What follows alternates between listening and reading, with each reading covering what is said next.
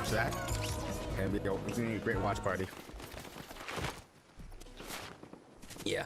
Ooh. Luckily I queue in for the queue in because they said it could take a while because a lot of people were trying to queue in for the Doom event. People were trying to see it. So, yeah. I hope I just don't get killed so someone doesn't clip me when I'm trying to watch an event. I just want to chill, bro. I don't want to fight.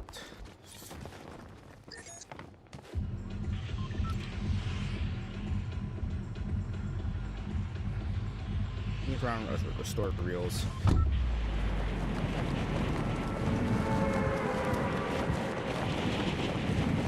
Yeah, matter of fact, let me just okay,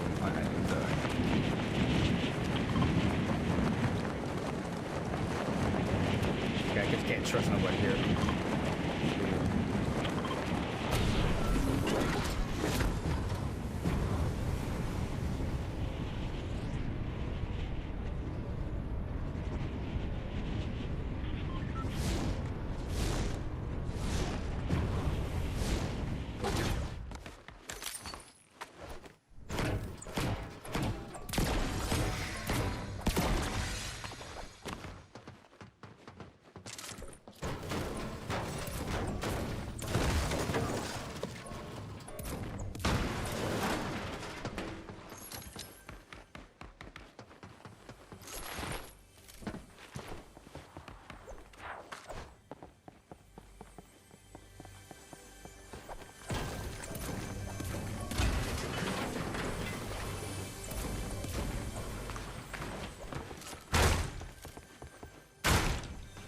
Fuck.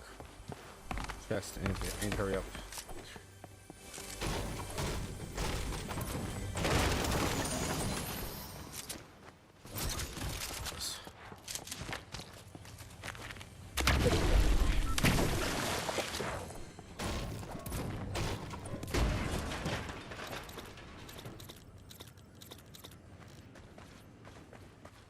Heals.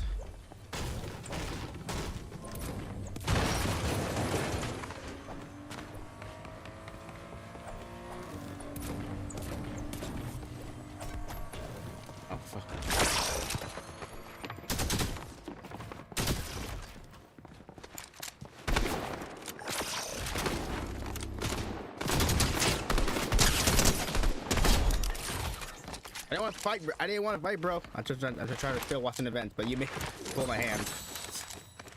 And now look at you. Don't want to fight. First, we need to get some mats. First, be able to find some. Because I know motherfuckers are gonna try to kill me. Oh wait. Cool, July day. I'm forward.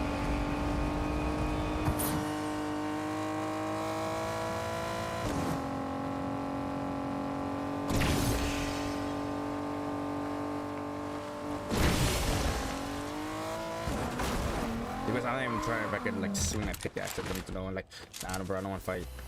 I think it's not gonna be worth it. Can't take that chance.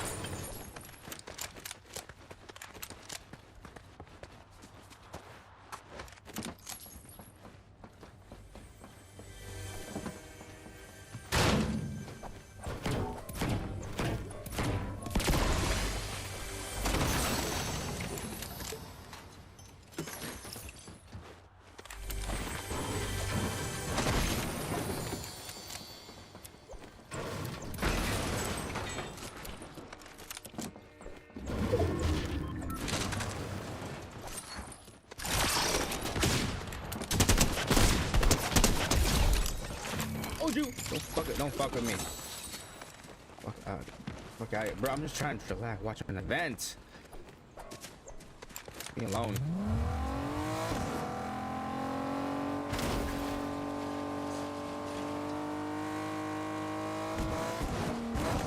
Yo, luckily I have this auto turn on.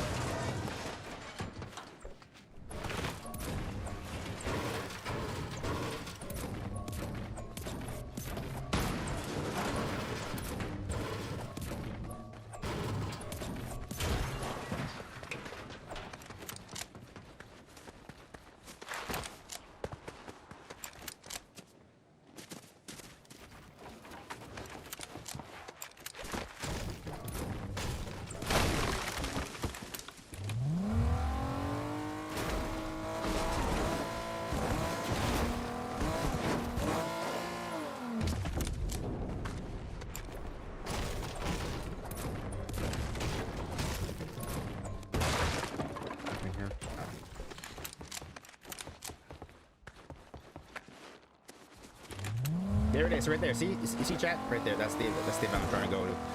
Just gotta loot up fast. I got 2 medikits, but I don't know. Maybe I can find more max. Guess the storm comes.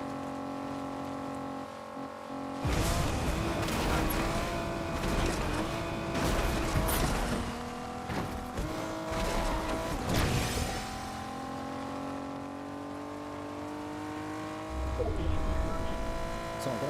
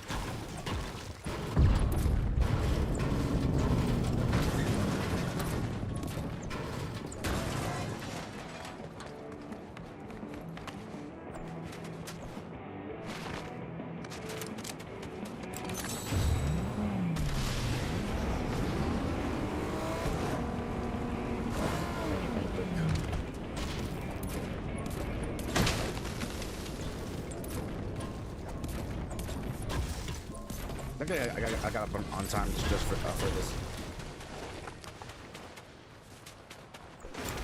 What the fuck? Oh shit, my car. What the fuck? Where's my car?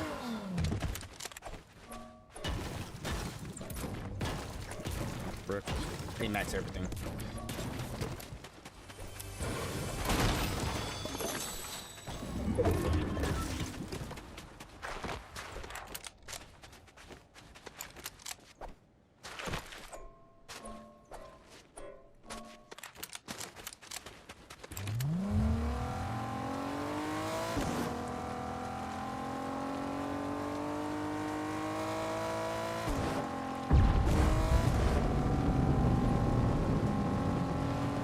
Oh, there it is.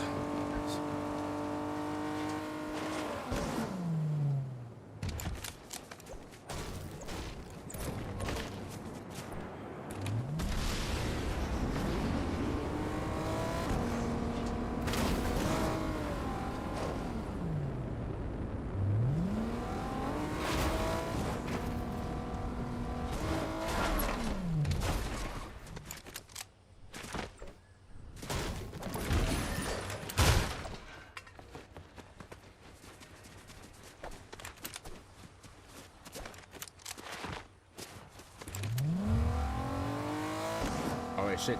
7 minutes. I just gotta stay alive for 7 minutes, chat. Why isn't? Fuck. Fuck. I gotta stay in the car. I can't trust him. I can't trust nobody. Look at that. Nobody trusts nobody. Look, everybody's bouncing up. They're in the car. All right, 6 minutes. All right, chat. 6 minutes left. 6 minutes left.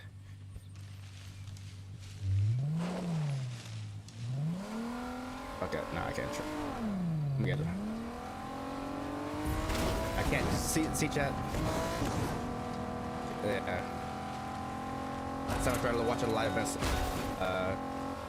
Someone clipped me. Oh shit. Yeah. Oh shit. Low gassy. It's not like well last season like there was like little like low fuel like I don't know how to say that. Barely ran out of fuel last season, and now there is. Like a Fortnite wrecked. Even if you speed up, then it won't use your fuel. Like what the fuck?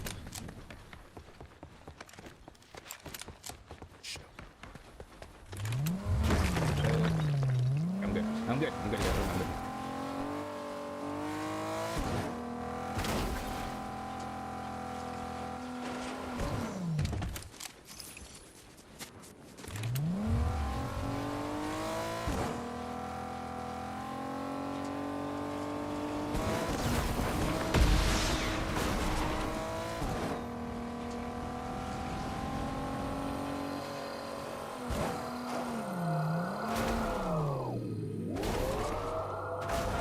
Here we go. Here we go. We're gonna watch.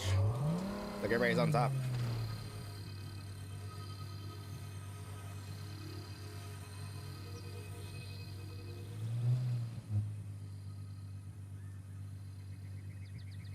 Oh shit! Probably if I ever would stand outside, my auto turn would have locked on and hit somebody. But yeah, I think it's best to stay in the car unless I unequip it.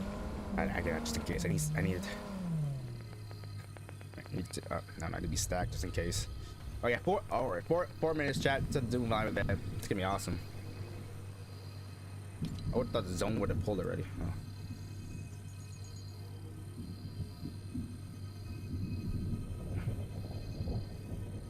Three minutes.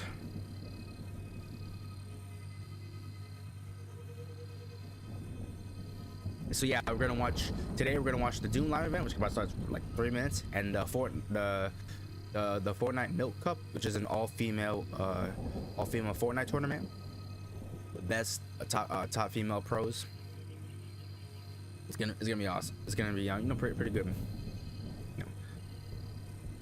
Now, I watched their tournament before. Oh wow, man! I would say it's really stacked.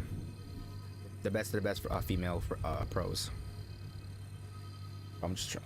Can't trust nobody here. Actually, I'm gonna try to get a closer look.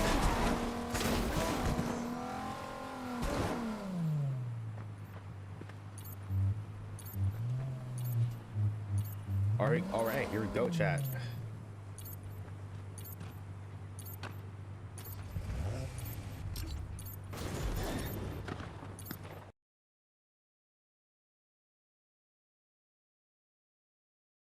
Yo, let's see. Is it 2 minutes left? I'm just checking if my is working on my YouTube and Twitch. Yep.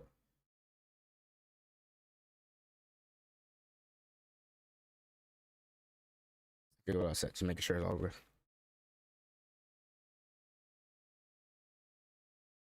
All right, 2 minutes. I would have thought like Storm would have pulled already, but now we still last. I think it's gonna be like pull. So it'll be a 1 tick. So I got time. I got med kits and splashes. This should be good. Oh, see, chat. That's why you can't trust nobody. Look at that shit. 20 people in line. Oh my god. Yo, back the fuck up.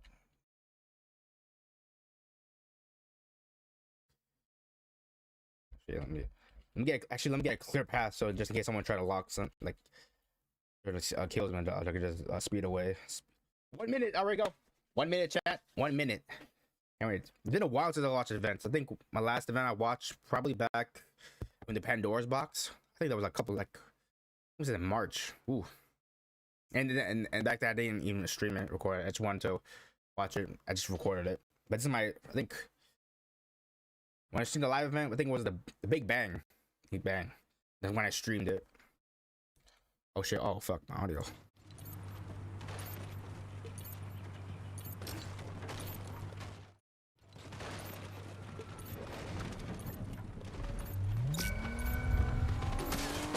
I'm gonna get that med kit.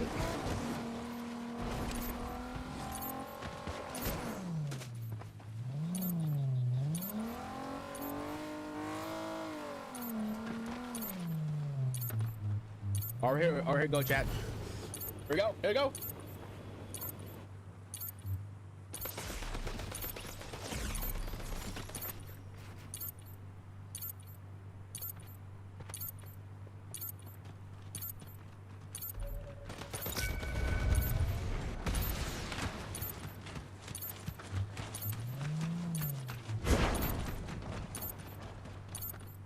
Twenty seconds left. 20 seconds. Let's see what it's gonna be about. Luckily I woke up on time. Still drinking my coffee. Back up, bro.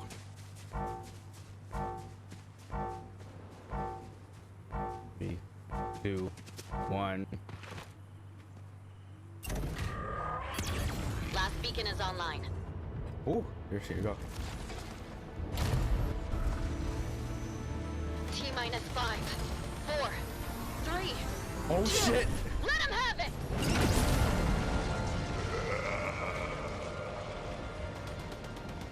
How is it still standing?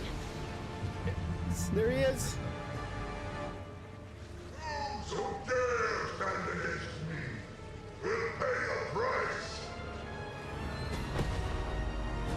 shit. for impact! Oh shit. Oh my god.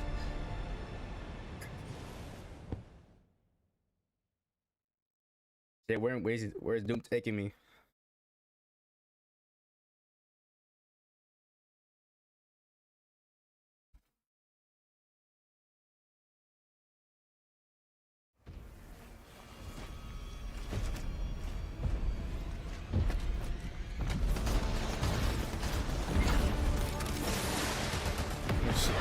Here it is.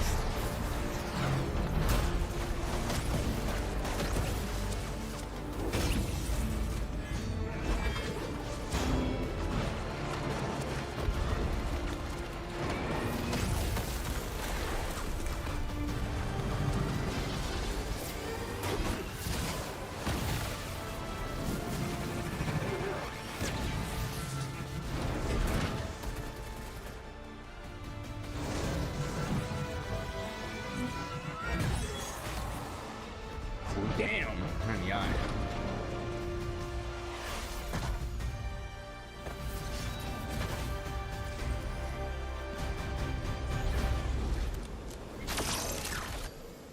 Oh shit! He's on. You stand against me, imps, herds, foolish. Only one of the beacons is salvageable. But Shuri thinks that will be enough, if we can significantly weaken Doom. So that was it?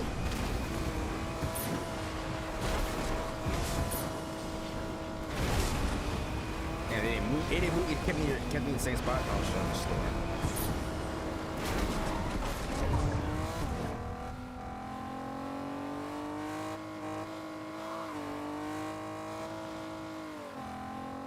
Hey, bro, that was it? Fuck. Oh my god.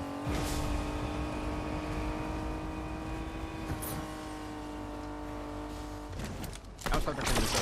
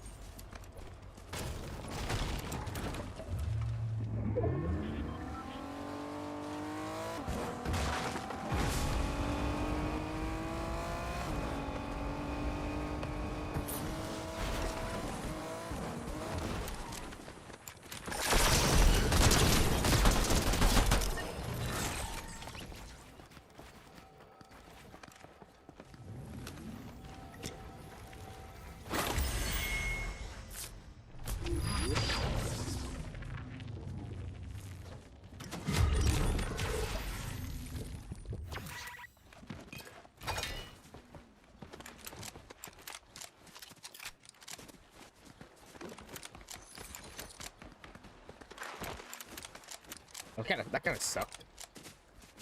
If people go, I bet people are writing L's right now, like fucking L's.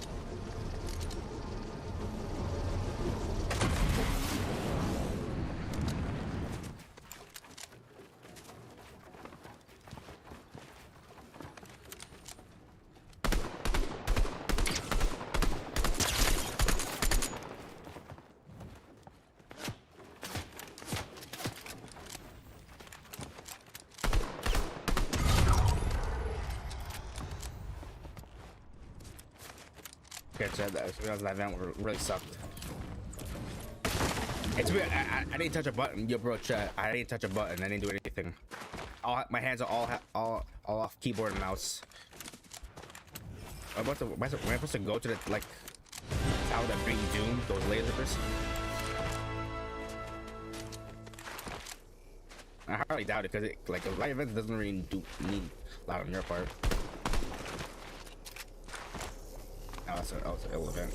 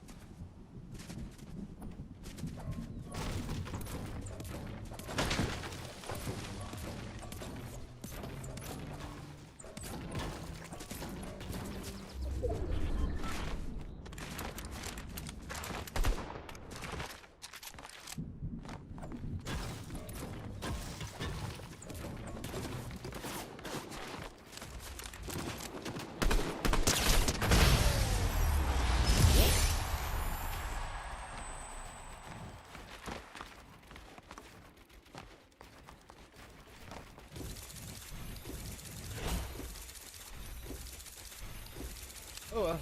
Well, at least I got that one to one. Matter of fact, let me check what other people are. People are saying. Like, I bet people are like so mad.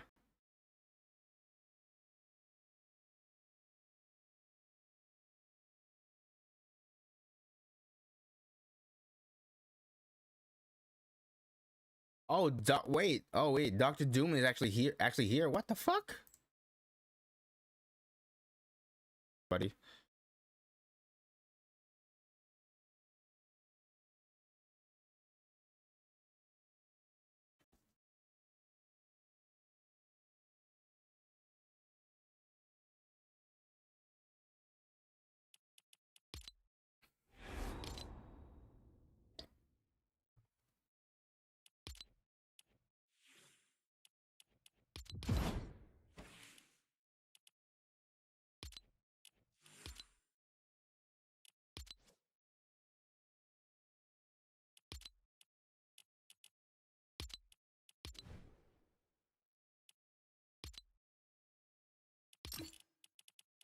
Uh,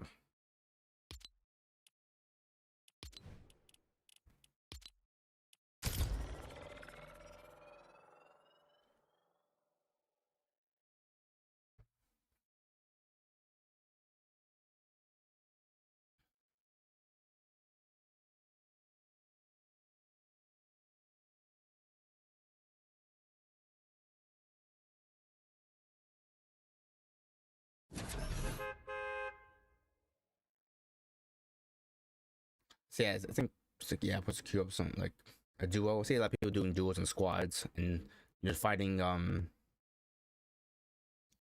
giant Doom.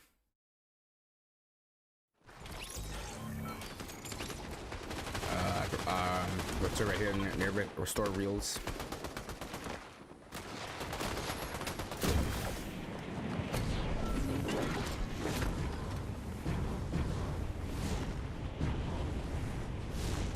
They didn't say anything about queuing up someone. This thing should have put that. Instead of making people just guess.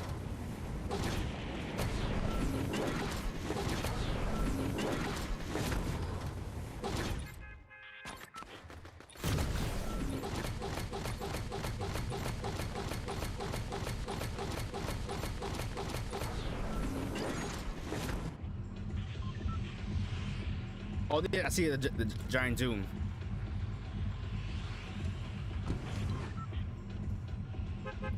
I need to actually loot up first, and then let's fight Doom.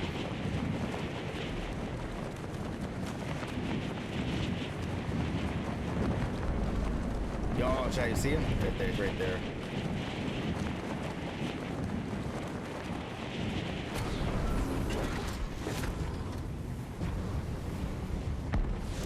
Trust here.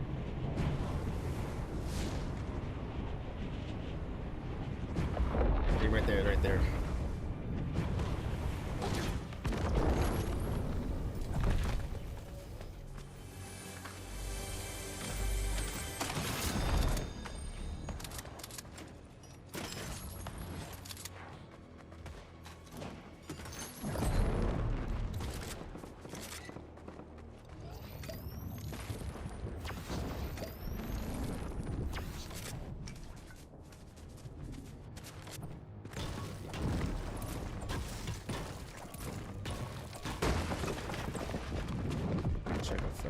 Someone might try to key me.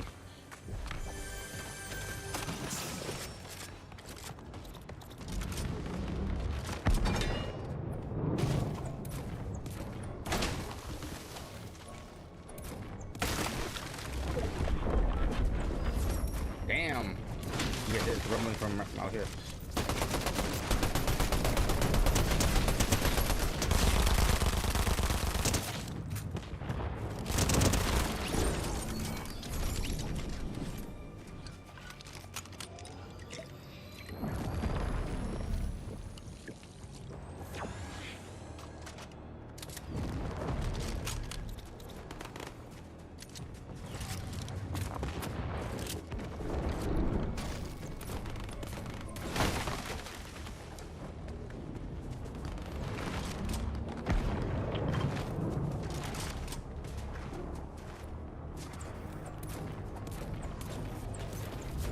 Okay. There he is! There he is! I'm gonna kick his ass.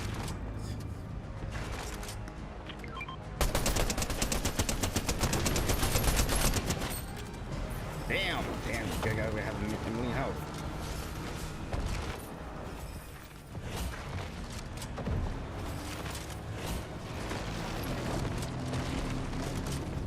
We've got ammo inbound.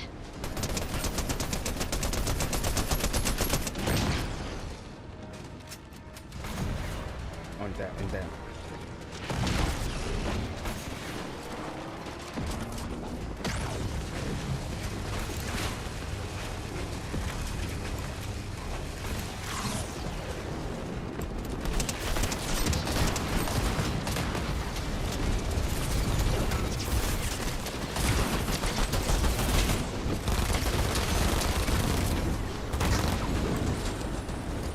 We've got loot drop.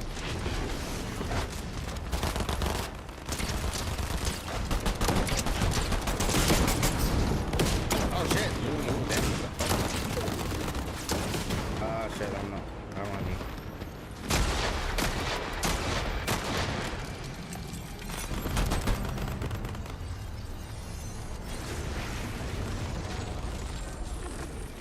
Don't worry, we've got supplies incoming.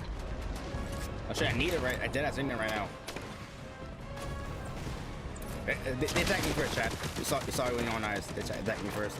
I don't want to fight Doom. I'm really helping them. But everybody gets like stronger now because I would have like died immediately because I was getting shot up in the front.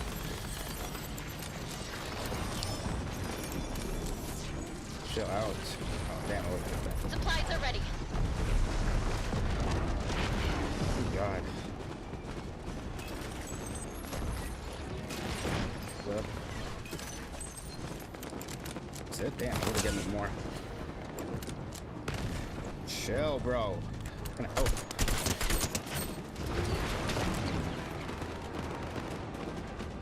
Matter of fact.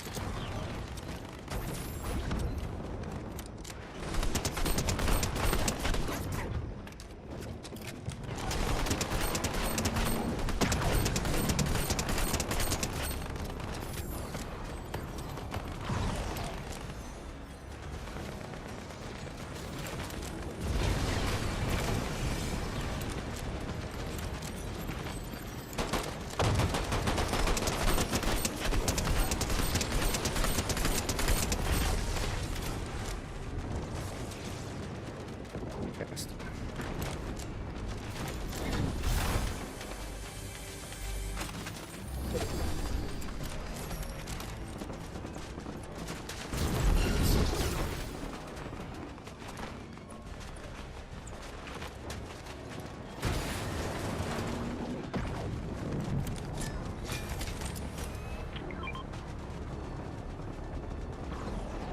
I know what? Okay. Yo, chill, what the fuck, bro?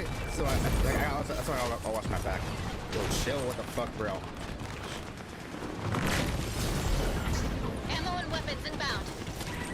Resupply. Okay, oh, so I don't have a unit? Okay. Doesn't reach that far.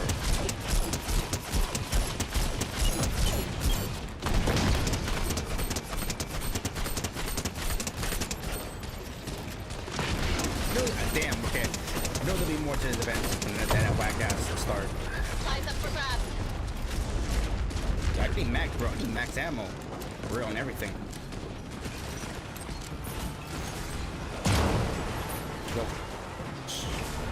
I'm gonna really get him, bro. Oh shit. Oh shit.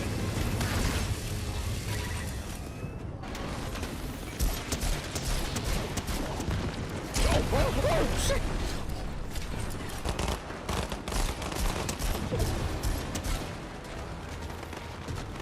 Yo, fuck, I'm gonna die. I thought I was getting died there.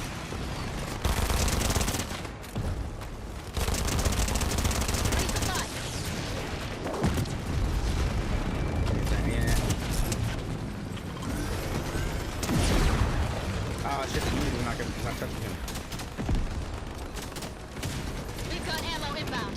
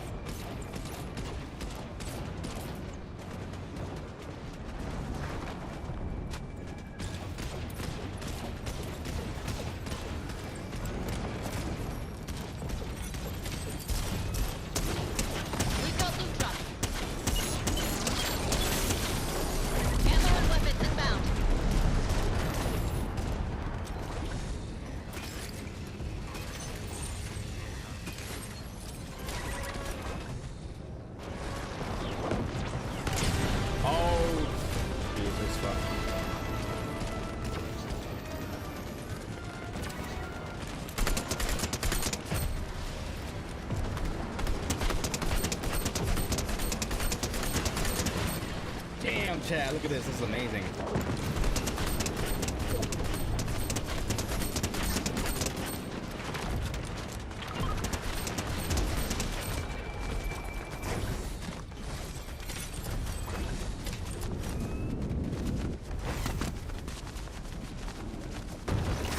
Don't worry, we've got supplies incoming.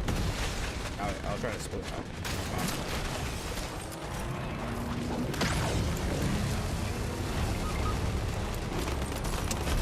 Oh shit, where? Oh, homie. Where are you, homie?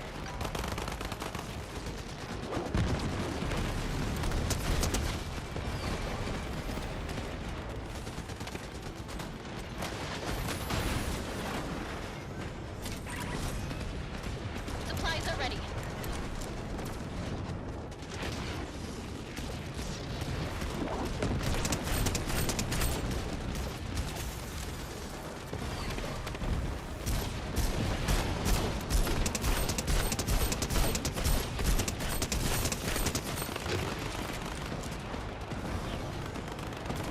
Got you, bro. I got you.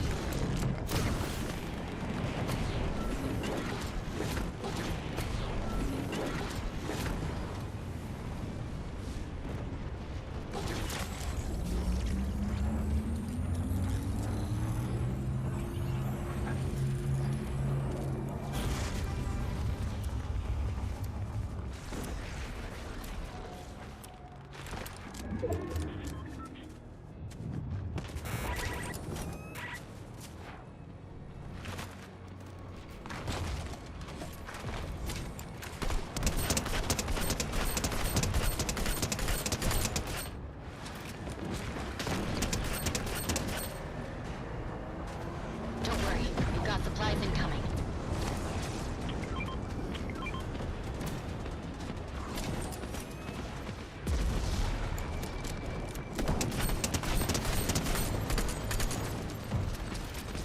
I didn't take. Oh,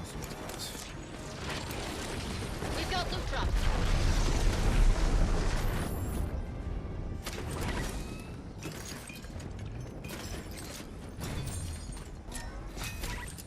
Did it open? Oh, shit.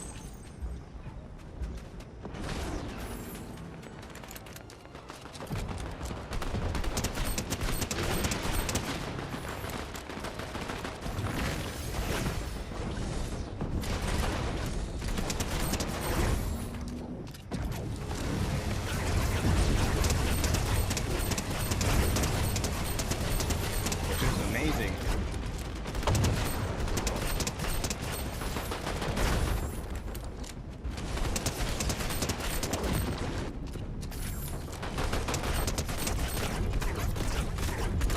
Oh, cool.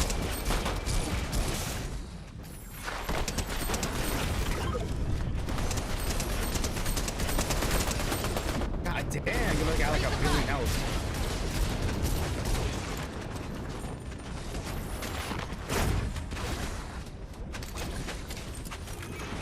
We've got ammo inbound.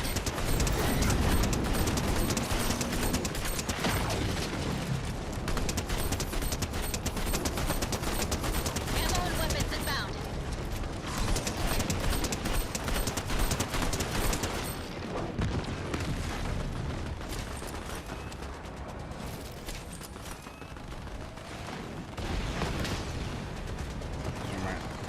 Mats.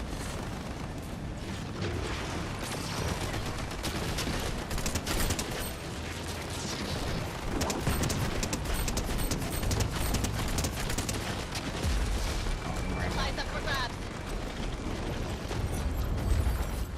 Oh, shit, that was awesome. That's, Supplies are ready. we need max ammo, girl.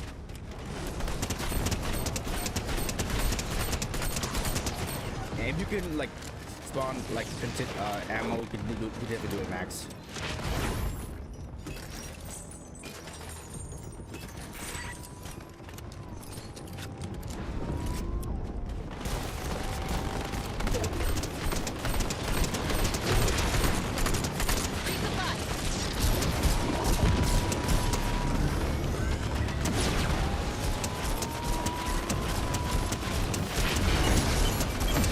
Don't worry, we've got supplies incoming.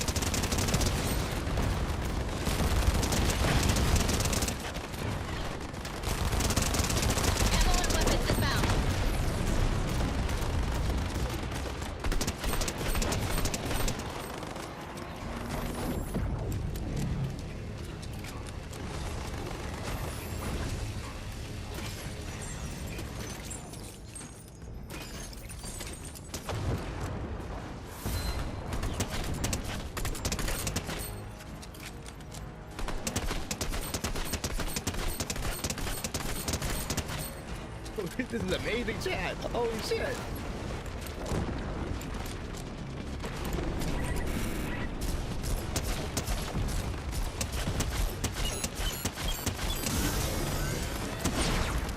Damn, on my UV only does 90.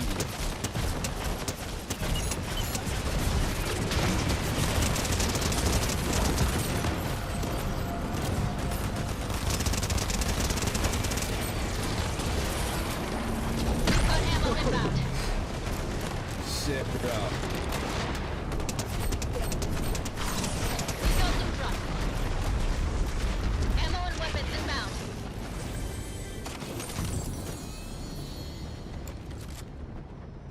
Rifle.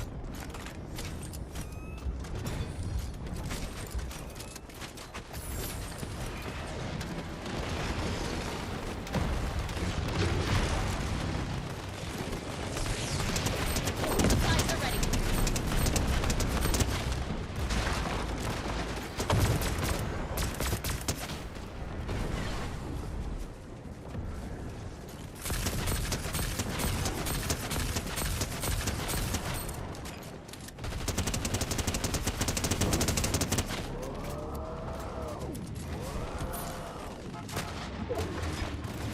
Don't worry, we've got supplies incoming.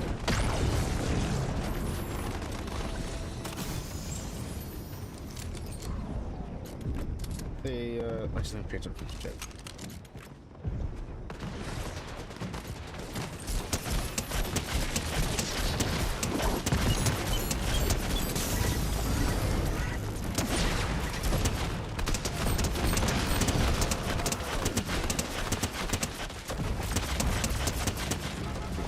Stop it, not it, bro.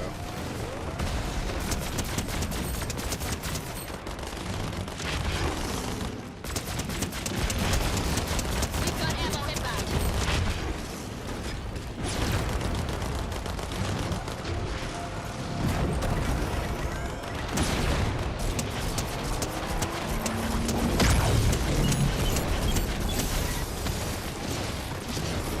Resupply.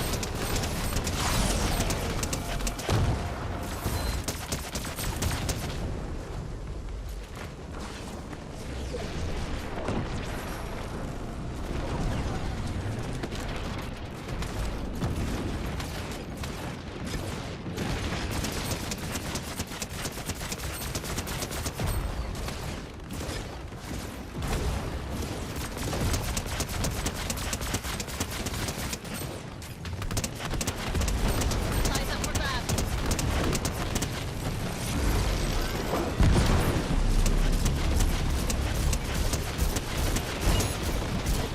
Ammo and weapons inbound.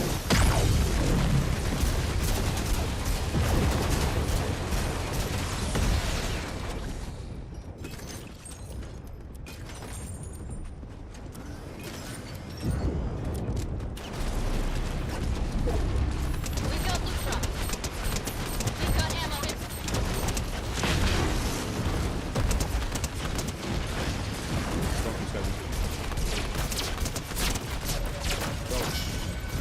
Fuck God.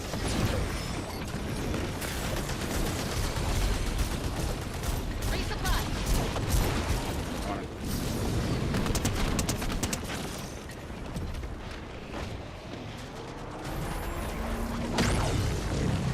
Don't worry, we've got supplies incoming.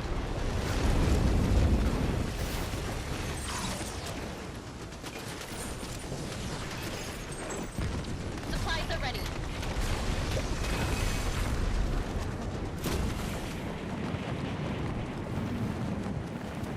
Oh, damn, it's a time. I thought we were doing a storm. It was in the, or it's part of the event.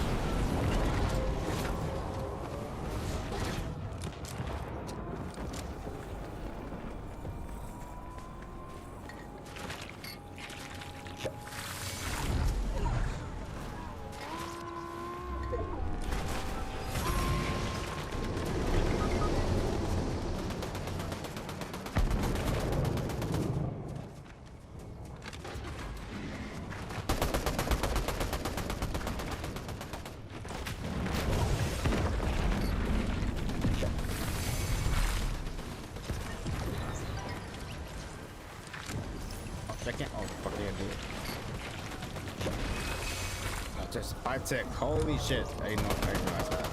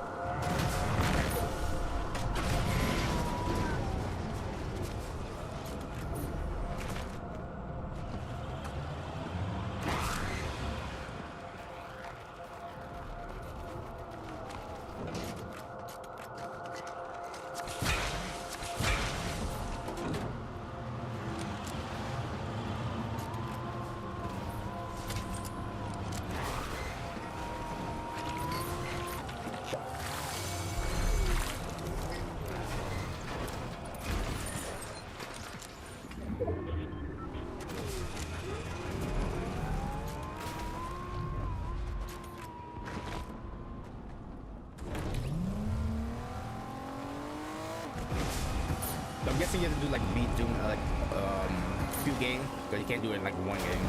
It's like it has a billion zillion health.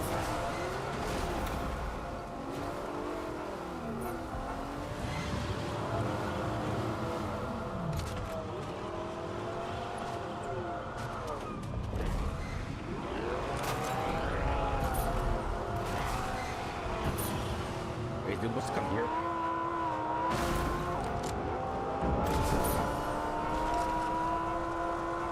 Whatever, it's not shooting your weapon.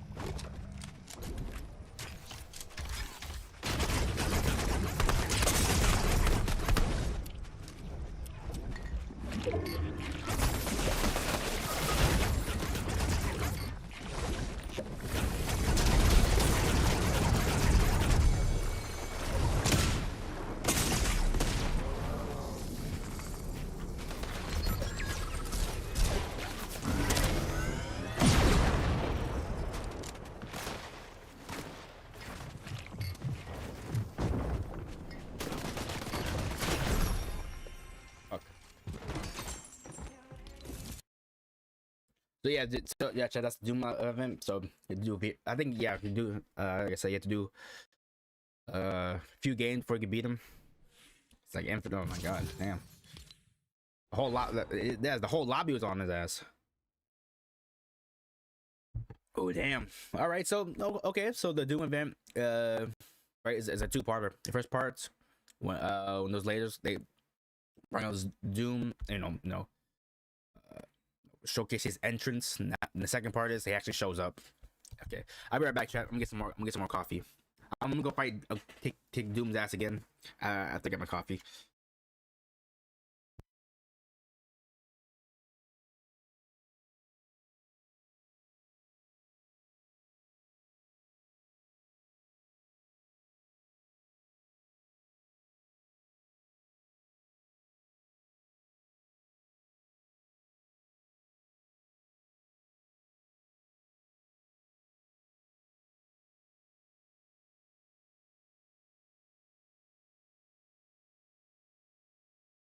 All right, I'm back. All right, thanks for being here, chap. Appreciate it. Hope you're having a great Saturday. So let's do it again.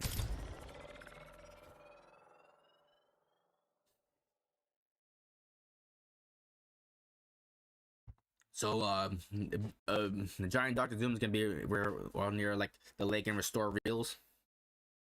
Yeah, to be honest, I thought like I didn't know the storm was gonna like pull like this event. They probably I thought Fortnite would be would know like everybody was trying to trying to help try to beat Doom. No, it's a regular match. So, I think probably that's why like I don't know like they don't want people like be Doom in one game. They want people to keep queuing in, playing a few before you actually beat Doom. Yeah, it's somewhere around here. Like, it's right here.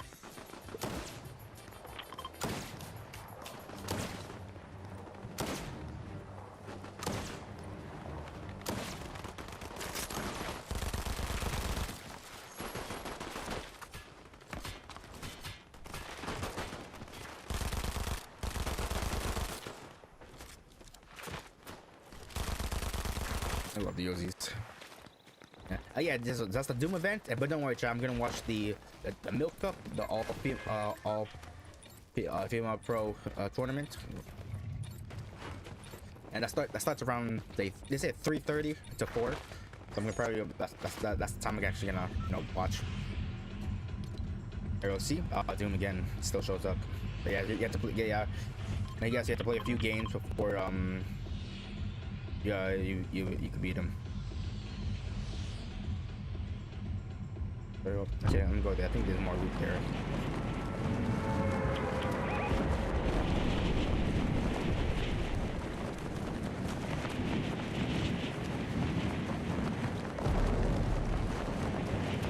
The thing is, if you're in the like where Doom is, the area, like when people try to kill you, try to do damage, it doesn't actually like do a lot. Usually like it's like a 1 or like 1. I saw the damage like 1 to 110. I don't die like really fast when someone shoots at me in like a regular game. I think that's because I think that's because I'm thinking Fortnite knew people were trying to kill Doom, so I'm guessing they lowered the damage, If you have a fair chance. Yeah, you can't trust nobody.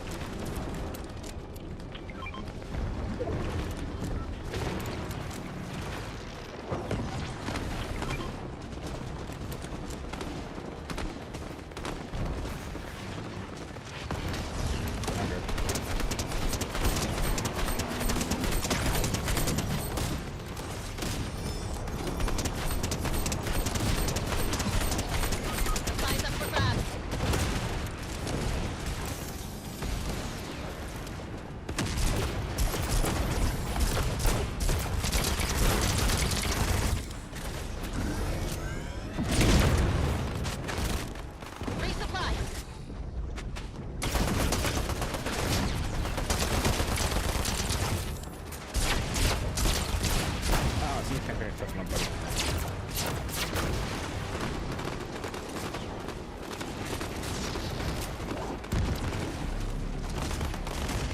Fuck this.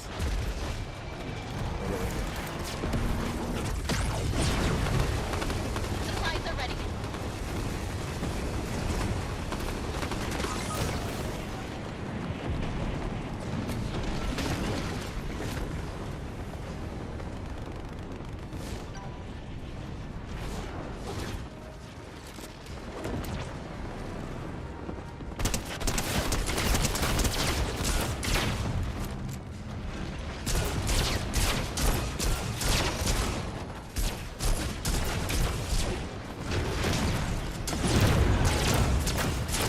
Yeah, you can't trust nobody.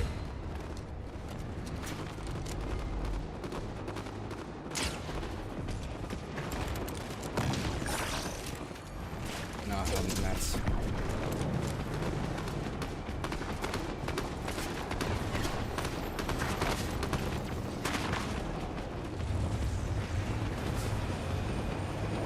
We've got some trouble.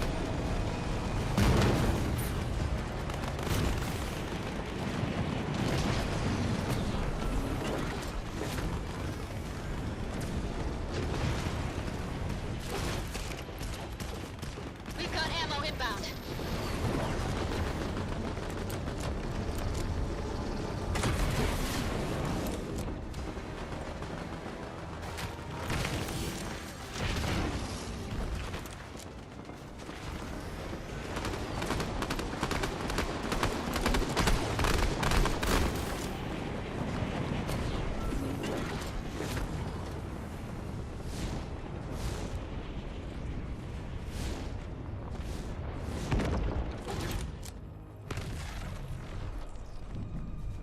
Oh yeah, the guy left? Oh shit. I'm looting.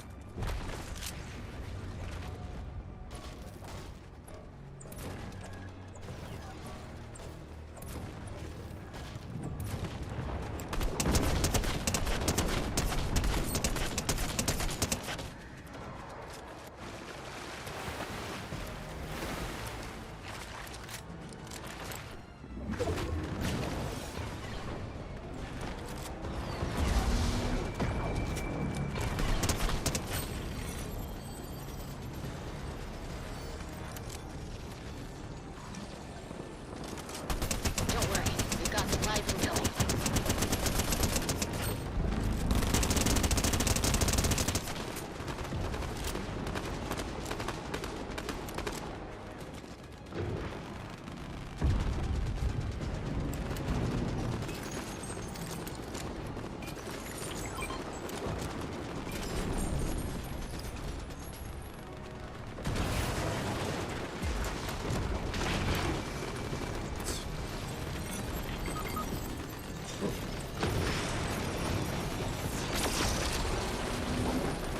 Ammo and weapons inbound.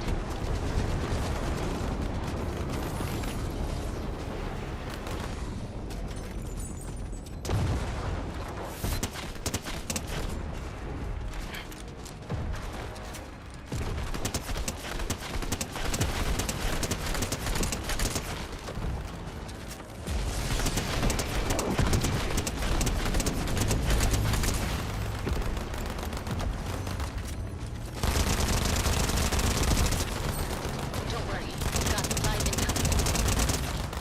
Fast, fast, man, fast.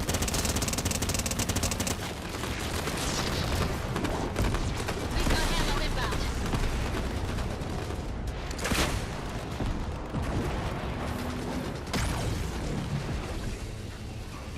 Supplies up for grabs.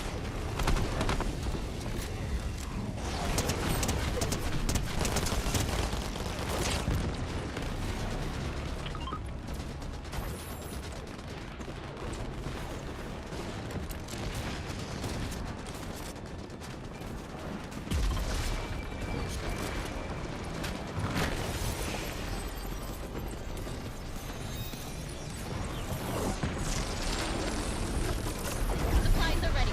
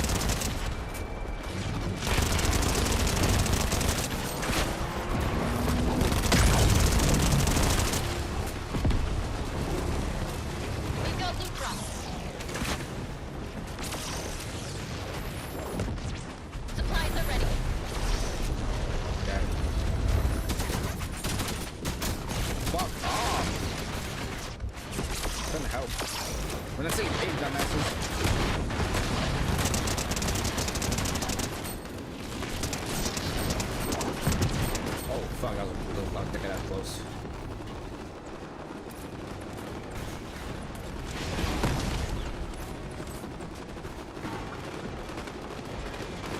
Ammo and weapons inbound.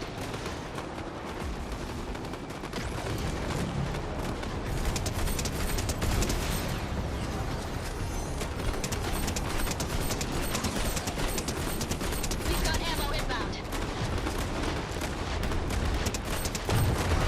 Oh shit. Supplies up for grabs.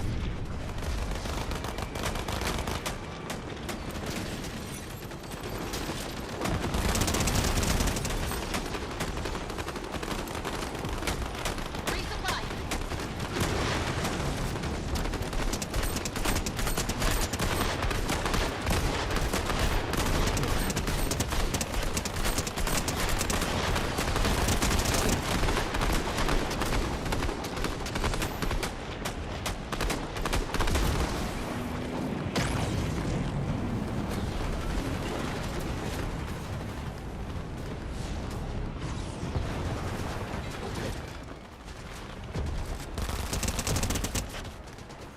I should not.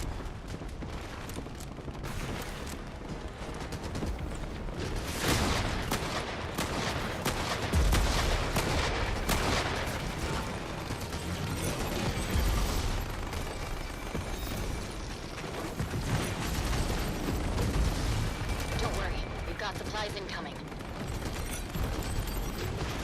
Ammo and weapons inbound.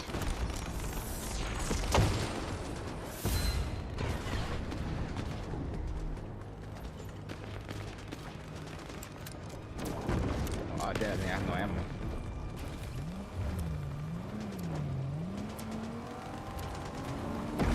Oh shit, oh Dr. Doom is dead. Come on.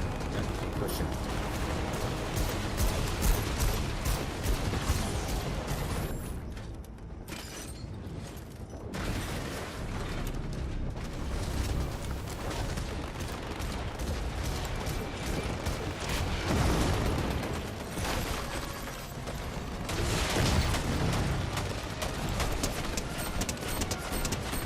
We've got loot drops. Oh fuck.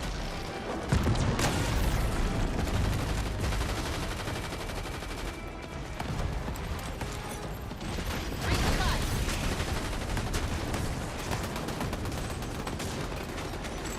Supplies are ready. Supplies up for grabs.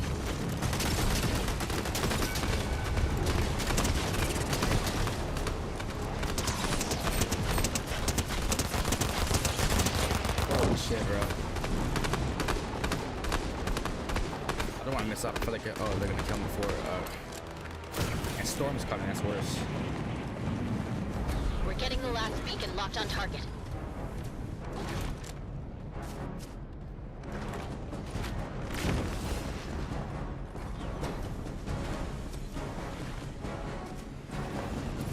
Fire! Rift activated! Oh, that would be the final blow.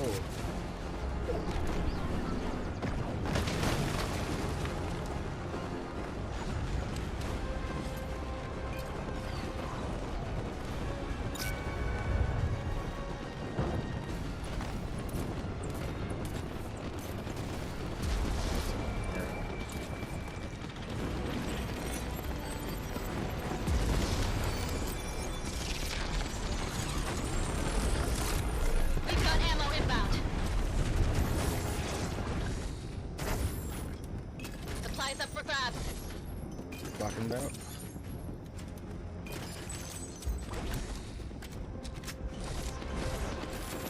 Almost there. Oh shit, bro. Almost there. With chat. Almost there, chat. Resupply. Okay, oh, thank God, only a 1 tick.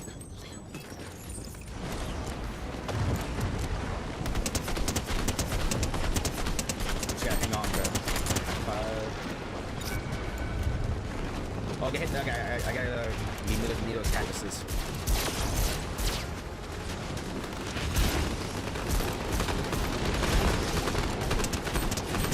Almost the old chat. Holy fuck.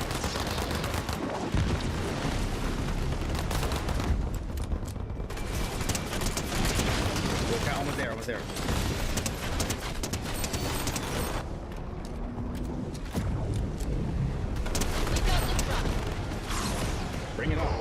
already. Dying here. Oh shit, he's dead, he's dead, he's dead.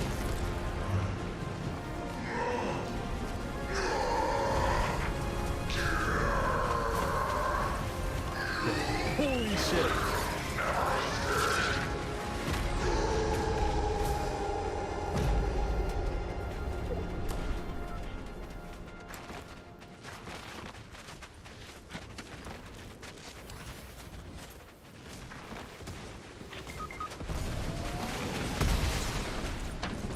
Oh, it's only left his helmet.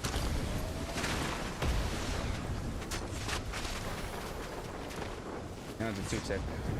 I'm dead, chat. I'm dead.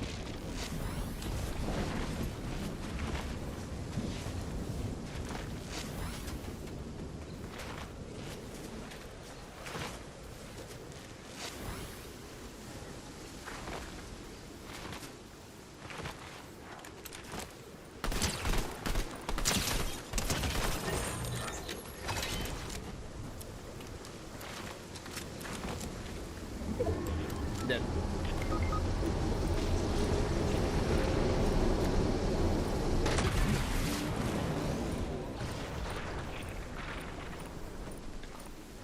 Wow, that was amazing. Yo, that was amazing.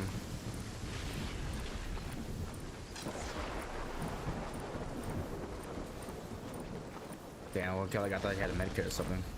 Bandages.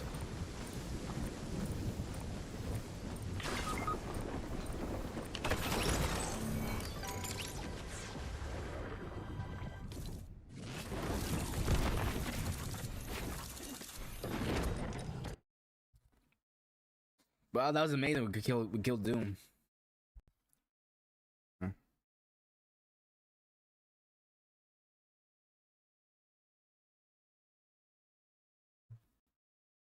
So far changed my mind on the event. You know, no, I thought it'd be asked a bit like a one-way time where just the announcement of Doom, the later zapping where you went. I thought that'd be it.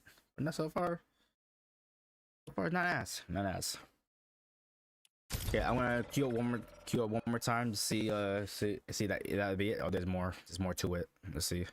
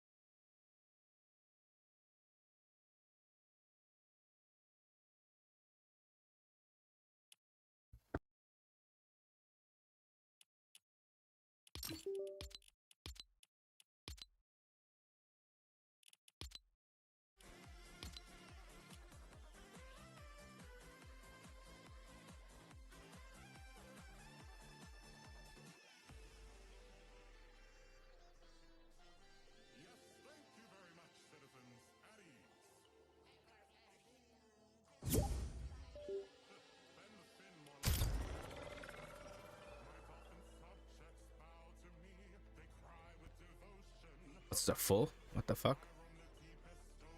What the fuck, bro?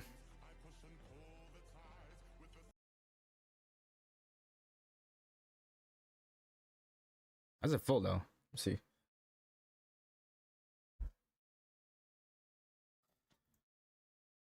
That was like a sound check just in case my audio cut it out because my microphone just unplugged.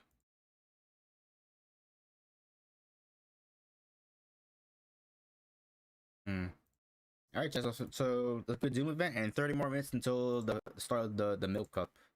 I think it just like it starts at say at 3:30, but I think that's just like a pre-show before the actual the tournament starts, which I believe around like 4.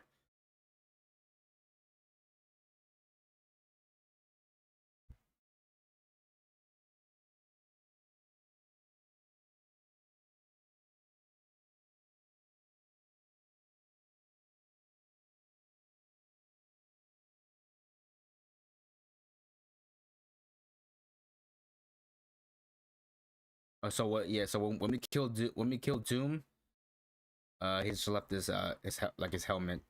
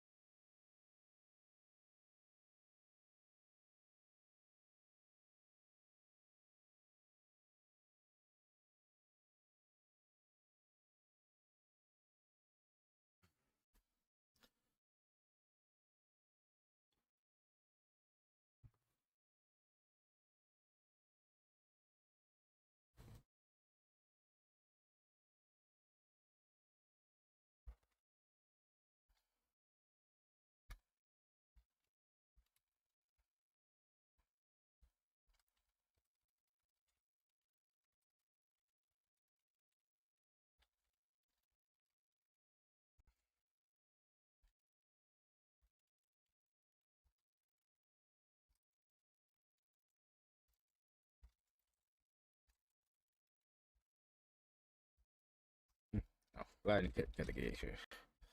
He's still top.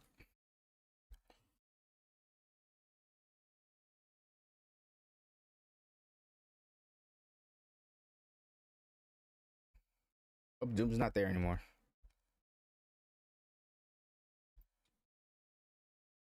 I'm gonna see if it's like, I want to see if his helmet's still there.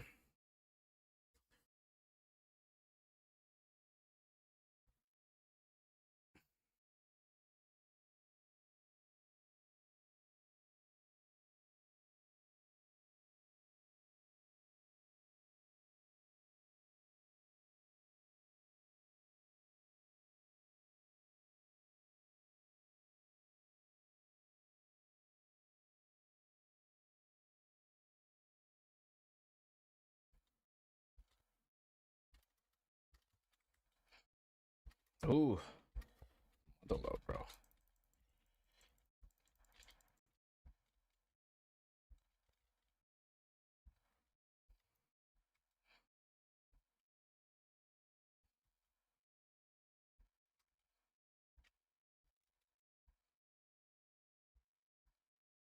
Where's my fizz? I didn't use it all. I just didn't use it all.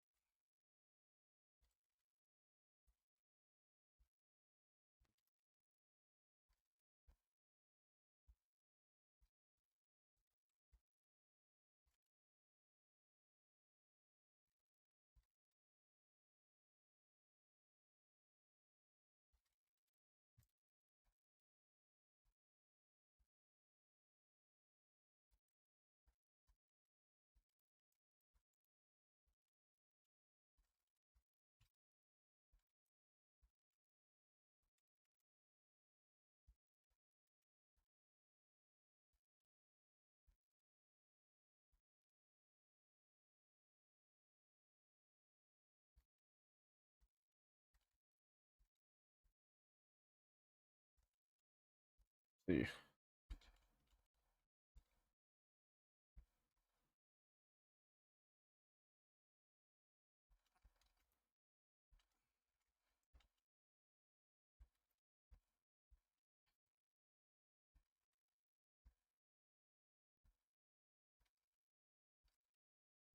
Nope, there it is. There's Doom's mask. He's dead.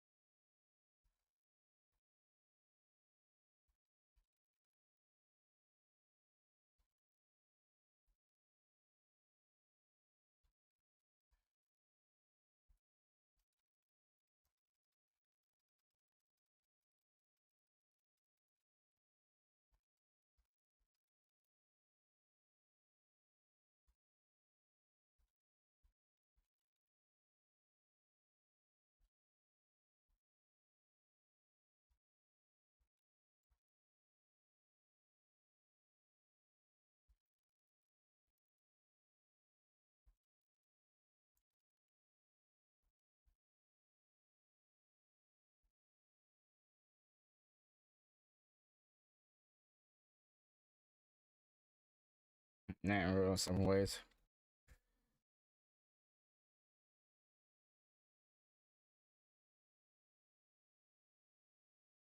That chest.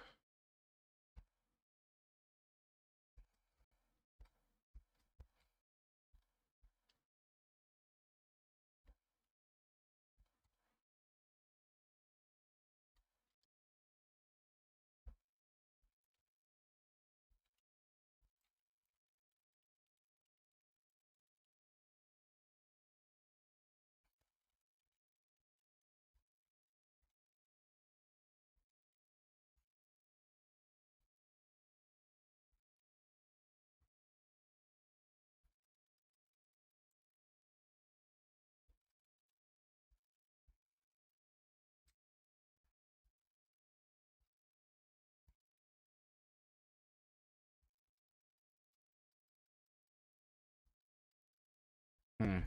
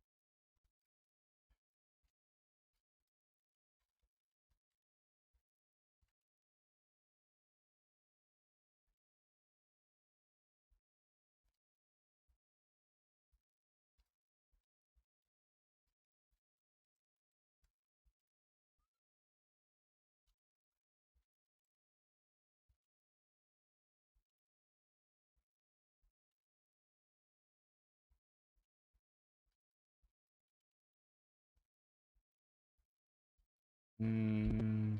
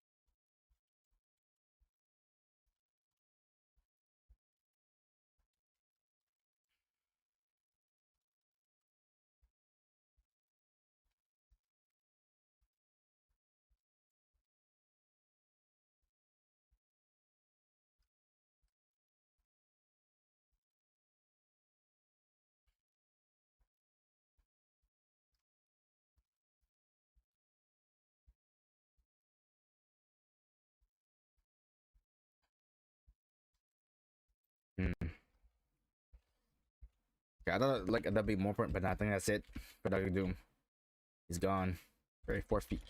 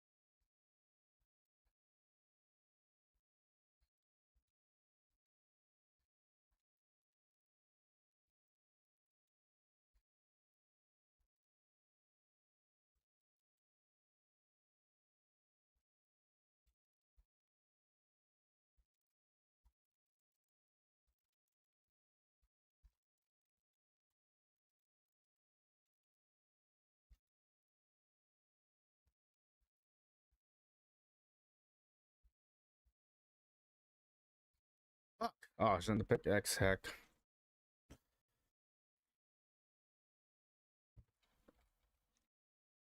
My audio was muted. That's nice. Okay.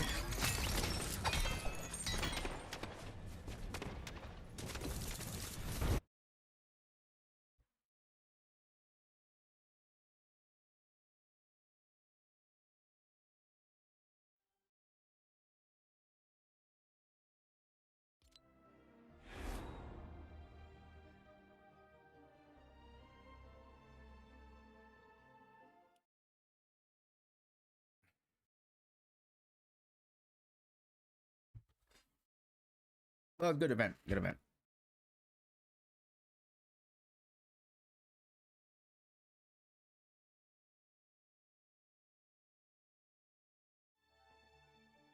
Shit.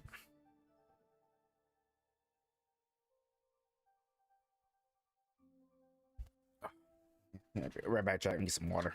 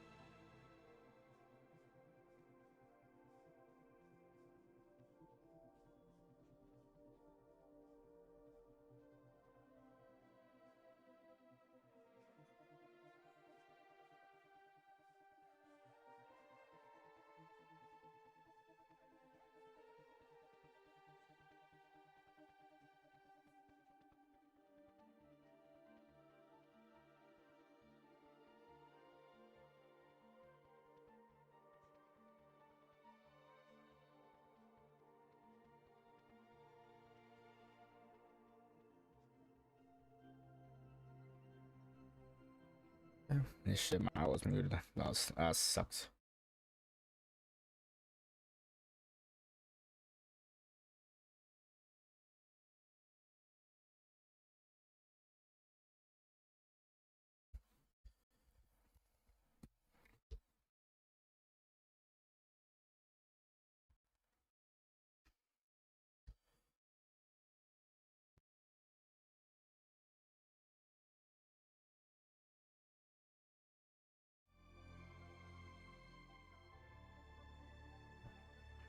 All right, so chat. 20 more minutes uh until the milk up. So I could play one more game.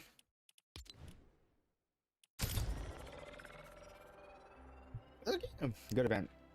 Good event. Yeah, I think it would label it like that first part of the Doom event. I think would be labeled the worst. It was just that it, but no, we got part 2. Got Godzilla size Doom. Yeah.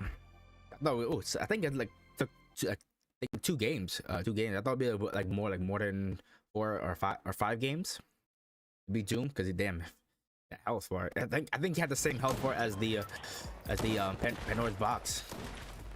What was it like millions or billion?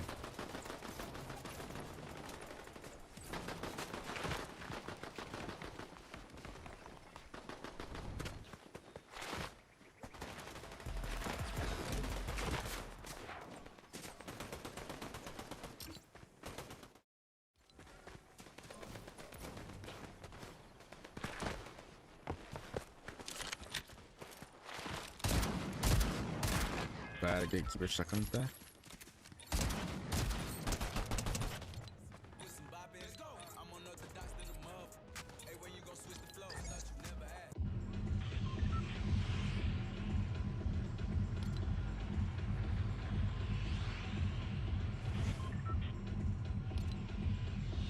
Okay, I'm trying to beat Mysterio. I beat Emma Frost and Doctor Doom. How do you have to beat Mysterio? Because someone's always hiding and trying to kill me when I take the medallion.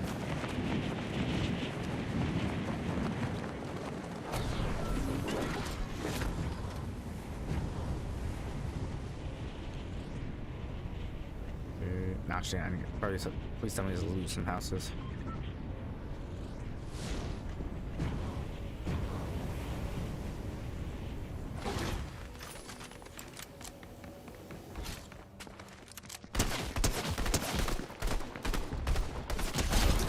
Oh shit, what's wrong with my aim, bro? I probably gotta skip the practice. I thought they had like, sure, I thought they had time.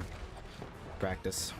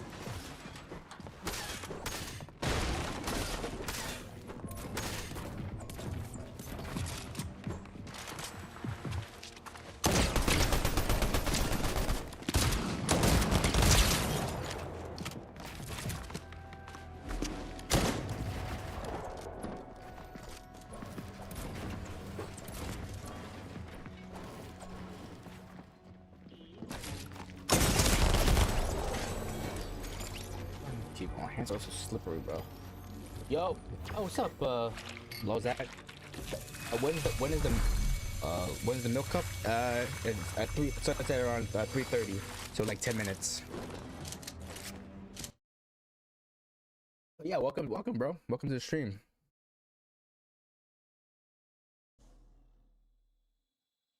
Yeah, no problem, bro. Yeah, it starts in. I'm trying to get a few games in before it starts. Give me a great tournament. And hopefully the whole watch party. Yeah. And I also played the Doctor Doom event. It's pretty awesome. But I fought a giant Doom.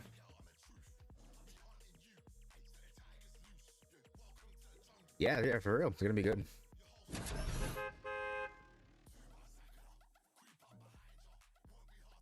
The milk cup. It's an all pro female Fortnite tournament of the very best are in it. The prize money is 250K. Oh, the Doom event. Oh, the Doom event already passed. It's just like a large countdown to fighting a giant Doctor Doom. Yeah. You just fought a giant Doom. That's it. And yeah, you could and you have to queue with other players. Yeah, so that was the event. That was the whole event. Yeah, I think it passed already. Yeah, they're doing pass, but it was really good. Yeah.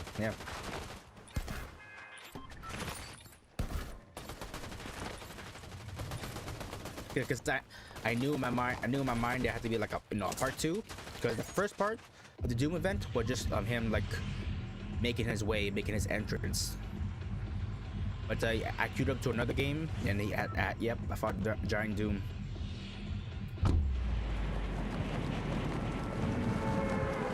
Yeah, good. Alright, so, 10, okay, I probably can get one more game in before the Milk Cup starts.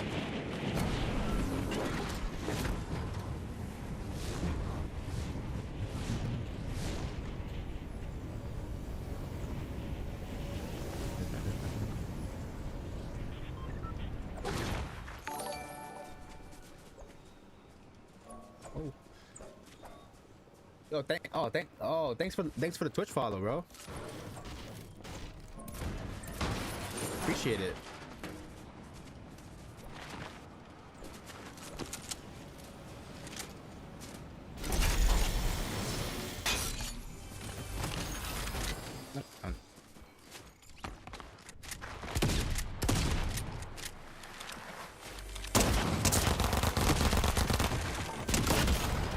Oh fuck.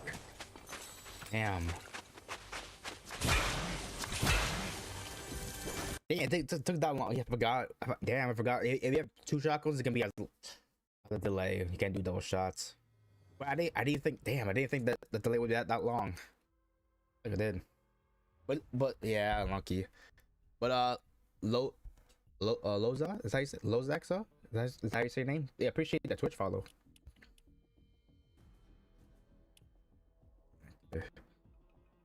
Okay. No, I didn't think I didn't think I died that quick. Was that okay? Lozaxo. Ooh.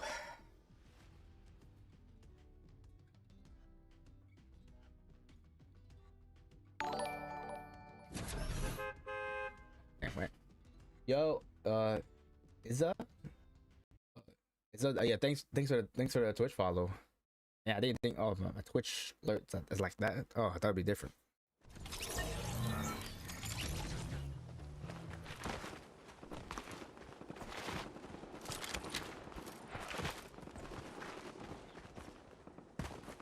But yeah, what's going on? What's up, everybody? What's up? Thanks for the follows. Yeah, so the Milk Cup starts in 10 more minutes.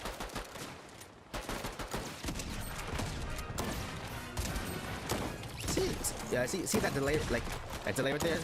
Sometimes like a little bit faster, but it was like slow when I was actually in the game.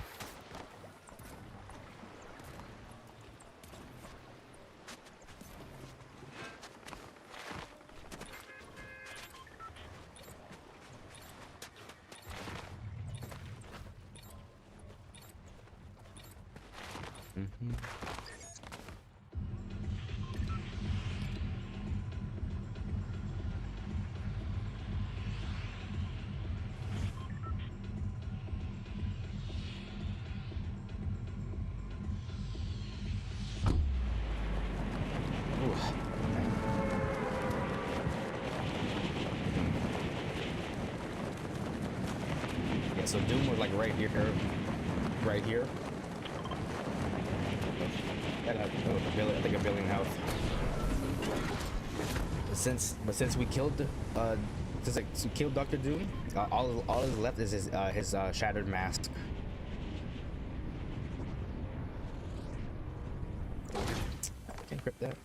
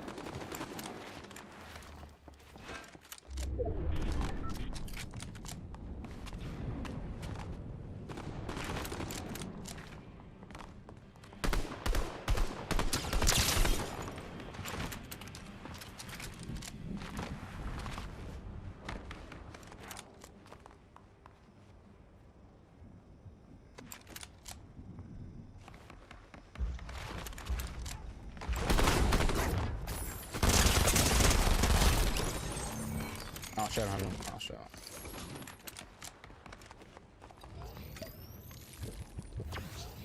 That's...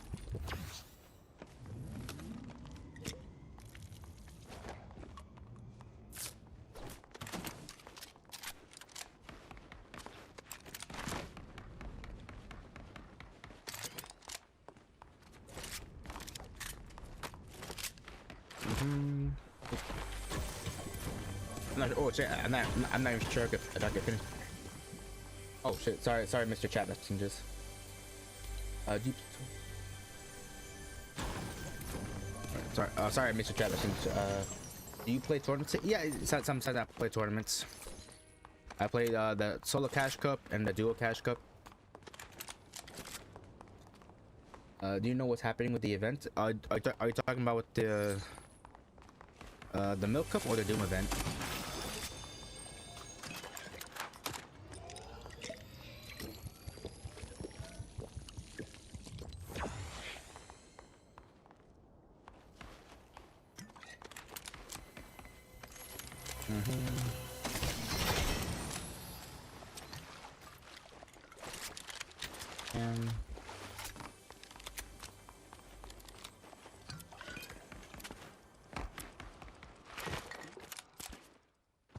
Yeah, for the Doom event, it already passed. I fought a giant Dr. Doom. Hey, why'd I do that? I have full health. What the fuck?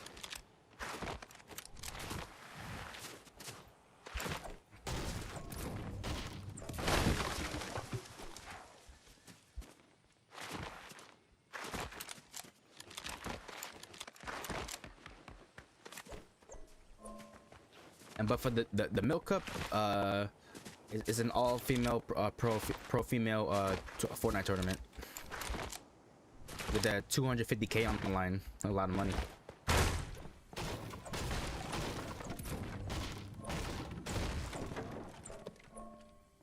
Sorry, I you put on my side. No. Oh, lol, yo. Appreciate the offer, bro. But you don't have to. You don't have to donate if you don't want to. I enjoy people like who's like chatting with me and watching my streams. That's more than enough support, bro. Completely, yes, you know, donation is not mandatory. It's alright, bro. Don't worry about it. Don't worry about it.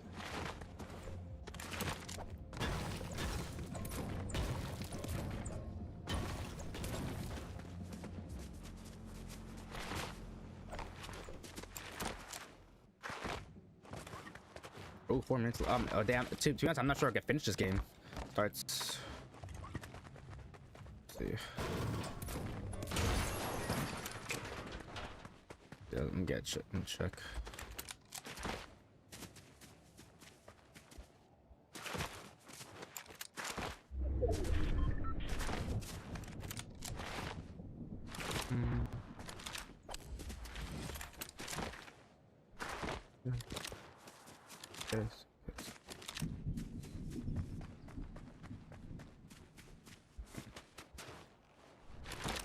I'm just gonna kill one more person.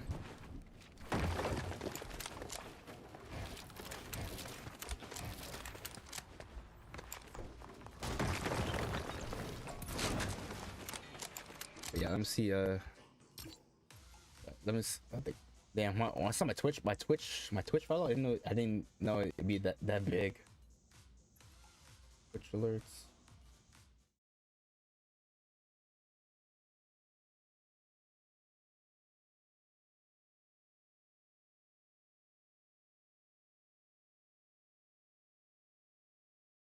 Oh, I can't change. Oh, it's good.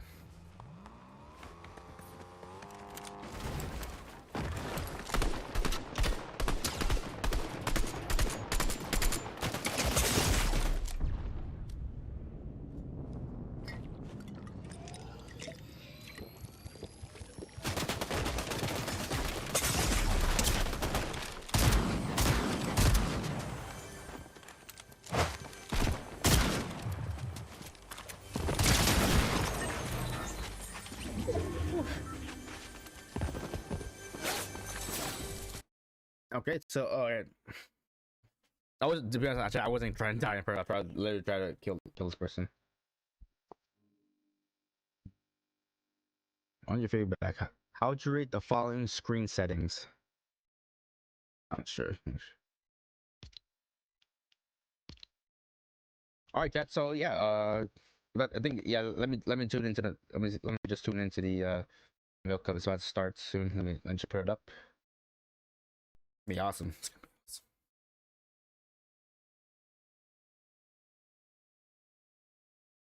Chad, you got a favorite female pro in Fortnite?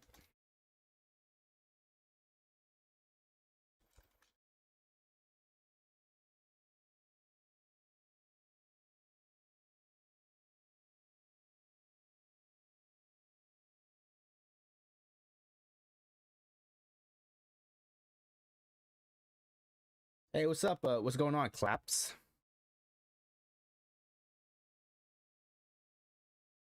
Welcome to the stream. Let's see. Oh, on put it on.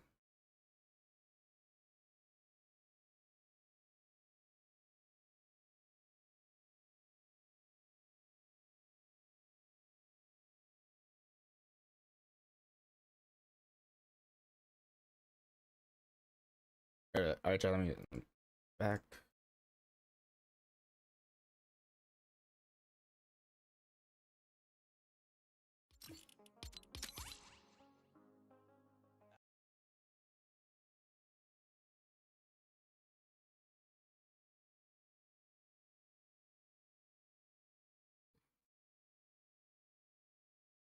Yo, yo, uh, low, bro. Thanks. I love your vibe. Thanks for the $1 dono. I love your vibe, bro. Yo, appreciate it, man. And yo, thanks for the dono, bro. You didn't have to do that, but I do I do. But thank you, bro. Thanks for the dono. Uh, appreciate it. Appreciate it, G. Guys, so I don't stutter. Do you have the same thing, or are you just nervous?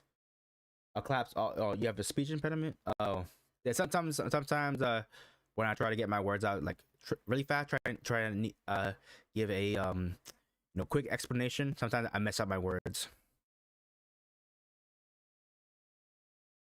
a little bit. Yeah, but thank you so much. Thank you so much. Yeah, yeah. Because for me, like, just trying to like come up with the a quick explanation. Sometimes, yeah, sometimes in my brain, but sometimes I try to say it, try to get it out. It comes out too quick, and I mess up a little bit. But I feel you, bro. Like, yo, thank you so much for that $1 donut, bro. Oh shit, man, thank you so much. Thank you everyone tuning in. So here's the milk cup. We're gonna let's get start. It starts in. Oh, it should start now, but I think a little bit delay.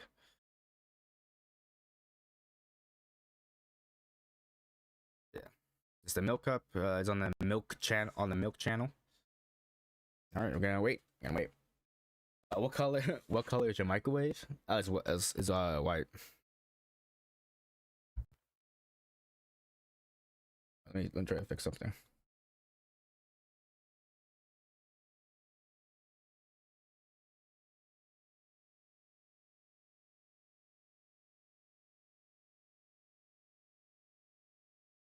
All right, here we go.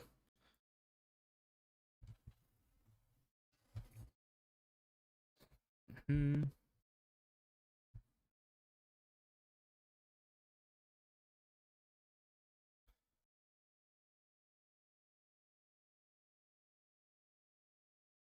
Yeah. All right, here we go.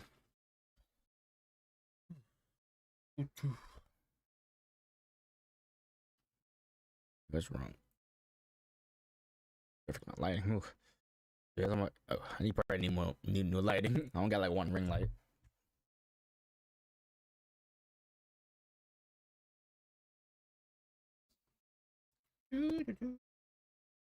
This takes place in Comic Con.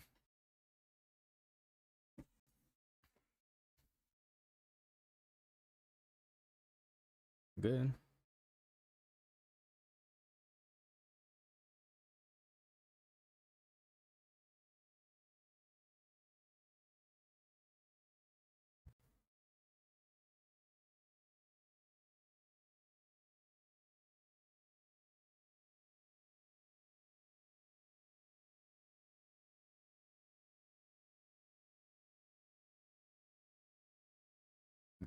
Be a little bit delay here.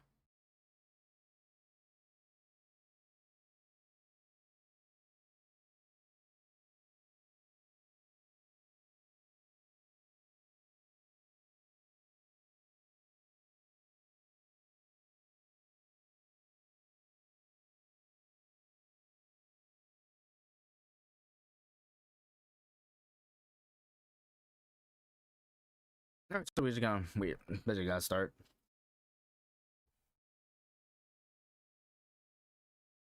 Oh yeah, claps. Yeah, it's all over the news. It's hard to ignore.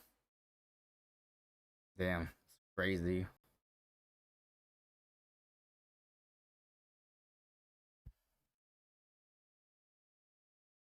Oh, here we go. Here we go, chat.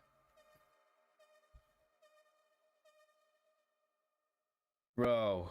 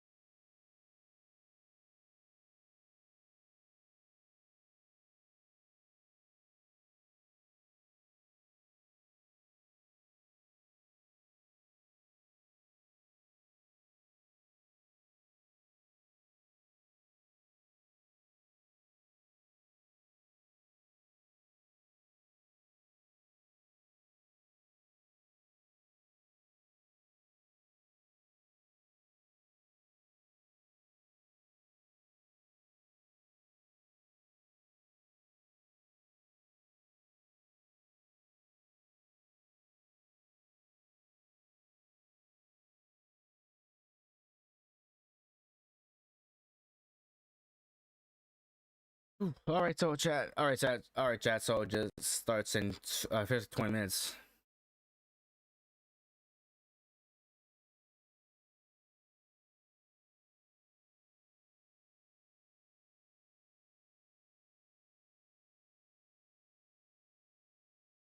Yeah, I thought. Oh, I thought we were gonna get like a.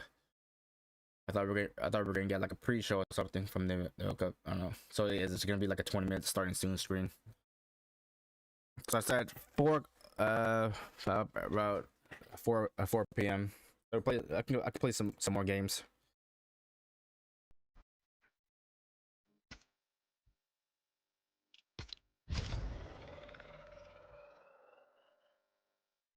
How's your Saturday going, chat? I'll be doing pretty good.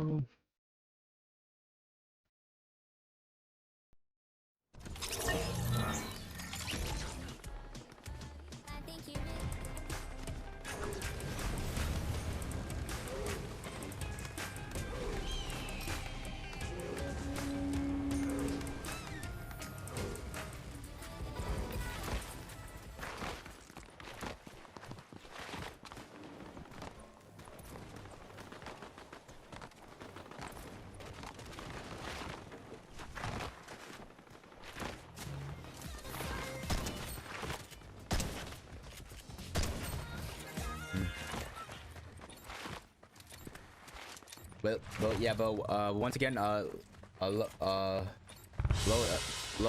thanks for that. Don't know, bro.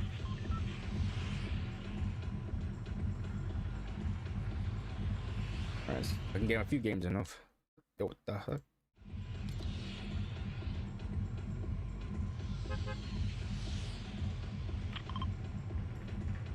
Oh shit! How you think, bro?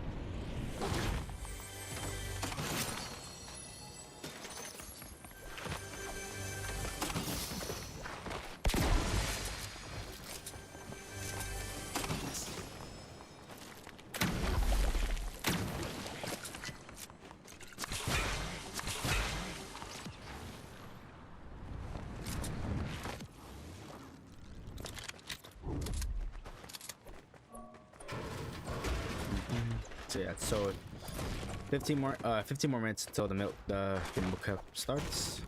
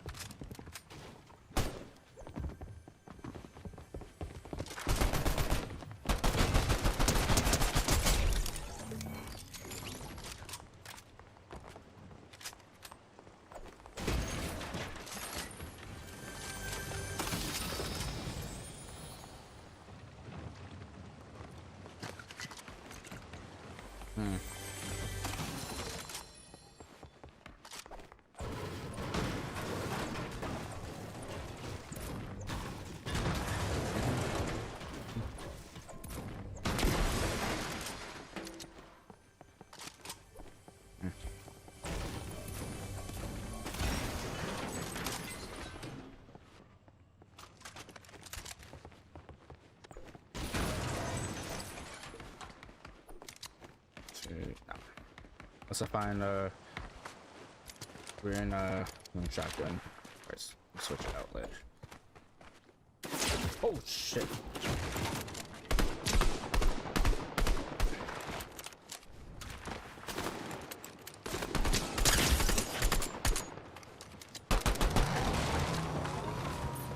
Oh my god, what powered.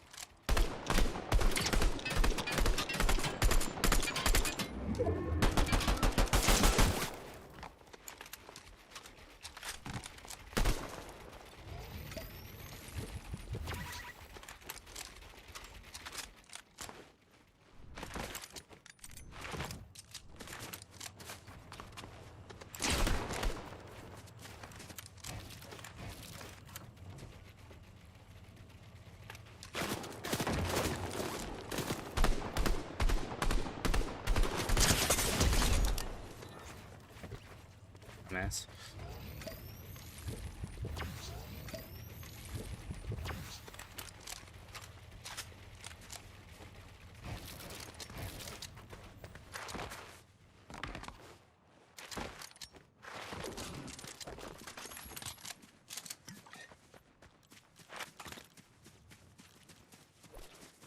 Where's my pistol?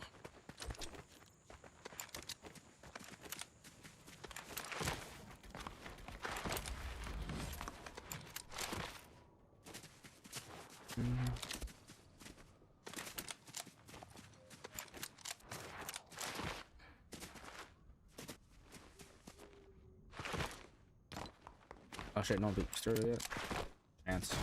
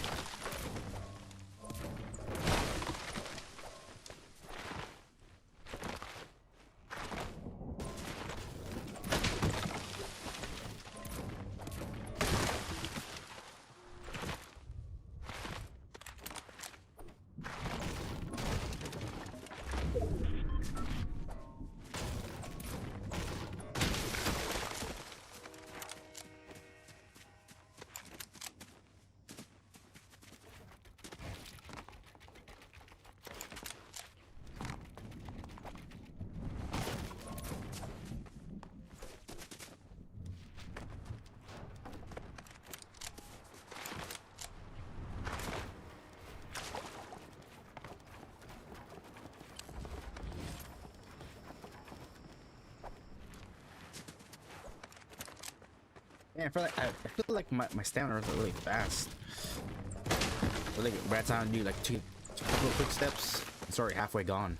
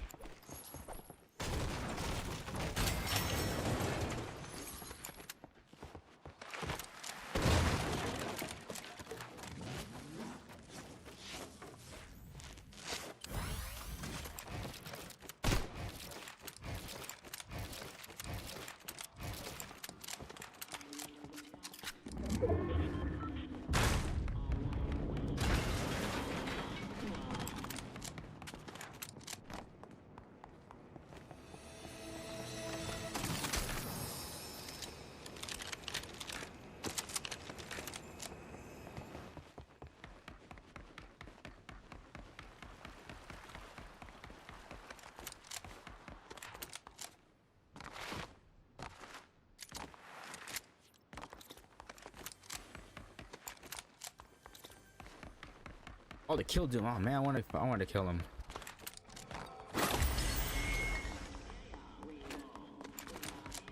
Fuck. So I killed Evan Frost and Dr. Doom, like 1v1. Like I didn't like so no one like nobody killed him and I got the medallion. I 1v1 them, not Mysterio.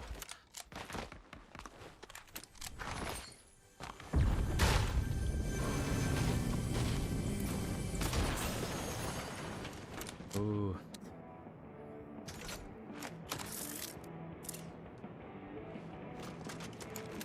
I'll keep the start rate because of gold.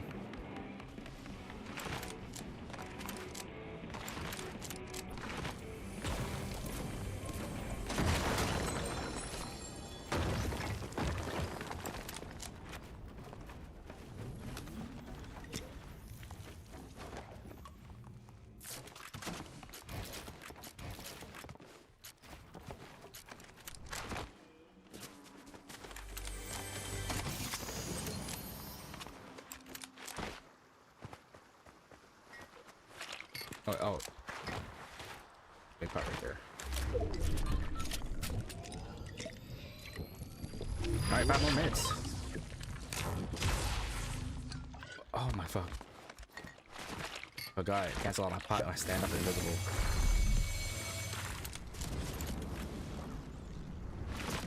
All right, 5 more minutes to the milk up. Yeah, but thanks for being here, chat. Thanks for tuning into my watch party.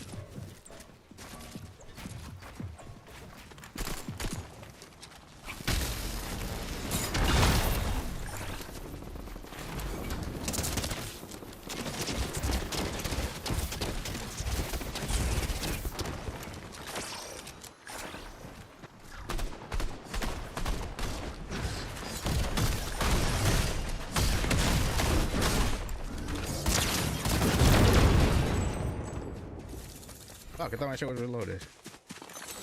Something that's the one thing I heard about, like one like the feeling like you know put the mag into the gun and it clocks it. You think it's all good to go. I'll say like even 1 second, nah. If they ain't perfected it, yeah, unlucky. All right, three more minutes left. All right, so I'll be right back. I'm going to go to the bathroom real quick. And I'm gonna watch the milk cup.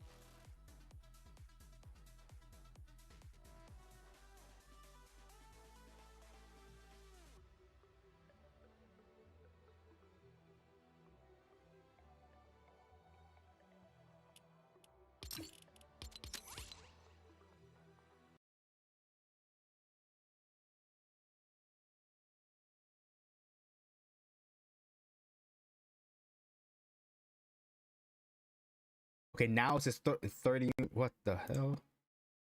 Fuck.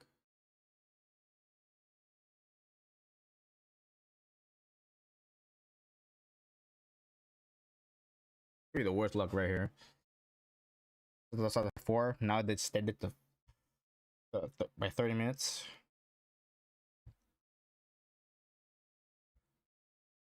Yeah, I'm getting real unlucky here, chat.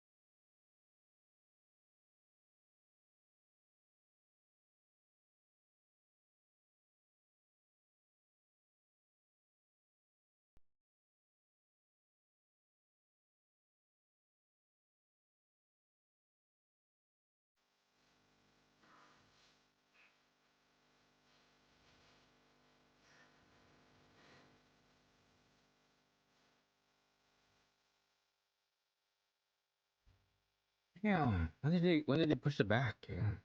Probably want some more games.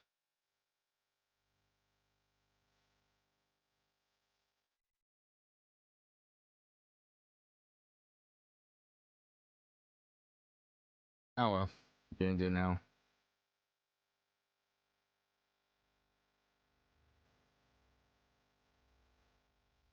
That sucks. Yeah, that sucks.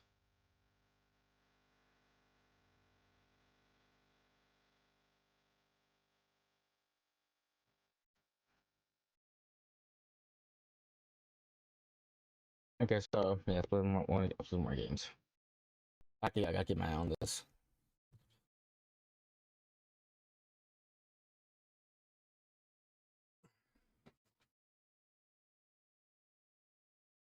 Ooh.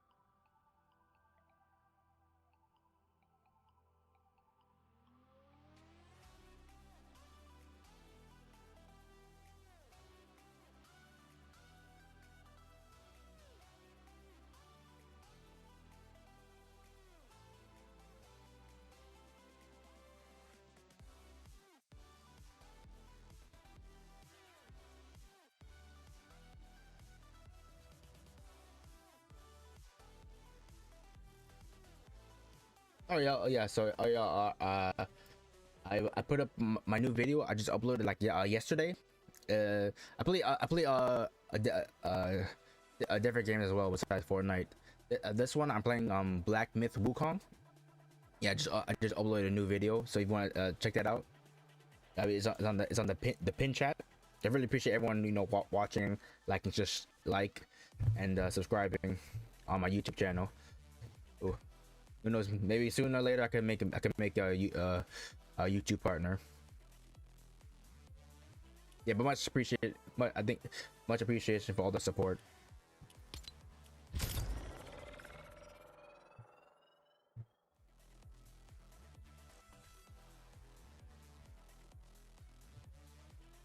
Ooh.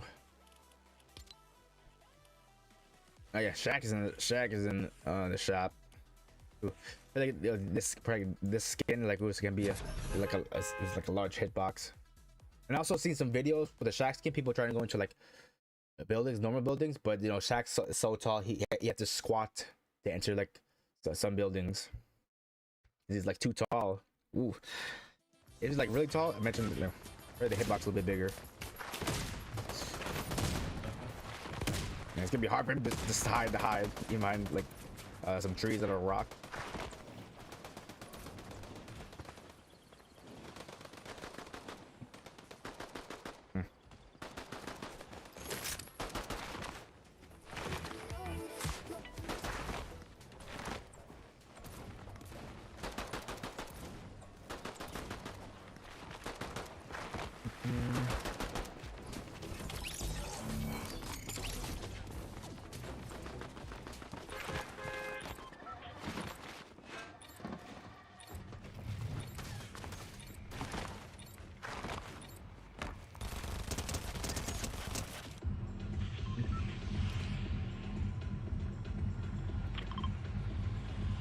Alright, so chat, so yeah, unfortunately, the Milk Cup, the tournament, got pushed back by a couple more minutes. It starts at 25 minutes, it says. Hope everything got pushed back again.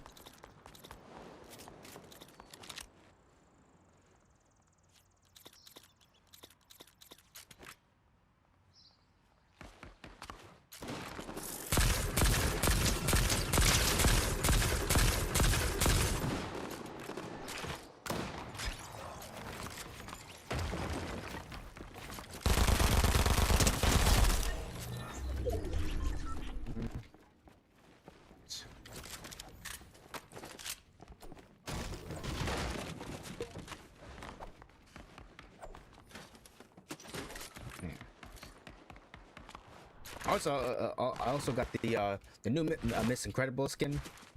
They've been using it. Ooh. A lot of people are really. I think it's gonna be probably the top 10 all-time high use skins.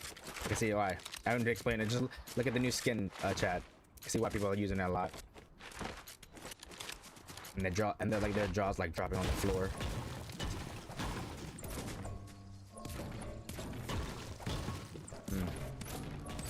Yeah, and this black cat skin is still is also fire as well.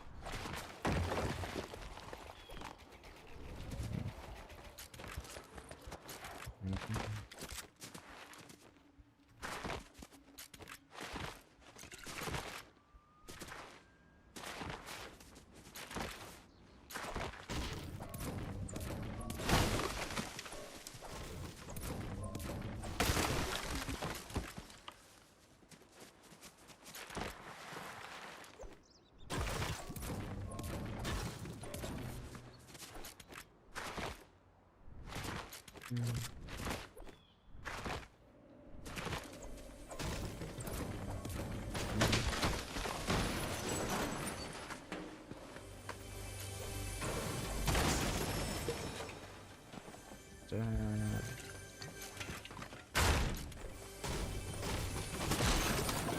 Okay.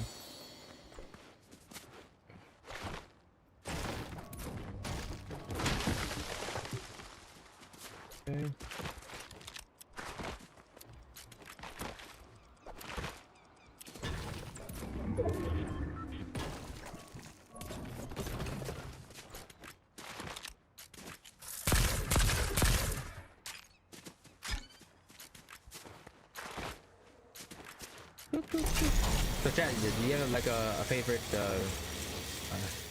a female pro you watch on Fortnite?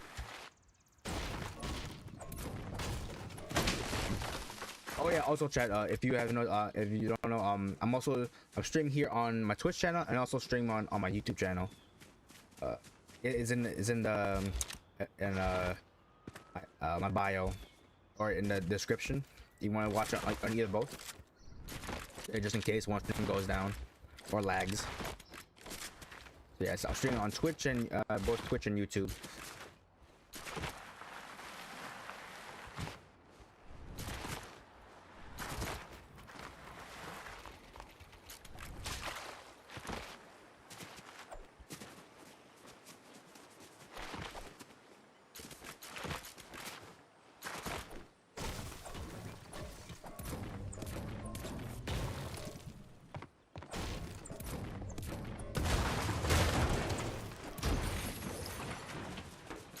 Left. Minutes left.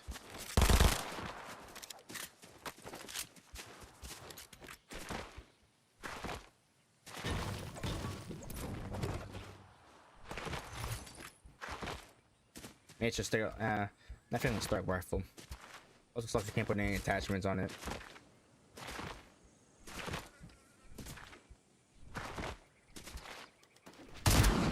Oh, Sam.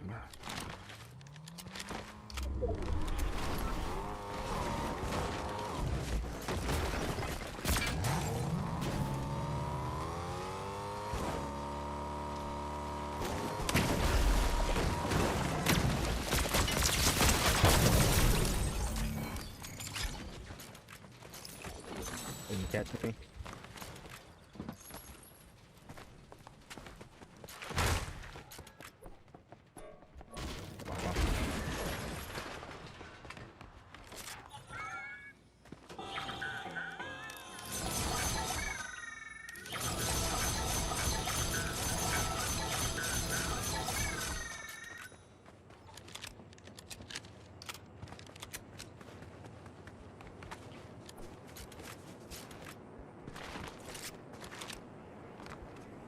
What's that? What's glowing?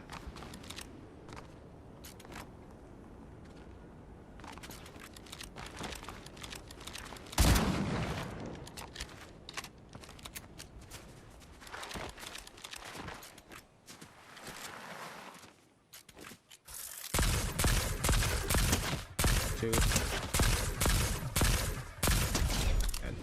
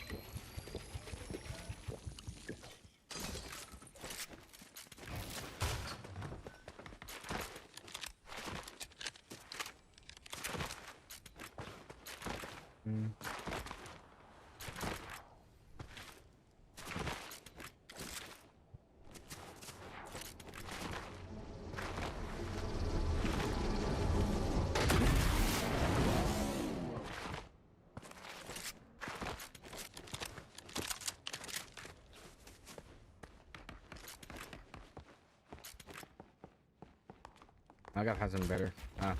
Switch to stock rifle.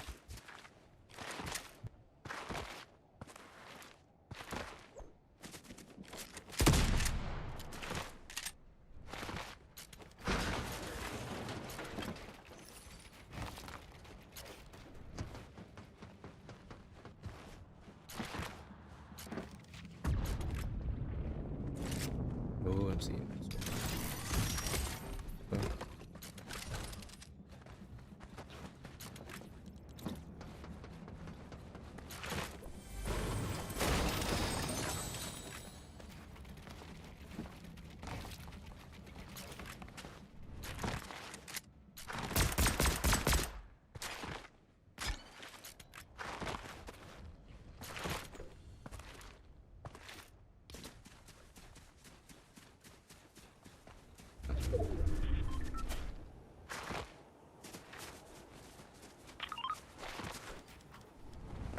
Ah, shit, damn.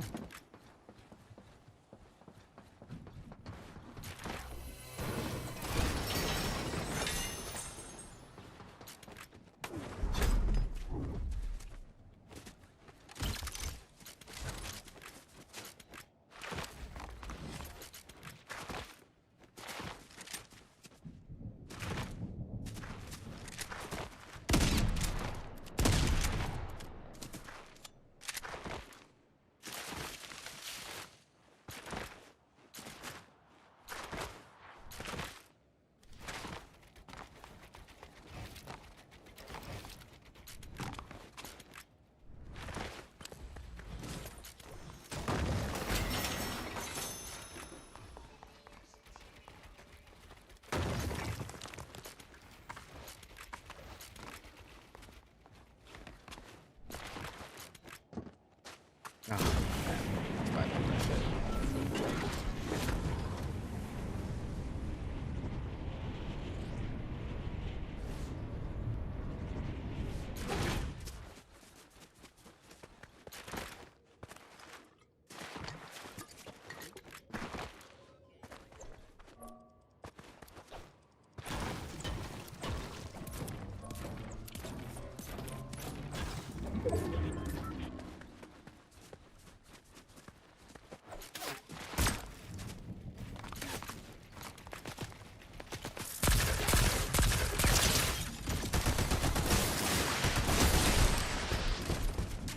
Oh, God. I guess we're just Stark Rifles. That sucks, bro.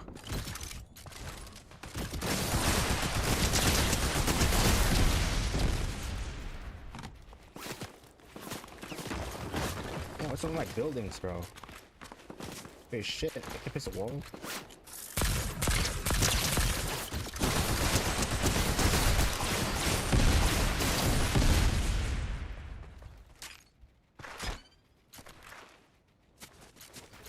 I feel like it's like a slow delay one build.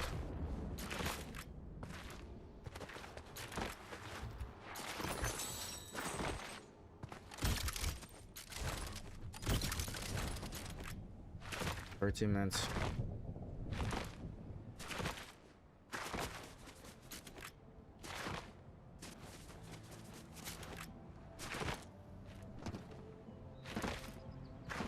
Okay, here we go.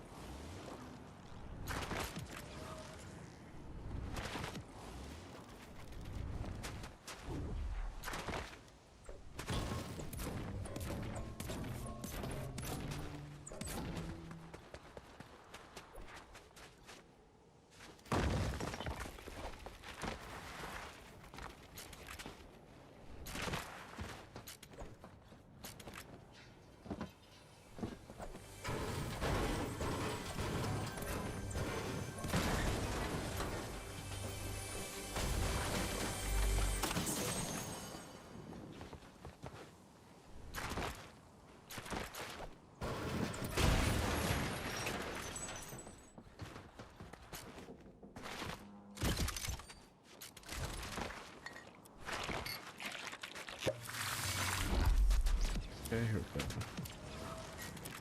Y'all out. And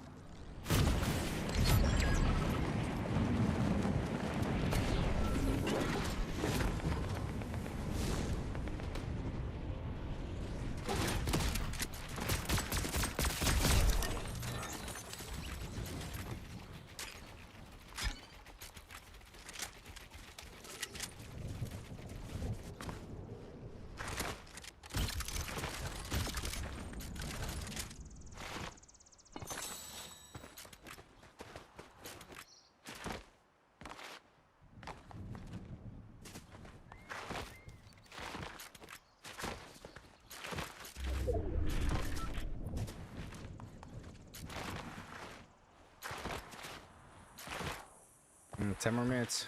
I guess it starts at 4:30. Too many toes. One delayed and 2 delays.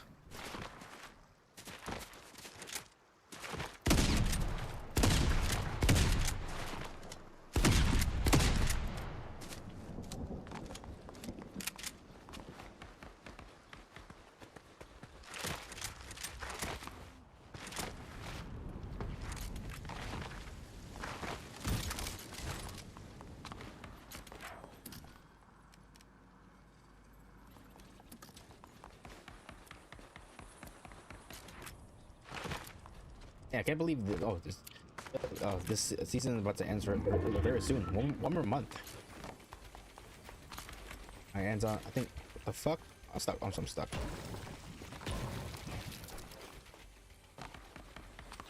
It ends October. No, not October. November 2nd, I believe. Yeah, for that time. I can get everything from the battle pass.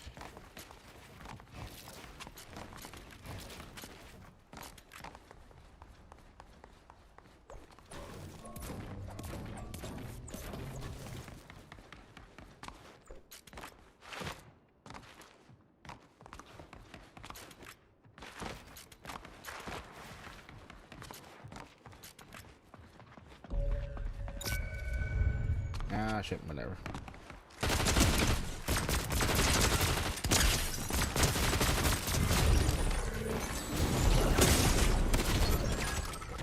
Fucking pussy ass bitch.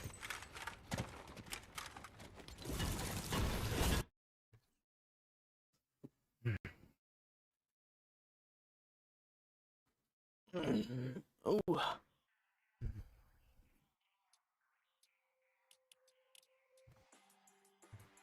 It does.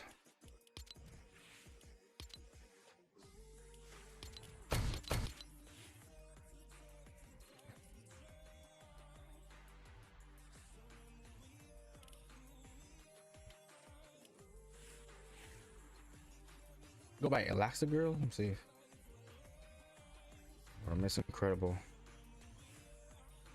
Oh, I bought it. Yeah, I bought it. Rare.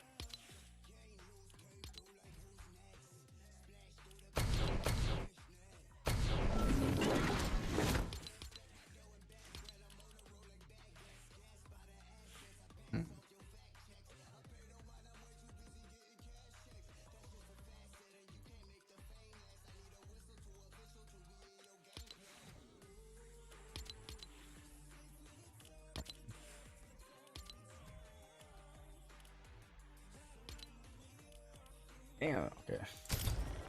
Yeah, I bought this skin a while ago. Didn't mean to use it.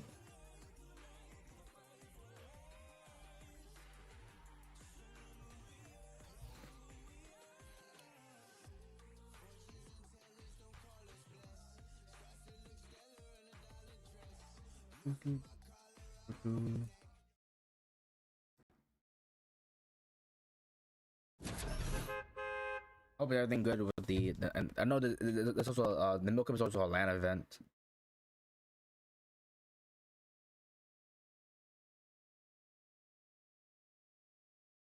And it's like every female pro isn't like in person. I mean, like, it's the location in person.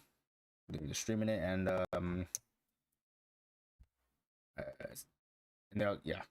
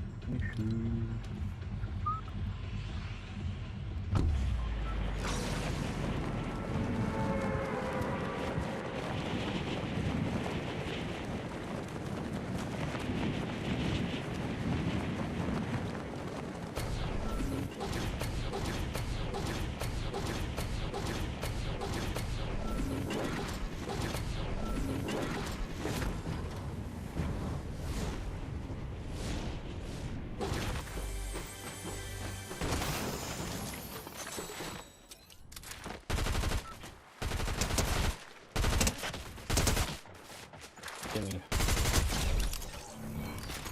This is so sucky when I'm using. What the fuck, bro?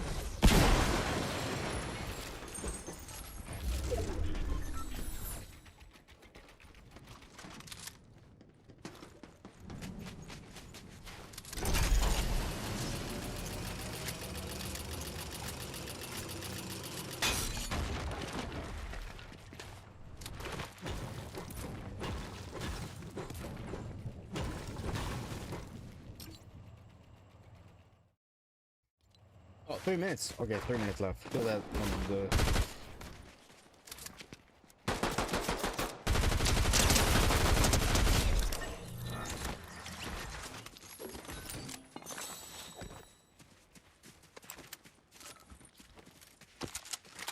Man.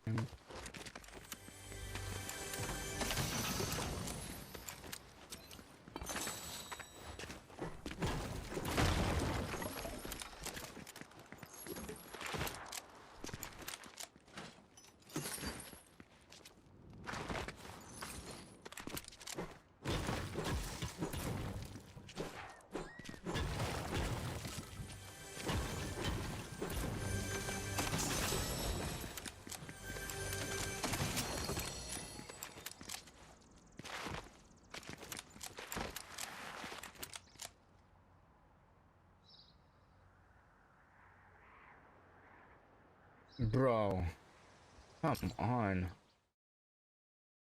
I'm trying to enjoy this. Yeah, push back another 30 minutes. That jinx it, chat.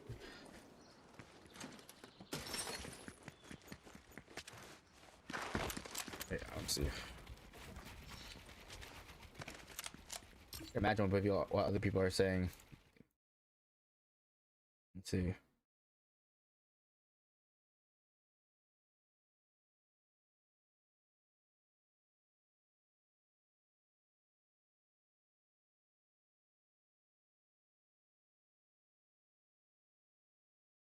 And people saying just like global is get pushed back again.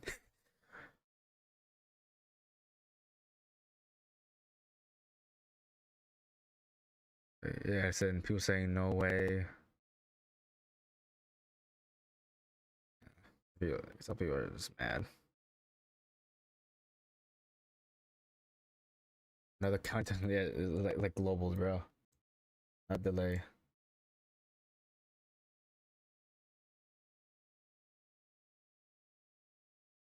So much that what is happening, so much delay.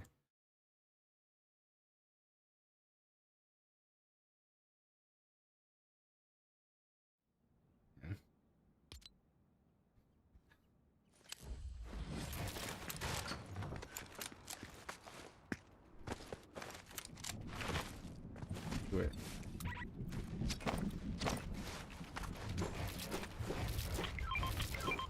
Oh, come on. Hey, going pretty bad for me here. I have the worst luck, bro.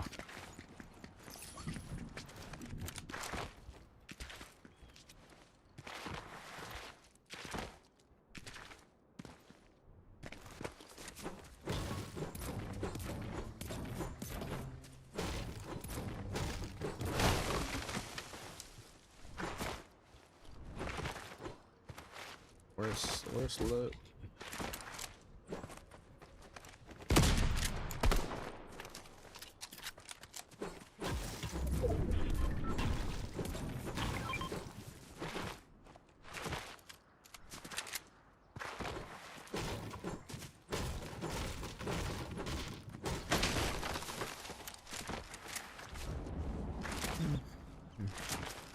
I apologize, chat. That'll be a get to watch it, but now another 30-minute delay.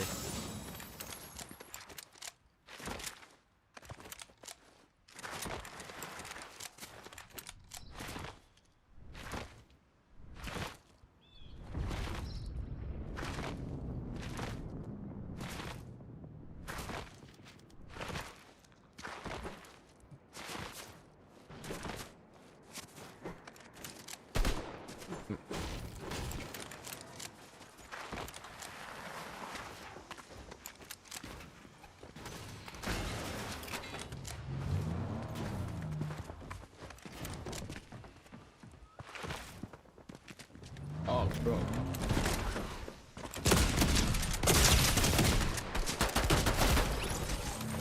Damn, what the fuck in this the fall already? The fuck guys spun out of nowhere.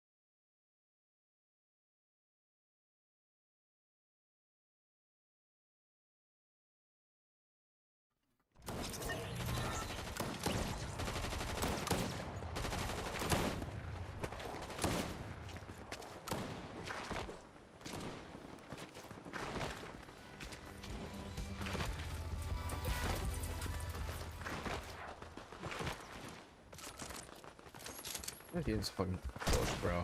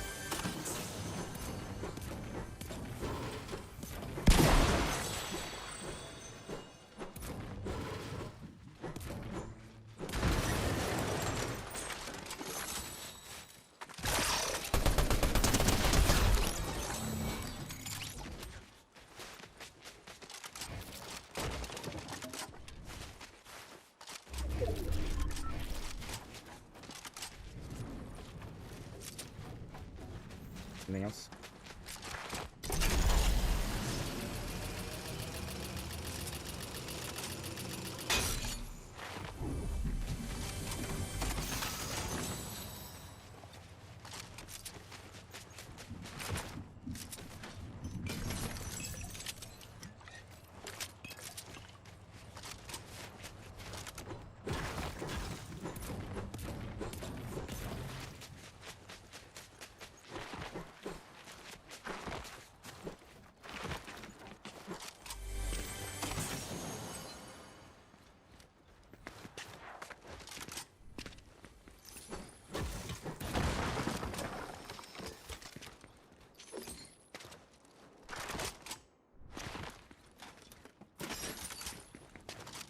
Yeah. And by the time so much the end of it, I could have just gone on to lunch or dinner and still would have made it.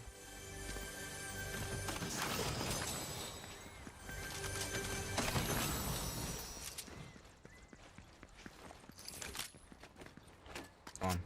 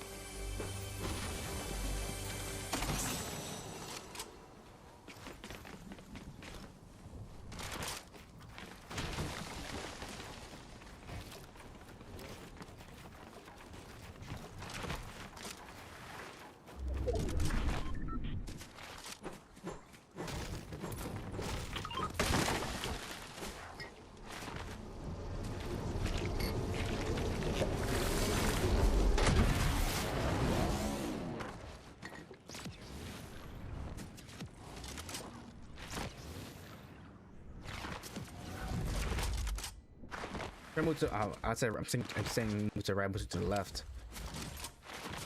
Yeah, whatever.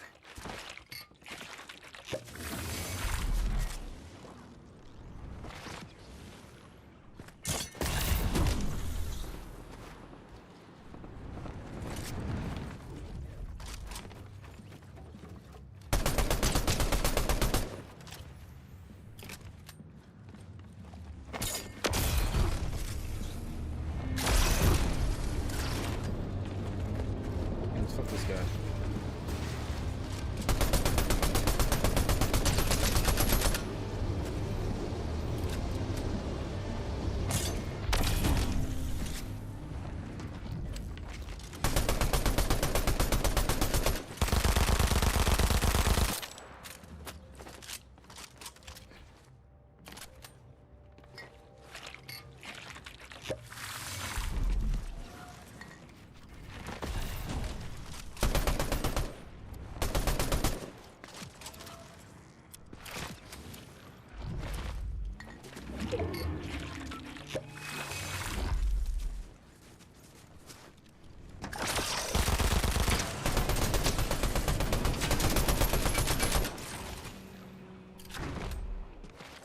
It doesn't feel like a speed mag on the AR though.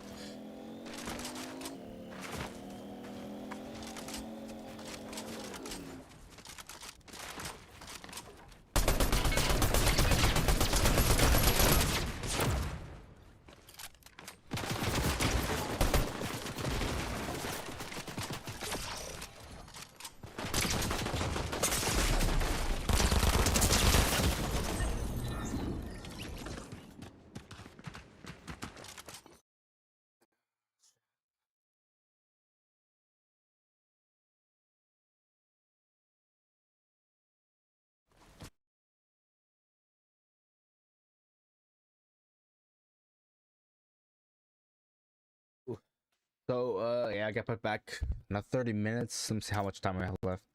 15 minutes. So I'm sure oh my god. Might give up if it's like another delay. I'll be right back. I need to get some more water. And then I'm gonna need a drink.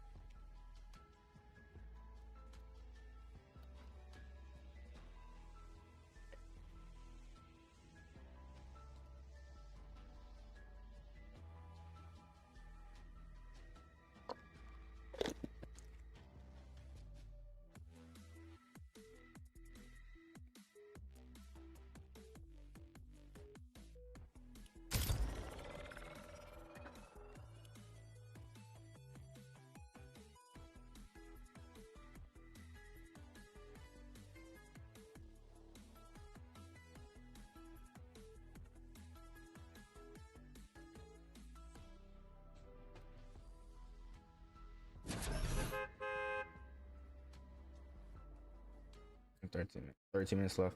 Hopefully this is the last. No more. No more delays. There's like the curse and unluckiness. Fortnite events. Always like it doesn't actually start on time. It's like first delay, then a delay, 30 minutes delay, whatever. It's like a rotating crest, bro.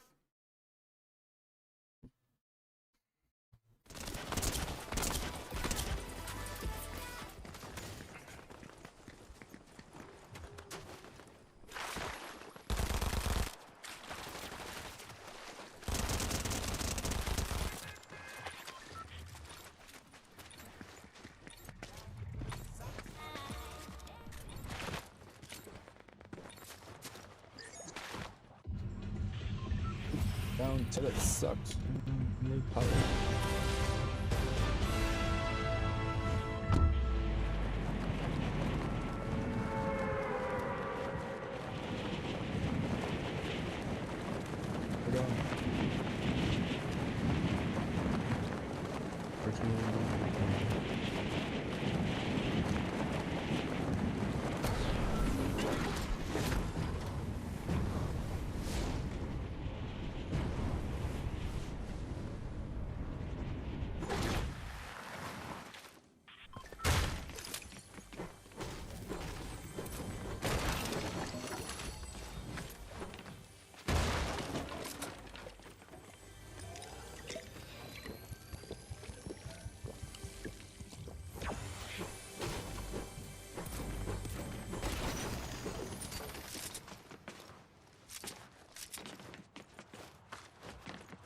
We're going.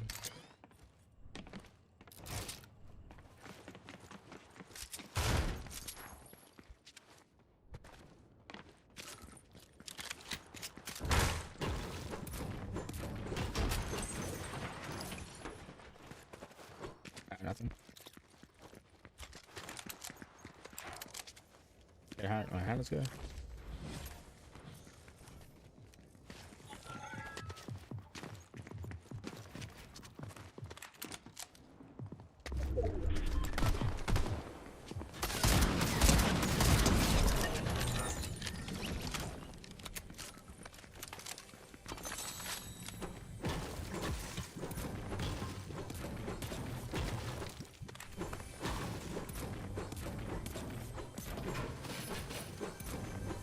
Fine, fine, fine.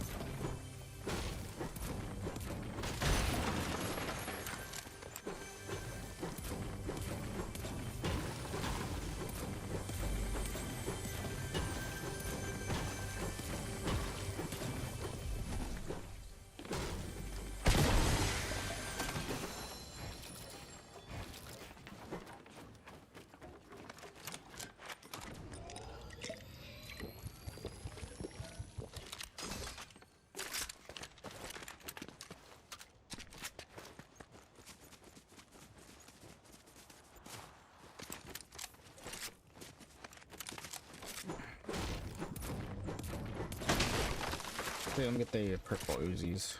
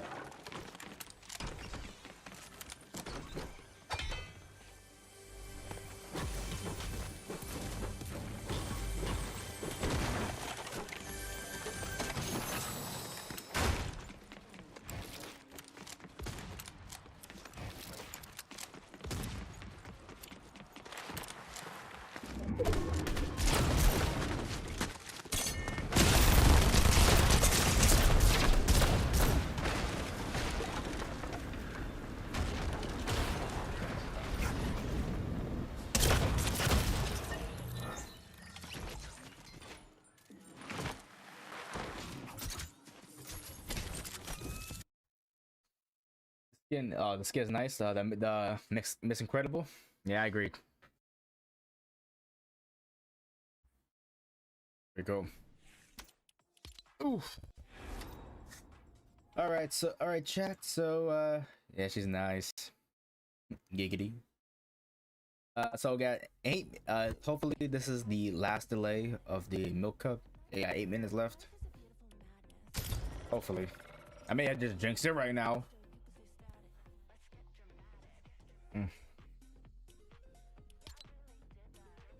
Shaq. Let's see. Icon skins. X-Men.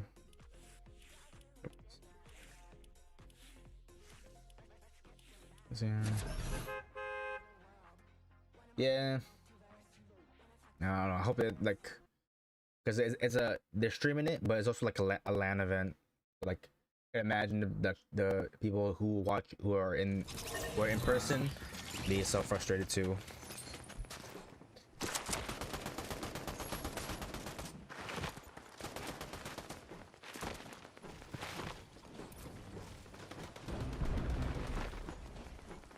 Yeah, so, yeah, I bet. Damn. I wouldn't be surprised people just like I wouldn't be surprised people just starting sleep, like dozing off. They're getting so tired, try to take a quick nap.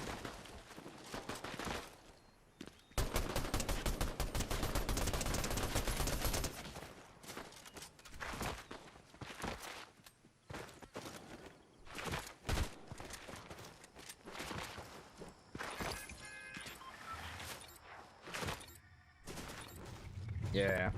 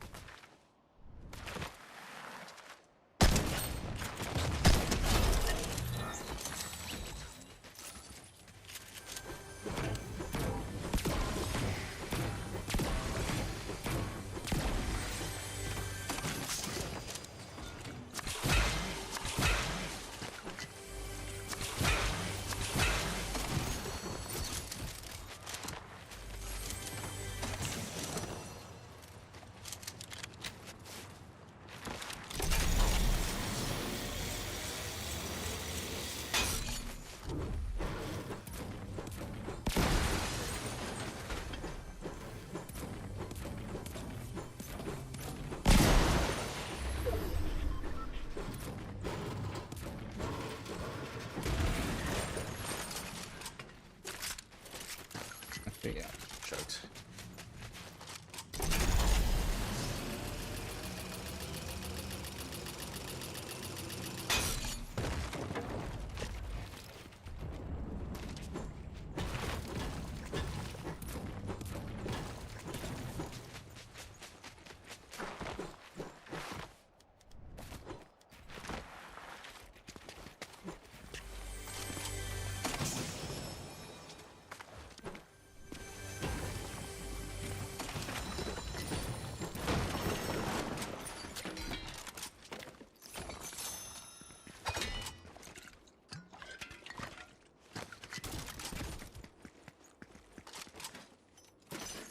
Oh,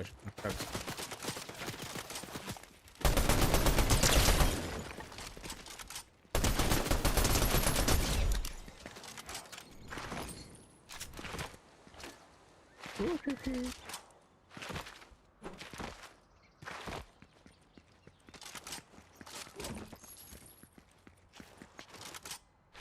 Dun, dun, dun.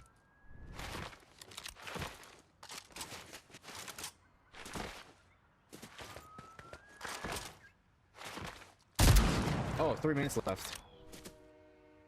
3 minutes left. Let's see. Nice. See if I can kill him. Let me see if I can kill another person. No, probably back. Sorry. Watch it.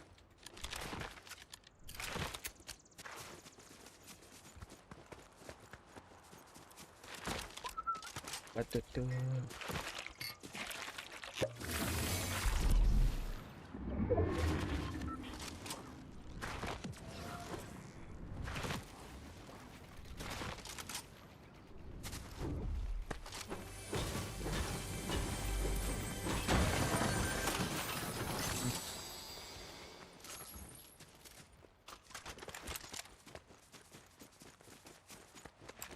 See another person.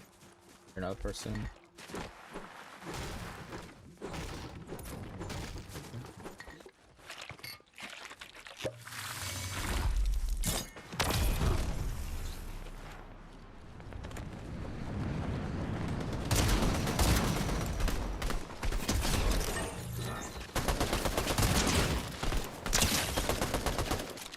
Oh my god, fuck.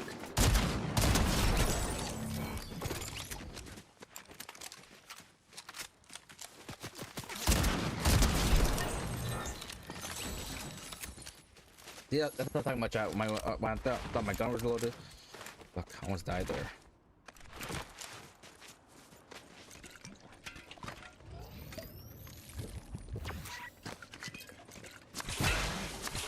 Oh, that's a mini right there.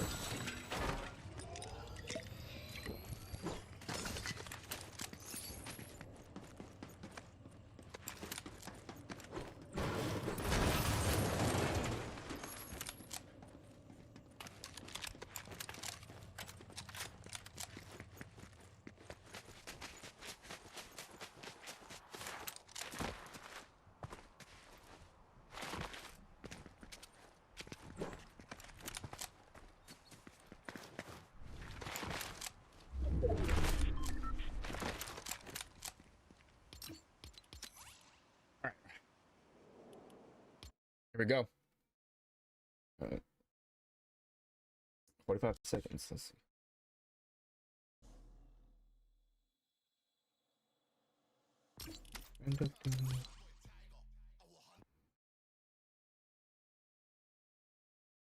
All right, here we go.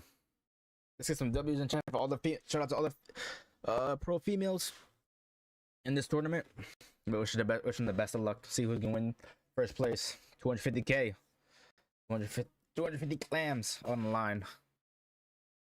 Ooh, they're gonna take top first. Okay, here we go. I just making let's see. So yeah, Chad, let me know if you can hear the audio in my mic. Is anything all good? Go. The milk cup.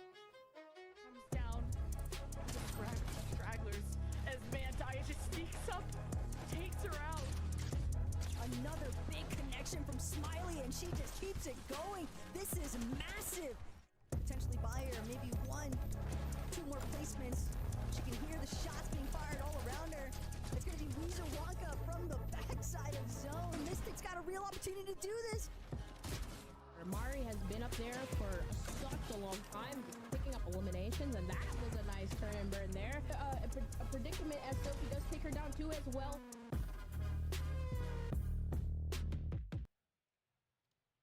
Hello and welcome all of you wonderful people here at LA Comic Con, and to those of you watching from home, this is the Milk Cup Championships. Our journey started all the way back in May with our first qualifier, and we've had 2 quals that followed, which has all culminated to this moment. 33 trios representing the best women in competitive Fortnite will board the battle bus, not just for the prize, not just for the prize pool, but the incredible trophy and title of the best team in the world. I am your host, Kelly Link, and I am so excited to bring you guys and to go on this journey with you all. And before we can get into the games and before I can bring on my wonderful casters, I do just want to break down what you can expect to see here today. So let's quickly go over the format, of course. As you guys have seen throughout the qualifiers, this will be a standard battle royale mode, and we'll be seeing our competitors over 6 games. Trios competition as we've seen throughout it, and it's going to be absolutely incredible. Of course, in those games, they're going to be earning some points. It is going to be 65 points for a victory royale, and teams will be earning placement points all the way until 25th place. and each elimination will be 2 points. But why are they competing? Why are they earning these points? Well, of course, we got the trophy, we got the prize pool. That prize pool is the largest prize pool we have ever had in an all-women's Fortnite tournament. We are making history place, here 7,500. today. Second. Awarding Ooh. prizes all the way down to Yo. 11th place. As These we've can get seen, our 1,000 qualifiers, we 11th. have already rewarded $1,000. $75,000, and that beautiful Damn, look at that trophy. So right beautiful. there. It is absolutely amazing. I It is, cannot for real. wait to get into the games. If- And more especially in high importantly, res. I can't wait to bring on our 2 commentators for the show. We got Lemon Kiwi and we got the best taco. Lemon Kiwi, what a journey we have been on today. I am so excited. Yeah, 3 qualifiers see. to get to this point, and look at where we are. We're at Comic-Con for Fortnite, and I know you at home probably can't see this, but this place is packed, and I'm sure the energy is just getting to be started, Taco. Some W's in it. I was asking Some W's for all the female everyone pros to here. show up for these ladies, and y'all have definitely turned out. This is so exciting to see each and every single one of you, and I can't wait to see what happens by the end of these 6 matches. It's gonna 6 be a phenomenal matches, day of oof. Fortnite. I am so excited. These teams have been preparing. We have been watching the scrims. I feel like every other day, Taco, these ladies have been teaming up, getting into like the comms together to make sure that they are prepared for this event. I think the craziest part to go alongside with the whole scrims discussion is the fact that these ladies have legitimately been pulling money out of their own pockets even to put up their own, you know, small prize pools, because everybody loves a little bit of money, right, when scrims are involved. Okay. I think that that always makes things a little bit extra flair of magic touch kind of circumstances, but ultimately, we've seen a little bit of a shift since Qual 1. We've definitely seen a lot of changes throughout the competitive meta as well. So, especially when you consider today's update even, and I don't know if any of our ladies had a chance to actually try and take down Dr. Doom, but it was cool to see the community get involved in that. Not just that, the roster shifting from qualifier to qualifier, but also the scrims that the community put together just to make sure everyone is prepared for this moment. So I'm excited. I mean, I love that you guys talk about the community because we've been here for a few days now, and just getting to meet all of the players, getting to see them actually hang out together, getting to see on social media. I saw someone say, I can't believe that I am getting flown out and paid to be in LA to compete in Fortnite. And I think that's really what we have to give a shout out for Gonna Need Milk and the wonderful people at Radiant, Women of the E-Arena, everything that we have put on together to bring all of these incredible competitors together. It is absolutely amazing. I really do think that it just shines a light on maybe a scene that hasn't been able to get as much spotlight as it deserves, and now finally they are getting the attention that they deserve. Yeah, definitely seeing the competition wrap up so heavily in the North American Fortnite scene. I'm just very excited for the future possibilities. And of course, we always love some good international representation. Hopefully there's some of that in the future to behold, but for now, cannot say thank you enough to the wonderful people of Gonna Need Milk for making sure that these beautiful ladies have this there you kind go, of Team prize pool to Exit. compete Yeah, Exit over. here. And, you know, we're talking about some of the teams. Here's one of our fan favorites outright, Kelly. You got Moxie, Regs, and Daya, aka the Mexican Mujeres. I mean, just everything kind Oh of the new signees of it to trio Exit. right here. They got first place in the There's a lot of first female pros, pretty cool. qualifier. They're landing unconned at the Raft, which, as we know, is where the Global Championships FNCS team got their win as well. I mean, it seems like victory is definitely in the sights for these ladies. Yeah, the Raft being a great drop spot for that reveal medallion, and team from Mexico representing. You'd love to see that. Moxie and Regs, a lot of success as a duo. Now incorporating Daya, this is one of the big favorites, and you could see they're locked in. Everyone's jammed over there, ready to get into these games. Yeah, and of course, also want to give huge shouts to Exet as well, Whole crowd up in helping there. to represent these ladies and make sure that they are as locked in as possible for this Oh, yeah, it's like- competition. yeah, But yeah, Kelly, yeah. this is not You got our some controller only trio players. that we've got as like some power hitters here today. I mean, if we're talking about power hitters, we got to talk about Nina, Vader, and Vanessa. Although they got third place in qualifier 1, let me tell you, these three are here to win it. Chat, is Yeah, the and when you audio, even is the factor audio in good? some of the scrim performances Can you hear most the recently, stream and my we've mic? seen a couple of Try to W's being adjust it. collected here from this trio, and I'm Because expecting I have a habit, some you know, shakeups when my these guys my are like involved on the map. the stream audio being louder than my mic. Try to adjust it a little bit. Try to make it equal. Even I make the smallest adjustment, didn't go wrong. Try to move the needles a little bit. Not too much though. And I'm excited to see if Nina, Vanessa, Vader can come together for this.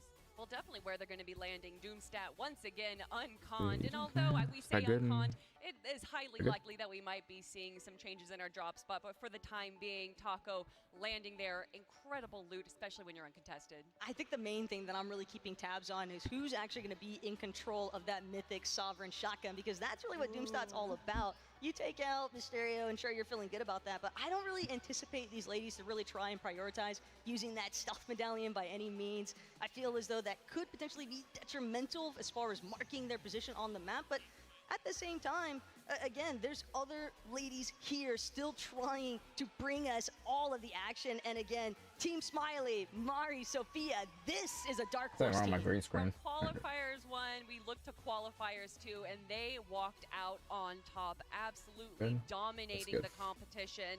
And honestly, I think we're going to see a lot of the same today, Lemon.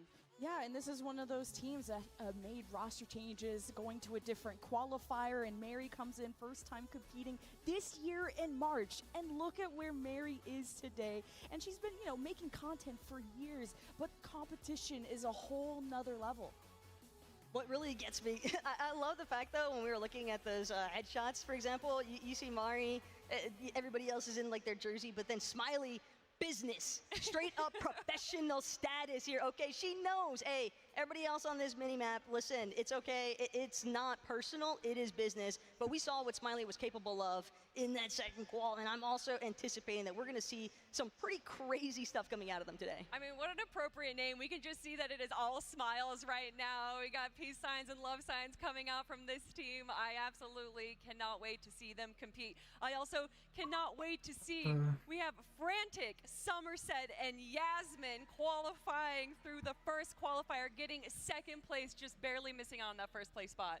A little bit tragic, but at the same time, when you consider that Moxie or Exodaya, they've kind of been just monopolizing some of these power POIs, and that's why I'm really excited to see what happens with Frantic, Yasmin, and Somerset. Let's see, 6 games, 250K online, first place 7,500. The direction that they would have hoped for, but what matters most Like, is that you know, I think that this is a trio still that life-changing, has a good money. amount of just in-person experience. When you're looking at, I think, Somerset to really be a leader here, helping with calming the nerves, but I also love the fact that Frantic, she is a player that operates with so much confidence. Yeah, and I think you're going to get a lot of confidence playing around that Reckless Railways, able to get that forecast card going if no one's going to fight them for it. But this is one of our big favorites, but can they really be number one? I think the nerves are really going to set in an environment like this. There's definitely some question marks as well, because out of all the teams that we've already talked about, this is one of the only teams that we're going to be seeing contested today here at Reckless Railways. But moving on to another trio, we have Female Clicks, Canary, and CC Nuggets. An always exciting trio to focus in on, especially Canary. I mean, in Qual 3, she really just broke out into the scene very heavily. And what's crazy thing, we're talking about how young some of these competitors are. Canary, I think, is actually one of our youngest players here today. She's only 14, and yet she is as cracked as she currently is. And not only that, but what makes it so exciting is knowing that they're going to be landing on that Siphon medallion and understanding that they're going to have an uncontested POI in that kind of control power position. And when you factor in And a there's medallion, already Siphon brave. in the game, we're looking at a 50 Siphon week as is, so it could be pretty crazy. They look really excited, and not only that, but in the qualifier 3, they won every single game but one over, I think, some player dropping out over some technical issue on their side. But to win every single game, that was pure domination. No one even came close to this team. I'm looking forward to them. And even in that game where they didn't win, they had a player have some issues. They still got, what, top 5 or something? Absolutely ridiculous. They almost had double eliminations of anyone else. I believe they had 250 points over second place. This is definitely a trio. And when you think of it, they came through the third qualifier. So some people might not be really giving them the props that they deserve, saying, oh, well, we already saw some big names come through. Obviously, they're not going up against the top competition. But again, if you look at the scrims that we've seen, that this is still a team that could easily make top 3, if not win the whole competition. And yeah, I love that you bring that up as well, because each of the quals, we did see a little bit of a different power dynamic taking place, because after Qual 1, I do think that arguably most people would say qualifier number 1, that's where we're looking at a hugely stacked competition. But again, I think some of the teams that chose to reform and come back for the next ones did fantastic. And one trio that we always got to talk about is my girl Reddish. I love Lola Blood and Nolik as well. And these ladies are definitely set and ready to compete. And what makes me so happy about seeing Reddish here is that she is our slight little player of international competition. I mean, the fact that she's managed to be able to participate in this is just so which awesome. female trio She definitely also helps highlight winning this? women and just the community in so many ways through Fortnite competitive play. Yeah, and even though this team got 7th, I like that you brought that up in the first qualifier, because the first qualifier was the toughest one. It was the very first one, but Reddish, longtime competitor, has done so much for this community. She Think really about the has. Reddish Royale, and has played with so many different teams. She even has her own locker bundles, so that's when you know she's the real deal. And one other small note is you have to remember Reddish actually does have technically a little bit of that LAN experience. She's been to DreamHacks. She has participated, and I think that there are many players, even those of like the pro stature in our scene, that would definitely commendate her for her potential. I mean, she spent a decent amount of time as well doing third-party competitions with the likes of Malibuca, for example. So I'm sure she's got a little bit of that insight that'll be really exciting to see if they can capture it here today. And that is a really big deal, being able to have that experience, being able to kind of calm, because tournament jitters is a real thing. Being able to play online is one thing, but be able to play in front of thousands of people is another. Another team that we're going to be watching competing is K-More's Layla and Scars. I love it. I love the audience. We know where the fans are at, but This, K-More's competed with a Scars, different team in Qual Faceless, 1, Chris? but assembled the God Squad and got 3rd in that second qualifier. And K-More's is just such a strong trio. Hey, what's up, player, but is K9? competing with this Fortnite and trio baddies. and has many years as a full-time streamer for, I mean, she literally streams every day. Yeah, and the other aspect too that I really love is that K-More's, I mean, some deep community involvement. Yeah, welcome- she was welcome, also bro. one of the ladies that was helping out so much in terms of that scrim factor. She was definitely helping to establish those. I mean, these ladies are putting together Discord, guys. I'm telling you, they are here and ready to bring us the action. Now, what do you think about their drop spot over in Grimgate there?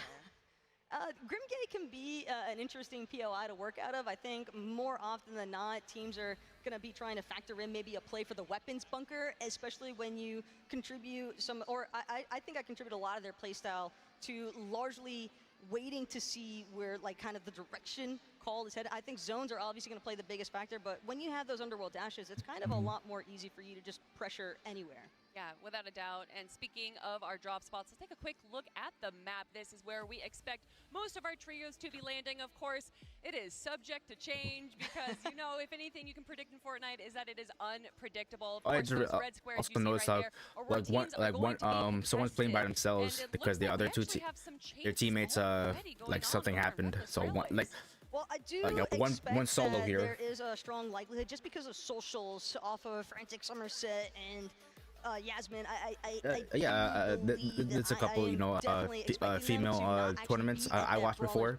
Battleground area. I think that Yasmin, Including no, us, excuse me. some Frantic scrims. Somerset, I'm pretty I confident watched they're it, gonna be still you on know, that south side yeah. of Reckless Railway. I would say, but regardless of You where got it. they drop, what matters most is how they're able to split a POI that is technically con, because if anything, I am certainly anticipating that if there are two trios landing at Reckless Railways, I don't necessarily expect that they're going to fight head on. I think they're just going to try one of those teams, probably the north side team, is just going to look to couple loot teams and bail, going, which could be problematic for got Somerset's teams team. being Those contested. big medallions are going to be fought for, right? The female Clixus team going to Castle Oh, man. Siphon medallion. We already brought up Moxie going to Raft for the reveal medallion, and that's going to be a huge buff. And I don't think anyone Yeah, to be honest, wants to I've been mess watching with them. lately a lot I wonder of if female that's gonna propel them to a victory and how much Fortnite that can give them pros. an edge. I mean, those medallions definitely give people an edge, but they also put a little bit of a target Oof. on your back as Yeah. everyone on the map can see where you are moving with that little circle as you rotate over. But another team that looks like they're going to be contested is Sandy Steps right there. We got Leafa, Alea, and Aiden going to be contested against Mystic, Delphin, and Spire. Sandy Steps. We've seen a few competitions in the past have that be contested, and it's not the easiest one to split. No, but I think if anything, these ladies are bound to have been Oh, taking try to find notes the best from not to be actual contested. SNCS It's the worst play, thing, like, and I think with you that can't- in you- mind, you like, have you to doing a remember LAN Sandstorm event is in that person, forecast tower with one of the highest something's- spawn rates. to start, I believe you die just- off spawn. We're just talking about like 87% or so that you're And looking in this, about that like in being a LAN pretty heavy event, factor imagine coming in a out higher of that scale. POI. And It's not only like, oh that, my but god. when you think about the way that Your heart I know would when just Clix, like for example, drop. chose to play that POI, a No, lot of times they came were able through to just prioritize in those person, first M the attacks biggest from the hills biggest surrounding Sandy Steps, and event. so once they got So ample start surge, off, then die they off were looking spawn. to play the dead And side how because would you still have that fucking vending drop machine, to which the you could also ground. factor in from this new station. a bad I think start. that's going to be I gotta. a big Yes, you power play factor. take your, If you they gotta can take your maintain time. You know, their surge damage tag control, make sure you're all then good they can play dead side, and we all know how before you strong don't. positioning can be. And But, this is gonna be so sometimes, fun you know, because people we have a different, qualified 11 different way. Like, you know, trios from each of these they can be, qualifiers, and this if they is know our what they're doing, first time seeing they're them all probably be compete contested. against each other. They must have So that we have, big confidence in our them. favorites, maybe some dark horses that we think I try could not to really land get like to the top, even but in cash. I try not to anything land can happen uncontested. I over gotta. these 6 I games. pick my little spot. Without a My little doubt. spot is And team speaking of anything Redline happening, Rig even bingo and can Brutal happen Beachhead. here at the Milk Cup. Everyone, if you want to play along, get your cameras ready and take a picture of this Milk Cup bingo. Because why not have a little fun while our players Bingo. are competing right here? And you know, we got to look at this a little bit earlier. My favorite is Ovalie dancing. Obviously, I already got to see her dance today, so that is already marked off on my bingo talker. Yeah, I actually heard that if Ovalie starts dancing, everybody in the audience has to start dancing. Otherwise, we're going to have some problems, guys. I will have personal beef if we don't coincide with Ovalie in that extent. And we were laughing about nice. Like you hear that at every LAN ever. And don't worry, no one has to take a swim here. It's swimming in the game. But I wonder if Oh, we're so even gonna yeah. get that. So it's, this is gonna be it's, maybe oh. a tough bingo card to Oh, complete. Oh yeah, looking at some of the ones here. So I it's think six. maybe, It's I mean, a six obviously six the same trio matches. winning back-to-back Prize- rounds. We've already prize seen it done in 250K. qualifiers 3, but First that's place. something that you think we're going to First see place. today, First thing Taco. is 7,500. Potentially, 7,500. I mean, we could have a lot I of, change your mind right there, bro. I think unpredictable action. You already pinned it best, Kelly, but I'm definitely keeping tabs on a solo getting 12 plus elims and a singular round. When you think about how fierce some of the competitors are here, if anybody is a solo or just as an individual out of a trio gets more than 10 eliminations even, I feel like we should count that for the bingo board, right? Like, Yeah. Without a doubt. Without a doubt. All right, let's take a look at some more of our incredible teams that we're going to be watching here today. Alarming Amber, Ballerina, and Rennie going to be competing, of course. Yeah, and again, I think that these are all women that have a lot of familiarity, at least with the competition that's based here today, because these are all women that have been participants to past WOT events even. And granted, it hasn't necessarily always been in a trios type of format, but the fact of the matter is you still have a little bit of that pre-established synergy to work with just because they kind of know how they like to operate. And I would definitely love to see some big surprise factors coming out of this trio, but it's definitely going to be tough. It's not going to be an easier time, especially hovering more towards that Glen Glacier territory. I mean, it all depends, though. I've been seeing a lot of zones start pulling towards that mountain range, and it's almost like we're playing four corners sometimes. And there is that static mobility that does happen around the edges of the map there. So although they are going to be contested, they're still, and Grand Glacier definitely not the best place to be contested. We know how much that can kind of be rough for the ladies, but Grand Glacier. Ooh. I think that they're going to have a potentially good opportunity over there.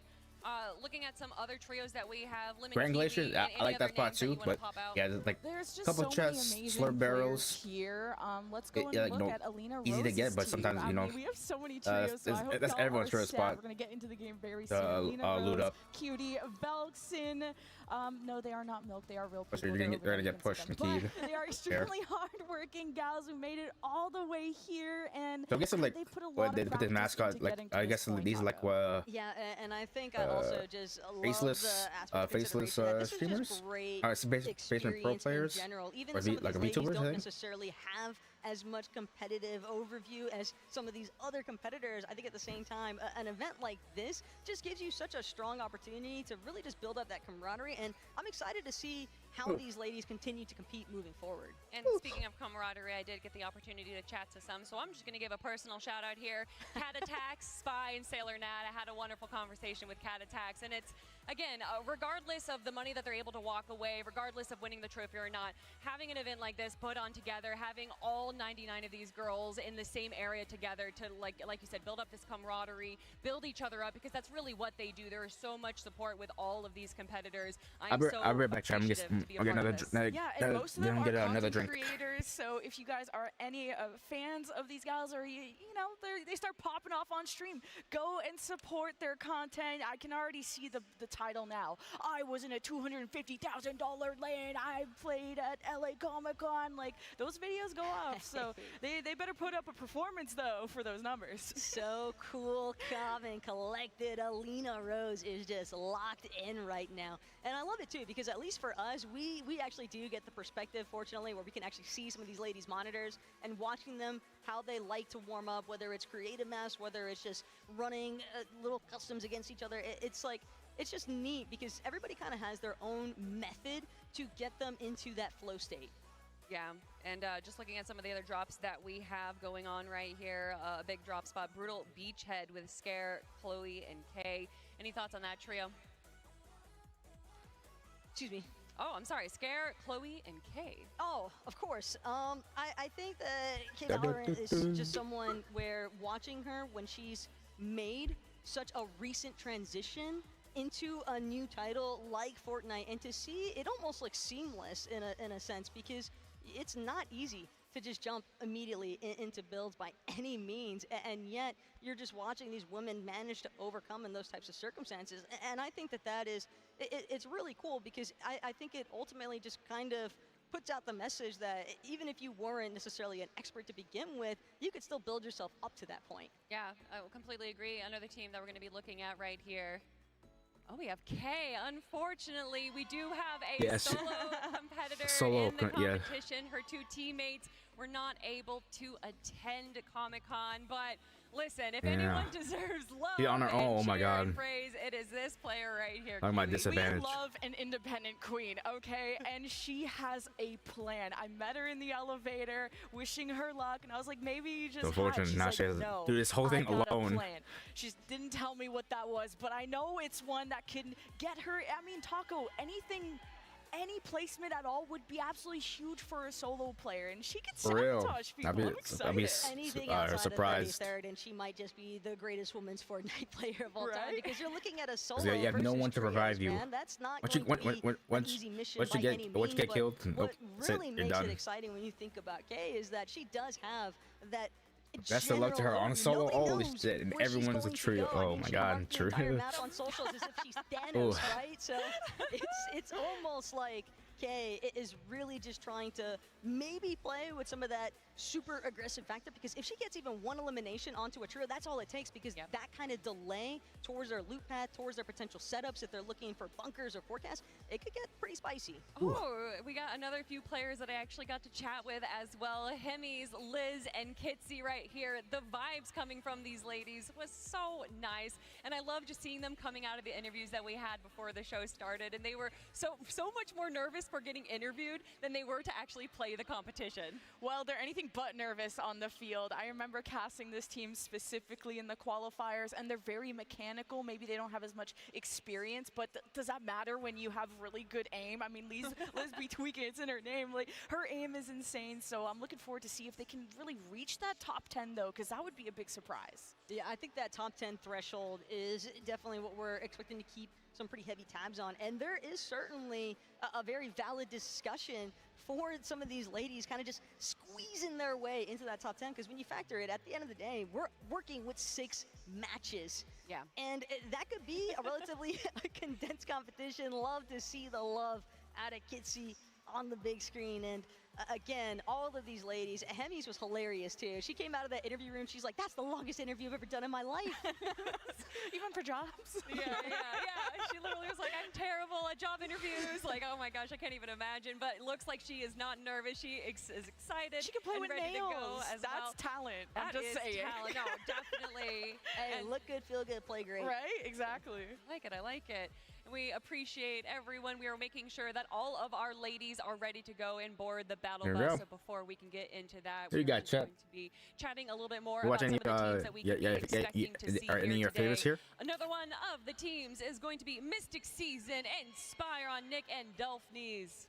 Yeah, and again, I love the fact that these ladies are really bringing a lot of energy to the playing field, because I do think after having some conversations with a few of them, some of them are maybe a little bit more nervous in the sense that they know it's like their first time traveling, the first time playing on like a LAN event. They know they're going to be in an area where people can literally look behind and like see directly into their screens and what's happening. But I just love that they've all been talking so much on socials about how tight-knit this competition has really brought them, and it's really cool to see whether or not that team chemistry can continue to flourish on LAN. And this is a team that flourished in the 3rd qualifier, and I'm kind of looking forward to seeing who is the best team? Is it from qualifier 1, 2, or 3? Was qualifier 1 really the best, or are the dark horses all in qualifier 3?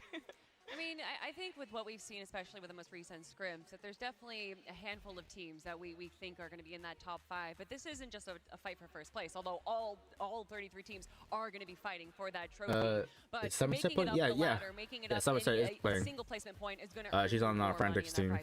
I mean, we're talking about like the competition and whatnot, but I almost want to, I kind of want to pick your guys' brains on this because everybody's been regarding the Raft as like, that's the power POI without a doubt. But Is that, when you think about the Siphon medallion and the fact that we're K9, gonna have is that who Siphons you're working rooting with for? here, that's a potential 100 HP just Somerset? outright immediately applied back to you if you can find that elimination. So for Female Cliques, Kanari, and Cece, they're going to have to keep an eye out. And one of those teams that they are going to have to keep tabs on is definitely going to be Lavish Lily, Flakasita, and Paulina. But Bao, I think, is the easier way to put it.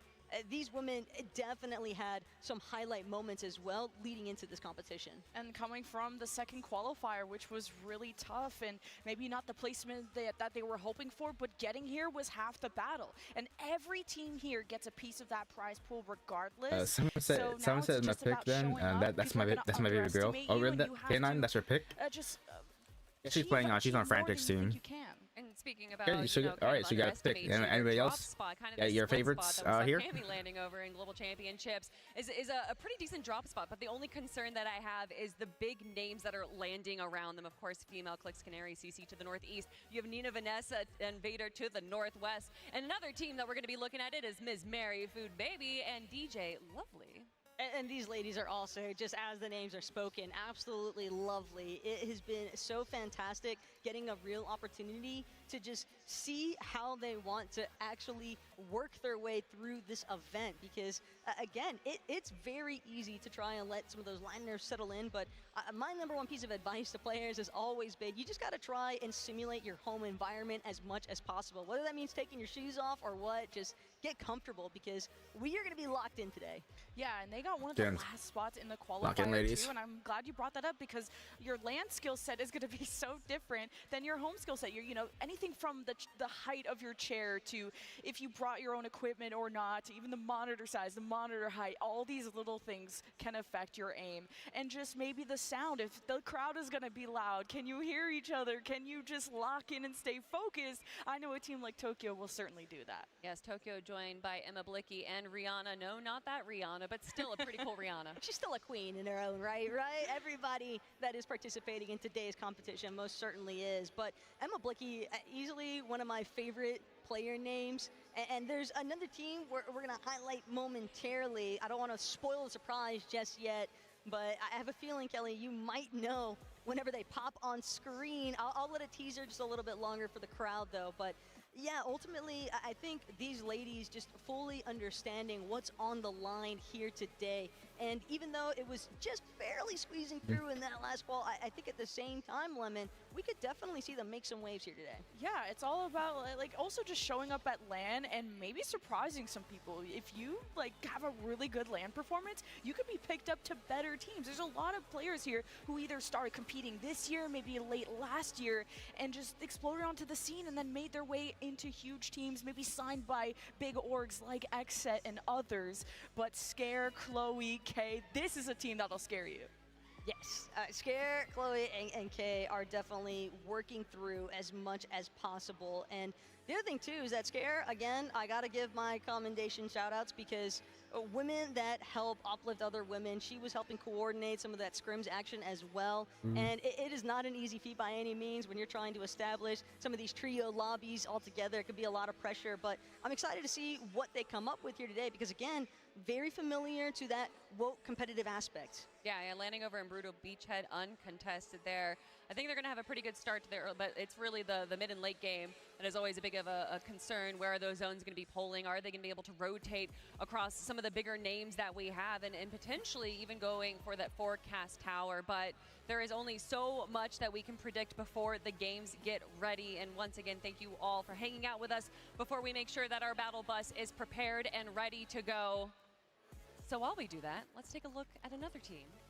Another trio we're going to be looking at, it is Haley, Arising, and Els. Yeah, this is a really exciting one too because Els especially, she has, I think, really just been developing a lot. I think that there has been question marks surrounding consistency when it comes to this trio, but if they can finalize that last piece of the puzzle to really make sure that they can get those strong placements to keep them towards that top side of the leaderboard, I definitely think that they could look for some surprise factors here. Yeah, and they got a top placement in the second qualifier. So I think showing up here proves that you have the skills to pay the bills, and you could be getting a bag to pay those bills too.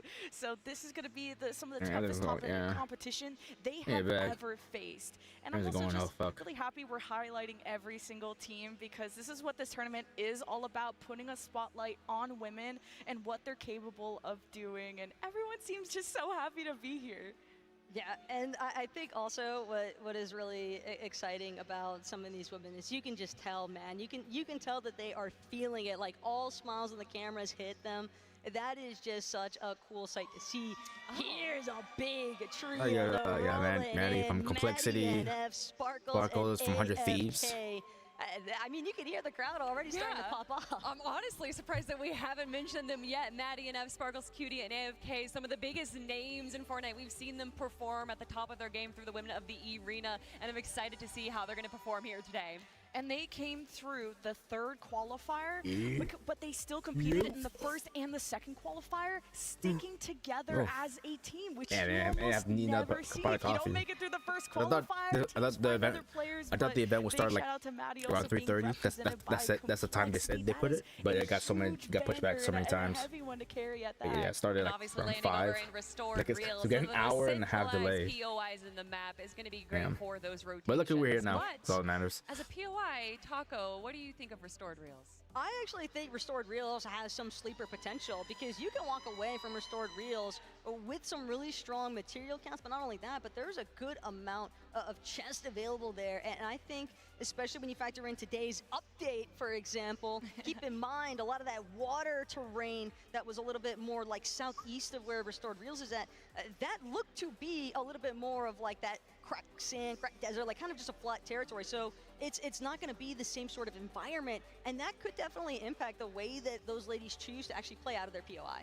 And just also shout out someone like Sparkles on the previous team, content creator for 100 Thieves.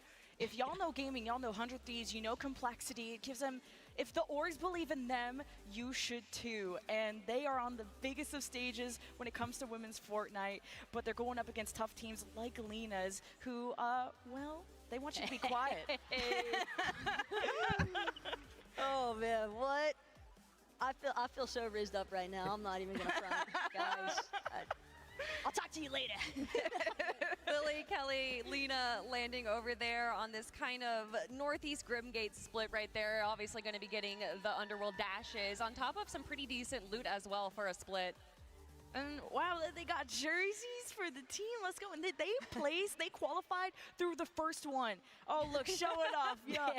It's even got like sweat vents. I'm liking that. You gotta let them know. It's awesome. And they look so confident. And also coming from the first qualifier, again, that had the stiffest competition. So you know this is a team to watch out for. Yeah, but I think even when you factor in some of the things that were taking place, I know, again, that first qualifier, 100% stacked. But a team that managed to come out in 5th from that first qualifier, Emperor, Psycho, and Emily Marie. And most importantly still, Emperor, Psycho as well. A couple more ladies just helping to coordinate these scrim factors. Like, I'm telling you guys, there was so much community involvement from the women's side of the games. And another thing that I love too is that seeing some of the Fortnite coaches also get involved, and some of the players as well, really trying to help additional information for these ladies. And Emperor alone, I mean, she is a player that definitely exudes confidence. Yeah, and at such a young age, another one of our young competitors. She's even hosting tournaments, as you mentioned, and Emperor and Emily Marie duos, and they got the chemistry. They got 15th in the March votes, so they have the results to back it up in terms of recently. And then it's their first time competing with Psycho, so I'm excited to see kind of what numbers they can put up on LAN. Yeah, Taco, we were talking a little bit earlier. We were talking about who we think is going to come top 3, top 5, and you were saying that everyone's sleeping on Emperor. Why is that? I just feel like from everything that I've witnessed, and when a team is able, like whether or not you feel a certain level of confidence doesn't matter. As long as you can put on that brave face, that's really all that matters sometimes when it comes to a LAN competition. You'd be surprised how easy it can be to try and intimidate some other members in the competition. But not only that, I mean, I think that their drop as well gives them a potential priority position to actually challenge for the Forecast Tower pretty regularly if it's an option, and I could definitely see them. They are some very strong mechanical fraggers, especially when you're looking at the likes of Psycho and Emperor. Those two love to duke it out. Are they going to duke it out? And you know, I'm predicting from what we've seen from previous teams landing the Wrath that would rotate over into the Forecast Tower. Do you think that we're going to see that again here today? Potentially, especially when it's the likes of, you know, Regs, Moxie, and Daya that we're dealing with for those types of circumstances. But again, it's not going to be a walk in the park. And it might not be a walk in the park, but I do think Starlert, Melanie, and Mini Michaela are going to be having a pretty good time as well. The love coming out from these trios. Yeah, Melanie is such a strong individual, generally placing between 10th to 15th place consistently in votes. She's also playing under the banner of Witness the Journey. We got a few Witness the Journey players out here, and Melanie has the results to back it up, and she's paired with obviously Starlert, who usually plays with a lot of the players from the Mexican community, and then they're paired with Mini Michaela, so I'm excited for this duo coming from the first qualifier. Ooh, I'm excited for this trio right here just because I love the name. Crocs and Socks, Weezer, Wonka, and FTR. Sweet. Oh, we got some support and love from them in the audience as well, Taco. Yeah, a little bit of a switch up there for Crocs and Socks, but I'm still a massive fan, okay? And also, for you guys that aren't even aware, Crocs might have even received an indirect buff from the Milk Cup because Gonna Need Milk was so kind to throw together the most caring goodie bags you would ever imagine, and they threw in a pair of Crocs as well. We were trying to get those. Curious if Crocs and Socks might even be rocking them here today. I saw a few people rocking them. Yeah, I already have been, I'm using actually my Milk Cup pin that was gifted to us in these amazing gift bags. I have had a collection of incredible pins through every major LAN that I have been to for Fortnite, and now I get to add the Milk Cup to that as well. So again, big thank yous to Radiant and to the people at Gonna Need Milk for putting on this event. And I do want to thank everyone for their patience. We are working on some issues on our side, and we are just making sure that everything is ready to go because we want to make sure that once the Battle Bus does launch, that all of our ladies are able to play at the best of their ability with no issues to worry about once those games do start. So thank you again so much for your patience. I am truly hoping for, you know, for better things go smooth. I mean, we've already been here for a few days now. An hour the vibes delay. have been really good. But have you seen anyone kind of like, you know, planning, getting like, you know, not VOD reviewing obviously, because we can't notice if they're. Yeah. Oh, easily a team like Smiley, Sophia, and Mari. That's my that is honestly my dark horse pick for today's competition because I know they came out hot in qual number 2. Smiley absolutely going on a rampage. That, keep in mind though, that was during that Cerberus Medallion era. So now with some mild adjustments, but still coming out of the underworld, I do think that Smiley, Sophia, and Mari could definitely make some waves. But of course, we're trying to highlight all of our competitors here today. All of these women deserve their honorary shout-outs. And Neutral, Panda Mint, and Robin, fantastic as ever. Yeah, coming near one of our last qualifier spots of the second one that we had. I just wanted to point out the facial expressions first. It's Neutral really owning the brand, and then the third player, and then it went away as soon as I want to say the name, has many faces on her shirt and didn't give us a smile. But we hope to see smiles over there, depending on how the first couple of games go. But sometimes you're either getting two sides to players. Either they're super excited and they're really feeling like the LAN vibes, or they're so locked in, they are blocking everything out. Yeah, no, I don't want to see smiles. I want to see scowls. I want to see anger. Yeah. I want to see them ready to go and ready to compete. But of course, we do have the smiles coming out as well. Even from the serious picture we had, everyone is still having an incredible time. Another team I know having a great time. It is Leafa, Ilea, and Swashi going to be competing here today. Yeah, and definitely I think one of our newly formed trios as far as competition is concerned. And I definitely think that these ladies are essentially looking to try and put their foot down, okay? Because it's really difficult, I feel like, at times to get like an established POI when you are one of the newer kind of team formations.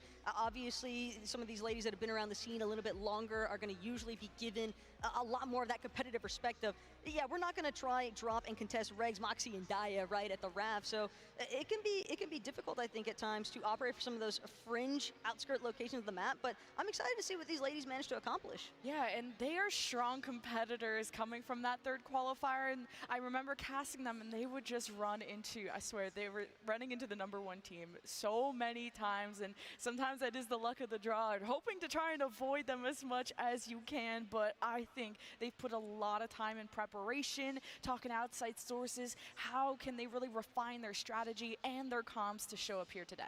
Now, they are one of the teams we were talking about earlier, going to be contested at Sandy Steps against Mystic, Delphin, and Spire. What are your thoughts on that, Taco? I mean, again, there's not a whole lot at Sandy Steps. Keep in mind that southern side of the map, desert terrain, the loot is only realistically enough for one team. So some early clashes are probably inevitable at that POI, but more importantly still, keep in mind what's surrounding them, because some of these other ladies might have a really strong third-party opportunity coming out of that position. And one of these trios could be Shadow Slayer, Botley, and K Plant. We got to actually take a picture with K Plant. She was so sweet to us. Such an honor. Yeah, no, it really was. These ladies are just such a pleasure to be around. Yeah, because, I mean, they're the ones competing. Like, they're the all-stars, if you ask me. And qualifying to this competition as well, when you're having to go through the ringer, go through these series of stages, and ultimately you are just trying to make sure that you can build up as much of that competitive experience as possible, and you just absolutely love to see how much fun they're all essentially having with this. Yeah, and they snuck in at one of our very last qualifier spots, so I think you keep, expectations low and really have fun with this. This is a once-in-a-lifetime opportunity. This is probably the first time you even get to meet your teammates in person, so we can't go on without talking about Mani, Rose, and Lux Lori, though, a big team to watch out for.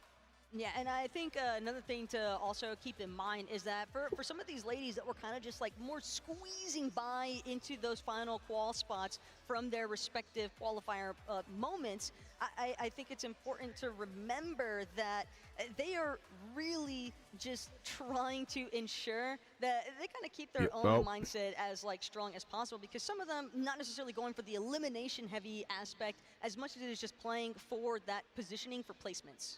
Yeah, and speaking of positioning, I do think that Manny's has a chance. Karen's Crossing, kind of a Yo, dog you spot hear me? that's a little bit Yep. Karen's Crossing, kind of a Yo, dog you hear spot me? that's a little bit Yep. and Loot, it's a big split, so I think that they might have a pretty decent time over there, Kiwi.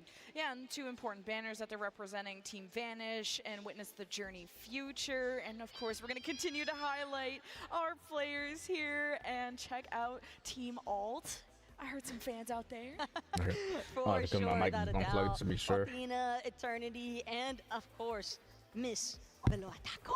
Oh, are you a fan? I feel like you're a little biased just because Taco's in her That's name. actually my cousin out there. Oh, no. Yeah, she's about to go crazy, trust me. She's way better than me at Fortnite. Okay.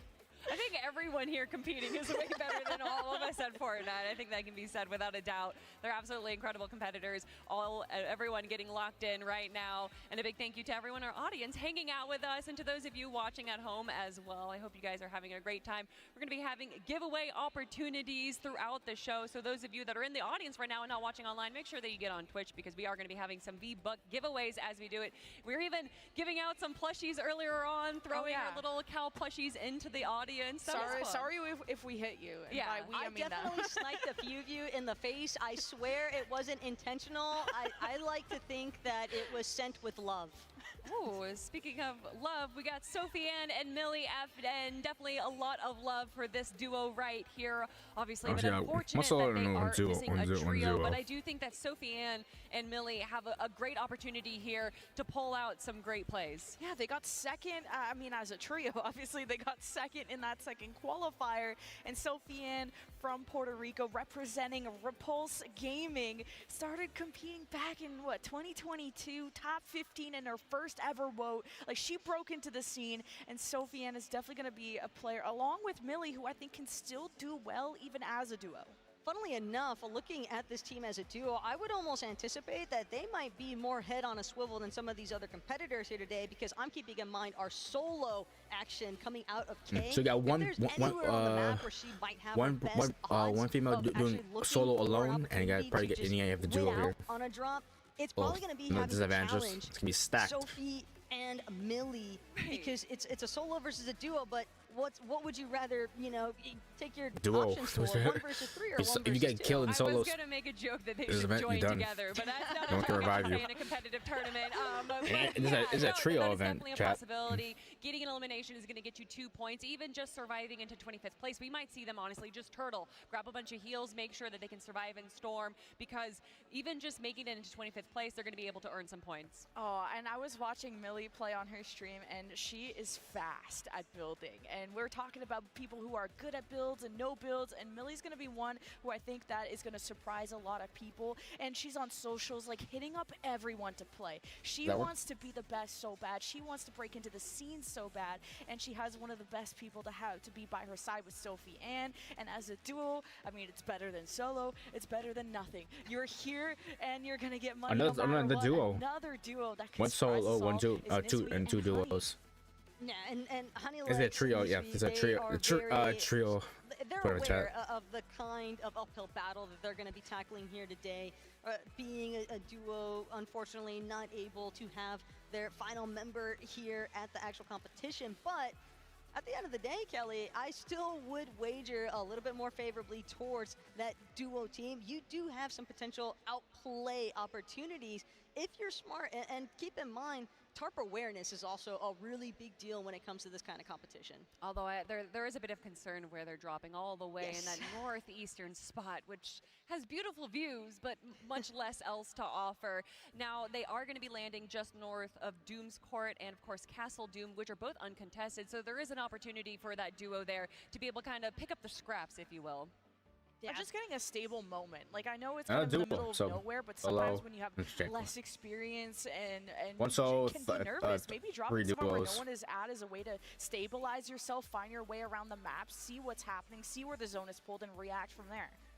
Another team that we're going to be looking at that is a duo inspired in Bared.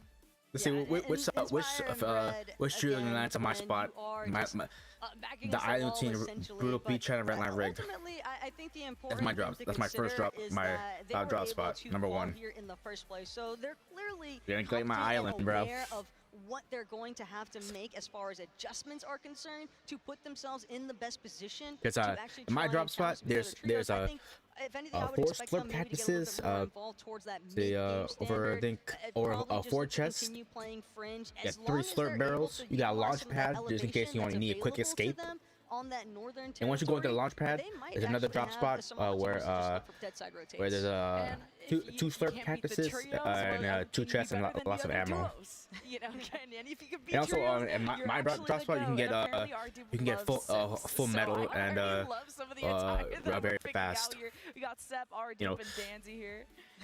Yeah, you can And get Kelly, it's funny you can because get cat mentioned, mats, you're talking about the player that was like, loot. can't believe me getting a little Cat bit mats, good at good Fortnite loot. means I'm now going to compete at the Benny Milk Cup Full shield. championship. And again, Yeah, that was launch her pad. The tweet. launch pad. She a was quick the escape. one That was just like, oh my Yeah, goodness, this is that's why I land there real. off. And I I can't land there a blame lot. her because Yeah, I including can't in solo and imagine dual how cash cups. ecstatic I would be if my Fortnite talent developed enough that I could And it's literally actually on the be able edge. to land It's like on Because the edge of the map. At some point, these women were told they couldn't do this, Yeah. or that I'm someone didn't I'm trying believe to take my in time them, with it. and Make sure I this is get the type of got all my proof stuff. that you have the potential. You are being paid. You are being flown out here. You're being interviewed. Photos are being taken of you. People are giving you jerseys. People are probably asking for your signature. Like, this is inspirational. Let me see- Not only let me see for if I can pull up- themselves, I'm maybe gonna see if I their can pull up my family, their map. friends, but also to other women who want to get into My Fortnite spot. and maybe be on a team like this. So big shout out to all the women that are here. And a big shout out to our next trio. Hey, I already talked about them. Cat Attack, Sailor Nat, and Spinor. That's right, I'm going to be biased. I had a great conversation with Cat Attack. She has such good vibes. But of course, all the trios here deserve all the love. I'm not going to be biased for too long. But I mean, I love this trio, Taco. One of my favorite parts actually was listening to them kind of touch on the fact that, you know, they seem very confident in their game plan coming out of Mount Olympus. Yes. They said that they weren't allowed to give us all the secrets because, you know, players just like to keep things a little bit closer to their chest at times. But I still think it's interesting because Mount Olympus is a POI where we do oftentimes chat see right here. zones Check pulling it. towards, and when you factor This in is that my elevation, spot right. a team like Cat Very high. Attack, Speaking of Riz. yeah, exactly. but They're fighting for your heart, Taco. at this point, they all have it.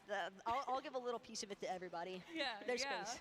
But speaking about where they're landing, Mount Olympus over there, and they're not just landing Mount Olympus, they also have that eastern side of it as well. There is going to be that static launch pad, so if the zone does not pull in their favor, they are still going to have opportunities, as well as the flaming hoops, to kind of rotate over. So even all these teams are kind of in the corner, whether they're the Northwest with those dashes, or if they're kind of on the other edges where they do have this other kind of static mobility, there's plenty of opportunity for them, even if the zone doesn't pull in their favor. Well, I'm glad you brought up the launch pad as well, because Mount Olympus, keep in mind, it's got a really good overview of Research Rock. And when you think about the fact that we're going to have a duo in that position with Panda and Neutral, it could get relatively complicated for those two, but that could also mean that Cat Attack's trio Right, chat. potentially has a great opportunity to just Wait, establish their surge damage tags early make sure- on I'll and show- to get make sure I draw aggressive towards again. that south side of the map. Another team that has a great opportunity to show up today, it is Nova, Marta, and Is it right? Soray. Oh, right.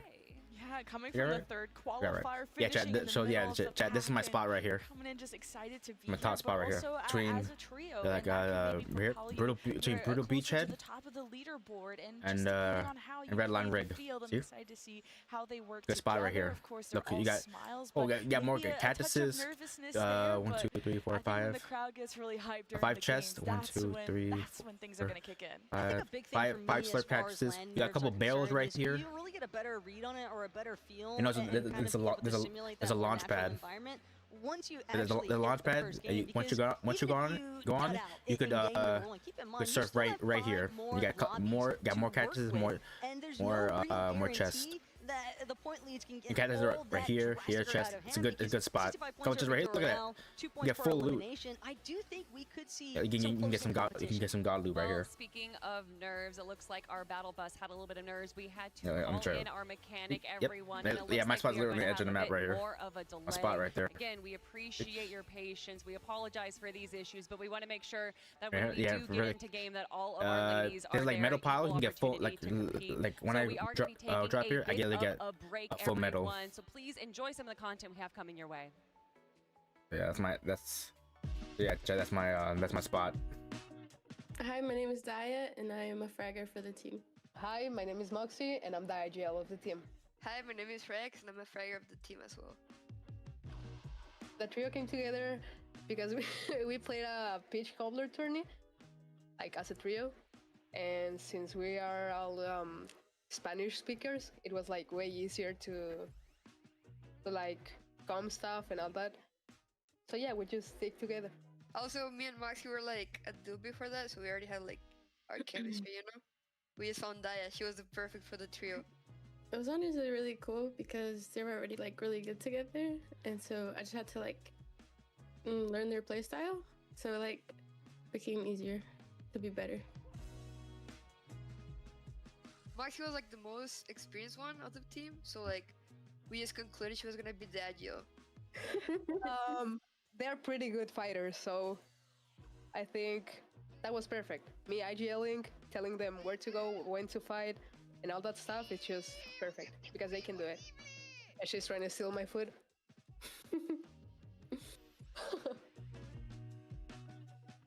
Well, yeah, it was kind of expected because we pretty much got first every scrim. Not to have an ego or anything, but we also had like the coin, the Grim coin. So that was like a plus to it, you know? I think practicing like the scrims, there was Pitch Cobbler, Impra, hosting pretty much like every day. So it was just a lot of practice.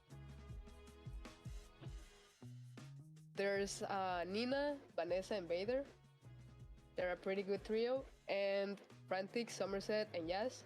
And well, we're come by Somerset's team, so we gotta watch out for them, especially. I don't know, cause we love like fighting mid game. We love killing. Fraggers. So yeah, I think there's gonna be like so many teams we're gonna fight. So You need that fire I think confidence if mid-game. you're gonna be I think it whether works it's as because a we have fragger, like a because really good chemistry. you're the most dependent. We are pretty good friends, so we're Including, basically every the day IGO, well, the same it's call. Fragger than We're, like, IGO. tackling outside Fortnite, inside Fortnite, stuff. So Sometimes Fraggers can the also be chemistry is really good. good at It has IGL. always Just worked, depends. like fighting mid game. So we're gonna keep doing it. On both sides, Honestly, like both just getting sides, the kills since we're like the good to have best fighting both trio in my traits. opinion. If you're So good to it's have just, both like, traits. Fragger, you could a also be relief a when we decent get the IGL. kills. Say for IGL, you could decent fragger. I think it would probably be the skill, the fighting skill. Yeah. I think I can controller aim, fighting skill. I can IGL and fight at the same time, so I think that's a plus. Okay. They fight So pretty you well. would have two traits. Yeah, me. I went to a DreamHack. It was I've never been on. DreamHack I Dallas, want to go. If I want to go to a LAN event, but I think it's gonna be pretty different from this LAN, because this LAN is gonna be like just focus on this. Yeah, I've never played Milan ever. I feel like it is gonna get to me, but I'll get over it because I want to win.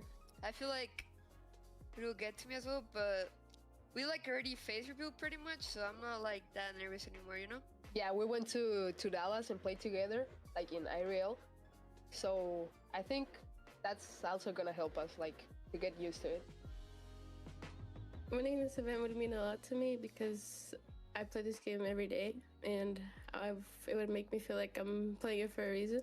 I mean, and it's something I'm really expecting. Like, I already like thought about it. Like, I would actually be so happy, cause well, yeah, we play every day. We grind a lot, and like it would feel like the grind finally paid off, you know. And also winning the first woman lane, like that would be insane. My favorite type of milk is chocolate milk. I love it, and if you put like some quesadillas, I think it's the perfect dinner. My favorite type of milk is chocolate milk as well, cause well, ever since I was a kid, I would always drink it, you know, in the night.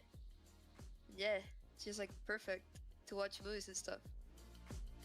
Milk fit into my gaming routine, because if you're hungry, you can just make some cereal with milk, and it's pretty fast and easy. So if you gotta hurry, just take some cereal. Muy buena suerte a todas para este torneo Milk Plan. Nos veremos allá. Venga.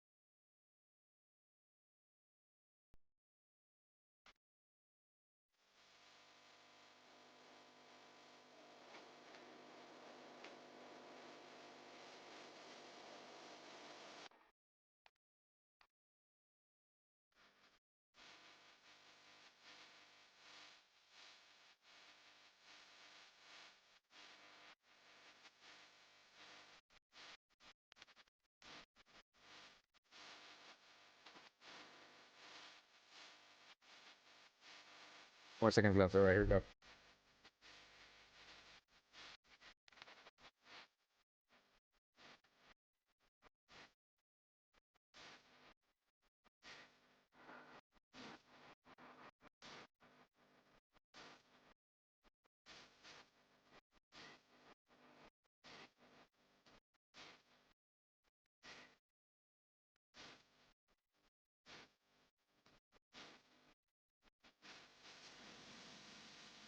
Mm.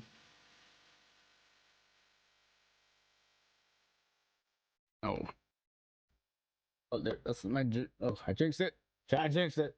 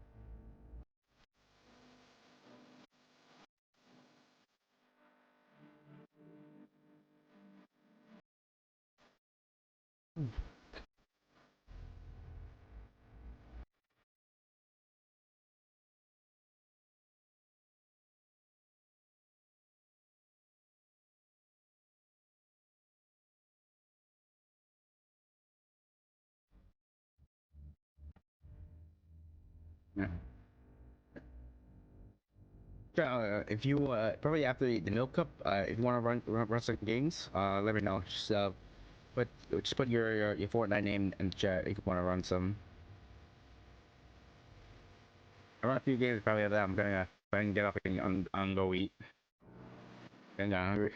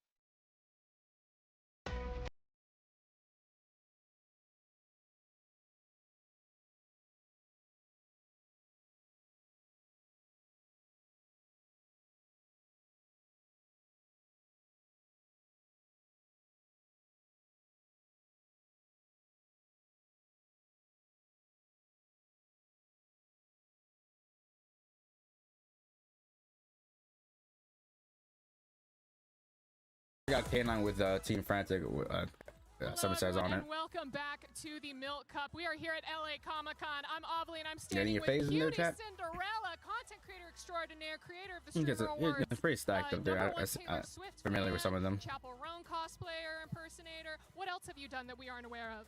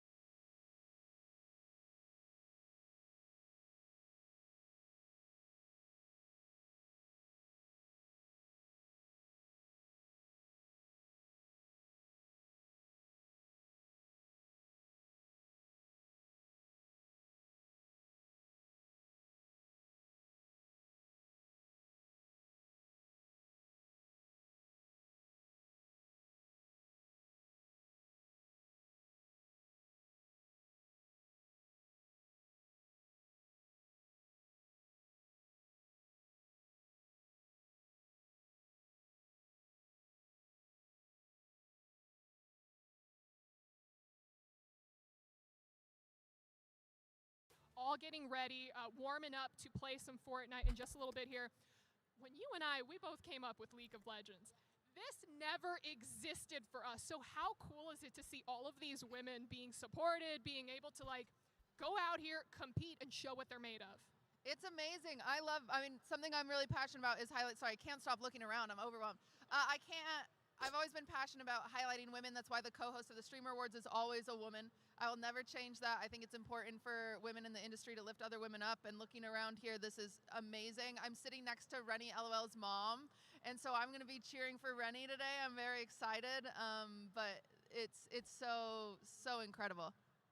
Amazing. And I just want to say on behalf of all of these women, thank you for uplifting and empowering women. And let's see, I think that's about everything that we have for you right now. Besides, Cutie, I'm going to put you on the spot. Taylor Swift or Chapel Roan? Oh, that's so mean. It's Taylor, baby. I don't know what to tell you. You have to support the OG queens that allow the princesses to come after them. But Cutie, thank you so much for your time. Everyone, we are going to get into the Milk Cup Championships in just a little bit. But before we get into that, we're going to take another quick break. So we'll see you on the other side.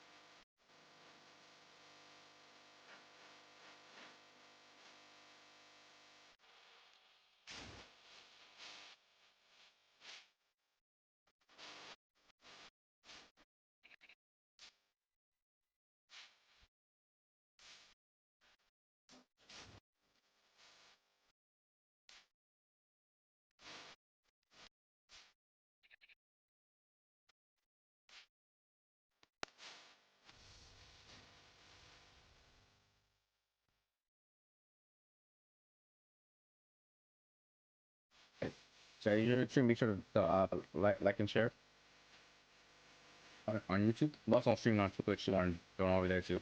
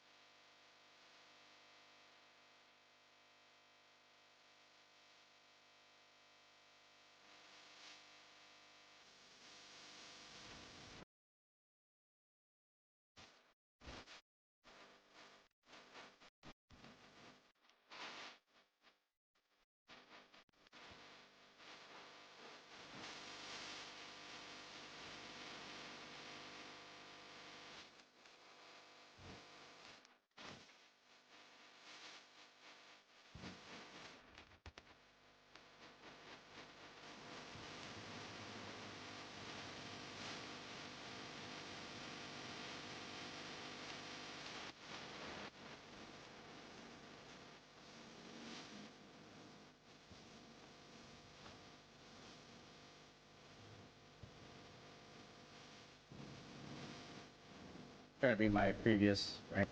The highest I've been as a Diamond 2. I never, to be honest, I want to never hit a league champion on real. I would like to do. Hopefully, by the time this new season is over. I thought we're gonna get a bunch of Marvel stuff since Fortnite since Fortnite didn't sign the deal. I signed the deal. We get a bunch of Marvel stuff. And I highly doubt we're gonna see any more DC skins or anything DC related in Fortnite for not probably not ever. Who knows? Ooh.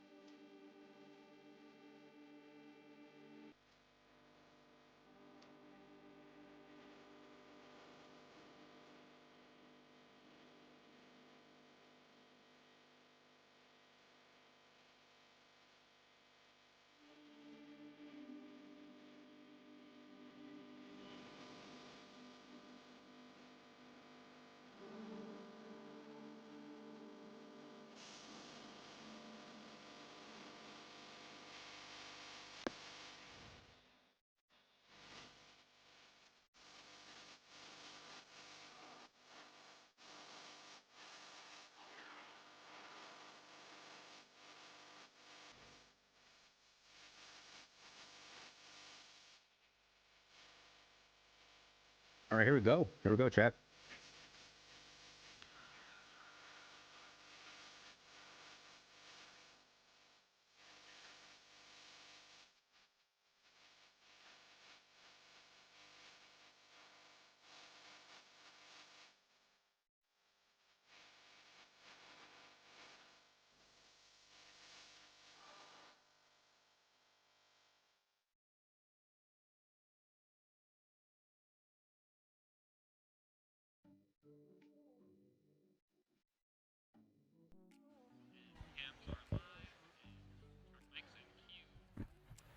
Hello and welcome Oh, back, you got everyone, Booga to there. World Cup. We are still working on our issues right now. So once again, thank you for your patience. And to help us fill a little bit of the time, it is Booga, everyone. Please make some noise for this guy right here.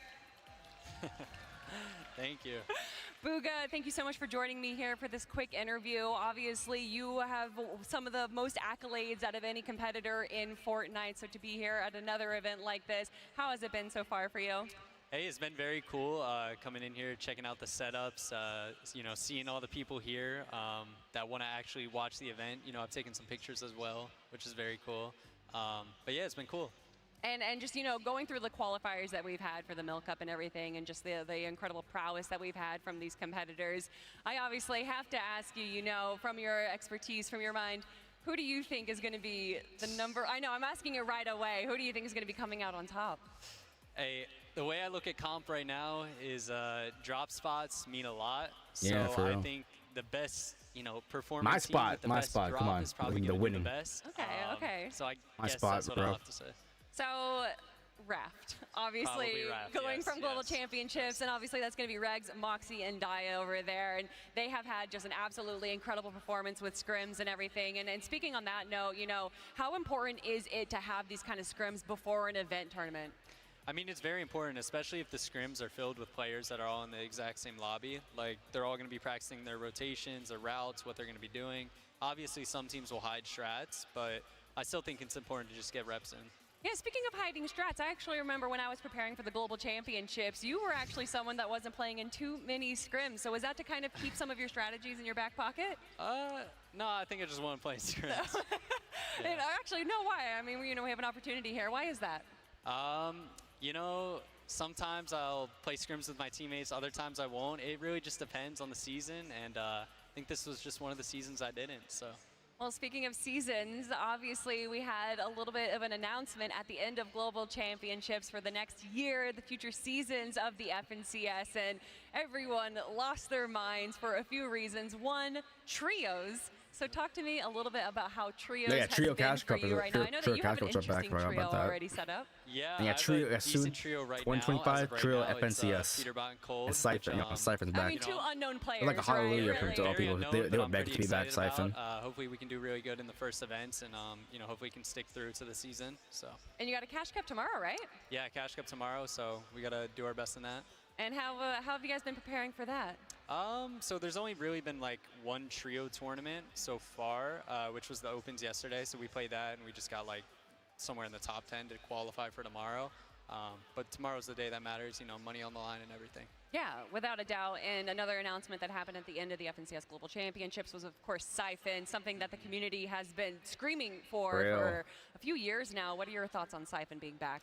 I love Siphon. Siphon's been in the game, you know, through my highs and my lows, and you know, during World Cup as well. So I feel like I gotta show some love to Siphon. And with it being Siphon Trials, it's kind of something interesting that I don't think Fortnite has done too much, where they kind of test some like little iterations of something, and starting off with it just being the normal Siphon that we're used to. Do you think that's kind of what the Siphon should be brought back to, or do you think that there should be some changes to it? I think it'd be cool to see like just some iterations, just see them mess with a few things for some of these, you know, early Cash Cups. But for like official trios, I think it'd be very cool to see the 50 HP Siphon, Shield, or, you know, White HP. I think that's how it should be. And Booga, as someone that has incredible LAN experience and tournament experience, are there any words that you want to share with our ladies, our competitors, before they jump into these games? Any kind of words of advice that you would think that would be good to hear right now? Yeah, I mean, good luck. You know, obviously, if you're here, you work to be here. You competed in scrims and tournaments beforehand, so just come into it and play confident and do your best. and Uga, win. thank you so much for joining me. I really appreciate all of your insight and just getting to chat with you so much. And everyone, we are going to be going to a quick break, so don't go anywhere. Hey, I'm Liz, also known as Sumo Clicks, and we got first in the Milk Cup Qualifier 3 with CC Nuggets and Canary, and we had 150 UMs. Hi guys, my name is CC Nuggets. I am a co-IGL and a support for our team, and we did win Major 3 of Milk Cup. Hi, I'm Canary, and I'm the fragger of the team, and we got first in Milk Cup Major 3. Well, me and CC started playing together, playing duos, and we made like a, I want to say, pact to never drop each other and always play everything together. We do clash a lot. We're like sisters. She's my best friend. And then we actually saw Canary on our Twitter timeline have some of the best placements we've seen from a girl on NA Central. And when we saw Canary, she was a natural and she just picked up off of us so fast, and we didn't have to teach her anything because she's a natural. It's kind of smooth. They welcomed me in like a baby, and it made it kind of easier.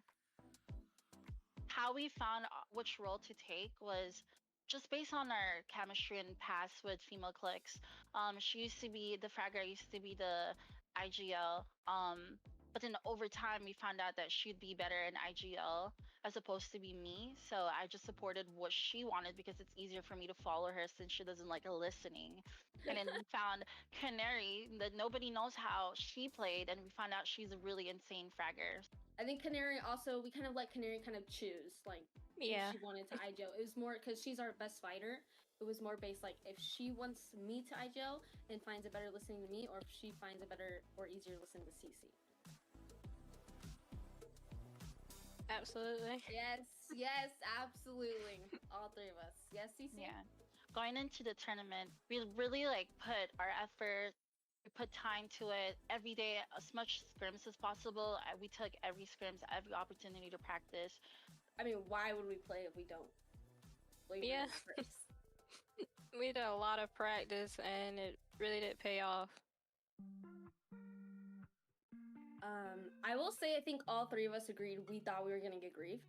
So we thought a few teams were gonna target us and try and make sure we didn't get first out of spite, jealousy, and maybe just they wanted first, or just out of normal gameplay like pros do all the time. Make sure that they get first. For the practices, we also took advantage to let it be known that we're a very alpha team, that we're a very strong team. So then when the actual main event comes, people think about conning us along But that they line. can't, because we're the best. I think we all agree Vanessa seems extremely good at fighting. Yeah. They are very good fighters. I think we've died to them more times than they've died to us, and which is good practice. You know, it doesn't hurt our feelings. It's good practice at the end of the day. And Moxie seems also incredibly smart and good at fighting. I think all of us agree with that. We can take any roles if one of us dies, and we've proven it before in Major 3. Our IGL died, we still managed to take the win. I crashed. She crashed and she died last game, but we still managed to win. This is my first time. This is my first LAN. I haven't played in any LAN event before. This will be my first LAN. Yeah, none of us have ever played LAN before. I think we're not pressured because we're used to being watched by our community anyway and talking to our community, so it's not too much of a problem for us. I mean, we all stream every day, you know, with face cams without in big tournaments without them, so I feel like we're all pretty used to being watched. I'm very frightened by like stage lights and people. I'm very scared of all of it. Really? Yes, I'm Oh like my God. frightened. We have to prepare her more, guys. Yeah, I need more preparation. I prefer chocolate milk only because I feel like it's an upgraded version. It's a better version of a regular. You can drink it hot or cold. My favorite type of milk is definitely chocolate milk. It just brings back so many childhood memories, and I just love it. How milk fit into my gaming routine is when it's super cold late at night, I do like to make myself a hot chocolate, and it just gives me warm up for the game. When She snacks on it. I vouch.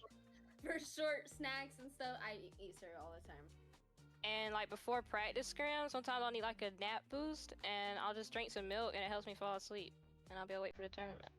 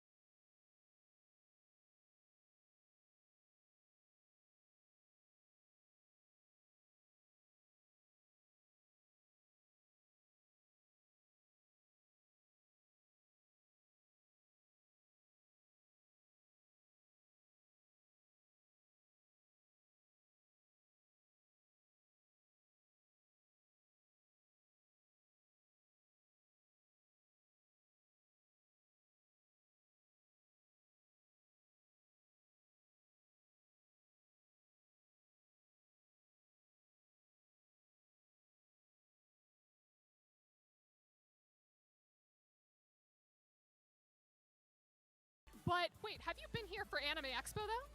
No, never. Oh, this is your first time in the hall. Ever. It's amazing. Honestly, I feel like a fool. Everybody's dressed so well with their cosplays. I feel like I should have dressed up a bit.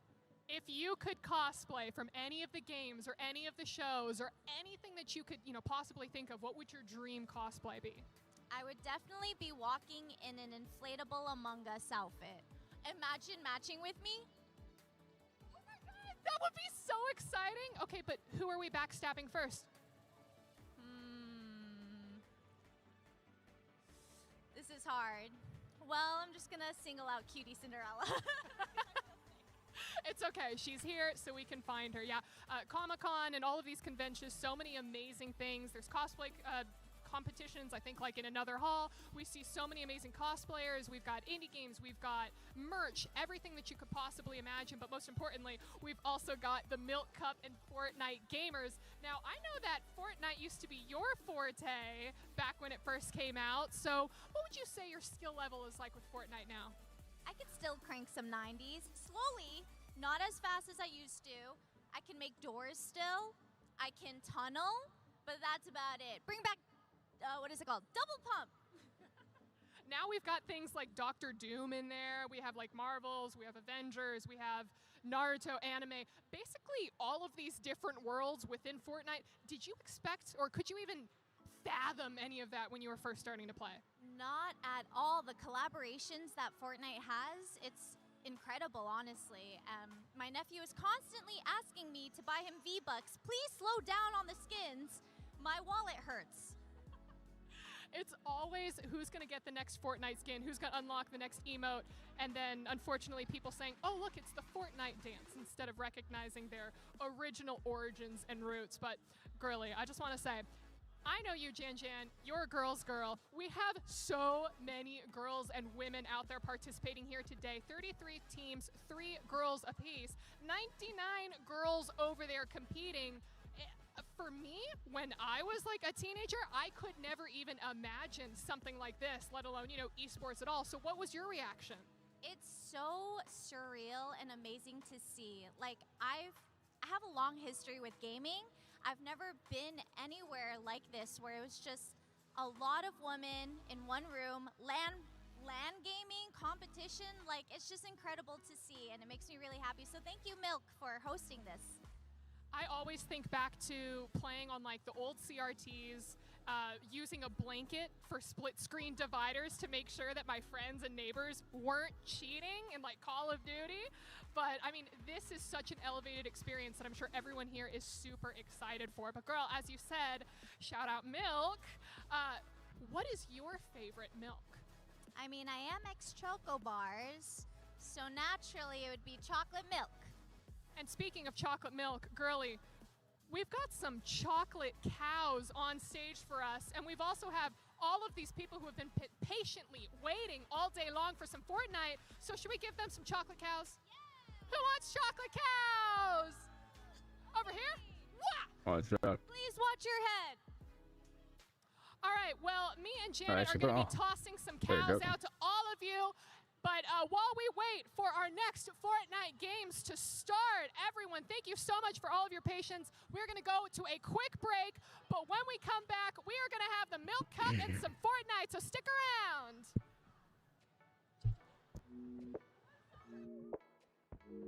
Hi, I'm Smiley. I'm from Florida. I'm the IGL of the group, and my team got first in the qualifier. My name's Sophia. I'm originally from New York, now in Pennsylvania. I am the fragger of the trio, and I got first in the Milk Cup finals.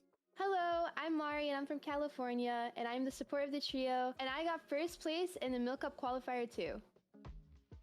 Me and Sophia have been playing for a while. We've been duos for like almost a year. We kind of noticed that Mari was like really good because she had to fill for a scrim for us. It just all came together. We noticed she was a good player. Vibes went well.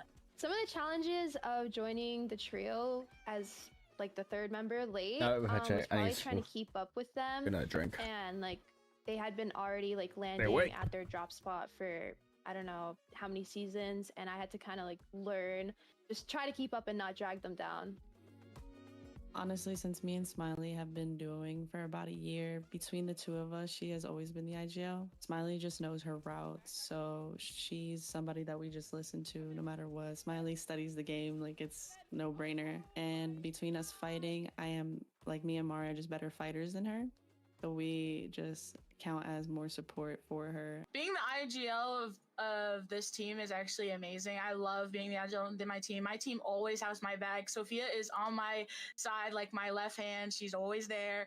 Mari is always with the aim. I can't with her aim. She's always getting our refreshes. She's like that.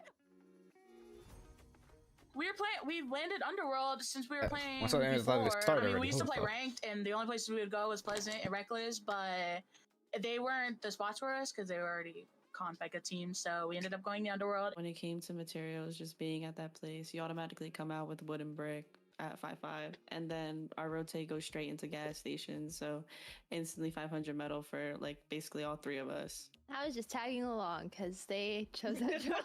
They chose that job before I joined.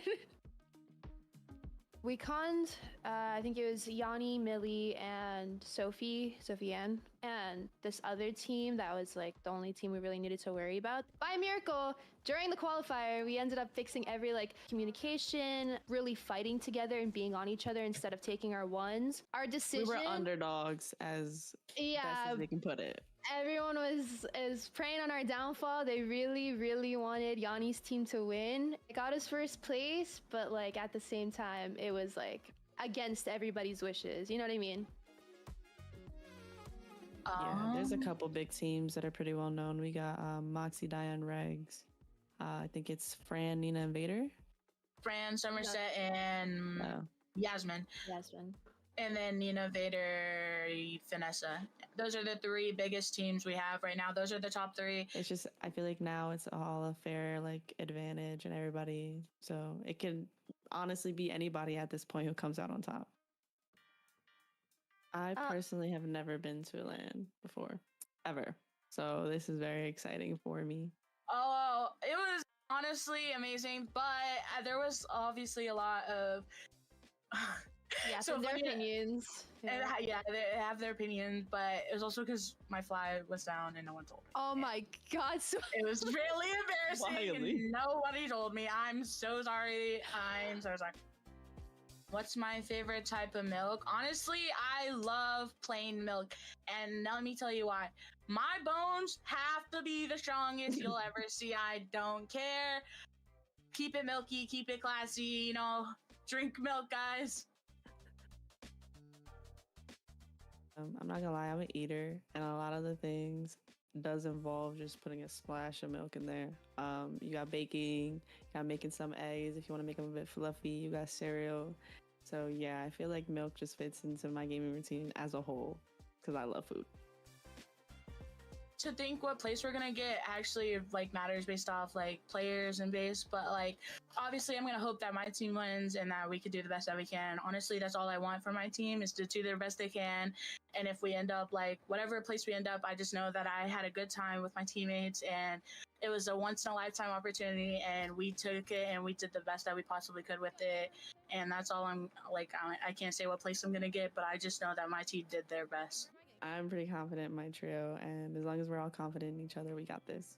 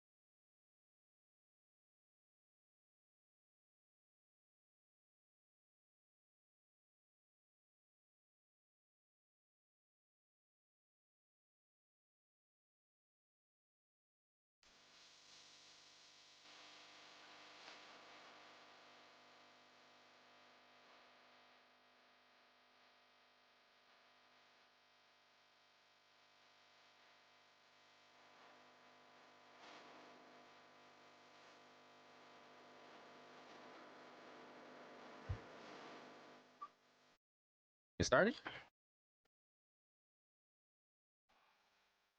Welcome back, everyone, to the Milk Cup Championships, where we have had a bit of a delay. We are having some issues with our observer side of things with the server. We are making sure that all of our players are able to get into the game, make sure that everyone has an equal opportunity to compete over these next 6 games. But it looks like we are we have found a solution to our problems, and we just need a few more minutes, everyone. So as I say that, thank you all for joining me here in the audience here in beautiful Los Angeles Comic-Con. Of course, Lemon Kiwi and the Best Taco still joining me here right now.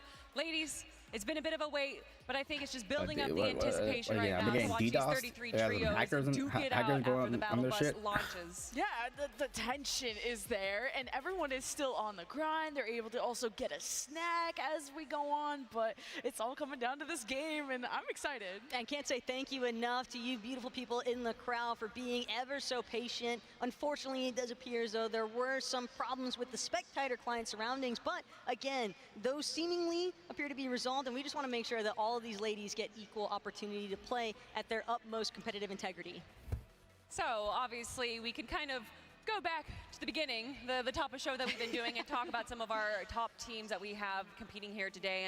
And I just want to bring up the trio that a lot of people have been looking towards: Moxie, Regs, and Daya, of course, landing over at the Raft uncontested. I mean, Lemon Kiwi having one of the best drop spots in the map and being one of the best teams is definitely paving the way for success today. Yeah, the reveal medallion is going to be, I think, one of the most powerful medallions besides the Siphon one, but knowing where the competition is and being able to play off of that information and really what zone are you going to want to engage on them. And this is a team from Mexico representing these, and they also won the first qualifier, which is arguably the toughest that we've had. Yeah, and I think mental fortitude is really going to be the name of the game at this point. I mean, so many of these ladies, including Moxie, Regs, and Daya, are just very much aware of the fact that, you know, you've got so much anticipation now riding into this first game. Everyone has just been chattering, walking around. You can just tell that these ladies, they're just ready to play. Yeah, 100%. They're locked and loaded. And another team that we have to obviously look towards is Nina, Vader, and Vanessa. Although they did get 3rd place in qualifier 1, this is definitely a trio that a lot of people are looking to show up today. Yeah, it's hard not to be excited too when you factor in that uncontested drop over at Doomstar, and I think in general, Nina especially, I mean, I know she just got that recent signing over to Xset, very hype as well when you factor it. I mean, it almost appears as though Xset's really trying to take control of that top end of the leaderboard, Kelly. Good, I like it. Take control over it. Maybe it'll, you know, get other people some eyes on, say, no, I want those players as well, get those orgs involved on the competitive side for the women in Fortnite. But Doomstar, uncontested. I mean, you have the Mythic, you have the Medallion. Definitely a great place to go. And just honestly, even without those two, it's still just a great drop spot. Yeah, and they got 3rd in that first qualifier. These, I mean, a lot of our big favorites or ones expected to go deep in this tournament are the ones who did the best in that first qualifier. But looking at Nina, Vanessa, Vader, especially Nina and Vader, who have been very successful in a lot of those duos tournaments, consistently getting Nina, especially consistently top 10s in those votes. Best performance in August. The sky's the limit for these girls. And when you talk about duos competition, especially when you consider the women of the arena, I look to Vanessa, who used to duo with Somerset, and that leads me to the next trio that I want to talk about, and that's going to be Frantic, Somerset, and Yasmin coming out in 2nd place in qualifier 1. They are going to be contested, potentially Reckless Railways. We do know that the drop map has a few different positions that they might be landing there, but how do you think they're going to be faring in that situation, Taco? I think the most important aspect is going to be whether or not they're actually going to be able to tackle that team landing more towards that north side. I think in Nova, Ray, Cell, I think there's a very strong likelihood that they're just going to try to split that POI Reckless Railways and the north side. While you could technically try to maybe push a little bit further north, again, I do think that the zones are largely going to dictate their rotate capabilities, but Frantic, Somerset, and Yasmin, they don't want to lose those valuable resources, so they might challenge. And you got to give love to Yasmin, who has had a lot of top 5 finishes in these votes, or the Reddish Royale, and competed a ton last year with consistent top finishes. Like, Yasmin is one that can easily get to the top, and she's surrounded by Somerset and Frantic. This is a god squad. And Taco, you talking about, you know, the Reckless Railways really does depend on where those zones pull. Well, I can imagine that we're going to be seeing Somerset's trio going for that forecast tower if it does spawn near that Dumpin' House and Split. It doesn't look like there's too many other teams going to be landing there. Now, of course, 4 hours. with, you know, this being a Fortnite tournament, people could be changing up their drop spots. It was going to be a solo player of K that was going to be landing there initially. It is quite possible that one of the teams that are contesting in some of the POIs might actually change to move over there. Do you think that's something that we might see today? It's definitely worth the consideration. I think a lot of that is just going to bank on whether or not these women are able to get a strong footing for me, and on even though I'm those watching, first couple like, of matches here today. go Keep in to my other mind, room, it go is to my 6 kitchen, games get a of snack or something. competition, but In you'll person, have a good idea of which direction you are headed on that leaderboard, top patience. especially nearing that Much to halfway do. point of match number 3. Just And sit there and someone wait. who's definitely keeping all that in mind. Again, Kay, a lone wolf representative here at this Gunny Milk Cup Championship, but at the same time, it is not a deterrent. She is focused, she is ready,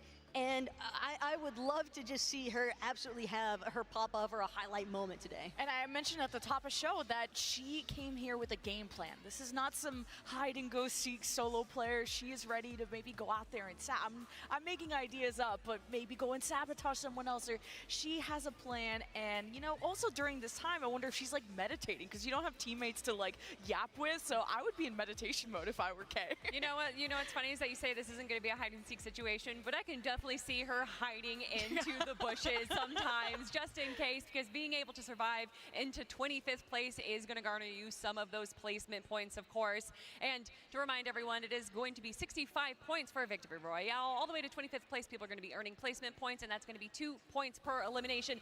Speaking of eliminations, a team I think that we can expect to get a lot of eliminations, Female Clicks, Canary, and CC Nuggets. They had an absolutely wild qualifier 3 performance. And this is going to be a team too where the more eliminations they're able to find, the better, because if they're able to actually hold on to that Siphon medallion, if they're able to just utilize the Siphon that's also, I mean, we are operating again on OG Siphon week, so it's just 50 a pop every single time you have that Siphon medallion player. They could even choose to split their resources if they wanted to. One player doesn't necessarily, like, it doesn't have to just be their fragger that maintains control of that medallion. And so I'm looking more towards like Female Clicks and Canary, especially as being the priority mech fraggers of that trio. But at the same time, again, it's really about what you can control. And are they going to be able to stomp the competition the way that they did in that qualifier 3, winning every single game? But then, you know, some people may argue, oh, well, a lot of the tougher competition already qualified, so who is left in qualifier 3? And so now they got to show up and say, we're the GOATs, we're #1, and we want to win every single game here at LAN as well. And they're competing with one of the youngest female Fortnite players here in Canary at 14 years old. I don't know, I was not nearly that talented at that age, so big shout out to Canary and everyone on that team.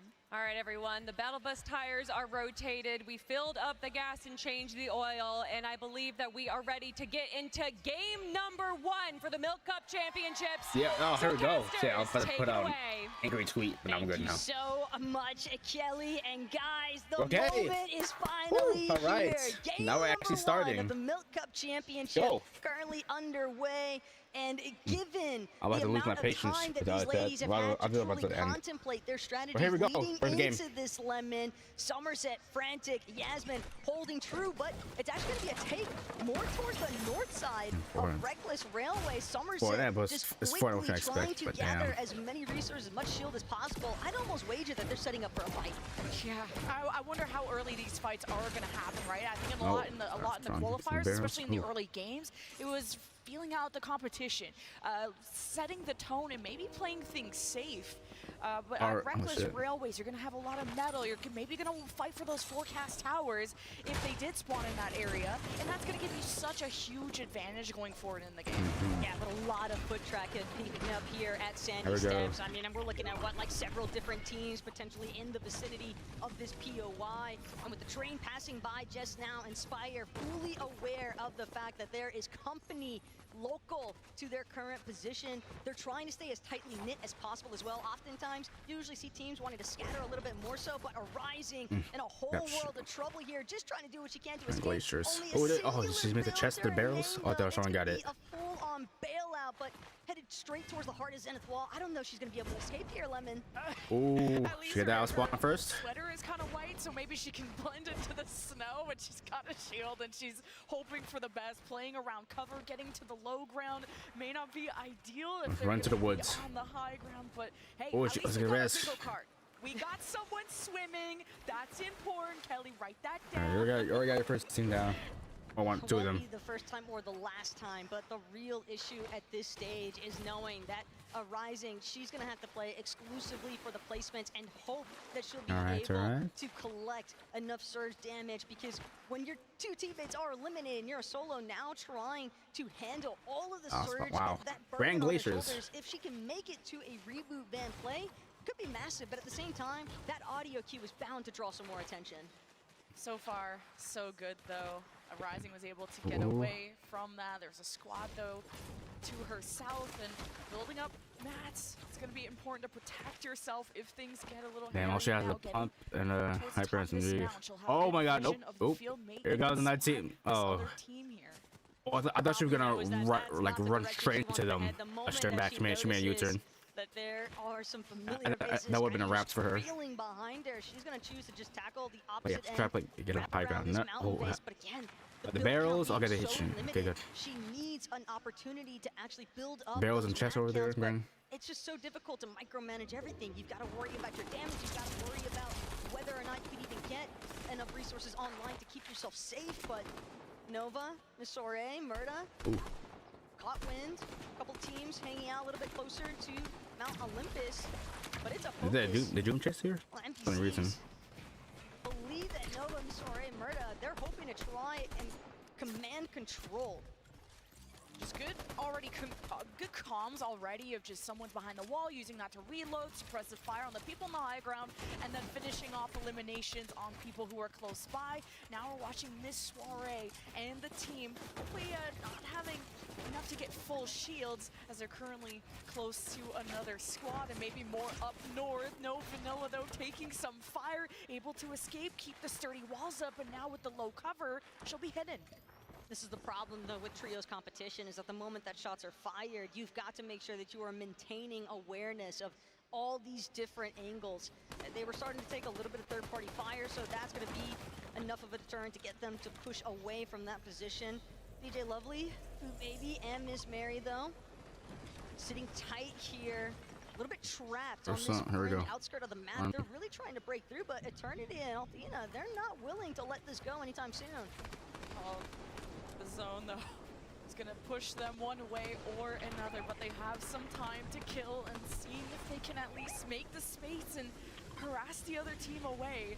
But eventually they'll have to find their way around, and they could do it through the water side, go through the beaches. I don't think that's the type of long walks on the beach they want to be doing with a team in their path We to got a launch pad. escaping. But That launch so pad far or just a they're boat? looking healthy. Not just a boat. No. Yeah, but health is one thing. Managing your surge damage is another. And when you're playing that deep into the zone, granted it is so early on that you're not really worried about the storm ticks as is, but I'm thinking more so, they don't really seem like they're Cactus willing right to there. get Be careful. aggressive currently. And it could work against them playing that passive, because they're going to be late on the rotates now. And these zones are just moving further and further away from them. So they've got to establish somewhere if they want to take a fight. Yeah. Looks like they're able to just keep rotating and now following the zone. Not a lot of pressure here on Team Hemis. Lisby tweaking as well. This was a team I want to see more out of in these qualifiers. One that hasn't reached the peak but has so much potential. And showing up at Landed, we talked about how different of a skill set this is. And, you know, there are also the top players here who are probably just as nervous as them. Everyone's going to be off their game in game one. And we still have a lot of squads left. So going over towards Nitro Dome, Team Hemis just focusing on mats and obviously not stressed. Yeah, it's only in this area that fucks up my green screen. Some of these slurp cacti that are native to the area south of Nitro Dome, honestly just surrounding the entirety of this desert terrain in the southern portion of the map. But Lisby Tweakin, Hemis, Kitsy, they are currently limbless. And that's fine if you don't have those early eliminations, but again, I'm noticing a lack of surge damage even coming into play.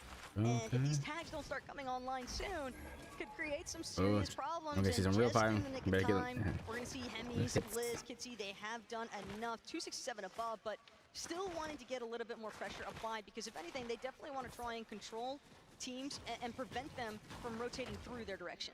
And they seem efficient.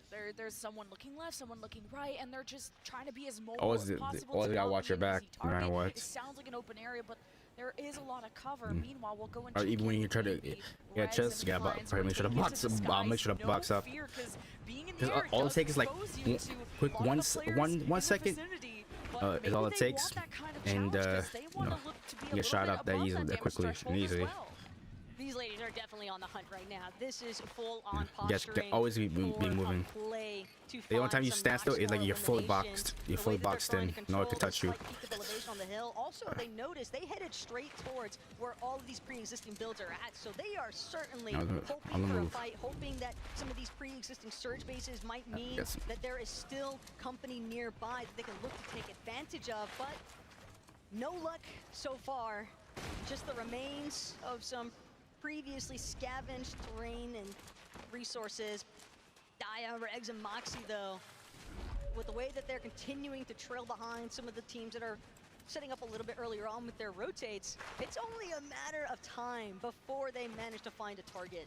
At least the first couple of steps are there. You got an AR, you got a shotgun, you're full on shields, you got dashes, and now you just need some combat. And you're above the Mobility. threshold, so there's less pressure on you to immediately Oh, they probably have one. Oh, but they have the. they want Yeah, to that's try good. to That is find someone those is. spots being as mobile as possible is important, so they're just gonna shoot away and hope to meet somebody.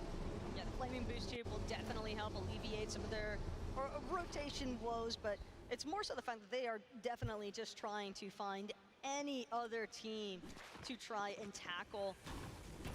Some very aggressive movement, but that's a team that's playing with confidence for good reason. Again, keep in mind just how dominant their performance was in this first qualifier round from the Milk Cup earlier on this year. Back at Restored Reels, though, Maddie, Sparkles, AFK, they're also another team that's just really trying to make sure that they full-on clear out Reels, and with Sparkles and Some people AFK are bringing towers already. on that surge damage control, but straight up box fight. Shit, okay, here we go. Surge. Look at this. Above and beyond, already got a knock onto Chloe and knows there could be more trouble nearby and obviously well protected. And now that things seem calm and quiet, we know maybe she's safe for now, but she doesn't. But now that her team's able to disperse, spread out, they're collecting the medallion, and this is a good spot for Team Moxie, one of our favorites. In this tournament. But Moxie's not done with it just yet. That revealed The scammer down, the tractor. Moxie takes a massive tag, though. She's going to be forced to scatter back, but it's a pincer maneuver. Dia on the other side will have zero issues with collecting K. The sad I don't think and so, a isn't tough it? break, but Or at it's the scanned end of already. the day, that's going to be 2 eliminations locked in now for Moxie's trio, and it's exactly what they were looking for to begin with. We saw them take such aggressive rotates early on with that Flaming Boost Tube, and now with that surge damage online, they're going to have the luxury of dictating whether or not they want to play closer to dead side of zone or just continue to go straight for the course of battle.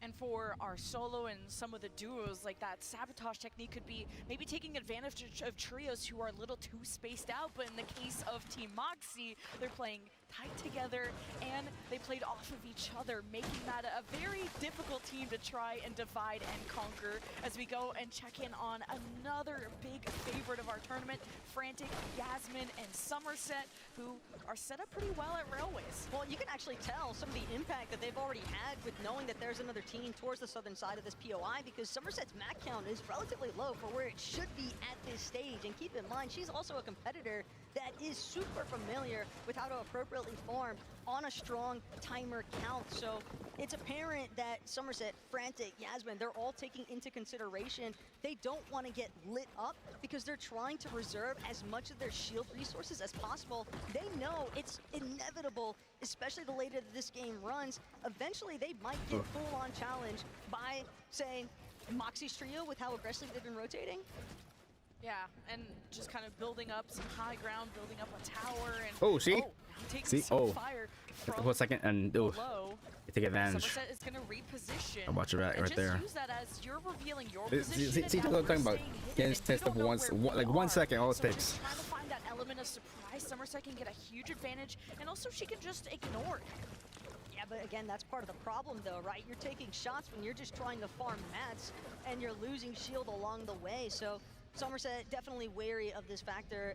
Lorena and Alarming Amber actually going to be a couple of the players looking to apply some of that pressure, but this is a current showdown between Nolik, Lola Blood, and Reddish. The weapons bunker as well could potentially be what's up for grabs. Not sure if the teams managed to face up around it or already take full advantage of what's inside of that bunker, but it could possibly be what these ladies are looking to fight over. And with that spawning of Rift Island, so much foot traffic surrounding the bottom side of it. Curious to see who actually makes their way to the top person place for that capture point.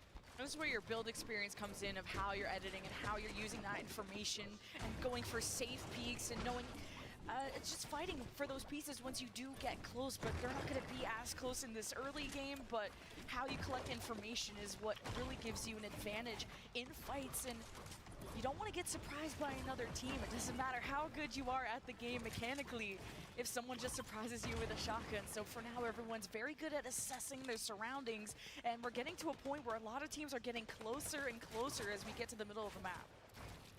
Soft scan coming out of Lola Blood. She's got the thermal scope currently and the striker assault rifle, and just really scanning, trying to figure out exactly which direction they should be looking to try and actually fight. But 375 above on their damage threshold. It is evident that Reddish's trio has definitely done an excellent job at maintaining their surge damage control. Minnie Michaela's team right next to them, though, could be trouble on the horizon. This is a lot of trouble, and we go tune in with Food Babe, Miss Mary, DJ Lovely, who are low on shields and could use a lot more health. Now assessing if they can really have time to address those concerns, or do they have to reposition as they slam into the floor of AFK and friends, getting to the top as Maddie gonna get contested. They already got the knock on Food, and Sparkles at the bottom hoping to join them, but hey, so far so good. What a smart cutoff as well for Maddie's team. Oftentimes you don't want to take that launch pad because players will try to block it off at the floor or something, but they put it a few tiles up, and because of the layer being higher than anticipated, the moment that they try to disengage with that launch pad, all she has is a pistol and a cabbage. Did she get just to get revived? There's nothing you can really do about it, but Maddie's team definitely happy with that collection of eliminations, and DJ Lovely, she is just hoping that she can buy some time here. Oh damn, she's just doing it alone? At least 119 above the damage threshold temporarily, but with zero resources to work with, it looks like she might have even been the result of going for a reboot band play earlier on, since she only had that tac pistol. We got Team Crocs and Socks now engaging with Team Frantic. That is not a team you want to meet in a dark alley. And now that the Storm Surge is active, there's another layer to how you approach this, another layer of pressure. Now all these teams, the teams we're watching seem to be above, but Yasmin taking fire and having the mats, at least enough metal to sustain her. But for now, she is just trying to see how close is the fire coming from. And now just peeking above Frantic, waiting for her moment to launch and to pounce, and the walls come down. Oh shit, her go. They are all stuck in pretty much the same two boxes, and maybe trying to get angles around, start to surround their prey. And Frantic may be the one who's just communicating where these enemies are, and they just kind of take it patient, step by step. They have to. Somerset is playing with the right level of discipline because there are so many other teams surrounding. This is a prime opportunity for a third-party action to come into play if they're not careful, so it makes sense. They're having to burn some hard materials early on, but at the very least, they're not taking pressure from the south side of their current position. They're willing to hold down these walls for the time being. Yasmin trying to get a separate angle, shooting at the floor, shooting at the walls, and next thing you know, Yasmin got at least 1 or 2 tags in there, but still not enough for them to find a knock-on elimination. But with so much surge damage online, fully understanding the fact this is not an engagement that we need to commit to, especially because they don't want to risk that third-party aspect. And with being low on mats and just, not taking enough pressure where they took really any damage, and they got, what, 200 damage for their threshold, so they're happy being able to leave that safely and look for a better opportunity where they can isolate these duels. Now we go and check in with Moxie. The zone closing in around Grand Glacier with Vader. Vader's team being above them. That is a scary team, and you do not want to see Moxie or Vader's team drop this early in game one. My real concern currently is for some of these ladies that haven't managed to rotate through the elevation difficulties that they're about to encounter with the zone pulling over the mountainous range of Grand Glacier. Daya, Moxie, Regs, they're definitely keeping tabs on the team on height. Vader also fully aware of what is currently surrounding I was gonna like, them. who's gonna shoot first? Like, who's gonna shoot first? Shoot first! Shoot first! A reality where Regs, Daya, and Moxie are looking for a fight. Iris below ground. Surge as is, they can sit tight for the moment. Oh, there we go. Like you get those hits. Like your life depends on it. We look at Crocs and Socks and Sweet, who don't have a third teammate still alive. Oh, it's a wraps. And now they're It's below wraps the chat. threshold. They still need to get back on their feet. They have a few seconds to do so before the zone will force them out of their cover, and there are so many teams congregated Yeah. around this area. But these two, Such a dangerous position Sweet for and Crocs and Socks and Socks. Friend to I think it's be wraps in. for them. They try to exchange They get- fire and maybe yeah. suppress the Try to get enemies hit, from but the area so they have a they're safe already passage, got them. but this is a really bad Already spot getting to to them, be in. bro. This is a good lockdown by Delph, Mystic, and Inspire as well. They're really just trying to prevent the flow of traffic from rotating directly through this bush that they've set up in. Flowberry's being passed around as well. Crocs and Socks, though, Oh, it's inevitable. yeah. They have to go for the fight. They need the surge Oh, he's damage. getting that And surge. first of all, Sweet is going to fall instantaneously. Crocs soon to meet a similar fate, but from a different trio altogether. Nowhere left to run. Shadow Slayer, another elimination claimed here by Delph. So 2 E-limbs is going to be a huge boon for the surge damage now, but these ladies, they're having to rotate up the mountain face, and they still have pressure trickling in from behind them. And you got Nina's team at the very top of that mountain and other top teams just waiting for the ants to crawl their way. For now, we look at Delph covering up, at least having close to full shields, but now taking fire from multiple angles. And this is where you gotta coordinate with your teammates. What problems are we gonna address first? And there's players falling like flies, so they could just wait out the storm, metaphorically Could be a healer? saying, and see what fires that they can realistically Damn, I was getting address. beamed. And being here near the bottom is not a good spot. You see Oh the my storm God, surge is so already it's eating starting them to up. affect some people. I'm paying more attention, though, to the teams that are already postured on the top of the hillside. Vader, Vanessa, Nina, looking directly still at Regs, Moxie, and Daya.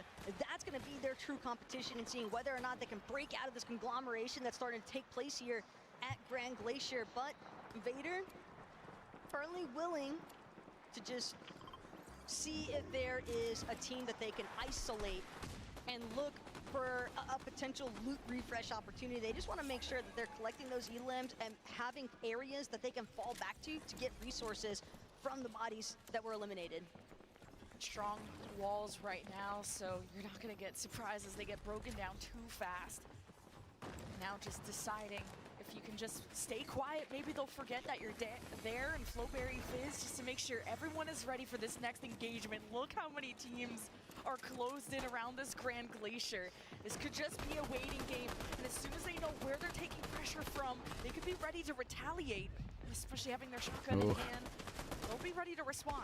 This is slightly shambles, though, for Delph. Taking a peep at this loadout. I mean, 4 bandages, 6 Next. small shield potions. You have to be as Damn, accurate like as literally ever. in the You middle of cannot it. afford The exit for plan. these long, stretched-out fights because the war of attrition is always going to work against you when Oh, you it's have in right such there. limited resources. So, in fact, they're going to get direct belts in on their side of this wall. Mystic going to be the first one to try and jump Oh, into the oh, box. oh, his wraps, yeah. She can't hold the wall. 2 players already challenging. Mystic trying Oh, to do what she can, but the pincer is too strong. Inspire struggling. Yeah, she was trying to see if edit. she can fall She was trying to back, edit. reunite with their teammates. They've managed to box off temporarily. Their last armored walls thrown out in desperation. They're hoping for a revive, but there's just so much pressure. Being able to throw her to safety is also funny. Good piece control at the beginning. Ooh, and okay, trying to find okay. high grounds and going for plan B, plan C. Still managing to still be on your feet is very impressive. 49. Oh, they're like literally waiting. 19 squads remaining, I should Got into say, the box, as bro. the collapse finally happens. Delph, Mystic, Inspire down for the count. Maddie and AFK, Sparkles, they could be in a world of trouble right now. Directly underneath them, I believe it was Moxie, Regs, and Daya kind of just lurking towards the bottom where they're currently situated, but Maddie, AK Sparkles, they seem like they've got a good indication.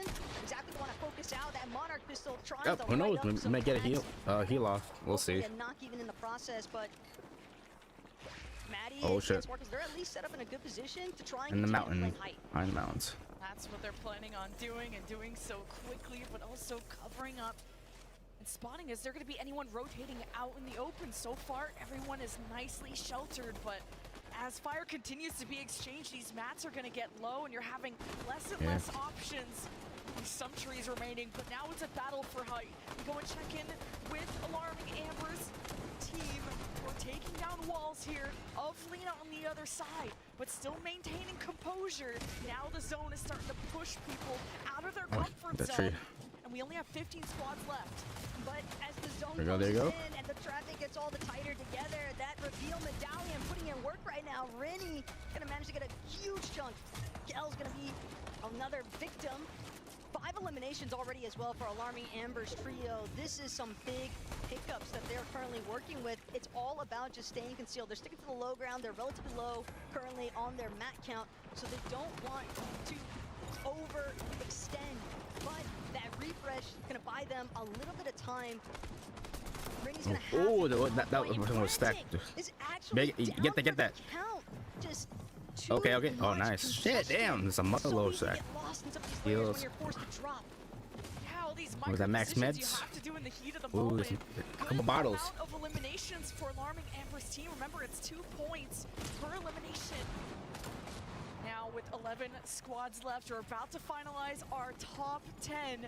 Now the zone will force them to move and make those decisions. Now getting some height. I like where Ballerina's going. She'll have some opponents close to her. And at least she's working with her duo to tarp her way closer to the top and also utilize other people's builds. But yeah, this is a lot of congestion, Taka.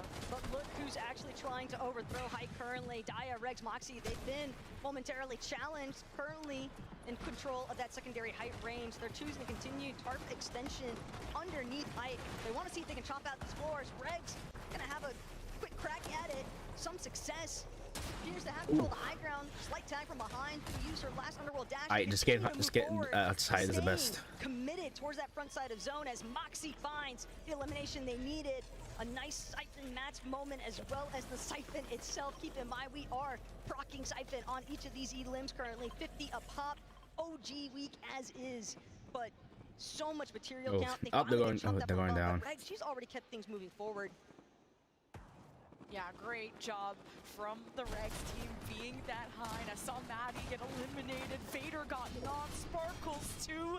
This is some of our best female Fortnite players in these final zones. Coming down to our final 9 teams. Now Nina taking a lot of pressure, coordinating with her team, how they want to carve their way towards those opponents, or maybe just to a safer spot. Yeah, the thing is it's 10-6. Elusive enough. You just never know who you're gonna meet on the other side of these walls, but this is a very resilient team and one that stays focused on those rotations. But on the other side, you have Starlet's team, and Vanessa decides to redirect the team away. They have to fight though. They don't have the mats to continue just tarping at free will. They're choosing to try and maintain the low ground here, but they've got teams breathing down their neck.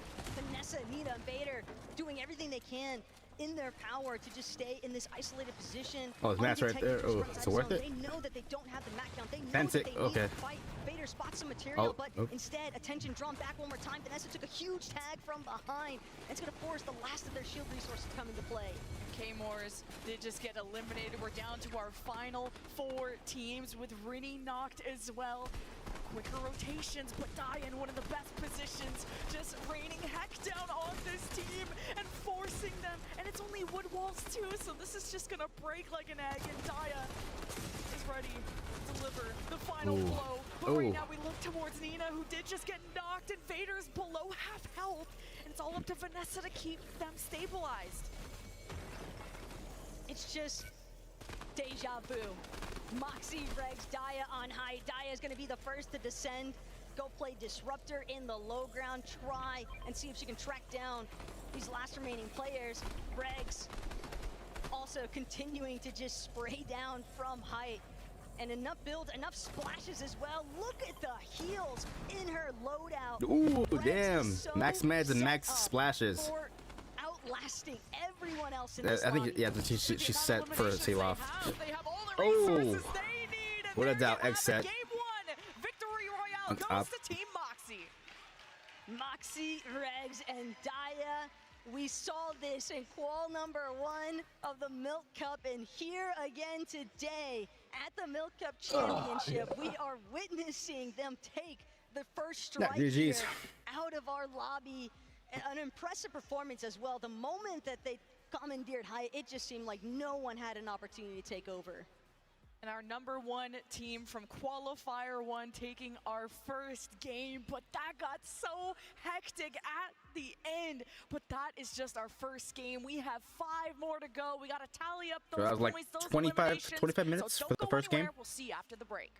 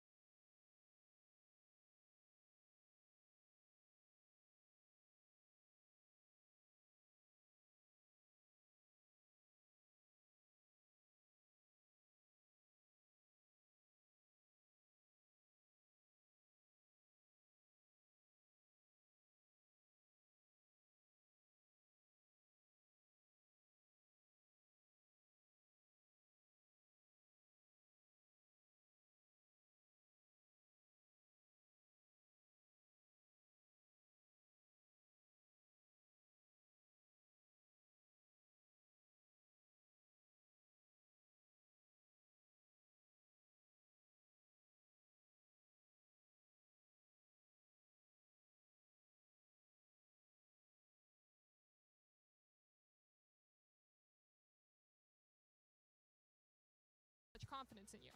I mean, I feel a little bit of pressure of winning. Like if I don't win, never mind. I'm winning. But yeah, I feel pressure. Also exciting and thankful for like everyone supporting us. It's amazing. It inspires me to get better. Thank you, everyone. Absolutely. And you know what? People are cheering for you. They want to see what you can do. But listen, we've got 5 more rounds to jump into. More So, rounds. girl, I'm going to let you take a seat again. Get ready because we're going to throw it back to the casters so we can get into round number 2.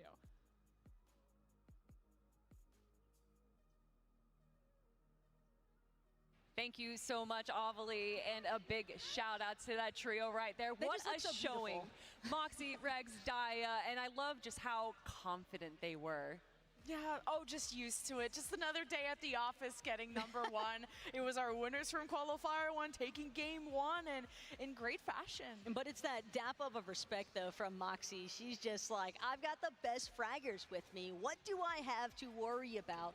And, for good reason, because after witnessing that performance, after seeing just how commanding they were from the high ground, It's a good play. I think that Good play by them. setting up here for some real difficulties because that reveal medallion just went bonkers once these zones became so tight-knit. I mean, even before the high ground was a situation for them, watching them around zone 2 and 3 where they were on the hunt. And although they went for the south side of the map first, they didn't really find anyone, immediately using those flame hoops to get a better rotation, and then immediately found eliminations. And just to kind of point out some surprising top finishes we had in game 1. So of course, nothing surprising about Vader's team getting number 2, but maybe like Alina's team getting number 3. We had Alarming Amber's team getting number 4. It's so awesome to see kind of this talent show up that early in the top 5 spot.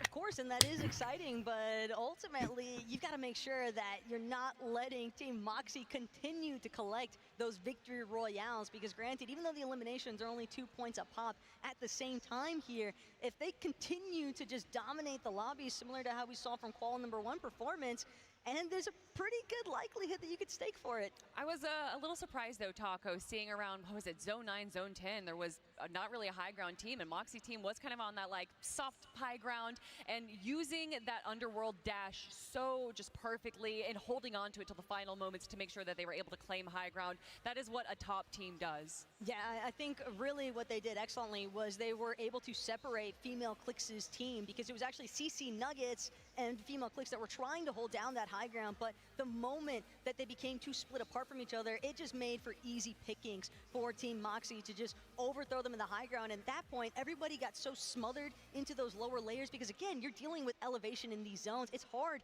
to work your way up when there's a team on height, scanning your exact position and applying pressure where needed. And kind of looking at some of our finishes, we had Team Somerset in 14th. Does that surprise you at all? Like, I just had them locked in at top 5 in my head forever, and it is only game 1, but what do you think? I think primarily their issue at the very start of the lobby that I couldn't help but notice was just, I don't want to call it hesitant, but I feel like they should be playing with a little bit more aggressiveness at Reckless Railways. I mean, these ladies, we know just how powerful they can be as far as their mechs are concerned. We know that they've got great awareness. It's really just solidifying some of the communication to decide who's going to be sent on that initial frag duty. Well, something that I noticed there while we were looking at Reckless Railways was that the trio of Somerset and Fran was kind of off towards the northeast side of it, built up a tower, was going for the tags towards the eastern side, and the three of them were a bit split. But if you look at the other team that was at Reckless Railways, they were all huddled together in a box, and so I think that they really weren't getting the early aggression that maybe they were expecting. However, something that you called out, Taco, is that they were still very low on builds to a point of, it was a bit of a surprise. Yeah, it was evident that they were giving a lot of consideration towards the team that was on that southern side of the map, because you typically, when you have an uncontested POI, or even if you're going to split the POI at a soft con, you're going to be limited as far as what mats you can actually go for. And the problem with that north side of Reckless Railways is that there isn't as much of that brick material for them to work with. I think the south side has a little bit more control of where the brick is actually established, and so that lack of hard match just made it really difficult for them to feel comfortable, I think, with actually playing the early aggression. Another team that I want to talk about, Maddie NF with that Monarch pistol was just, and honestly, it wasn't just the Monarch pistol that I saw her getting some crazy snipes with, is that I really appreciate kind of the early high ground that they were kind of going for while the zone was pulling up the hill. They were just kind of ramping up the hill, not fully going for high ground, but making sure that they had a better position, as of course that end zone was not atrocious, I want to say, but very rough. And they got like a good amount of elimination. At least they got eliminations. They're able to survive into that top 10, which is, I think, a very good start. And, you know, we got thumbs up. We're getting into game 2 shortly, and everyone gets a moment. I know it seems like icing out, but it's also a moment to calm down. You talked about kind of that hesitancy from game 1. Now you can really talk over your game plan for game 2 and address those concerns, or just if you're Team Moxie, keep doing what you're doing and blaze the path. Yeah, yep. getting ready to get into game number 2. You can see our ladies are getting ready for that lobby to kick off right All now. right, chat. So game one's finished. Team X and Moxie. Hembridge trio. I swear, 5 I eliminations. have the names of X and Team X won the first game. Definitely going for that Damn. play style. Is it because like the wait delay is so long? I'm forgetting the profile names. Right now, what I'm noticing most is that everyone is clearly Ooh, trying to take here. early control of their surge So damage. it's been a long, And say, it's not long an day. easy feat Just by leave any means, and especially try to when it watch. comes to like a set lobby type of play, but at the same time, I feel like having this first game now out of the way, having experienced it, even if it didn't pan out the way that some of these trios are hoping for, I think it gives a great opportunity for some of those butterflies to settle. Yeah, I mean, Lemon Kiwi, as someone that has worked on over the Man, course of many different my name is starting to sports, fade, chat. once those game, like, the land jitters are gone, do you think that these ladies now, after just game number 1, are ready and locked in? Yeah, and even for me Damn. personally, like broadcast, like Watch, you get most rep. nervous during the build-up, like the timer before the thing actually begins. But once you're in the game, this is your playground and this is your battlefield. And I think this is where the players can be the most comfortable, and they're with their teammates in person. You can give each other a hug, a fist bump. You can celebrate those things together, or you can go through it together. And we have our bingo card updated. I did say Taco. We at least got swimming off the board, but more than just that. When you talk about the battleground, obviously we think of the island of Fortnite, but this is the battleground that all of us here are competing across. And look at that, already got some potential 5 across there. Train griefs, I don't know if we're going to be seeing any train griefs, but everyone. Never know. I know that we're all ready to get onto that battle bus, and it looks like our players are as well. So Right, here we go, everyone game 2. make some noise for game number 2 of the Milk Cup Championships. Let's get into it. A 19-point lead for Team Moxie after all the eliminations and that big 65-point victory royale. That is the team to beat, but will they stay at the top? Hey, it's always nice to strike first. Don't get me wrong. Getting that first Victor Royale is definitely got to be an awesome feeling, especially since it's taking place here at the Milk Cup Championship. But it's not about how you start, it's about how you finish. And we know that we have seen consistency in the past from Regs, Moxie, and Dia, but they've got to continue to capture that lightning in a bottle and make sure that they continue to poise for those high ground overtakes or just control. Yeah, you don't want game 1 to be a fluke. You want it to be a trend, and we kind of already pointed out some stars that have really risen. Talked about Alina Rose's team finishing 3rd, alarming Amber at number 4, Sarlet number 5. Yo, what's good? So yeah, Good maybe X. Team Somerset had that like what Fun, 14th bro. place finish. We expect them to be in the top 5. This could be the game where you How you turn it been? all around. I'm watching an all-female Fortnite tournament. Waiting to see though whether or not some other teams decide to try and tackle these titans of the lobby currently, because leaving the raft fully uncontested for the likes of Moxie, Regs, and Dia is not going to do Moxie, anybody Regs, and in this Dia, okay. lobby any Yes, sort of I just favors. forgot. They are able to leave It's because it's a this team exit, POI so I don't just remember so them. stacked, because nobody is trying to pose a threat for these ladies, and I understand they've commanded that respect from their gameplay that we've been witnessing the entire time leading in to this event, but eventually, you know, you've got to go for that David versus Goliath moment. And this is where a lot of our teams, like maybe our solo players, some of the duos who went on these kind of sabotage routes, starting to really look at those routes and what is the timing of the cutoff. And unfortunately for them, weren't successful at trying to strike down the Titans that we have at the Milk Cup Championship. Oh. But we do have some stealth Careful. here from Millie and Sophie. The bush too. Watching prey across the field, which is Emperor, who are unsuspecting. They know exactly. Millie has that thermal scope. She knows exactly where they are at, but this is a really safe position.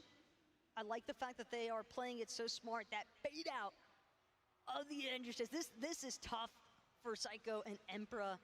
I feel as if they're moving in a way that kind of indicates as if they know that there is still someone potentially looking to threaten them currently at Brawler's Battleground, and things have just come to a bit of a halt. And the real challenge now for Sofiane and Millie is you want- they have to decide, do we commit to Do you mean this because they've already sunk so much do you mean time play some without games? finding any surge Gex? damage early on, or do we try to move things in a little bit closer? And sure enough, Sofiane, she doesn't want to stick around any longer. She doesn't want to wait any longer. Her and Millie are going to collect what they need to and just try to bounce. Yeah, you don't want to waste too much time when you could be farming mats, you could be on rotations and not thinking the opportunity will You mean like play some games? you can at least see the rotation. Is that what you you'll mean know, next? well, where the opponent is, and you'll know you're less in danger when you're the one that's hidden. The advantage, the engagement is dictated by when Sophie and Millie want to do that, and it's a 2 versus 3, so the moment has to be perfect. Ooh. Oh. But I do understand this sentiment of a little bit of a slower approach, though, from Sofiane and Millie. Keep in mind, this is one of our duos.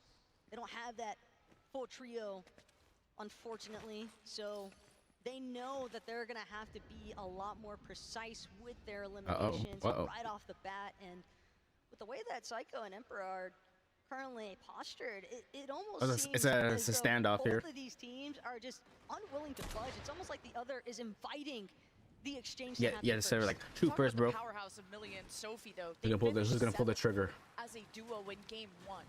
That is insane, and that's a 39-point start with 6 eliminations. So that kind of patience, you think it's hesitancy? No, it's not. It's confidence to know when, really to pick your battles and at what zone you really want to start firing at. So we look towards Lifa, Leah, and Adis, who I think are kind of that unsuspecting talent who have so much. Oh yeah, be sure to like and subscribe if you enjoyed the stream.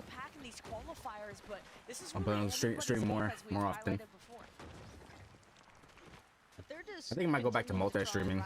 Give it another shot. Steps. They're looking to play more towards the edge of zone. Scare, Chloe, Gaval. They're doing everything that they can to try and cut off Hemi's trio, but material count relatively low. This is a battle that they've got to collapse on quickly, and Hemi's, her team, completely uninterested, but now they're trying to rotate out, and they've got to deal with this team approaching them from behind. They can no longer look to try and buy themselves some time. Kitsy gonna be forced to expand some of these small shield potions, and again, I respect the dedication, the commitment to this rotation, but eventually you are going to have to deal with the team pressuring you. Yeah, it's a balance of also trying to top up your shields while assessing how far the opponents are from you, because they're closing in. It's not a marathon, it is a sprint, and now Kay is on their tail. Already spotting one, getting around it. Damn, she went into that. Shields pop though for Kay as she takes a moment to replenish those, and depends on her teammate there of Chloe to maybe approach and suppress if they were to get close. Still a layer up currently over Liz's trio, and Chloe trying to see if she can open up some roof angles. Spotted out. Hemis might not know. Oh shit! Oh, sneak attack. Trying to collapse immediately. The first shot gonna miss. So big whip out of the gatekeeper, and Chloe, she's about to get turned on. Oh, the tables have turned here. Doing everything she can to try and She was going to sneak up, but the tables have definitely turned. He's gonna fall. Scare managed to make the approach, and that is all they needed. And a great reaction as soon as you lost vision of that dead. enemy to put the walls up, but Chloe just breaks them down, knocks them down, and Kitsy Hemis eliminated early on in game 2. Was nearly a tragic circumstance there, though. That could have gone either way. But unfortunately for Hemi, it's just a little bit too split from the rest of her team, and that will be their shutdown factor here in lobby number 2.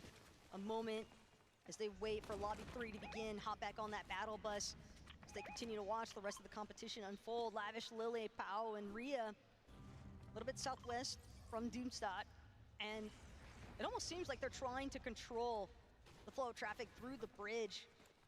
Not necessarily a surge base, so to say, but they're definitely trying to keep tabs on teams looking to maneuver across this bridgeway, and feel as though they've done an okay job at making sure to maintain a slightly elevated position.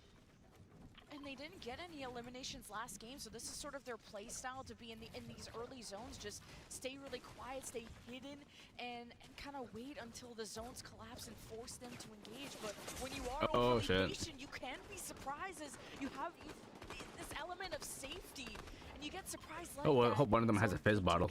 Because always is what's important. Even when just normal moving, you need mobility. Because right now they're near the bottom at the start of our tournament. That was some decent supportive measures there coming out of Lavish Lily, though. She's able to put back enough shot fire that it allows her teammates time to bail out from where they were currently based. And Vader gonna waste absolutely no time moving in to that location. Probably start breaking down some of those walls to make sure that it's their builds instead that they'll have control over the box fights that might unfold in that section. Delph, Inspire, Mystic, though, a lot of time being invested inside of the Storm, which means they're going to be incredibly late on this next rotate. Whether or not it works out for them, though, it definitely could. That knock as well, Mystic knows that she's not going to need another med kit because as soon as that elimination credit goes through, she'll be back to full HP as long as her white HP doesn't fall underneath 50, which I don't think it should at this stage. Yeah, I mean, the new element of Siphon has made things a lot more fast-paced when you don't have to heal yourself as much. So you see that our top players really like to go for those eliminations, and then they just don't stop trucking, which is exactly what we're seeing Delph, Inspire, and Mystic do. Meanwhile, we'll check in with Somerset's team finishing in 14th last game. They're already in a bunker. Yeah, the bunker that spawns near Dumpenhazen.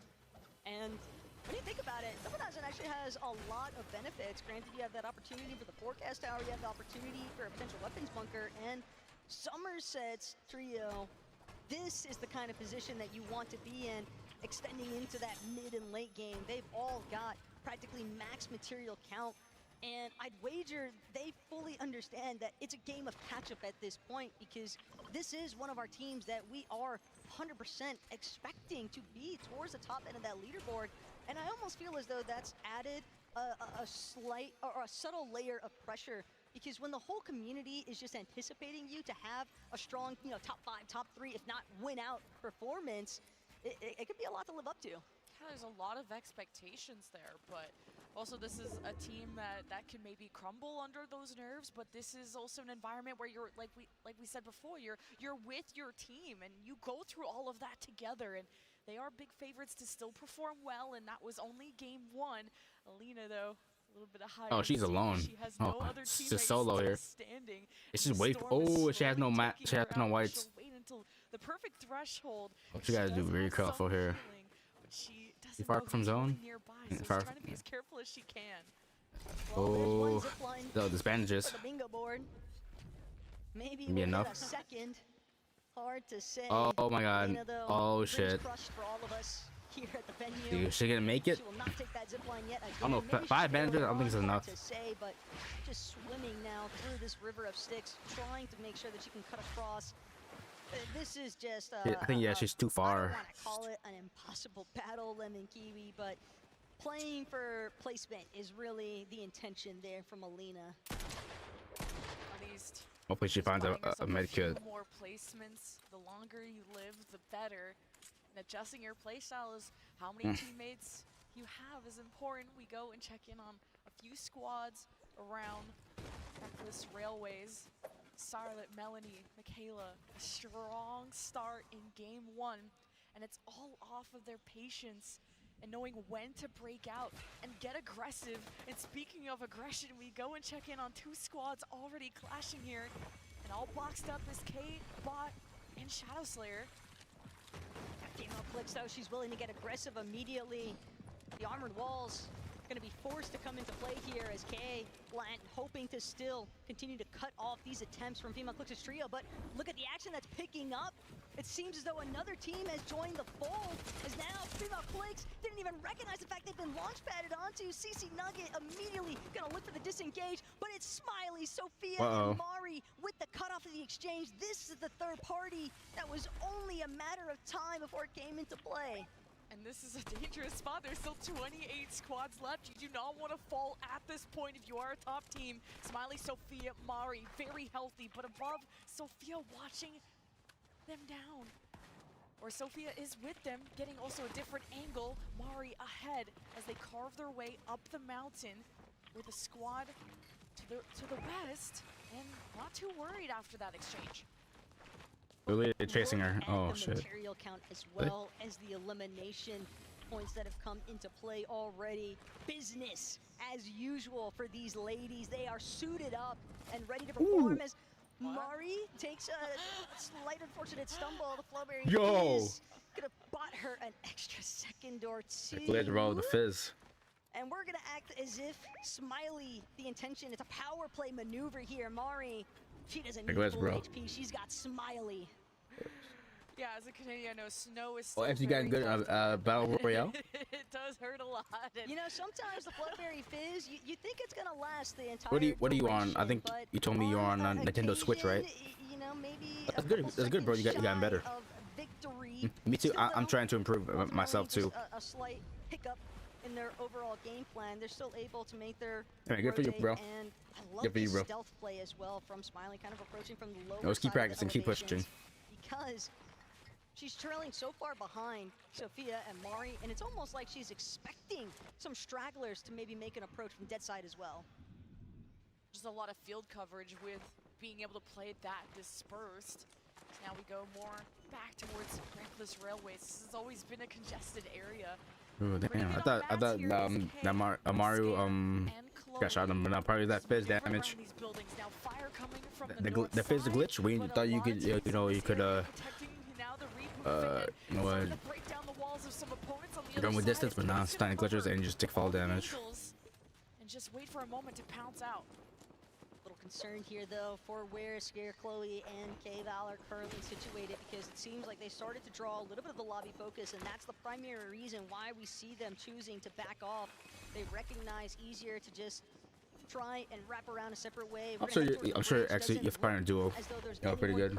I mean, I'm just still trying to improve myself. And again, Have you been playing like solo cash cups? Or any cash cups lately? northeast direction, we might be headed straight for the mountain takes. Oh, and it's the race. All the teams starting to rotate in that direction.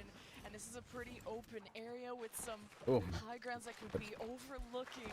And that's why Kay and Scare just making sure they watch their backs, and now spotting a team in the distance. They're already going to suppress them, force them to use mats to protect themselves as Kay's teammates do the same thing. As they tunnel their way, able to collect some wood, still have 400 mats on that side, and they make their way on the other side of the hill in a safe zone. Oh, okay. Probably already starting to take notes though. Some of the teams that are looking to set up on those slightly elevated positions that those mountains But it's good to hear, X. You're always improving. You know, remember when we played together? Controlling the flow I'm like, of oh, the lobby as it's well good. from the top of Rift It's getting good. Island. They've Cracked. already secured the capture point here as well, and likely made quick use of the amount of resources fully Just available. always keep grinding, pushing, X. Moxie also continuing to just You're gonna some of these late rotation teams, you're gonna and be this better is the than you problem. once You wanna before. go for a later rotate, fine, but then you're forced into the rifts, and now you're forced to deal with the likes of Moxie just Me too, and I'm lighting doing the same thing buttons, myself. hoping that I always you keep find practicing. a knock in the process, and there's the first to fall. They're trying to immediately descend, hanging on just a moment longer, but the shield crack did go through. Somehow, that's a very sturdy Cloud on the other side, able to get to safety. And yeah, you talked about those resources these teams are able to get, and that allows you to just delay these engagements, and the less that you have, the more you're forced to maybe take a disadvantageous battle as Daya, Moxie, Regs in the skies. Oh, X, you're diamond 2. Wow. I'm platinum 2.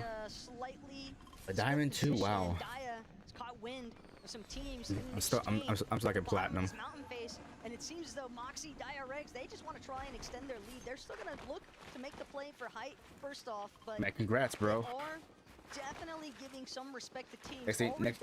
Next thing you know, you're gonna hit elites, then champion. They've got a really strong position where they're currently at. They can just look to bottleneck those teams at the bottom of the mountain face. No time to waste for AFK, who's still racing away, having some dashes, but low on shields. As everyone is just trying to get to a spot where they can take a breath, but the teams are also converging in the same area. They know how to deal with this traffic. Maddie's team is so experienced at this level of competition.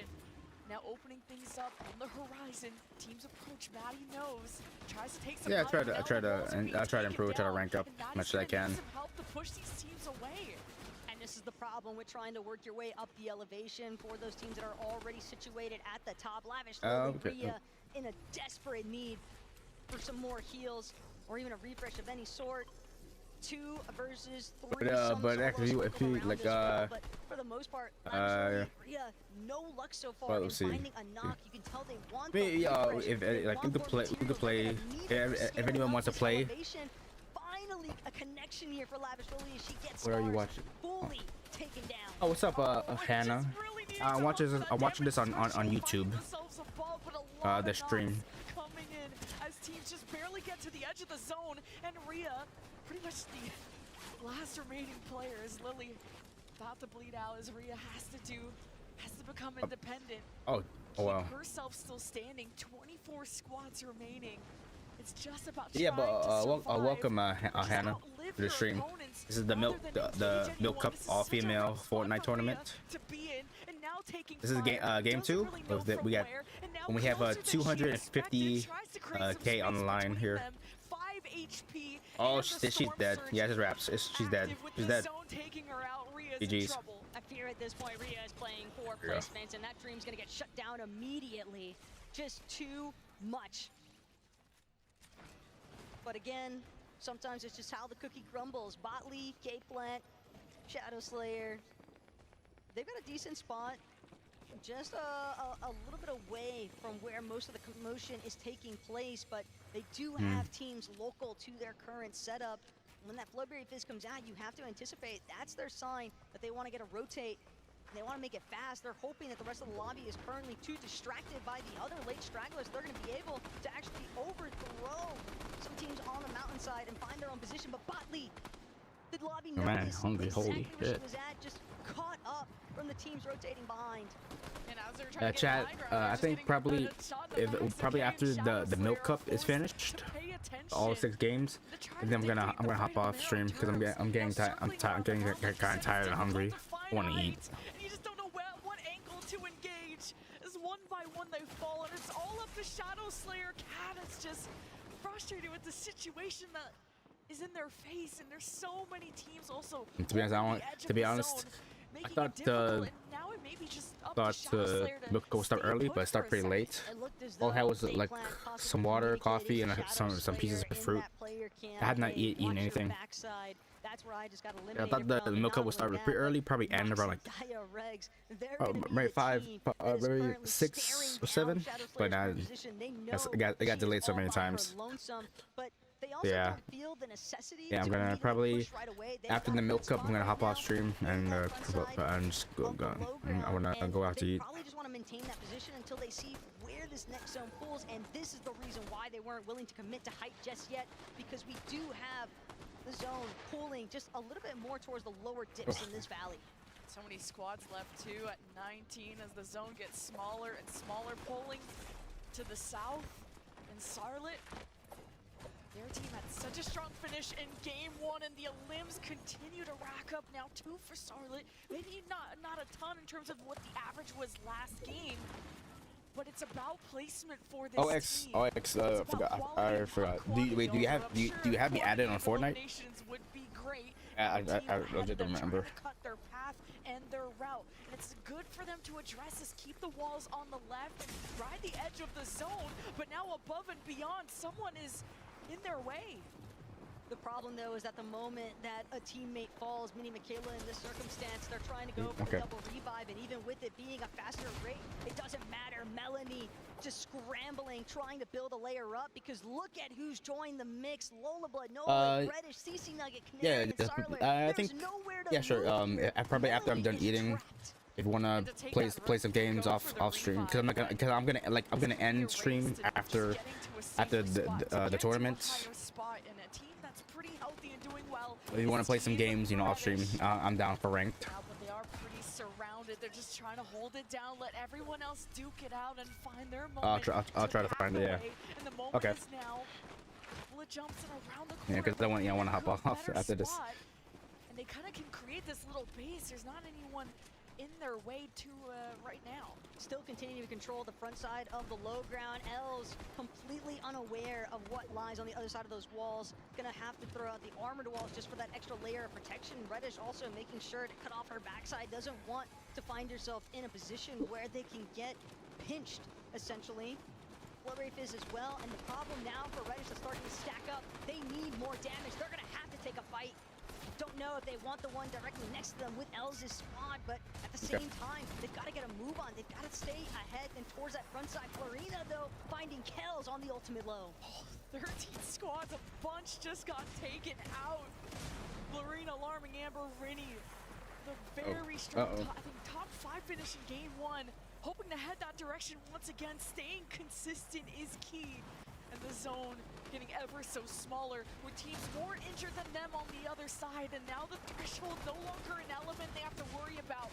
It's about being patient, listening to the fire, and how you can intervene. And third party that's actually just trying to go under other teams.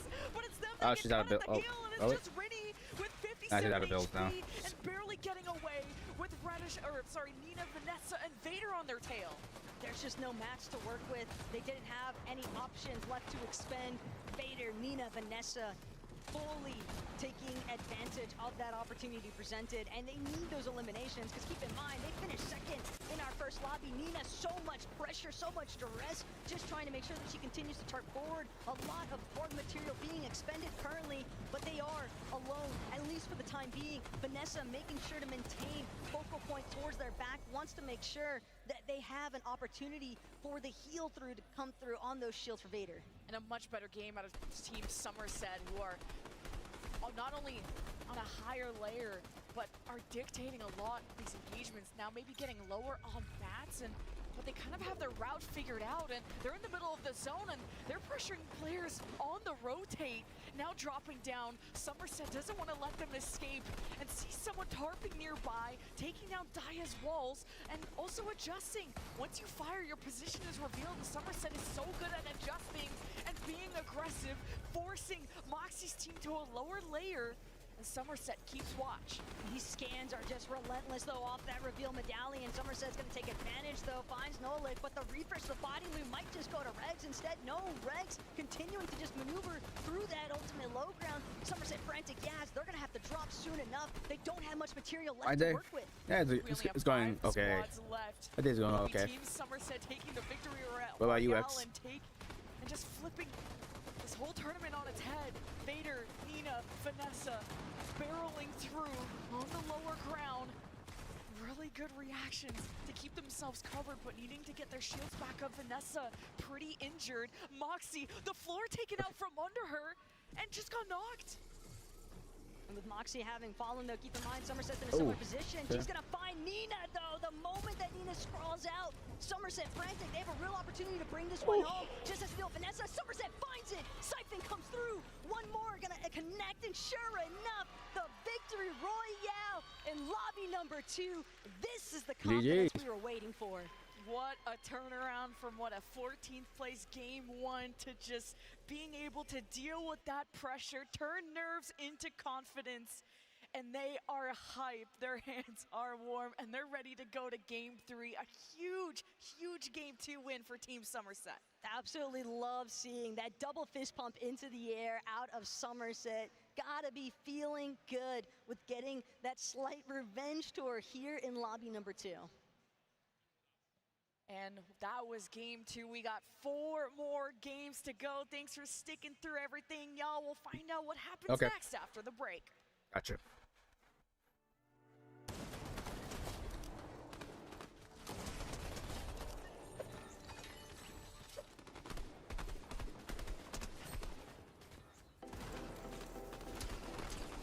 All right, son. All right.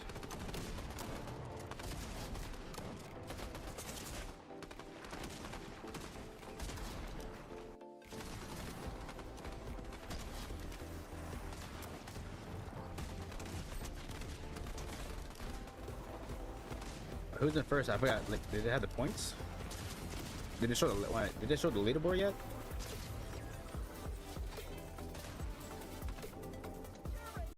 The victory royale in lobby number 2. This is the confidence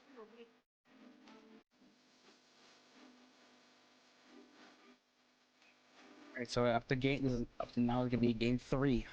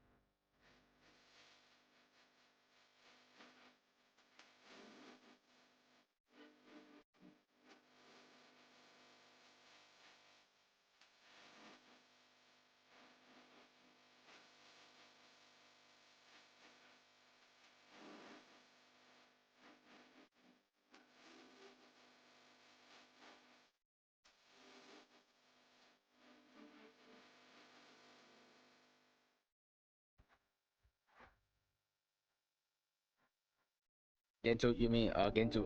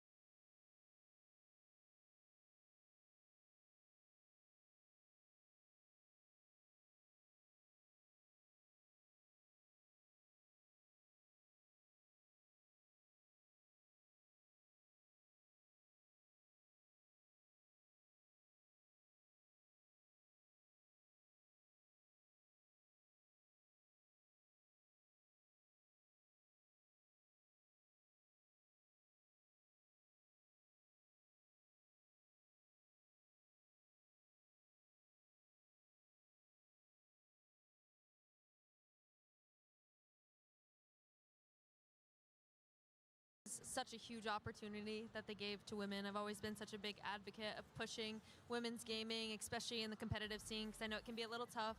I think just being here all together, I mean, if you look at everything, there's so many people here. Just being here together, supporting each other, knowing we all go through the same stuff, makes us more confident in continuing to do it in the future. Well, thank you so much for taking the time. I'm going to let you get set up for round 3, and that means back to the casters, because I want to see more Fortnite.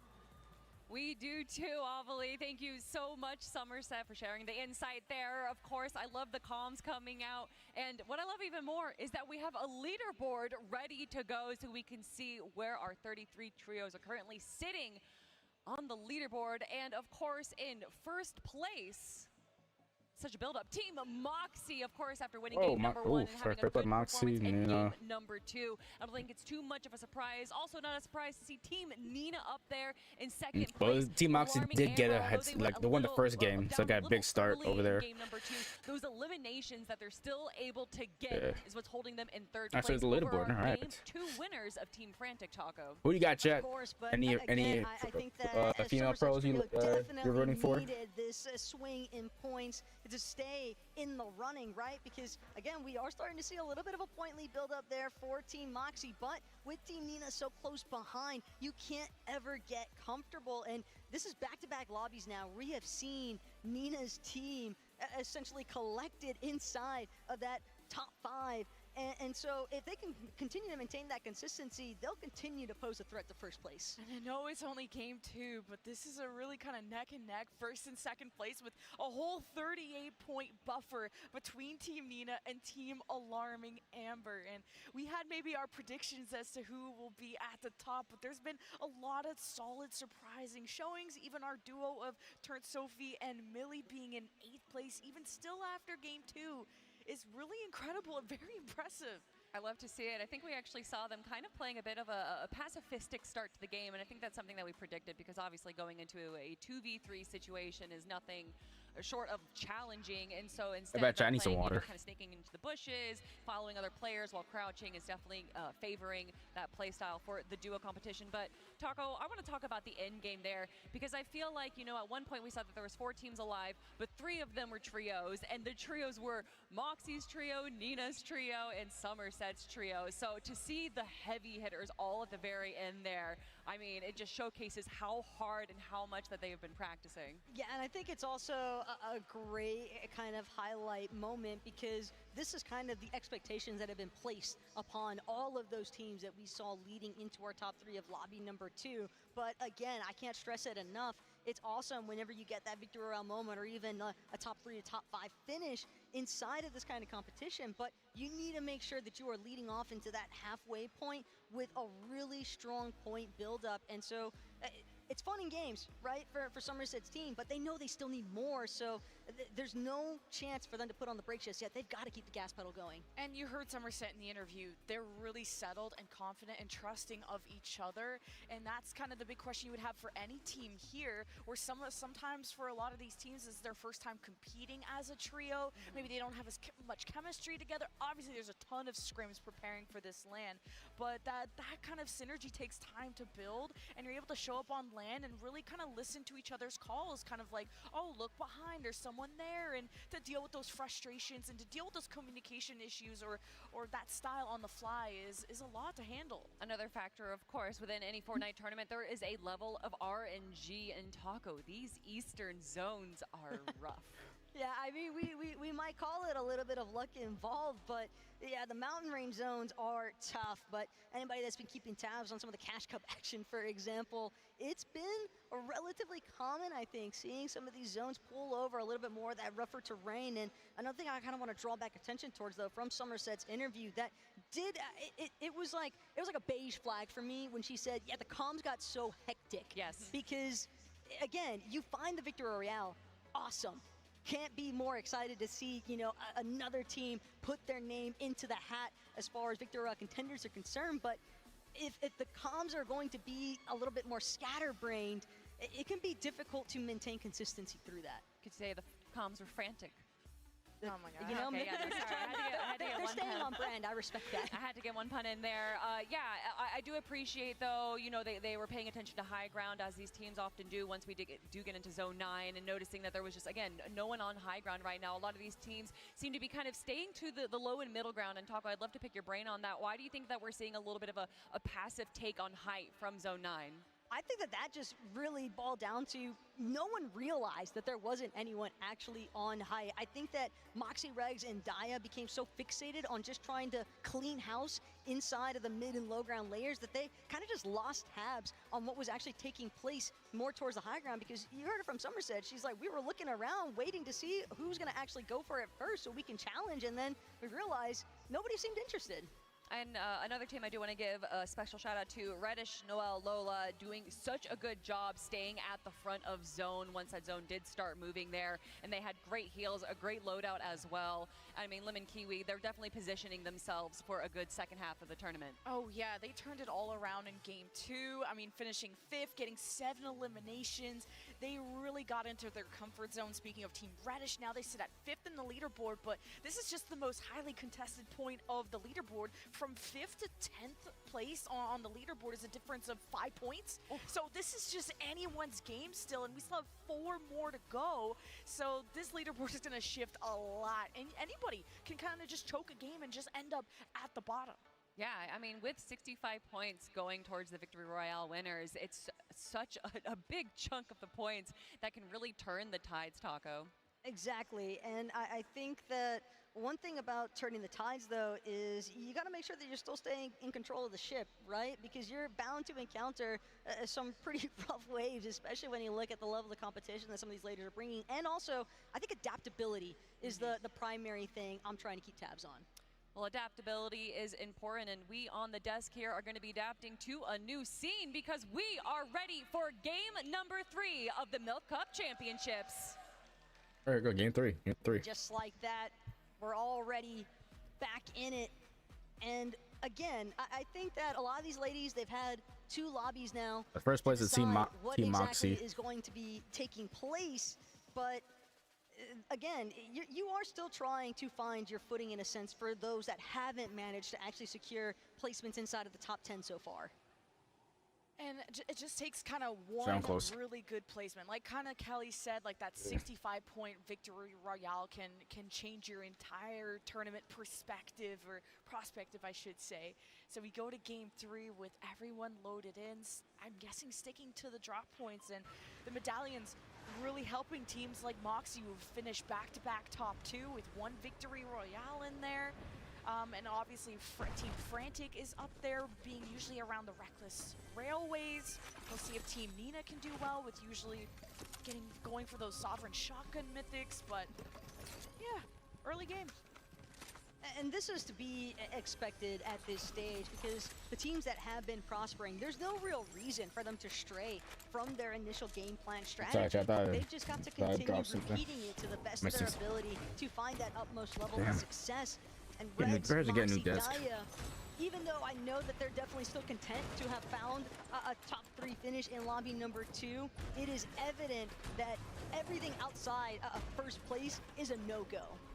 And efficiency is key, and this is where the experience comes into play of you have your initial game plan, but this is Fortnite. Something is gonna eventually shift you away from that, and it's what is your plan B, plan C, and who's gonna be the leader on the team that can pitch those ideas, and there's a level of trust that you have, and now you have Raft where, well, Team Regs, they'll be perfectly fine getting a reveal medallion. You've already pointed out so many times how important that's been in the later zones of knowing who's on the other side of that wall and knowing when you're able to engage and have that advantage at all times.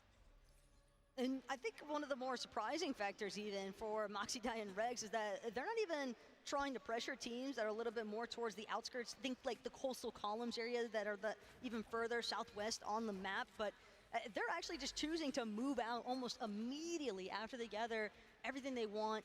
They pick apart the raft, and they actually look to move more central map. And I think the main reasoning behind this is because if they're center map, it really gives them full control of which direction they want to play the most aggressive towards. They look towards Crocs and Socks, Weezer, Wonka, and Sweet, who are... I think I'm gonna get another snack. It's a team that really has to step up to the challenge, who could have had better placements in the early games. We still have all our teams ready. And and Somerset talked about how important those materials are and kind of what happens when you run out of them and what decisions you're forced to make, which is to engage and try to get those refreshes, as you pointed out in the other games, but ultimately how stuck you may feel when you don't have mats.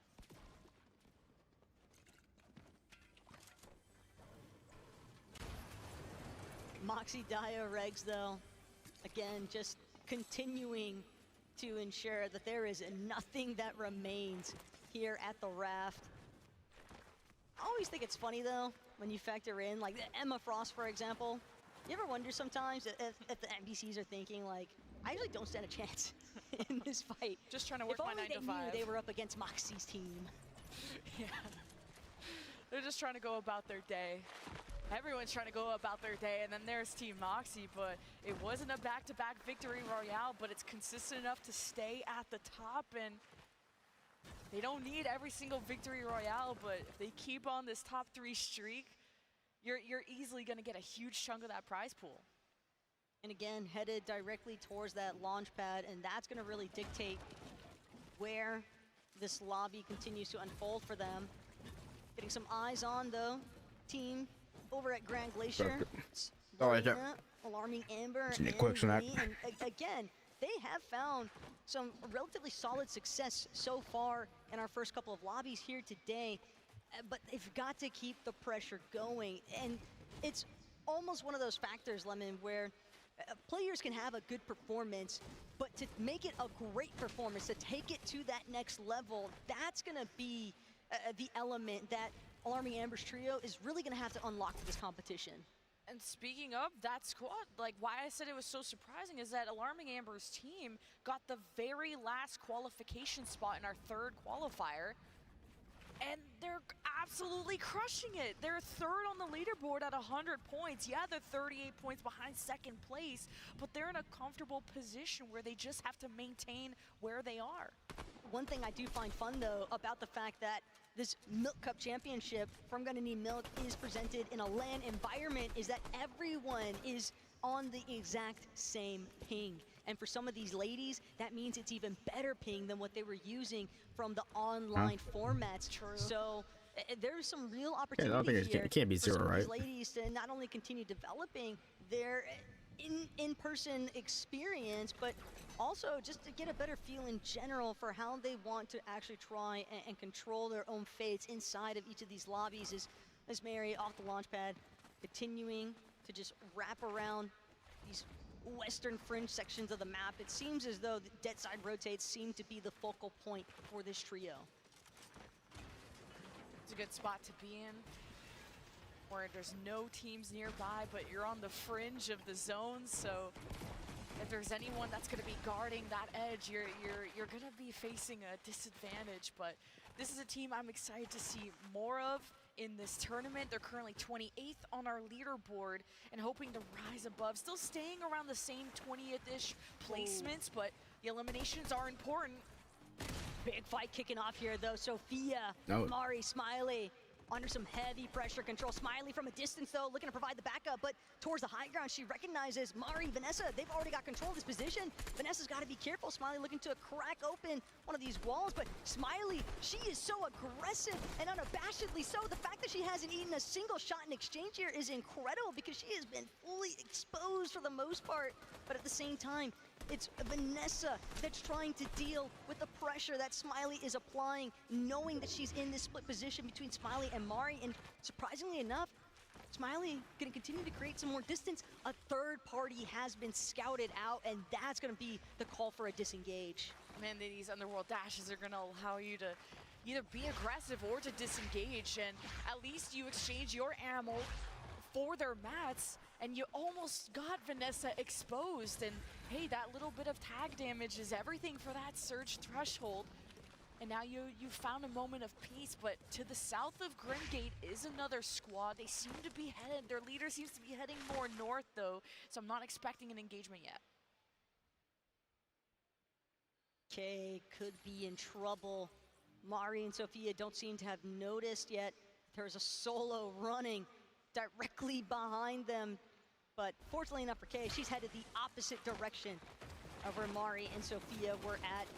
Melanie, Sarler, Mini Michaela, though, having a tough time. Some of these later straggler rotation teams preventing them from having a clean rotate into the next zone, and this catch out is going to be a costly one because not even factoring in the builds, it's more so the fact that they're going to be so late heading into that edge zone next to Nitrodrome, and there's a team already based that's bound to hear the commotion, these shots being fired, Is it zip line? and they're already looking to keep tabs on where these two trios are at, and there might even be two more trios stuck behind, even further back in the storm. Yeah, that team was supposed to be watching the edge of the zone could be distracted. That could be an opening for these people stuck in the storm to get out of dodge, and now this is a very tough spot for Emperor's team to be in, especially with a team nearby and hoping to get the jump on them. As Emperor, hearing fire in the distance, is gonna readjust, and Emily, taking heavy fire, is gonna try and escape, have walls on her back, and see if there's anyone else that's going to be poking out, but yeah. Barrett also got knocked, so that'll get Inspire's attention while Empress team will escape. And Psycho's not trying to give an opportunity for the revive to break through. There's also a slurp cacti that these ladies can now utilize between each other. Psycho carrying the 2 medkits doesn't necessarily need the refresh out of that slurp cacti, but Inspire, Bread, they're still gonna be in a world of hurt because even with Emperor choosing not to lock down the knock into an elimination transition, again, they're headed straight for teams that are already based in solid positions. They wanted the flaming boosted for the rotate, but look who's in control of it. Hemi's trio, not willing to allow anybody to utilize this form of mobility. This is the worst time for Empress team to take any fire. They're so low on mats, and they'd ideally not want to fight this, but can you really get over that canyon to their right side? And they may be forced to just push right into Liz's team, who, well, you don't know the situation that other teams are in. And as soon as you see Emperor's name, maybe you just respect that and may not want to take the risk either, because we still have 31 squads left. And one unlucky encounter could mean a very not as great placement in game 3. But at least Liz, now that the adjustment has been made, they'll put the pressure down and then and nerf those nitro circles. And when you go sorry, it doesn't give you any dashes.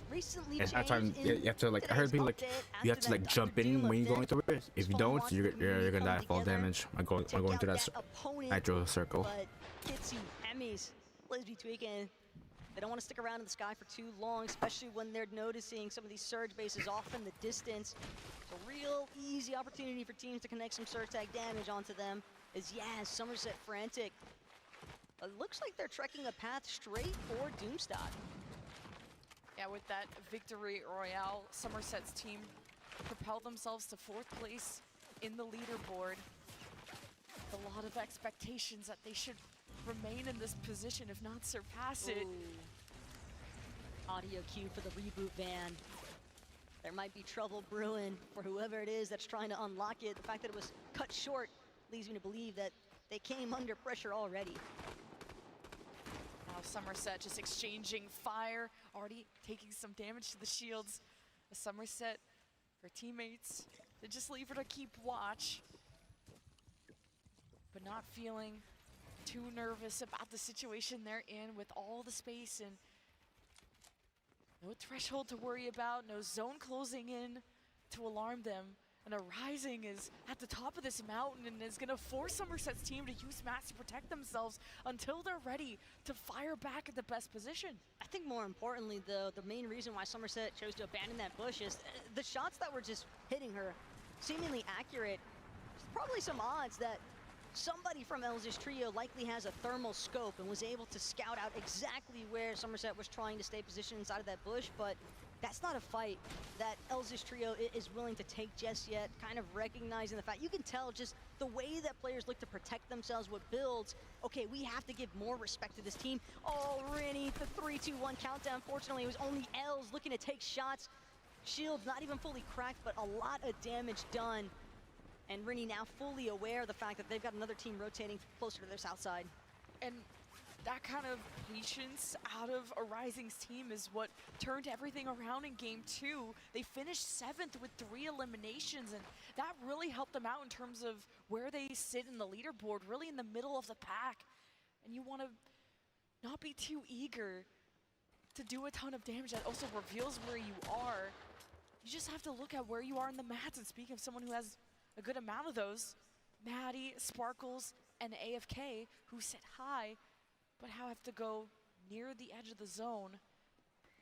Feeling like a team is nearby, and it is Sailor's team just about to cross in front of them. The real problem, though, for Sailor's team is that they see these 2 separate surge bases. They know there's 2 separate trios involved. They're trying to see if they can even find a way to escape restored reels at this point, because they can't actually just cut through the fast track route to get into that next edge of zone. They're being too heavily restricted by these 2 surge bases that are just preventing the flow of mobility in this lobby. And I love seeing these cutoffs from teams. This is the methodical kind of gameplay that is involved whenever you have these surge base positions set up. in your advantage. And just these kind of shots, even if they don't make connection, it makes you use mats and it makes you hesitate on how you want to move forward, knowing that there's teams from in front of you, behind you, and you still got to make headway towards a safer location. But AFK's team still relatively healthy, but now fighting against the Storm. Ooh, and damn. apparently not just that. Oh. Shields cracked there for Damn. AFK. Now is able to find some cover shot. as Moxie did just get eliminated, I see on the feed. Potentially, but with Greg Zendaya still there to try and back things up, it might not be too disastrous just yet, although certainly bound to pose some issues. Emperor, Emily Marie, and Psycho, they're going to be the ones a little bit south currently from where they'd initially started things off. It seems as though they were trying to move in a little bit closer towards some engagements. They are sitting 302 above the damage threshold, but it's the teams inside of the Surge base. Reddish's trio that seems to have caught wind of that movement low down on the ground here. Psycho, Emperor, Emily Marie forced to sit tight now inside of the bush to recuperate their shields. And this is a team that's really struggled at the start of this tournament. They sit at 30th place with top 20 finishes that are going to cut it at this level of competition. So needing to definitely adjust their strategy or maybe take some big risks, which right now this is not a risk, but may need to take risk to try and propel themselves further ahead, whether it's eliminations or taking a more passive route to get deeper into the game. Right now it's Rini down the tunnel, down the barrel, Scares team using these cones as some minor cover to sneak closer and closer. But they may just hear this, and Kay's gonna spot them, and Rini tries to suppress them, but now there may be another team involved. Yeah, Rini recognizing the fact this is not going to be a trio that's going to give us an opportunity, trying to apply some damage now onto Maddie's squad, but instead, Scare, Chloe, gave out, they recognize this is likely a team that is desperate. Rini is just playing so openly aggressive, trying to break down those walls, trying to take shots at anything. You can tell when teams need that surge damage, and there's no reason to expose yourself if you've already got it online, like what we're witnessing right now from Emperor. But what they need right now is mats, they need refreshes, they need a Siphon, and Mini Michaela with that knock. That's gonna be the credit to come just when they need it most. A little bit of Siphon mats, but most importantly still, just an opportunity for Emily Marie, Emperor, and Psycho to really get that surge damage tags online. And to confirm that elimination too, to get that Siphon, because they got the knock onto Sarlet, and as they approach, there's more terror than they expected, but still managed to thrive through it. Still 27 squads left, with now Storm Surge in effect. Around 200 above, Alarming Amber's team has had such an incredible land so far, but it's just Amber left pretty much. Rini's there too. Okay, she's barely there, but now she needs shield. But hey, that's important to have that duo, because solo at this point would be disastrous. But this is also the issue involved with a duos and a trios competition. Bread and Inspire find themselves underneath that surge threshold, tags. and they're expending everything as far as shields are concerned to just try and outlast the extent of the surge tags being online. But Inspire, she'll be the first to fall. Another beautiful pickup though for Emperor's team, is they're more than happy to take full advantage of another 2 elimination points on top of the body loot. Red? I like where Burred was sitting though at the I think top, so too, yeah. boxed out, watching Surge over all damage. the action. And as soon as you see someone maybe crawling out or burrowing out of their shelter, could be the moment for Burred to strike at that point in the game. But there's lots of good power positions being taken by the squads, and Emperor and friends are trying to go unnoticed under this bridge. And so far, so good. The thing is though, once Emperor's team locked down that elimination onto Inspire, they know that Bread is just back there as a solo, and the way that Emperor kept looking back, it was obvious she was waiting for that elimination to connect. The surge damage just too overwhelming for Bread to continue to try and heal through. Chloe not gonna catch wind of Emperor approaching from behind, breaking through the floors. Just 3 members man, they're going up. down onto Chloe Ames. Want that? Oh man, there is not a lot of health left, and Psycho now has to deal with more than one problem, but they need to stay focused on confirming those eliminations so they can benefit from that Siphon. As Chloe gets eliminated, Emperor, her team still stands with Emily with no shields and Team Frantic on the horizon, and Emperor still taking fire from multiple angles. Seems to be some quiet for them to replenish themselves, but this is Haley Arising and Els looking over. This is a good spot for them. Empress team just unable to close the gap in time. It's incredible that Chloe's teammates were able to provide enough cover fire and enough builds to essentially block off those exchanges of the suppressive fire that Emperor was trying to apply with their teammates. But again, Arising, Els, Haley momentarily in control of height on this lobby, but a lot of teams directly underneath them, and it is not going to be an easy mission by any sense to maintain this position. It's an important game for Arising's team. Try and bounce back near the top 10 parts of the leaderboard. They currently sit 15th. Big play from Ms. Oh Marie. shit, half the lobby's almost gone. Half the lobby's gone. Start to clear the way for a team like Arising, who are trying to cut off those rotations, and they spot some people out of cover, but just the opportunity, that window of opportunity is barely there. They need to be really careful though, because they're all looking the exact same direction. You have to remember, especially since they had just spotted out at least several other teams surrounding them, for all of them to be maintaining the same exact line of sight could end up to be disastrous. So hoping that they're able to remediate that as the action continues to develop here. Team Mani, Rose as well.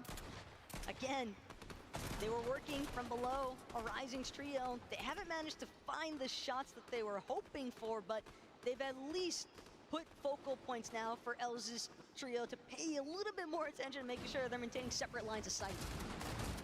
Now we look towards Regs, Moxie, Daya. Moxie back on her feet from earlier on. This is a team that has supported each other through thick and thin, that has stuck together.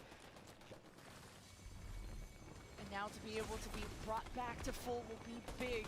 With only 18 squads left, half of the lobby pretty much gone. This is a team that has placed top 2 in the last 2 games. This isn't looking that great though, Lemon. If I've got to be realistic with you, incredibly low mat count. Daya, Regs, Moxie, they need a refresh for material at this point, or else they're not going to be able to outlast some of the other power hitters still left standing in this lobby currently. And Daya opening up a great opportunity here, gets the shield crack, but they have to keep moving forward. They don't have the mat count to stick around to try and collect some of that body loot. Instead, they're going to have to hope a refresh can apparate out of thin air at this point. Going to choose to stick now closer to the low ground, but they're staying front side, which means they might be able to cut off a team that looks to panic drop from inside of those mid-ground layers. Yeah, they may just have to wait for the herd to thin out, especially if they're low on mats, as you said. Everyone really feeling the pressure here as game 3, halfway through our tournament, our championship. Rose, Mani, Lux Lori, these have been squads that can really surprise you, can get these really unexpected top finishes. They're a team to watch out for that you do not want to underestimate. Everyone finds themselves in the zone, and these refreshes, if they can take a close engagement, you can have a safer refresh, but only if they're close enough. Oh, that was a big step out of Daya, taking down Kiriyama. They were hoping to find some good siphon mats, and they're going to get it just when they need it most. And not only that, but that reveal medallion as well, helping Moxie's trio to essentially understand where the best direction is to tarp, because if you're gonna have limited mats, you'd at least want to know where everybody else is at before you take your next step forward.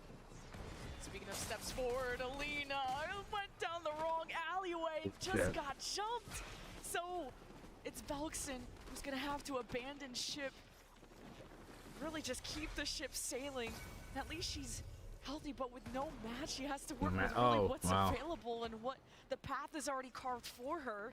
And that's just not a spot you want to be in. It's not even the mats, it's the fact that she's a solo, and that reveal medallion gonna call that one out instantly. Empress, Psycho, Emily Marie, they've been cut off momentarily, but it's Kitsy who's in a world of hurt. Emily Marie, she needs the siphon. She finds a med kit as well. Oh, she gonna kit. Oh, that's getting close. Oh my, I think she's dead. Favors the storm ticking away. She's not gonna be able to She, outlast it. that was fuck. They just gotta keep 10 damage and 12 health. to abandon what was left behind. I don't even know if they'll be able to pick up Emily Marie's loot.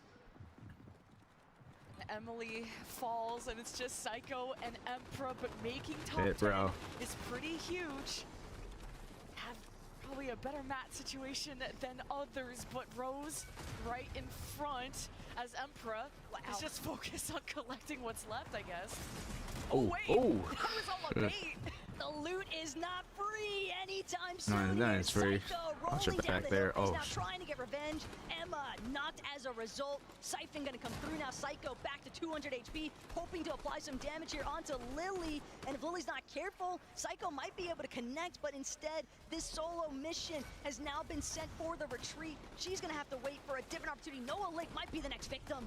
And Psycho's the type of player that can clutch this up in the right scenario, just needs to find an isolated duel and tries to at least box herself out, get some wood going, but as soon as her attention diverts, there's teams crossing above, below her, and Psycho just tries to live through it. Now shooting through the floors, maybe trying to get someone to drop in the same box as her, not getting the luck that she's hoping for, but a duo in front as Psycho needs a second to get shields going, but there is no time in a situation like this, and Psycho gets a knock on Frantic, but there was too much for Psycho to deal with, and That's she who we falls want, as right? well. Spoiler alert has already been played though. This is the time for Exet Nina's trio to step up to bat.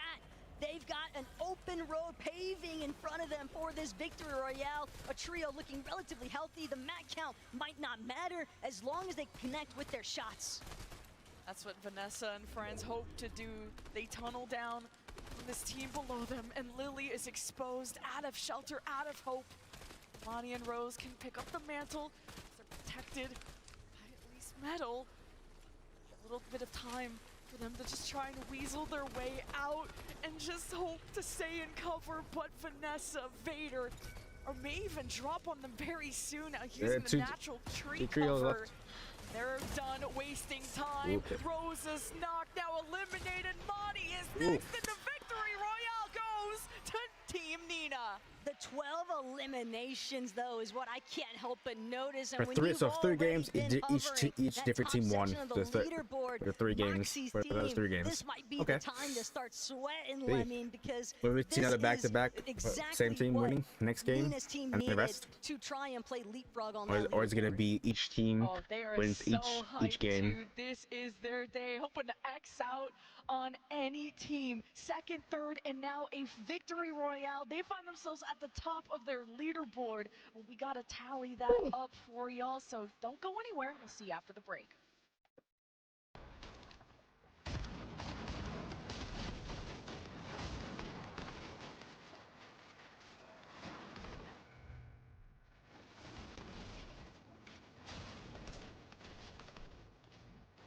All right.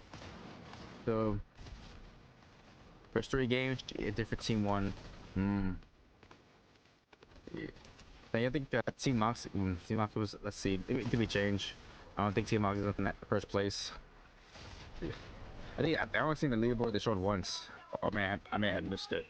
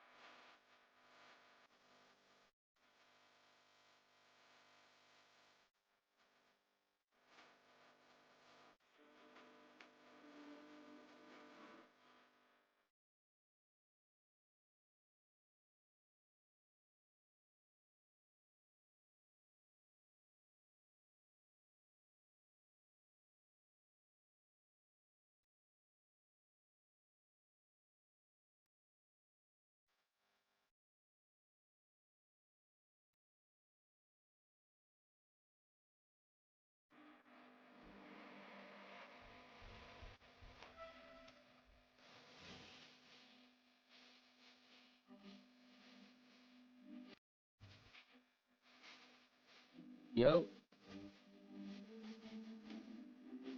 Hey, what's up, Kay? Welcome to the stream. Watching the Milk Cup Fortnite tournament. going on?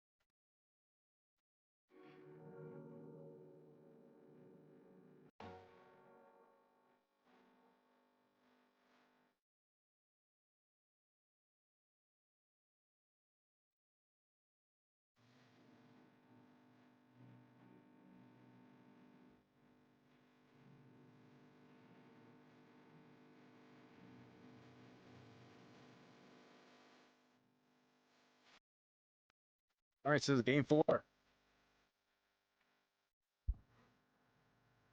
Hey everyone, and welcome back to the Milk Cup. Yeah, We're here you're live back. at LA Comic-Con. I am standing here with Team Captain Vader after that round 3 win. Now take me through that last couple fights, because at first it was looking a little dicey, but then you guys pulled it out. Yeah, we didn't have many mats on height, but we realized that Frantic underneath us was going for a storm play.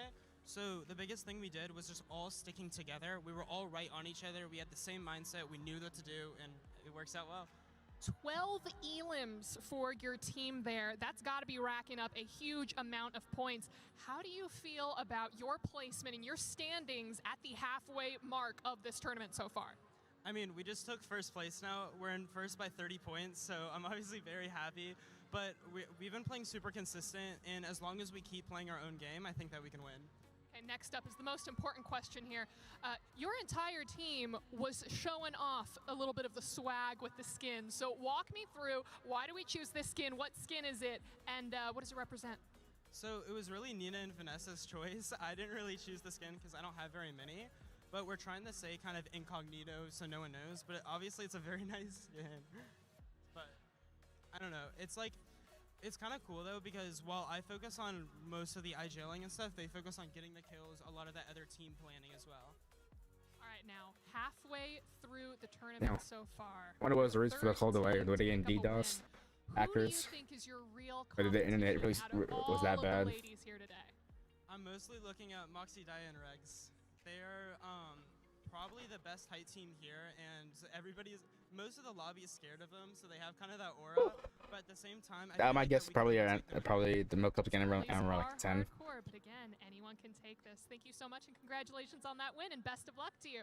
All right, Kelly, back to you on the stage, girl. Thank you so much, Avali and Vader. And from one player to another, Booga, thank you so much for joining me here for the halftime show. I know that you're having a watch party with Epic Whale, right? Yeah, that's correct. So what's been the highlights for you so far in the competition? So I guess so far, game 1 was pretty crazy, seeing the height fight. I thought that was interesting. I thought they were just going to go up and have it for free, honestly, but they put up a good fight there and, won that game, so that's definitely a highlight for me. Yeah, the first 2 games with height, having to go over those mountains, of course, over on the east side, I'm sure that's a bit of a challenge for any competitor. What do you think is like kind of a prioritization in that sense when you do see these zones kind of pulling over these mountains? When you see zones like going over mountains like that, I mean, it's always just good to kind of, try to get ahead early so you're not on the backside fighting your way, trying to climb up with everyone else. So as long as you're able to do that early, you'll be all right. And I know that Siphon has been in the game for a little bit, and now this is one of the first times at a LAN that we've been able to see it. What are your thoughts on it? I think it's great. I mean, Siphon as always just looks good. It allows so many, clutch moments, so many factors that just change, and it's looking great. Yeah, I'm excited to see you guys compete tomorrow in the Cash Cup and seeing how Siphon's going to be affecting that. But of course, You know, we have 3 more games to go. We're at the halfway point. A lot can happen in 3 games, but I have to ask you the hard, annoying question. Is there a team that you think already has it in the bag? I do not think a team has it in the bag. I mean, as you just saw, Moxie, Dia, and Regs lost first after that game right there. So this tournament is still very close. Anybody can win, and got to play some good games here. Yeah, I'm surprised. A lot of people, you know, were giving Moxie's trio going to be just an absolute stomp. They're going to win the game. Throughout all the scrims, we've been seeing them take first place over and over and over again. So to lose first, and to say from your experience, what's kind of going through comms at that moment? What is the team doing, especially when you have a bit of a break right now and have a chance to kind of collect yourselves? Yeah, I mean, they're definitely going to go back. They're going to have like a regroup moment. They're all just going to reset, you know, the energy and just try to lock back in. But it definitely, you know, messes up your mental a little bit. Just because you're in first and you lose it. You don't want to lose it, of course. But, Right. you know, they'll probably bounce back. And so Moxie's team, notoriously known for Man, I going get- for a man, I get lot some of tacos. eliminations. Even when they were on low health, they had something like 8 eliminations by Zone 8 there. Do you think that this is something that might be a bit risky for them going on over the next 3 games? It's high risk, high reward. I mean, playing for eliminations like that, you can get stacked off it or you can lose everything, you know? So if it goes well for them, they can win. And obviously, I have to ask you, you know, I asked if there was like a shoe-in, but who do you think is going to come out on top? I think anyone within the top 3 right now has a really good You're chance not at going to give winning. me a name? I feel like it's just hard to give a name like that. That's true. Yeah, I feel like anyone in the top 3 has a really good chance, so we'll see. Yeah, I mean, you look at these names: Vanessa Vader, Nina in first place, Moxie, Dia, Regs in second place, and Somerset Frantic and Yaz in third place. And I think when a lot of people were making, you know, these kind of like top 3, top 5 lists, these 3 trios were there. And I love a close competition. I love it when you can't truly predict who is going to win at the very end. So I'm excited to watch it. Any final moments, any final words you have for us, Booga? Are you going to be jumping back to the watch party? Yeah, I'm going to be watching, so good luck to all of them, of course, and let's have some good games. Awesome. Thank you so much, Booga. I hope you have more fun with Epic Whale and your watch party. And thank you all for joining us here. We do have a video with none other than Smiley, so let's go check it out.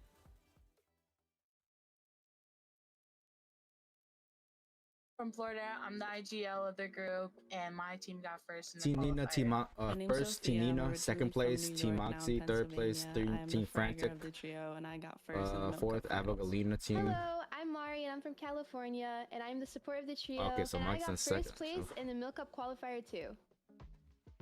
Me and Sophia have been playing for a while. We've been duos for like almost a year. We kind of noticed that Mari was like really good because she had to fill for a scrim for us. It just all came together. We know she was a good player. Vibes went well.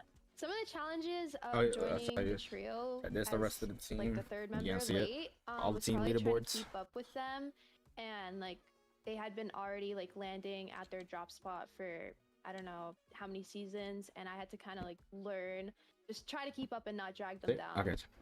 20, Honestly, since me and Smiley have 27 been point lead dueling for for Team about a Nina. year, That's ahead. between the 2 of us, she has always been the IGL. Yeah, it's Smiley being on just knows her routes, being on so like she's nervous somebody that we being on just first listen place to no is matter the what. nervous Smiley is studies the game, like you know it's no-brainer. trying to And keep it between us maintained fighting, I am because like me and Mara are just better you know like fighters than her. you're So you know we you're just the first, count you're on top of the head, support for but her. you know Being in order the to keep it, IGL it's really hard. of this team is actually amazing. I love being the IGL in my team. My team always has my back. Sophia is on Because my like side, like my the first place left nerd hand. just She's always there. runs through you. Mari is Like always, you think about always oh my with God, the aim. how do I can't play with her good? aim. She's always How do I got keep refreshes. She's keeping like the that. momentum, keep my placement.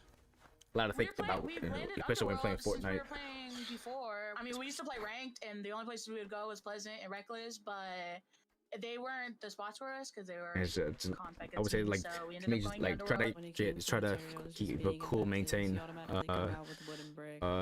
feeling and vibe. And then our rotate goes straight into gas. Don't let the station, cockiness get to you. Instantly 500 medal for like basically all 3 of us. Who knows? Team Moxie might probably next. Let's see. We'll see. We'll see. So yeah, 3 games each won by a different team. No team. No team has won back-to-back 2 games. during We'll the see. qualifier, we ended up We'll see fixing a every, back-to-back communication by the same really team that fighting won the together first and 3 being on games, each or a other different instead of team taking our winning one. this, Our winning game decision- 4. Underdogs as Yeah, best as they can put it. everyone is praying on our downfall. They really wanted Yanni's team to win. It got us first place, but like at the same time, it was like against everybody's wishes. You know what I mean? Yeah, there's a couple big teams that are pretty well known. We got Moxie, Diane, Regs. I think it's Fran, Nina, and Vader. Fran, Somerset, and Yasmin. Yasmin. And then Nina, Vader, Vanessa. Those are the 3 biggest teams we have right now. Those are the top 3. It's just I feel like now it's all a fair like advantage and everybody, so it can honestly be anybody at this point who comes out on top. I personally have never been to LAN before, ever. So this is very exciting for me. Oh, it was honestly amazing, but there was obviously a lot of Yeah, so from their funny- opinions.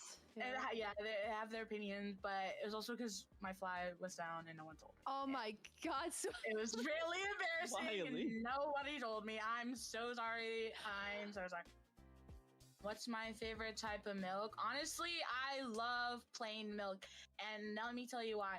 My bones have to be the strongest you'll ever see. I don't care. Keep it milky, keep it classy, you know, drink milk, guys. I'm not gonna lie, I'm an eater, and a lot of the things does involve just putting a splash of milk in there. You got baking, you got making some eggs if you want to make them a bit fluffy. You got cereal. So yeah, I feel like milk just fits into my gaming routine as a whole because I love food. To think what place we're gonna get actually like matters based off like players and base, but like obviously I'm gonna hope that my team wins and that we could do the best that we can. Honestly, that's all I want for my team is to do their best they can. And if we end up like whatever place we end up, I just know that I had a good time with my teammates and it was a once in a lifetime opportunity and we took it and we did the best that we possibly could with it. And that's all I'm like, I can't say what place I'm gonna get, but I just know that my team did their best. I'm pretty confident in my trio, and as long as we're all confident in each other, we got this.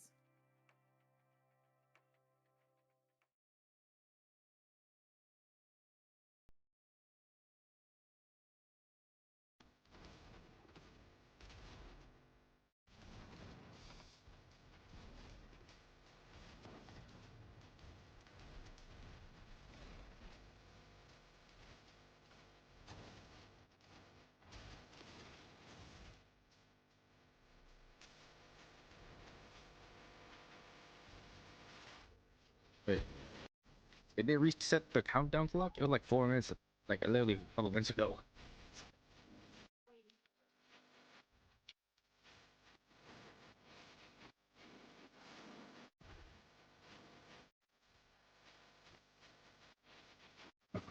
Alright.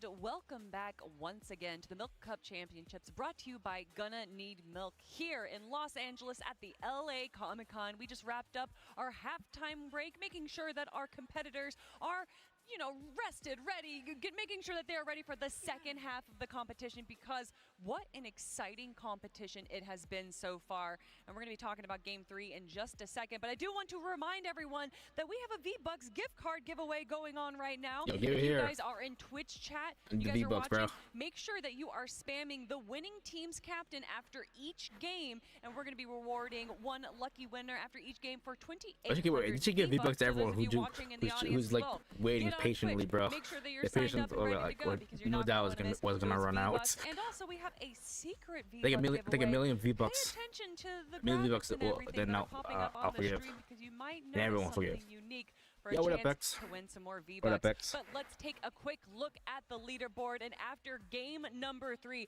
I don't think it's too much of a surprise to anyone to So- see our first place we're in team Game 4 being now. Team Game Nina, 4. Vanessa, So and Game 4, Vader 2 more games left. absolutely stomping the competition so far. Alright, so here's the as whole far leaderboard. as placement goes. I mean, Taco, it has been a second, a third, and now a first place in our first 3 games. It almost just seemed like it was a matter of time before Team Nina finally were able to track down and lock in their victory royale in the day. And you have to expect that's not the only one that they're hoping to achieve. Keep in mind as well, 12 eliminations on top of that victory royale is just, it's such a substantial amount of points to accrue in a singular round. And a surprising kind of rise to the top is Lena's team in 4th place after finishing 2nd, getting 5 eliminations. They find themselves at 133 points. And what I say when I said 5th place to 10th place was all within 5 points, and just one game absolutely shifted this leaderboard. And that was only halfway through our journey. Ooh, speaking of halfway through our journey, we are now halfway through our bingo here. As I imagine, we've definitely knocked out a few of these squares so far, but have we gotten the elusive bingo? Well, we'll find out as those squares fill out right now. But Caster The curse! caster Oh curse. no! What did we do? What did we do, Taco? We've done many things throughout this competition, Lemon, okay? I'll leave it at that. The audience can decide the rest, but we have certainly seen some pretty intense moments throughout the course of today's action. yeah, and I mean, speaking of intense moments, I think right now there's probably a bit of intensity going on with Moxie, Regs, and Daya, losing that first place spot, a team that a lot of people thought were just going to be running away with it. How do you think the mentality's going on right now, Lemon Kiwi? I think you're locked in. Like, yeah, it's like a fluke of a game. You get Moxie's team got 11th, and it's about just what type of team are you going to meet on the other side of that wall. Sometimes it can be another strong team like Vader's team or something like that. So I don't think they have to worry about a random I hope game. They got I hope they're first in their these first these game, they're second in their second feeding these game. They just got to continue to trend towards the they're top feeding 5 them in this 11 boys will be enough. the females. I think the primary for issue females. that Moxie, Daya, I and could imagine Regs like ran sitting there into in that patiently third waiting. lobby was just the fact that Till they they get got started stuck with a in delay. too many I'll be engagements. starving, We bro. saw their surge damage. They had Yeah, a for real. I couple hope thousand I'm gonna need encounter Milk actually as far as feeding surge is these concerned. girls. You know what they didn't have? They didn't have Everyone, mats. bro. They didn't have Waiting. a whole I lot had of heal what's up? resources to Oh, what I'm expend gonna at eat, that point. It really appeared I think as though they got either so it's either trapped it's either inside some of those tacos or steak. engagements, and then third-party pressure would come in, so they don't get a chance I've not to eaten yet. actually No. recuperate. They don't get that I'm moment torn of between two. relief.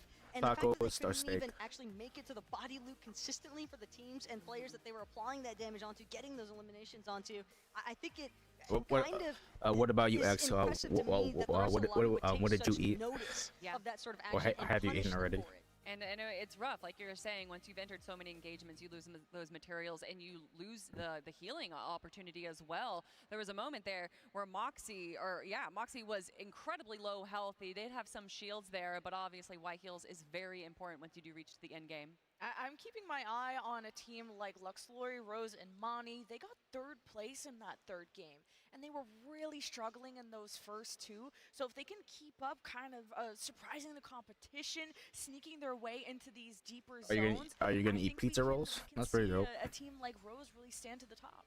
And another team that I do want to talk about, Abelina, Those- Kells, and Lily have been Wow. having a pretty good performance today. And I feel like this is a team that we don't give enough They shout-outs were to. like plain regular, or does that have some like general, they've really pepperoni started to inside surface. them? I was almost expecting Smiley's team to really be that dark horse factor, but Oh, now, I ooh, think the now, reins now, might just now, have to be now that passed you over mentioned to Adeline pizza, Kells and maybe I'll add Lily. that And to something my else that I thought of what I'm was gonna eat. cool, backstage So- during that halftime moment. Shout out to Booga again, throwing in overtime with these interviews. Absolutely love Thank to you, hear that Booga. player insight. Yes, thank you so much, Booga. But Avelina Kells, Lily, I was listening to their conversation, right? And they're just talking about the fact, like, hey, don't let it get to our heads. You know, just relax, keep it cool, like, just keep it going. And so that, to me, I think those are really strong signs of good leadership in that trio. Yeah, definitely. There is still plenty of opportunity. We have 3 games just down, know, so nice, with 3 nice. more to go. Anything can change. Our leaderboard can shake up so much, but going into game number 4, do you think that we're going to be seeing some strategy changes? Do you think we're going to be seeing more or less aggression? I want to see a team like Starlet really change things around. They started to plummet more and more in the leaderboard, starting with a strong 3rd place, then 14th, then 22nd. And this is a team, I think, with Melanitra, Mini Michaela, and Starlet, they have the talent, but they also need to just be smart in the games and know how to approach these situations that can be really hectic. And you need a lot of stamina too to go through 6 games in an environment like this. Part of the problem that they've definitely been encountering, though, has largely just been their mid-game control. They constantly find themselves in these positions where they're getting trapped either in dips of elevation where teams have posture positions overhead of them, and it just seems as though they're really being limited as far as their options for rotating in and out of these zone potentials. Another team that we obviously have to talk about is our Game 2 winners, Somerset Frantic and Yaz, currently sitting in 2nd place right now, clearly being contested, not affecting them too much, but that Game 1, getting 0 eliminations, and although they did get a few placement points, it just shows that you have to be consistent. Are you talking One about great game isn't going to be able to carry you all the way to the are you top. talking about And it's their Fortnite wins? calling. I mean, you heard it from Somerset's interview on how they just approach kind of these stressful situations of knowing what opportunities they can take. And it's about how you get first the vision of the field, how you take in that information, and how you react to it. And they found that opportunity where they could get to a power position on the map that was uncontested, and then that's what led them to that victory. So I really like kind of the leadership we're seeing from Team Somerset. The real big thing that I'm noticing outright, though, is just watching these camera overviews of our ladies competing here today. You're seeing some smiles, you're seeing some waves and whatnot, and I love to see it, but you're also getting the other end Is of that that what you meant? spectrum. By wins, like by being Tell, Fortnite I think wins? some of the pressure is starting to really rise to the top for some of these ladies that haven't necessarily found the success that maybe they were anticipating to, encounter at this point. But I think, if anything, sometimes it's good to just take a moment, take a breather, and just pause, reset, relax. That's kind of what the halftime is for. Because, again, Are you talking about while these first three are you talking about my have YouTube been, subs? a little bit volatile in terms of how that That'd be top cool. five That'd on the actually be leaderboard cool. is actually You know, if I could, shaking out. I do if I could hit think 20k, that when if I you could hit see performances 20k coming out of the likes of subscribers, Nina's team, probably for example, by the where end of they this got year, 24 that'd be points off awesome. elimination, 65 on Victory Royale. That's almost 100 points in a singular lobby. Yeah. So there is opportunity to bounce back. And I do think that it's worth noting that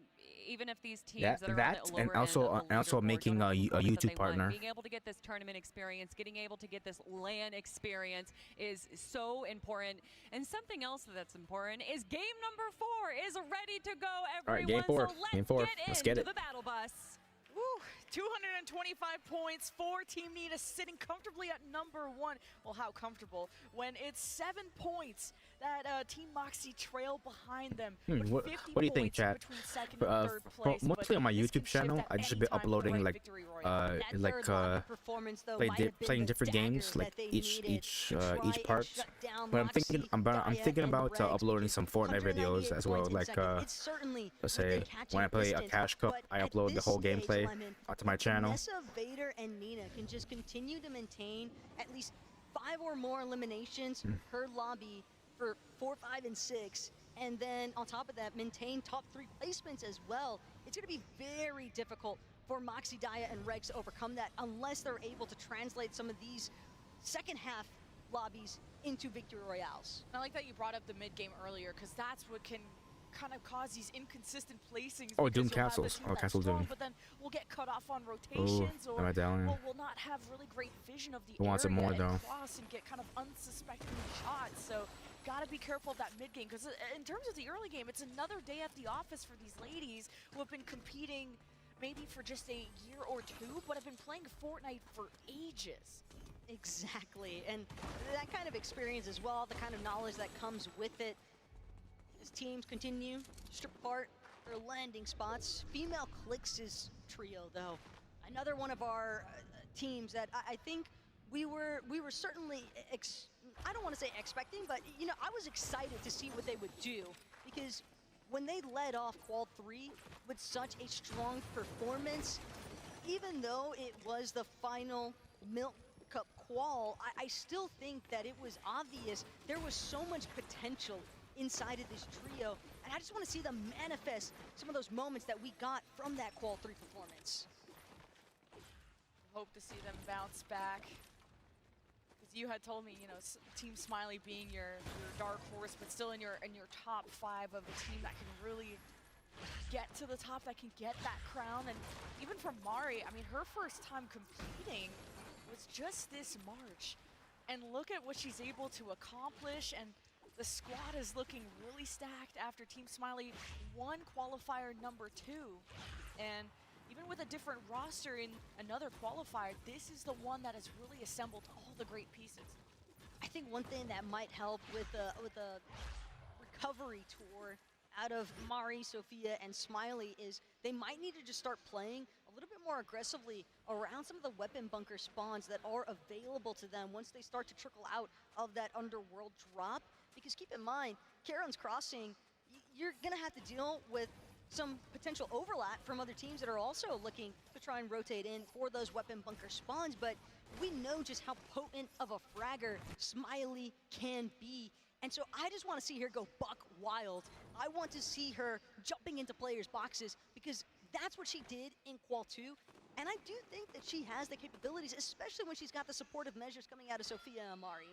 I know Liz's team in 22nd on the leaderboard had a really pivotal game 3 at 10th place with 4 eliminations, their best performance by far. But we'll go and see what your sister Taco is doing here. Just trying to shoot down some flies here, sailing across. It can be tough to try and connect some of those distant shots, as Eternity no luck on her end either. And again, these outskirt positions of the map, it can be really difficult to ensure that you're heading into your mid game with strong material count, strong resource count as well. Powell, Lavish, Lily, and Rhea, we have definitely seen the spotlight on this team throughout certain moments of today's lobbies, but Female Clix heavily punished. That over peak just a little bit too long. Set out in the open here. Smart play from Lavish Lily, some nice surge damage applied as well, and it's gonna force the med kit and some shields from Lavish Lily. Now, Team Female Clix sit at 8th place. Maybe trying to be more aggressive. They're a team that have just racked up so many eliminations when they were on their insanely dominant run in Qualifier 3, and have been averaging around 3 or 4 eliminations per game in this tournament. And I know they have definitely set their expectations for themselves much higher than where they are right now. But it's not only how you humble yourself, I guess, but also how you respect the competition and may adjust the way you approach Qualifier 3 versus how you approach this tournament, which is the top 11 from each of these qualifiers. Risky endeavor right now, though, from Lavish Lily. Just bush hunting at this point. She does have a thermal scope on that Striker assault rifle. Melanie, like this, just trying to, you know, manifest some of that World Cup champion energy. Maybe they can get a championship level performance here in this 4th lobby. And again, I wouldn't deny that that opportunity is possible here for Melanie, Starlet, and Mini Michaela. They've honestly just struggled a little bit in terms of finding their footing, but better late than never. I think they were able to take advantage of such a hot start in game 1, getting 3rd place, but then slowly trailing off as now the rest of the competition has gotten more comfortable and settled in. it's been tougher and tougher to approach these games as they're maybe slowly getting figured out. But this is the early game where they put that early pressure and then they leave. And you really got to assess how much ammo you have, how much mats you have, and what is your next objective. Yeah, Neutral, Panda, curious to see what these two might be up to currently. As Neutral just, I think, trying to handle the directive of resource farming and material farming. Panda as well, looking to split some of those responsibilities. And another impressive aspect to consider, Robin gonna be joining them as well in this fourth lobby of competition, but some tension is starting to rise here, hovering towards the western side of Mount Olympus. We have a zone that's finally pulling away from the mountain faces here, Kiwi. We might see some different results even in terms of how it impacts the rest of the lobby, but Spy not gonna have a chance to escape. Just too separated from Cat Attacks and Sailor Nat, and unfortunately Sailor, she's trying to wrap back around, see if she can make it to her teammate, but too isolated, too split apart, and now Sailor, she's got 3 members in Elz's trio chasing her down. Just one more elimination to add to their team count to start things off with, but again, the position that leaves Cat Attacks in is dire.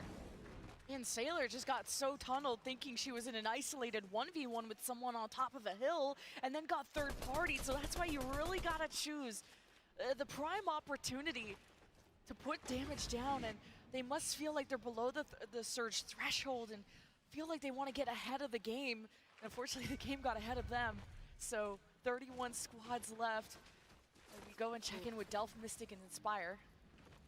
There is nothing more intimidating than the moment that reveal medallion goes off, because you know what comes next.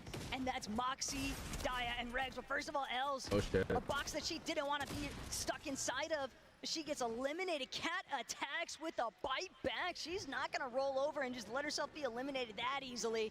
Haley arising, now hoping to see if they can get some revenge action going after losing their trio mate, but at the same time, this could end up working against them, because look where Cat Attacks is headed. It's directly outside of the zone. She's headed straight for the Storm. She might even be hoping for a reboot van play opportunity, but the position that she's left the Rising and Haley in, it's a difficult one to encounter as well. And it's a 1 versus 2, but depending on how Rising and Haley actually look to tackle this, Cat Attacks could continue to play spoiler. Cat Attacks is still lurking around, and this van is gonna make noise. So Cat could be lurking, making it seem like she's left, and Haley's gonna keep her in check. Now above, Cat trying to cross over, maybe get boosted out. It will be successful at building distance between herself and Haley. But you want to be careful how dispersed you want to be from your team, because Cat did exactly that, of punishing people who isolated themselves, who thought Cat was an easy target, and she isn't. That was a pretty slick switcheroo though from Cat. I mean, she found an elimination. She at least got a couple of points online, but at the same time, Moxie, Regs, Daya, they're still hunting for more as well. Food Babe gliding through the air. Moxie quick to give chase as well. She knows that this is a solo currently, and try as she might, Food Babe, unfortunately, once you're in the sights, these scans are only going to continue picking apart your exact direction. As Food Babe, she's hoping to continue moving forward. DJ Lovely even tried to see if she could provide some support. I thought it was a solo initially, but it seems as though Food Babe, she is going to be the first to fall at least. And thought she could get away with the underworld dashes. One left, yeah, DJ Lovely left may one, be the last one left in that squad, and now as she adds support to her friend Food, Moxie and Daya could have caught her out as well, but now with the dashes, they have free roam of the area, and no one wants to mess with this team who were so close to getting so many of those victory royales. You also have to remember that as long as they are in control of that reveal medallion, there is going to be that yellow circle highlighting their position as they roam throughout the map. So teams will at least have an idea of what is approaching on the horizon. And if they're not careful, they could find themselves as the next targets, or it could be the opportunity they were hoping for. Maybe it's the fight, the punch backs at the lobby is hoping to administer to Moxie's trio. But that aside, Charlotte, Melanie, and Mini Michaela, they're again hoping to just continue trying to find some play along the edge of zone. Charlotte, though, gonna get a little bit lit up here. Bit tragic that she's gonna have to miss out on that shield potion, but even worse still for Rennie. I was just about to point out alarming Amber. I saw the elimination on the feed, and this was a team sitting in 6th place. And to go out at this point, there's still 31 squads left, so Rennie is in a whole lot of hurt, especially with another team very close by. A 1v2 is certainly possible for Rennie. She has the mechanics to pull it off, but it's all about timing. Speaking of timing, it's time for Rihanna and friends to move away.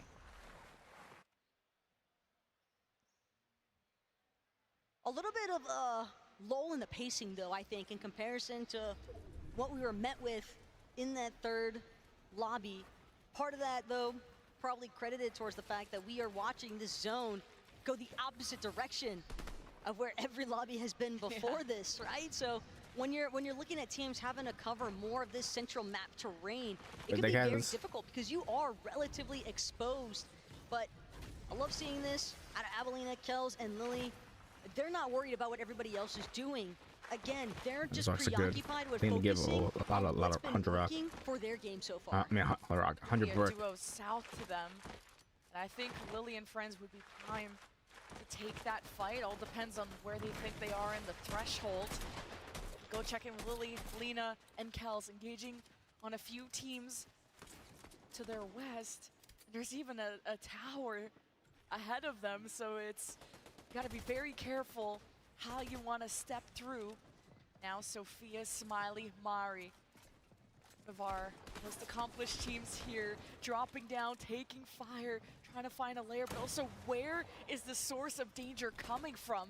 You see them still trying to collect that information. Oh, Smiley now hearing the shots, not only close, but also below them. This gives them an edge to now figure out what to do next. This could be a tough break, though, for either of these teams if these two trios actually intend to keep on clashing. Vader, next set, Nina. I love saying the exit part of Nina's name. That recent signing, man, you gotta be hyped for it. I know that she was ecstatic when she was told that she would get to represent next set here at the Milk Cup Championship land, but Lemon Kiwi, well, we can celebrate those victories again. Vader, Nina, Vanessa, they're just hoping to repeat the victory that they had after lobby number 3. And they're pretty stacked as far as loadouts are concerned. This is the kind of primo material and just general loadouts you'd want to be working with at the mid-game phase. It's also just stacked with orgs that I love that are supporting women. We've got Accent, 100 Thieves, Complexity, Repulse, Witness the Journey. There is so many brands coming in. Throw 2 AM in there while you're at it. Yeah, I mean, it's a laundry list of people who believe in these women, their potential, or even just their current success. I'm hoping to see success out of Lily. Already won elimination, still alive and well. Got all the healing items to keep them trucking along. We'll see where they are in the threshold in a bit. What I am noticing, though, is that a lot of our teams that were based more towards that northeast side of the map, they are on quite the journey to make it towards where these zones are pulling. It's basically cross-country direction for them at this stage. As Mari, unfortunately, picked off by female clicks along the way. That's going to put Sophia and Smiley into clutch territory. Whether or not they're going to be able to pull it off is just the two of them. Only time will tell, Lemon, but I doubt that they're going to be able to find a serious reboot van opportunity. It seems as though that might actually still be the intent, though, from Sophia and Smiley, the direction that they're headed. They're going back into the storm, maybe trying to play for that reboot van by Underworld. And just having the dash away already from being fired at. We'll go and check in with Empra's team. They have 1 elimination to their name. Still trying to collect themselves. There's some squads nearby. They can just kind of react off of that sound. But this is a team that will be patient until they need to go. And now the dashes, seeing some previous builds, able to kind of use that to their advantage and not have to waste those resources. top of Rift Island, though, fully in control. Dia, Moxie, Regs, this isn't the first time that they've opted to just fully control Rift Island. And what's so surprising to me, Lemon Kiwi, is that I have not seen another team look to try and threaten this setup position from Moxie, Dia, and Regs whenever they do choose to try and take over this Rift Island. And it's crazy to think about because just look at the leverage they have in comparison to the rest of the lobby. They are just applying so much pressure to a lot of these ladies sitting at the bottom of Rift Island as Dia now looking to chop out the surge base that Panda neutral. Oh, can you chop it down? She Trying gets to it. establish off in the distance, but again, the priority currently for Dia, Moxie, I think and a single, Regs, like, in order to chop down that tower, I think 2 people need to be shooting at it. Because I think one person that could be enough. Because by the time you empty your mag, probably someone's already down there rebuilding it, rebuilding the structure. Moxie's team, first you got the reveal medallion, you got the Rift Island. Even if you wanted to try and contest this, they would know you're coming. You would have to beat them to the punch or punish them before they got up there. And now they're set up to kind of they got the overlook this island. area. Not only that, the edge of the zone, and they already see some bills at the edge there where they can just watch to see. At some moment, people are gonna have to use mats to get out, or they're gonna have to go out in the open. And that could be the moment where Team Moxie can not only rack up extra damage, Yeah, I'm they're sure the they're island. well above They're the high ground. threshold, They get some free shots. but can even get more eliminations to stack up those points for the leaderboard. Because just a reminder, it is 2 points per elimination. I mean, just look at the fact barely anybody's even choosing to opt for those rifts for rotating. Emperor going to be one of the brave soldiers opting to actually take that mobility opportunity. I'm watching the Layla tournament. trying to do what she can, keep the I team mean, alive yeah, here. I'm watching. 4K Moore's this trio. She's just got so much lobby focus taking place. She's going to be forced all the way towards backside. But even more importantly still, she's got that surge damage ticking away at her HP. Yeah, Sophia and friends just trying to balance out the situation of needing to build up some health. And now, locks down, no one shooting in their direction. Everyone is distracted by all the other parties happening. What do you The mean? important What do you part mean? here, though, Mari, she was able to get brought back into this one. The reboot ban play over by Underworld actually paying off dividends currently, because as long as you've got your trio fully intact, that's what matters most at this scale of competition. Me? And now, That board? No, Mardu, not they're really. trying to go I'm for the enjoying double it. revive. They managed to pick up I'm enjoying Danzy. it. At the same I wouldn't time, want, though, like, if Danzy I was bored, I will she be able to wouldn't be recuperate watching her it. shield? It's going to be a tough one because the floor is just No, constantly getting chopped I'm not underneath bored of her. watching Milk Cup. Ardu, I'm just a little bit, just a dangerous cross, and now the just a floor little bit being hungry. taken out from under her and below half health. It may not seem like it may seem like But also relying on her like teammates as Ardu I'm is not interested in acting as watching, but bait. I am watching. Gonna try and I punish am. Sophia. Ardu's teammates, I thought they were trying to interested. maybe find angles around Sophia here, I but just gotta not eat something. gonna be the case. May have just decided to abandon the Yeah, situation. but I'm enjoying myself watching the Milk Cup. Good to see all these these It's female a rare pros. sight, though, to see Sophia opting for that kind of close range battle. But it's a good fight to take, especially since she had. Yeah, like that sometimes I may just like Epic SMG, I mean but like at the same time, commentate risky sometimes, endeavors, it's by obvious doing that try Sophia, to she's not trying to play a just try to range game. watch She it. wants to get up close Sometimes and if I want to personal. commentate on something. Everybody else, it was just too much for Ardu's team to handle in that specific moment, especially when you're just barely managing to get that revive off onto Dancy. And these zones are pulling towards Underworld, and everyone's gonna have dashes, so you can maybe escape, be more aggressive. All depends on what the situation is. In your And yeah, game. and the thing is, like for me, I just don't like to eat where I stream. Like because I have my own. I have there's another place I could eat my food. I just don't want to eat in my stream room. Some people nearby. We'll go and check in with actually Xset Moxie. Speaking of Xset, you're claiming all the players these days. They're in a good spot.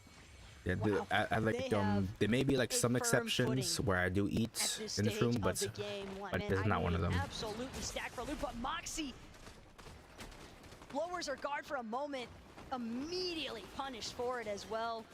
Didn't recognize the fact that there was still ample pressure that could be coming from that south side of where they're currently trying to rotate into. And it's surprising, but considering that reveal medallion just went off, does appear as though Moxie didn't necessarily have that intel beforehand.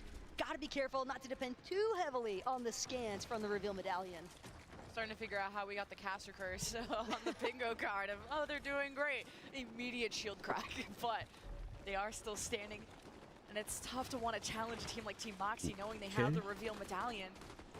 Now there's some I think squads battling each other. Team Moxie was in second This is place. a moment where Team Moxie are going to focus on maybe getting Second place, and some first place is Team, especially that believe, medal, which has kept them protected for a Team good amount of time now. Nina. Hearing a team could be close by, trying to communicate how they want to drop and how they want to do it, or they could just stay down there and force out mats, and they got a knock on neutral.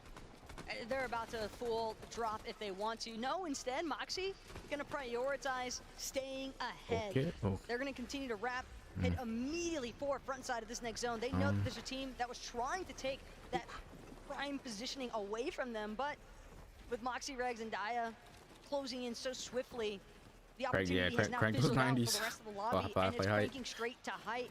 They can tell there's another team looking to try and play for an elevated position across the way, but first and foremost, Maddie, Sparkles, AFK, they got to deal with the likes of Regs, Dia, and Moxie because they managed to work their way ahead of the rest of the pack here, Lemon, and Regs, Dia, and Moxie, they are set up what's going on here? in They're going really with the strong internet. positioning to try and close this out. Yeah, they took the moment to get mats. I thought I was lagging. Everyone was converging. There's a lot of I'm traffic. good They here. found height. No They frames, got no frame Sparkles. drops. Shield's cracked, and she gets to cover in time. Oh, I but think Rose, the not Milk as Cup's lucky. internet is going Luxlori and slowing Lonnie. down. This was a team I had my I know it's eyes because I on know it's not after a mine's. Mine's all very good. good No finish drop of the previous frames. game. Find themselves I'm in the top green. 15, and Sparkles did just get eliminated I'm there gonna BS. from I'm gonna Regs. BS. Mani and Luxlori. Know they're a duo against a lot of tough opponents who could probably still have their full squads. So that Team changes Moxie how play you're hard gonna again. approach the game when you're down This is how they won the I'm looking at Sophia, first game. Smiley, and Mari, though, in the distance, because right now they're currently boxed in a spot that I think Regs, Moxie, and Dia would rather be. So, without hesitation, they're going to try to jump forward, but again, immediately lit up because they're headed the direct action place that's where exactly Regs, Moxie, and Dia wanted to be. They're going to have to play for the double revive. They've got no other options but to bring Smiley back into this. This is their primary fragger, after all.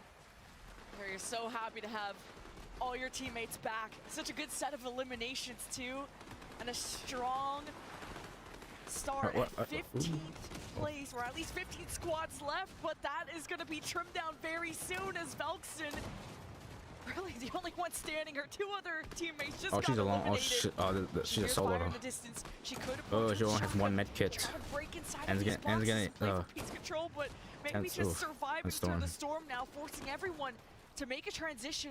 Velkson could be the one who cuts them off, that gets in their way, but really may just want to stay put, stay quiet as a solo player. She got very fortunate with the way that zone pulled back over her. It's going to allow her to just sit tight for a little moment longer. All she needs is a few more placements. Even in breaking into that top 10 could be monumental as far as that leaderboard positioning is concerned. But Somerset, Yasmin, they're trying to close this one out. No Frantic in sight. She's been eliminated earlier on. They don't have much material to work with either. They're going to have to scramble and look for an elimination, some form of a refresh here to continue their charge forward. Can they get their second Frantic was victory down. She's royale the while leader. down a teammate? Seeing very low on wood, still having brick though, and they'll do their best to just carve their way through the builds that already Damn, exist. look at Team Moxie just picking them off on the height. Rift Island, the reveal Just chilling up medallion, there. sit at the top physically and probably metaphorically in this game. We're in game 4, past the halfway mark. Okay. Now they travel Oh, will from Team Moxie platform to win another in the platform. game, back to back? Because everyone else may be They in a won. worse They won game. spot than they are.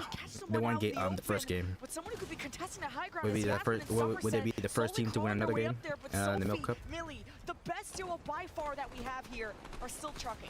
Yeah, Sophie Ann is definitely putting in work currently. It's incredible that they've managed to find an isolated spot in these mid-ground layers. They're managing to tarp through, no problem whatsoever. And it's crazy because, again, these scans are just popping up every 50 seconds. Moxie, Regs, Dia, they have full knowledge of where these ladies are located, but they're choosing to continue Don't go in the try storm, yeah. holding strong on the top of this lobby inside of the high ground. but they just don't have that much material. Daya's gonna have to drop sooner rather than later Did we for some heal form off? of a I don't think refresh. so. If anything, at least gotta play Disruptor on the low ground. She is a fragger after all. Mari will not go down without a fight. Ooh, watch out. She'll even Watch your use the feet. Watch your toe. pre-existing Oh, ground and my smash. watch She your back. does. She's out in the open, taken care of by Regs. We only have a few squads remaining. Somerset finding herself in the storm. Moxie, Daya, Regs, full health, and this is the time to farm up those eliminations. Get And the everyone, siphon. victims in their path. Only 2 teams remaining. It's Moxie, Daya, Regs versus, Ooh, well, it was the I mean, world, but now another win just for one Team other Moxie. team standing in their path for another victory royale, maybe their second one at that. But it's about searching where they are. And also, Okay. it's just Team Moxie They got that this, they own got it. what's left of the zone. They don't even have to Yeah, they got search. full They med- could they got wait full it meds. out if Yeah, they wanted about to. heals. Regs has so many med kits, and she won't even have to use a Oh, singular shit, okay. one of them. Not even Team a Moxie splash won the, expended a towards second the end game. there. I think Moxie was just sifting through all those Won game builds, 1, now trying to they won game pinpoint 4. where that Now solo they're was the first team to win straggling, trying to remain hidden, but two a valiant attempt games. for another player to try and outlast at least a second place finish. You can always be happy with that. But the second victory royale for Team Moxie, that's the kind of punchback they needed against Nina's team. And they were only 10 points or 11 points behind first place, and that easily shoots them back up to the top, currently wearing the crowns here at our Milk Cup Championship, the second victory royale. This is getting to be an intense final couple of games for a ton of money on the line, but we gotta load up our next game very shortly and get to an interview. So don't go anywhere, folks. We'll see you after this.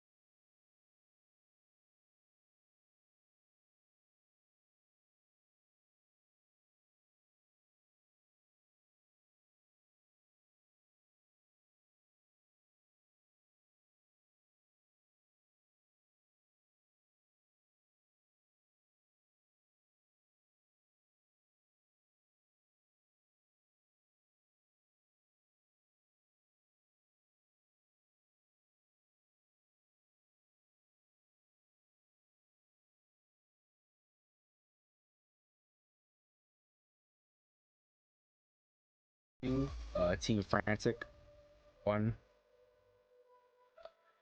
Team 3. 3, Team Nina, Nina won. Yeah, Team Nina.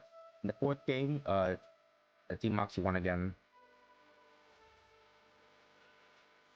Okay, so I think that puts Team Moxie at first place again. Get back at first place.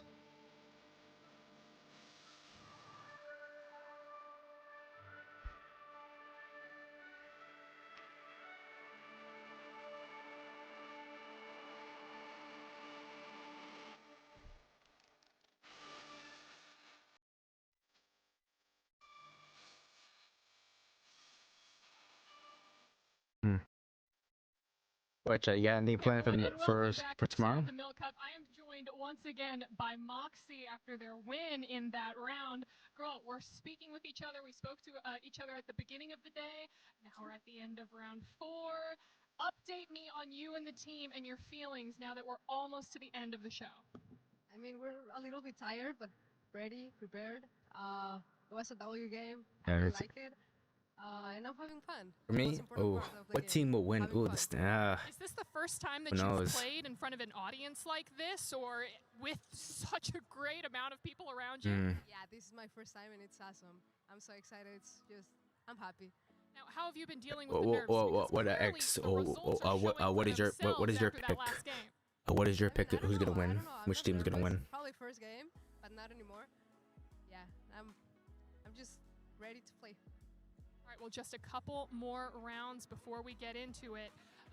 Who is on your radar in terms of people that you need to be a little bit cautious of going into that 6th round? Yeah, I mean, there's pretty good teams. Oh, that was a There's, PS4 controller. Nina, Frantic. I love them. They're pretty good competitors. But I would say Team Moxie did have a good, strong start. Wishing you A and the strong team start the best winning of the luck. first I know game. 2 of them ran off to get pizza, so go get your pizza, girl, and we're gonna get into that next round. Oh, Take good. it They away, are feeling Kelly. girls. Yeah. Awfully. I would have thought Where's like our they would feel the pizza? I would same like way I some feel. pizza, I'm sure. Very of hungry. course. Tired. Casters would like some pizza as well. Please. But you know what? That's There was okay. a We chicken don't need sandwich pizza. and fries that had my name on it just now. I want to get back there, dude. Who knows, man? You know what I want? I want to get back into the games. But of course, we have It's a gonna be few this is minutes to wait game before we get 5. onto that battle bus and get into game number 5. So let's take a quick review on what we saw in game number 4. Now, of course, I feel like in my interview with Booga, I was saying like, oh, Moxie's team, they're not in first Oh, anymore. yeah, Is that they going to put help back their Team Moxie mentality? back at first. It 100% turned around in game number 4 there. Moxie, With the Regs, teams. Dia ending game 4 with 17 eliminations. Insane amount. Like, they are fraggers, but that game, it felt like it was theirs from around the mid game when we noticed the Rift Island, the reveal medallion. They had so much high ground too with that Rift Island. They got to sit up there and kind of assess what the rotations were. If I kind of had a feeling it was their game. The big thing for me is we didn't actually get a chance to see what went wrong for Nina's team, because the fact that we did not, that was the first lobby where they fell outside of a top 3 performance. That factor alone tells me that there was some kind of unexpected hiccup, and right now they're probably just hoping not to replicate that, because currently they find themselves in that flip-flop position, right, with Moxie's trio. I think that's a big part of the reason why we saw Moxie, Regs, Dia willing to be so aggressive in that end game as well, because they needed those eliminations to overthrow. Yeah, and obviously it is a bit of a double-edged sword. It's high risk, high reward going for those eliminations, but that is something that we have seen from Moxie's team time and time again, nearly doubling the eliminations of even 2nd and 3rd place. So to see them pull that out once again, to see them be back into form of what we are used to out of this trio, it is very exciting to see. But on the note of Nina's trio, I do not think we can count them out. As far as looking at the leaderboard right now, they are just 31 points behind first place, and that right there is honestly just a handful of eliminations and a good placement. Yeah, Yeah, Chloe Team has Exa has definitely been been trying dominating. to live up to her name of Chloe Ames, tough. but for the most part, I do think that a lot of these players are kind of focusing on the understanding that they've only got 2 lobbies left to work with, right? So you don't want to be, you know, overly nervous about the end results, but you might need to pick up the pace for some of these ladies. And I'm glad you brought up Chloe's team, because they've been really flip-floppy this event from 28th to 4th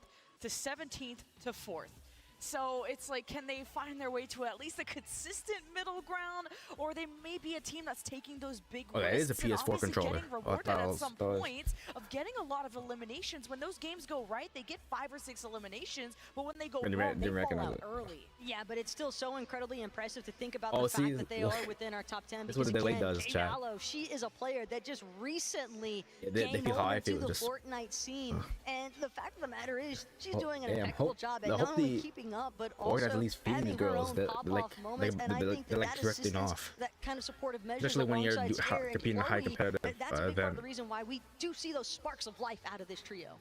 It really does feel, though, that at least our top 4 are pretty solidified. And of course, crazy things can happen. Players can change where they're going to be dropping in the next 2 games as the final moments do come down and Oh our yeah, and teams Chad, can this become and this a bit more this player, desperate this is the female word that I player, like to use. she's And going it honestly is solo. worth it. If you look at the prize pool Yeah, and look at what her is other awarded two, for first, second, and third place, duo, it is other just 2 teammates, they couldn't make it. motivating, if anything, Yeah. to try and do whatever you can to So climb we got up the leaderboard. this- First might not in be in this, reach, but Milk every Cup, placement this you trio, make above is going to be that much more money. And I'm Trio, going to give honorary shout-outs events. again to You Kay, have one considering that she is one a solo, and I think you have trying three to, you three know, duos. come Yeah, up with they some don't, sort like- of power yeah, they don't have play and a sea of a trios. I the just other- really the other, have to commend teammates. her fortitude throughout this competition, and it is awesome to see her make her way to this Milk Cup Championship, and I am glad that she has this opportunity provided.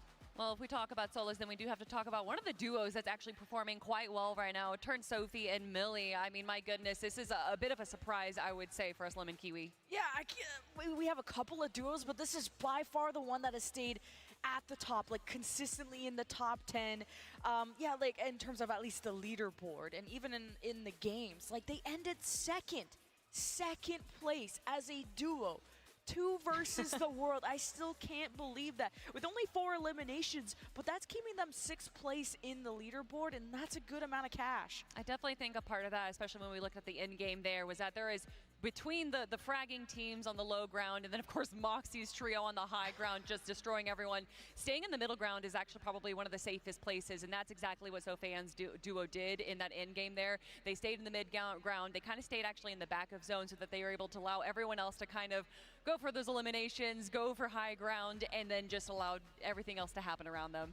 I think for me, the one call out I gotta make for Turn Sophie Ann and Millie is just looking at Turn Sophie Ann's name. That's some commendations there to Turn Daisy, another woman in the Fortnite scene. She's not at this competition, but still want to give her flowers because she is, I think, a pretty prominent figure throughout the women's scene in Fortnite. And I just love the fact that, you know, Sophie Ann just took it upon herself to give that honorary shout out to her friend. Everyone's snacking away, and you know what that means? A burst of energy. Actually, I get really sleepy when I snack, so hopefully they don't have what I have happen. Well, it depends on what you snack on. And they got water. They better have milk. They probably already finished their milk during that break. You say that, now we have milk being drunk right now on camera. Awesome. Okay, I'm glad we shifted to that too, because you got to finish that quick before it gets warm, and then that will really give you the energy for this next game. There's only a couple left. Okay, but question, am I crazy? Because I swear ice in the milk makes it taste so much better. Stop, you're I so weird. I will never leave this hill, okay? I will stand up. I'm gonna stand on business for that. Ice in your milk is infinitely better. I mean, considering how short you are, you're still shorter than me on a hill, so it doesn't matter But to think me. about how my strong goodness. I am, Kelly. That's true. I'm so powerful. I mean, that's very true. I've seen you in the gym. That's thanks to the calcium in my bones because of the milk providing, okay? I love it. And yeah, obviously these ladies right now taking a moment before we get into game number 5, our final 2 games, the penultimate game, if you will, for the Milk Cup Championships. And what an absolutely incredible journey it has been. A bit of a slow start, but finally kicking things off. And right from the get-go, some of our top competitors have really been showing up. And this is obviously the biggest event that we have ever had for the women in Fortnite. With the largest prize pool, we are breaking records. We are just showing off what these ladies can do to such an incredible audience. So thank you all for being a part of this, not just to the competitors, but to our incredible production team between Radiant, Gonna Need Milk, and then of course to our audience here watching at home and watching at LA Comic Con. We appreciate you guys so much for being here. And in just a few short moments, we're going to be getting into Game 5. But what's crazy though is I imagine it's got to be so nerve-wracking. I'm looking at some of our audience members, seeing the friends and family associated with our lovely ladies in today's Milk Cup Championship competition. Between steak, and tacos, for us, or pizza. you know, it's already an adrenaline rush seeing what happens in game, right, Lemon? So imagine how it feels for the audience that does have those close relationships, knowing that their loved ones are just duking it out for this lion's share of a prize pool. Well, we're gonna see how much we love them because we also need an audience member to do a Fortnite emote to get a bingo going. This is slowly loading up, but I know we only have 1 or 2 more squares for a bingo, or even, a player eliminated by fall damage. I mean, was it Mari that almost? Hey, I feel like if you're pointing at somebody in the crowd to Fortnite emote, that makes you obligated to Fortnite emote yourself. Oh, I like that. I like the call out. No. Don't make me too. I don't think you could give me enough V-Bucks to emote on stage right now. It's not going to be me. I apologize, but look at that. Yeah, if we just have the same trio wins back-to-back rounds, then Moxie's trio could definitely be that team, as well as the audience Fortnite emote, then that's the Milk Cup bingo. Now, you know what my question is? What do we win if we get a bingo? Testing. My mic just got unplugged. Is it good? Let me see. I think that's Yeah, let me see.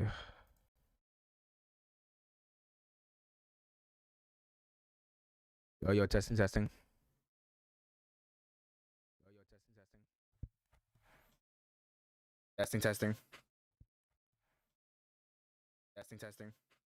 So, all good chat? All good?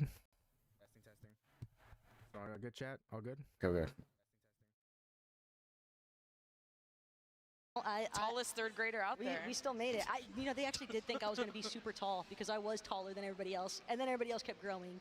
Well, you just focus all that energy into being an incredible competitor in multiple games since I've known you. So I understand. You sacrifice height for gaming ability and prowess. And a lot of the prowess that we're watching here today is so impressive. These are some of the best competitors in Fortnite, and they are really showing up today as well. Currently, we can see we got some meditating going on right now. I'm sure with this being the final 2 games that you do want to make sure that your mentality is at the best that it can be. And this is like the same amount of games that we've played from the qualifiers, but in an entirely different environment. You can't just like go and pet your cat or go talk to your mom, or maybe your mom's here, but you're not in a comfortable environment where you can mentally reset and be on your own. You have your teammates. You also have competitors that are near you, and I'm hoping that noise doesn't get to you. But to see your opponents either beside you, across from you, who I haven't heard too much smack talk. Everyone loves each other here, but that is intimidating. I mean, beyond just the environment immediately around them, we are also at one of the largest conventions in Los Angeles. If I'm not mistaken, I heard that there was around 100,000 people over here throughout the weekend to be expected. So lots of noise going on. There's even like a mini arcade behind them. So to be able to even just beyond getting tournament jitters and calming yourself down, to be able to be in an environment like this where there's fog machines going, there's cheering, there's giveaways and stuff, it is absolutely impressive. Yeah, these ladies, they're certainly looking to continue, try, settle in, buckle down, because even though it's only 2 lobbies left remaining, it almost feels like those, at least when you're actually playing it, when you're in that environment, it almost feels as if it goes on forever, right? Like, anytime you're actually in those types of pressure circumstances, I think anybody would agree, it just seems like time drags on, and that can begin to play a little bit more of that mental element. And there's no, like, buffer or cushion really left. When you only have 2 games, you have to be perfect from here on out. You have to peak at LAN, which just could be the first time people have even played at LAN. And some of these competitors are so young. Maybe they have homework due on Monday or something. So imagine just all the things going on in their head. That's what I would be. Maybe I was a good student. Maybe these girls only care about Fortnite. I don't know. But there's just a lot of elements to think about, including how you're going to look at the next 2 games. Yeah, and speaking of looking at the next 2 games, for those players that are in kind of the bottom half of the leaderboard, Taco, do you think that we're going to be seeing any strategies changing, or do you think that they're just going to stay with the status quo and go with what they know? Maybe some of the teams towards that bottom half of the leaderboard, they might look to start playing a little bit more aggressively towards each other because, again, if you were in that under half or in the bottom half of the leaderboard, then that means that you're not the only one struggling. These other teams are struggling around you as well, and it could potentially be a big risk, but sometimes you got to go big or go home with this level of competition, and you're just going to have to take those risks if you want to try and overthrow teams that are ahead of you. And it's not entirely uncommon, although very rare, to see teams in these final moments change up their drop spots. And we've seen even in the biggest stages in Fortnite where second place will land on first place. And we can see, although I don't think it's going to happen in Game 5, potentially Game 6, we do see how close Nina, Vader, and Vanessa are to Moxie, Daya, and Reds. And this is where maybe stamina. Oh, me? Oh. Attacks, man. Dead. What a menace. Kariz. But where stamina is important, and who is going to be able to maintain that energy, because that can help you get ahead in these last games and can creep up a couple of spots. Even if maybe first place is out of reach, a top spot is still something that is respected in one of the biggest female Fortnite lands there is. And again, there's a lot of emphasis that we're putting right now onto our first and second place teams, but we just saw Frantic on screen, and despite being in that third place position, they are definitely still within striking distance here. So neither Team Moxie or Team Vanessa can really get too cozied up and focus. They can't tunnel vision on each other and thinking about, I've just got to beat you guys to make it through this, because Somerset, Frantic, and Yasmin, they are ready to pounce. And a lot of these players will have music going. I don't know how people can also communicate while listening to the cues in the game while also having music. I'm seeing people jam out, get comfortable, and that is something that can, you know, I think I might have to jam tracks. get my another pot of coffee. Sure. I mean, we have background music in I need our an headsets emergency right now, pot. and I can barely keep my thoughts straight. So it is so impressive to be able to communicate, build, shoot, and just be able to have awareness of what is going on around you. And that is something that these ladies that's a PS5 controller. that we do reach the final I thought moments. I thought they got girls playing on the PS4. I saw one PS4 controller. Into game number 5. So thank you for hanging out with us on the desk here. Kelly, we got Taco, Lemon Kiwi. I'm excited. We're taking attendance. Yeah, no, making sure everyone's here, everyone's ready to go. Everyone's still alive. Everyone's still alive, still awake. But, just, you know, any requests that you have of the players who potentially could be listening to us right now for anything in Game 5, anything interesting you'd like to see?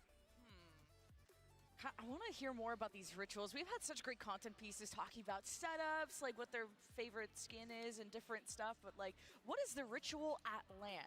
Because like at home, you'd maybe do meditation. I pet my dog for good luck. I'm not competing, so you know how that went. But you know, everyone has their own thing at LAN. We saw people meditate, and I thought that was really cool. Some people jamming out to Fortnite background music, I guess, or whatever. And I would love a content piece about that. Yeah. That's definitely valid. For me, I find that I get best into my proper state of mind when I slam a glass of chocolate milk, and then I'm ready to hit the big stage. You know, it's that hydration that you get through milk. It's the proteins as well, that lactose. It just provides so many nutrients. And if you guys want to find out more information about that, at Gonna Need Milk is the social media you can follow. Also, you guys should be following our Discord at Gonna Need Milk. There is plenty of opportunities as well as honestly, I need a big meal, bro. Put on there. And for those of you watching online, we do still have the giveaways going on for our V-Bucks. One lucky winner is going to be winning 2,800 V-Bucks if they spam the name of the team captain. And we're not going to be spamming on the desk anymore, everyone, because it looks like our ladies are loading into game number 5, our penultimate game for the Milk Cup. Here we go, game 5, Jack. Game 5. So casters, take it away. Thank you so much. So far, Team Moxie is the only team that won twice. Build in the crowd as well. Milk Everyone Cup. here just looking to cheer on these awesome women competitors that really had to go through the ringer to be here in the first place, Lemon, because making it through one of those 3 quals was no easy feat by any means, and I think we are definitely witnessing the start of something great here with the Milk Cup Championship. We're making history at LA Comic-Con, and I'm so excited to see the future of these players beyond this land and how they represented themselves, what orgs are watching, because there's a ton of talent here that are unsigned. So if you're an org in the chat, get the checks ready, because we are ready for Game 5 to see who will rise to the top, because comfortably at the top is Team Moxie and Team Nina. And again, just trailing ever so slightly behind them. It seems like a bigger gap than what it is. 56 points between third and second. Somerset's trio at 208, Vanessa 266. But a singular victory royale and one of our top 2 teams not managing to repeat perform top placements or just a victory royale yet again. And that is the doorway opening that Somerset's trio is bound to try and take full advantage of. And again, they're not the only ones. I think we have also really started to see a solid level of consistency as well from a Reddish's trio. Granted, they haven't necessarily had the same level of success throughout today's action, but the fact that they're still holding down that 5th place position is impressive. Okay, the M box. This was a $250,000 prize pool, including the Thanks, you qualifiers. missed it. We gave out so much money for that. For this championship alone, it's $175,000, with every team who showed up here today getting a piece of that. But this is probably going to be the most amount of money they have ever seen playing Fortnite, and I'm excited to see a team like Reddish and how they're able to encroach closer to a top 10 spot. Yeah, it seems like Reddish, the only thing she's really trying to find at the moment is probably a shotgun of some sort. Preferably the gatekeeper, I would imagine, but at least for the time being, you know, like Lola, Reddish, they're uncontested at the Nitrodrome. They do have Slurp Cacti surrounding their position as well. So if they can continue to maintain solid already in this one, yeah. I think that they are arguably in contention for possibly pushing into 4th place. I thought there was someone shooting them already. Taken out very early, but not something unsalvageable. But game 5, not going to be too contested here early on, and no one's even tried to maybe take Raft away from, was it Team Moxie, or just these huge power positions on the map, and we saw the impact of what a reveal medallion does and other things like that. So like that everyone just kind of stays in their lane and aims more to take control in the mid to late game. I will say that is something that does make Nina's and Vanessa and Vader's performance all the more impressive, though, is because they are coming out of Doomsdot, and granted, they're uncontested, but the best benefit I think that Doomsdot has to offer is Mysterio's Mythic Sovereign Shotgun. But when you compare that to the Mythic Striker Burst Assault Rifle, as well as that Reveal Medallion, it can definitely be difficult to actually keep up against a team with those sort of benefits. But again, Moxie's trio has those benefits because they have established respect inside of the women's Fortnite competitive scene, to where nobody really feels as if it's a smart decision to try and challenge these ladies at their drop. And another important medallion, the Siphon medallion at Castle Doom for Team Female Clix's team, who have been pretty comfortably in these top 10 finishes in these games, but for a team that dominated every single game in Qualifier 3, I guess my expectations were they were going to be closer to top 5, but that just speaks to the level of competition, where we said earlier on in the show, we qualified the top 11 teams from each of those qualifiers, and that the teams in those qualifiers versus the teams that are at LAN, it's a whole new level of competition. Not only that, but as well, when you think about the kind of nerves that are bound to be involved just from experiencing your first-time LAN environment, and especially a player like Canary, she's done a fantastic job leading up to this Milk Cup championship, but I think that this is only going to make her even better still in the long term. And it's the same could be said for Female Clix and CC Nuggets as well, but I think the big thing that I'm trying to get at here is, sure, that Siphon Medallion, on paper, it looks like it would be busted in the right hands, right? But I think, again, they're just having some issues with having those consistent mid to late game moments, and I can't fault them when we look at our teams that have been having repeat success in the end game.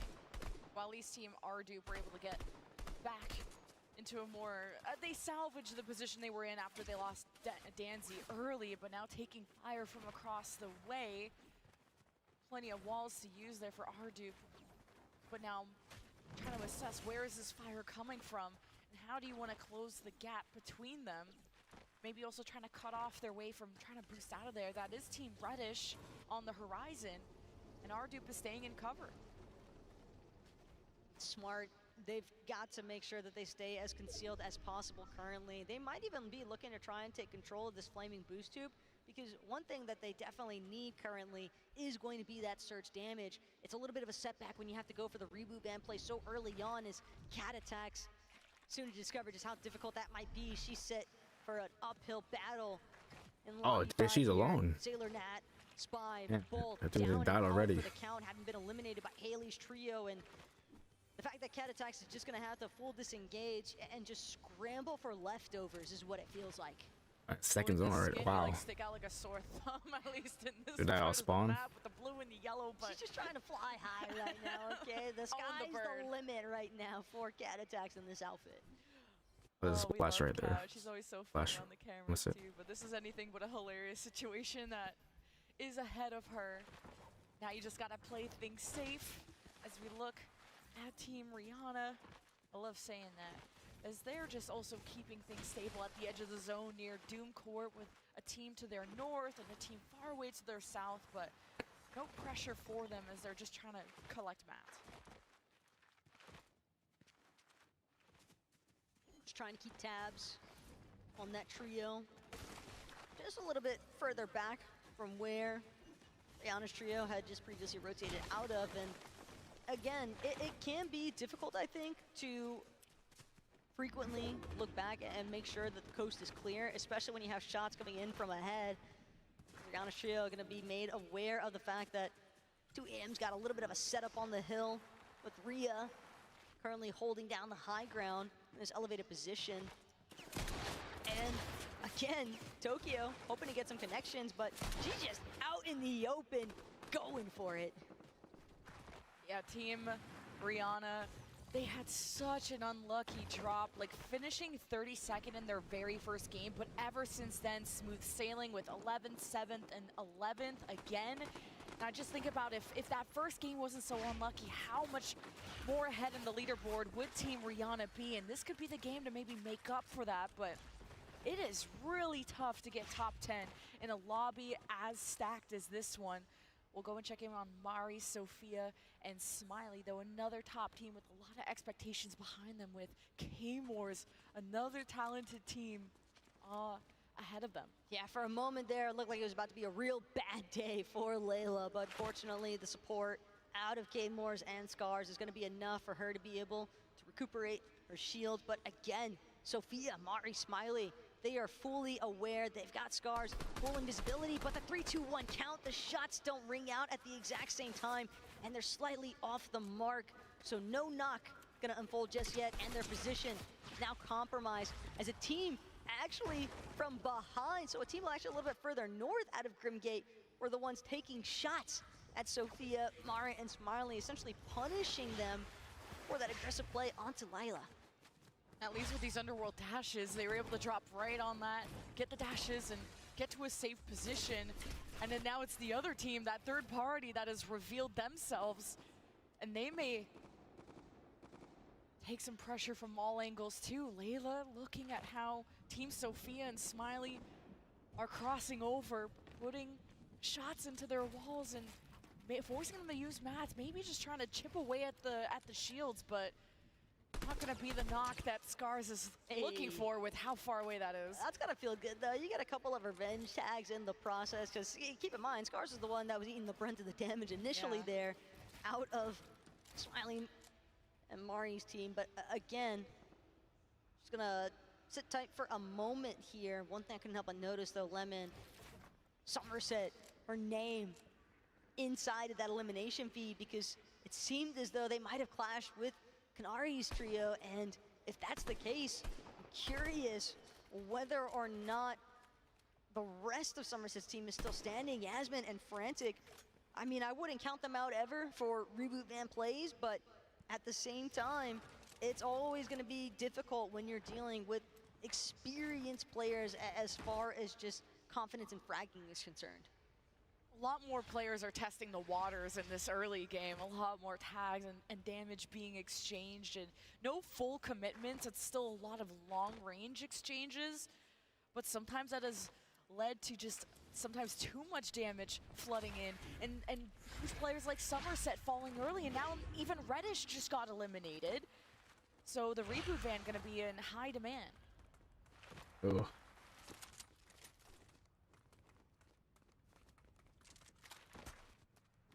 Nolik and Lola just trying to decide which direction they actually want to head. Everybody's gonna be and crowded. It could be a play for the Underworld reboot van. That might be one of their more safe options, but again, this is a little bit of a setback as far as positioning is concerned. They've got to be really careful because off into the distance now, like bound to have spotted out that trio gliding in. Lolablood still gonna lead them straight towards the Art of Combat, but again, it's been called. The call to action is currently to just fall back, let this team move in, move forward, and then hopefully Lolablood and Nolik will have that reboot van play opportunity. At least riding along this river, you get all these dashes, but it's a little bit out in the open with hills overlooking you, so kind of playing between those lines of cover, going under the bridge with, oh boy, Moxie's team over there. That is just not a team you want to run into at this stage of the game with how much they've been dominating, getting consistent top 3 finishes. And Emperor as well, a team that we want to see succeed, and one that is still working towards that. I think at this point, if I see a yellow circle moving towards me at a rapid rate, I'm booking it the other direction. And I'm assuming that it's probably going to be Regs, Moxie, and Dia because they have been unabashedly aggressive all throughout today's matches. And in Lobby 5, it's going to look no different here. But a team that's hoping to get involved in a little bit more action, I think, Emperor, Psycho, Emily Marie.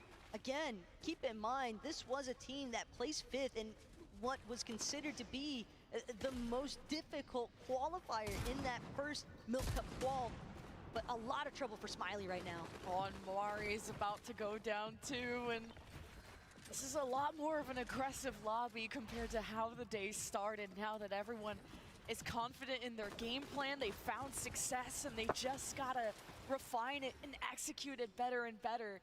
Mari, Smiley, looks like they're in a healthier position than when I last saw them.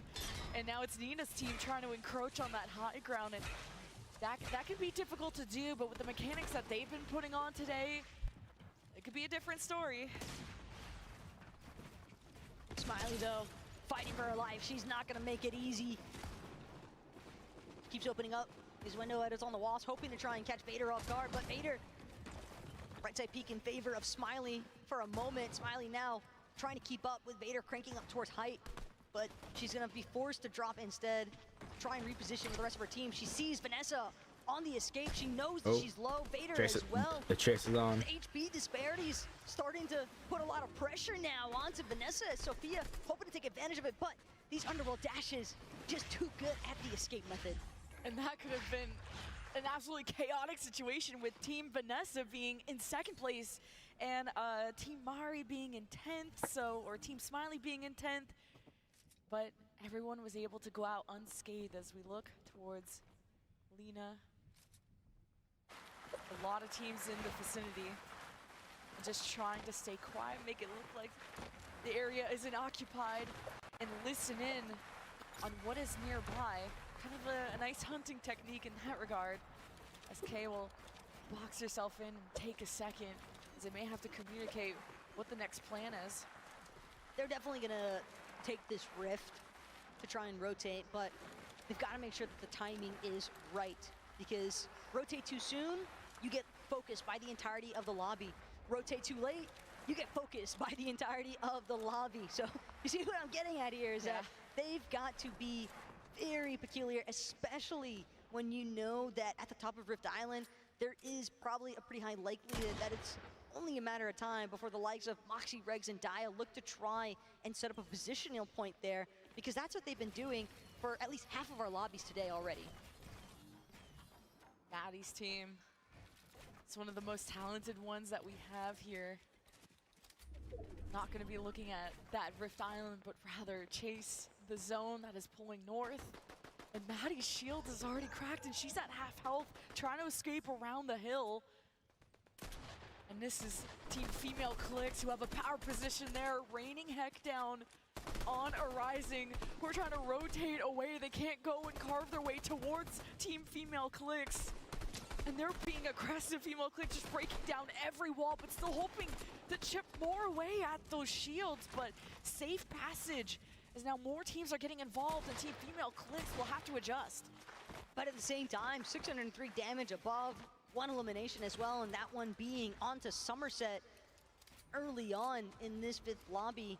There's now Female Clicks, CC Nugget, Canary. They recognize the fact there is a team center of this ravine here underneath Rift Island, as Female Clicks also trying to do her best to keep tabs on teams that might be approaching them as well from that east side of the map.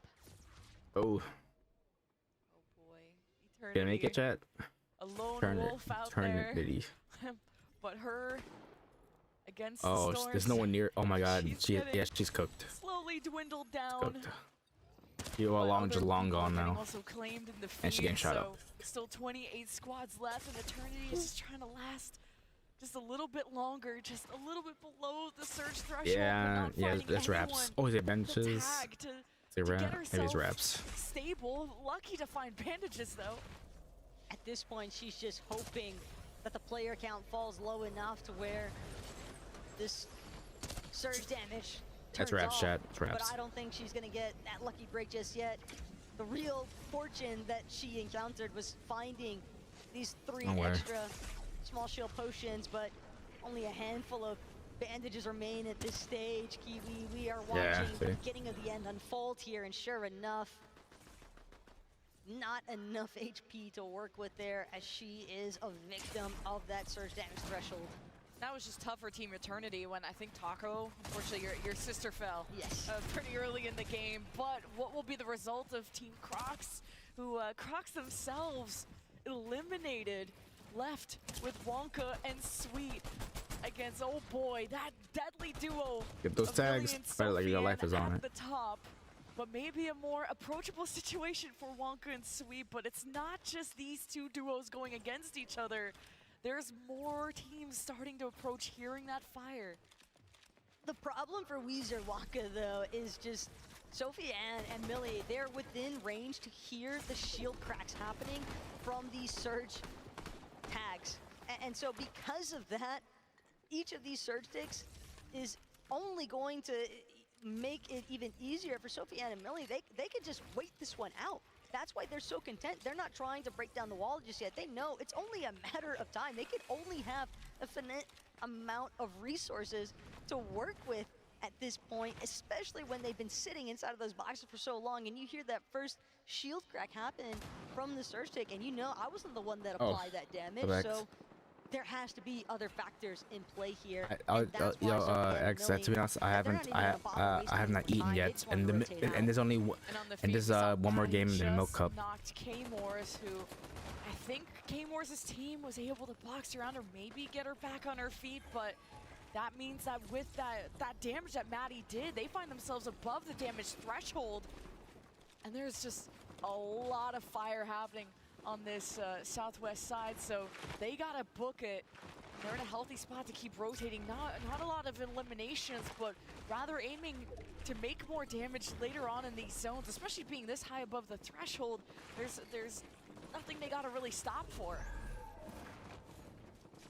Really easy to refarm match though when you start to enter the forest range of Rebels Roost. Is Sparkles, Maddie, AFK, they've actually done a really excellent job at making sure to be one of the first trios inside the edge of zone, and they're trying to make sure that they can take full control of one of the hills that's provided inside of this forest range just a little bit east of Rebels Roost. As now the other teams are going to start flow traffic into this next zone, but again, Maddie, AFK, Sparkles, what I want to see from them currently is just preventative measures. Spray back. Don't let these teams get anywhere near your position. Don't even let them inside the edge of the zone if you can prevent it, but there's only so much you can do to try and shut down Moxie, Taya, and Regs as they make their approach. K-Mor's, though, paying the price. She's trying to make her way through this woodwork, and again, immediately shot at by Maddie's trio. And K-Mor's brought back to her feet earlier on and just not even out of the woods yet. Literally, metaphorically, there is just a lot of teams rotating to the north side, and this is an important game for K-Mor's team, sitting at 21st on the leaderboard, and they're in a whole lot of trouble with Scars, just with tiny amounts of HP, but just not able to be supported, with the team just being that close, as they just try to stay hidden and help Scars get to a Scars safer like a position. 1 HP. And they're locked in, they don't seem too stressed. And just hoping the other teams get distracted by the other teams rotating into the zone. K-Mor splitting the medkit resources, wanting to make sure that Layla and Scars are as healthy as possible. Layla just gonna hold on to that medkit for the time being. A little bit of split mats here. K-Mor is gonna be in charge of tarping forward, trying to lead her trio into a safety zone to where they could be the ones trying to take advantage of the lobby, but Daya, Moxie, Regs, the scans just constantly indicating, letting them know which direction they should be prioritizing as far as applying pressure is concerned. Really tough spot for, I think, Sarlet's team. I saw Okay, Sarlet, maybe okay. Melanie get eliminated. They were in 16th, and these are the last 2 games of our championship where you really needed to put on a good show to try and reach that top 10. We look to see one of our tournament favorites, the only team with 2 victory royales under their belt, Team Moxie, kind of peek out with these edits, and now the pressure is on, unleashing on Team Sparkles and closing the gap. Moxie knocking on the door, but a lot of metal, a lot to get through, but Ooh, tough competition on the other side as go Moxie around. saving ammo, just hoping to axe her way through and find angles around. And Yeah, I thought Sparkles she got would just try to eliminated pick there at the by entire armor Daya. wall. Man, It would have been gone by now, Moxie and or friends whatever. set their It would have sights on keyed an her. opponent. They are victims. After a certain point, you just got to cut your losses, and as far as Maddie's trio is concerned, Sparkles was just a goner by that stage. Daya, Regs, Moxie all taking separate approaches, different angles, once chopping out your floors, once chopping on your walls, once chopping on the top of your walls, and again, with 3 different angles to potentially have attack approaches from, it almost felt like it was inevitable at that point. And a bit tragic as well when you factor in where Maddie's trio was standing on the leaderboard. Only 14 squads left. Not a ton of ammo for someone like Nina at this stage of the game when you have to start breaking down walls by force. Now, just trying to get around it. Reload and maybe wait for the opponents to come to them, especially with how limited at least Nina is on ammo. Good point above the threshold, breaking down the walls. K down for the count and fully eliminated. Needing that siphon, that refresh too, to get them some more firepower to fight back against everyone else. Actually cannot believe that they were able to escape though in those final moments. It really felt like Nina's trio was just gonna get the whole collapse there. Team Moxie again. Oh, playing high again. Moxie one more time. Height completely under control. This lobby sitting underneath their thumb essentially. Oh, Regs she ran the will mats. get Oh, chopped she's out there's some more momentarily, damage. but Flowbrave She ran the mats. shouldn't be a repeat occurrence, at least I would imagine. Otherwise, material count definitely strong, and especially when you factor in that all these ladies in these lower layers, they're not getting a chance to look up at height. Sophia just trying to get the damn. neck kit off, but that dream shut There's down too much almost going on. immediately. Regs They try to is just a get them on top. menace right now with this mythic striker burst. And with the reveal and the high ground, it's just shooting fish out of a barrel. But we look to see Team Female Clix's team, who consistent top 10, but want a victory royale. They've had so many under at qualifier 3. They've yet to get one this tournament, but they have to take their time. Patience is key. Hearing fire across, hoping to intervene very soon. But Female Clix herself a little bit low on HP, making sure they're all topped up before taking the engagement, as Somerset, I think I just saw, got knocked, if not eliminated. Yo, what's up, And things are really boiling down to our final what up, 9 PC? squads here Gamer? of Game 5. This is one of the deepest runs, though, that we've seen so far from Female Clix's trio, and they desperately she's need up. some of these points. And Team Moxie Damn, is not they going to make Team this Moxie's easy. dominating here. Whoever manages to squeeze their way into this top 3 is still going to have to deal with those behemoths on height. Layla, K-Mor, Scars in the dirt, Oh, and shit, still Mats. looking to punch their way through This lobby closing in around them, but they're finding their openings. Oh my God, It's gonna be frantic on the other side of these walls, but no, Layla behind Robin. Peekaboo surprise. There's only so much you can handle, and now it's all up to K. Oh my God. Top 7, hoping for I'm the behind best someone. finish yet. Someone's behind them, and another person was collapses, behind them. and we only have 5 or 6 teams. Is now Team Moxie on the hunt below them. Vader, Vanessa, Nina, and just Kanari left of Team Female Clicks. Oh, I think that's a mistake getting just that dealing with so much pressure. Only That 4 was a remain. risky. But it was top 5 that Oh my God, is Team Moxie going to win the third trio game? managed to just slide into at the end here. AFK, unfortunately, only half of her HP left to work with. Daya, Regs, Moxie, they are so healthy and standing so strong on the high ground. Overhead, everybody else here. And with the reveal, it's just a matter of time before they can line up all the pins to pull them down. 2 teams remaining. Will it be a 3rd victory royale or not for Team Moxie? Who can contest the queens of Fortnite? And from the top rope, Daya doesn't want to waste any more time. Vader and friends in trouble. Nina trying to keep Daya in her place, who has to build a bit of space, go to a different layer, and see how she can surprise them. Oh, And shit. finally another victory royale Third game for Team won. Moxie. And it's our 2nd place Yo. team that was the last ones trying to tackle our 1st Jeez. place board. It's the 3rd game won. They won Raining out 1. strong They won. here for Moxie's 1, trio. 4, An and 5. impressive performance for the hat trick Shit, victory bro. royale of the day. Moxie, Regs, Daya, they are not making it easy for anybody here, Lemon, and a little bit heartbreaking maybe for Nina's trio, but ultimately I think that a lot of these ladies can be very happy knowing that we are about to approach our final lobby Last of game, the chat. day. One more game. It's Last is everything game. Last on game. the line at this point, Kiwi, and we'll get to see how things wrap up right after this short break. Damn. Yes.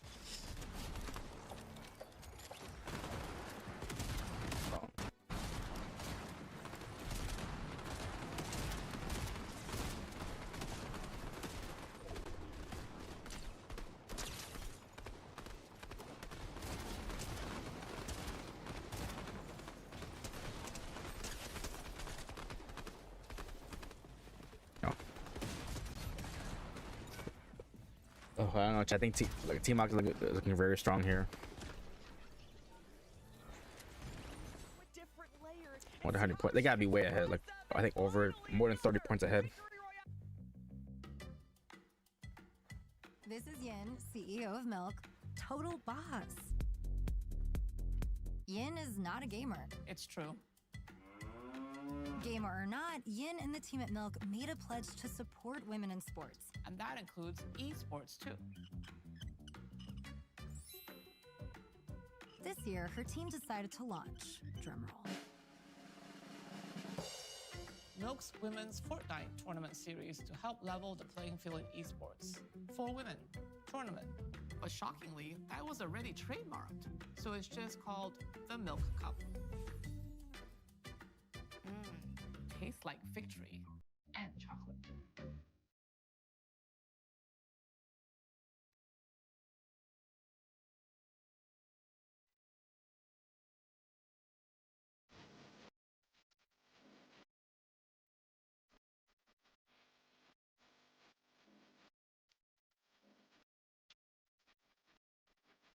Right, chat. This is the last game of the Milk Cup.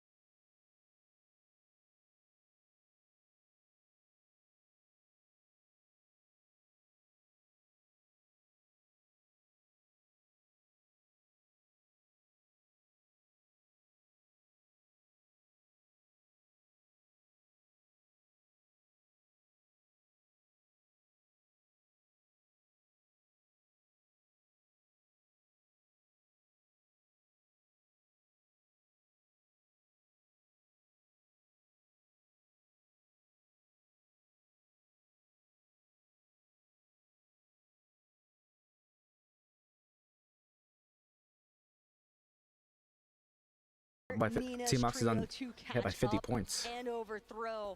I'm not going to say it's going to be easy. They're definitely going to have to depend on some other factors to come into play, like Moxie's team to not have a strong placement finish. And on top of that, they have to hope they don't continue to boost that point disparity with Elims either. It might not be easy, but it might be queasy, as we saw all the way back at the Invitational, second and first place, just an arm's reach away from each other. And then typically in Fortnite, we do not see teams land on each other, and that may not be a situation that we see in game number 6 as well. But if there is any team that can give Moxie's team a run for their money, it is Nina's trio. Go for some Nick right now, bro. I would love to see a Raft contest potentially out of Nina's trio, but it would take some serious gall to go for that, because you're dealing with a trio that you know has some really strong power frags behind it. And I think especially Daya has been a real standout for me today. And even in those final closing moments of lobby number 5, she looked like she was in a pure flow state. I mean, just slick with all of her edits, not missing a beat. And it's just, she's been the primary fragger for that trio. And another team who fragged out of their minds was Team Female Clicks, getting their best placement, 5th with 7 eliminations, the most they got today. And it's better late than never when it comes to peaks. They were in 9th place in the leaderboard. Now they're all the way to 6th. And to look at our second place team vying for that first place spot, Nina, Vanessa, and Vader getting top 3 in 4 of the games. Their worst performance today was a 7th place, which is interesting to compare to Moxie's trio, who did get an 11th place finish, but even in that 11th place finish, they got 10 eliminations. It has been incredibly exciting. It has been such a pleasure to be a part on this stage, to be a part of the journey of these 99 incredible women. And that journey is coming to a close soon, because we are ready for game number 6, the final game of the Milk Cup Championship. That's game, chat. Everyone, I want you to get loud now for these girls to hear you, because they deserve it.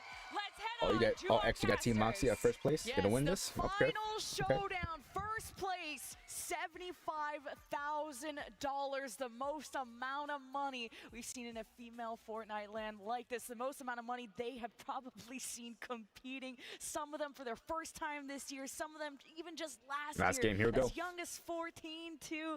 There is some incredible talent here. Big shout out to Gonna Need Milk. Let's get into game 6. Yeah, Gonna Need Milk, Radiant, Efuse, and of course, Peach Cobbler for helping to coordinate and set up this Milk Cup series. And now knowing that we are about to don our Milk Cup champions, it is just so incredibly awesome to be a part of this moment here with you, Lemon Kiwi, Avali, and Kelly, of course, along with everybody else there in production. But don't want to get too caught up on the oversights just yet, because everyone's trying to just close this one out. You have to pretend like you are playing game 6 as though it's your first match of the day.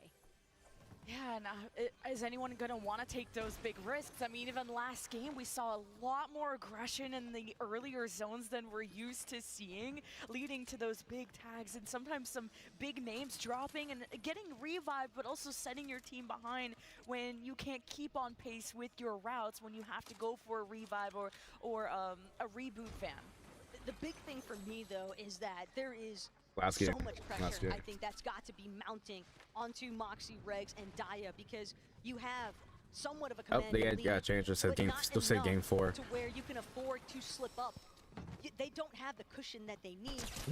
This is a replay or something? I'm confused now. In Nina's trio. I know it was And so last with that in game. mind, you really can't afford to hit that autopilot moment, because I think for a lot of competitors, it's hard not to succumb to that mentality of, oh my gosh, I'm in first.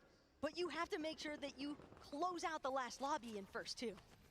That's the difference, and the most consistent team we've had is Team Moxie with the 3 victory royales, but we'll go and check in with Team Crocs, and they're also on their way to try and really upset the lobby in this one. How they will do it, they are sitting in 28, so now it's just maybe creeping up a couple more spots, which would be big. If they can even get above 20, that's kind of where they've been sitting at. And even just getting a 15th, even a 10th, if they could really peak in this final game, may just get them closer to a bigger cash prize. I think part of the problem, though, is that Sandy Strip reclaimed Villa territory it's kind of scraps. You are just so far southwest of the map, it is very difficult to actually spread that loot amongst 3 different players, right? And Inspire, tragically enough, a solo, but we are definitely seeing a lot more action lighting up inside this elimination feed here, Kiwi. I think a lot of these players just kind of recognizing the fact that they've got to kind of turbocharge through these elimination points if they want to try and just move 1 or 2 more placements further forward. Because keep in mind, even when you look at the pricing difference between first and second, it's a $45,000 difference, because first being that 75K, second being 30,000. So a lot at stake here. And a team like Team Ardup really felt the pressure, and they have just so much potential, but just haven't been able to really encroach on that top 15 area. They had one amazing game too, 8 eliminations, 6th place. That's Yo, the that's whole. someone's dog. But I'm looking at Ardup, who I wish they hulked out more, because I thought they had such a good performance at the qualifier, but I bet you like fuck it last game. And with that in mind, though, I think it's definitely been a really impressive performance from a lot of these ladies that are participating here today, especially when you factor in that they've never had LAN experience prior to this Milk Cup event. And so I think that if anything, Damn, the Hulk. What's next? The giant chicken? make them stronger competitors in the future. And I'm very much excited to see what all of our ladies here today are able to kind of do in that Fortnite competitive space Crazy in the Hulk, bro. later on.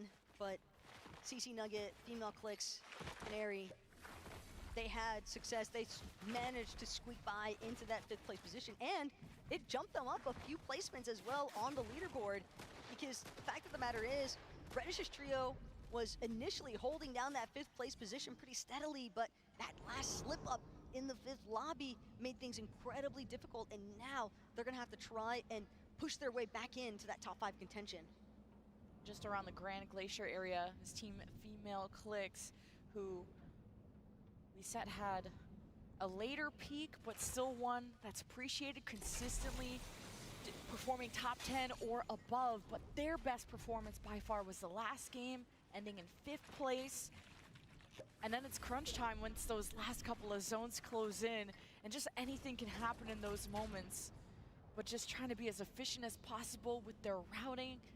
Still some eliminations coming through of people getting those extra couple of points, which can make a difference in this leaderboard. CC Nugget just floating overhead of Castle Doom, trying to see if there's any players that might be kind of looking to hover or lurk nearby. It's one of the benefits, though, coming out of Castle Doom. You can always look to prioritize the launch pads hanging out near those mountain scalings. But again, so many teams are gonna get involved. R2 doesn't even get a chance to build. She is immediately eliminated.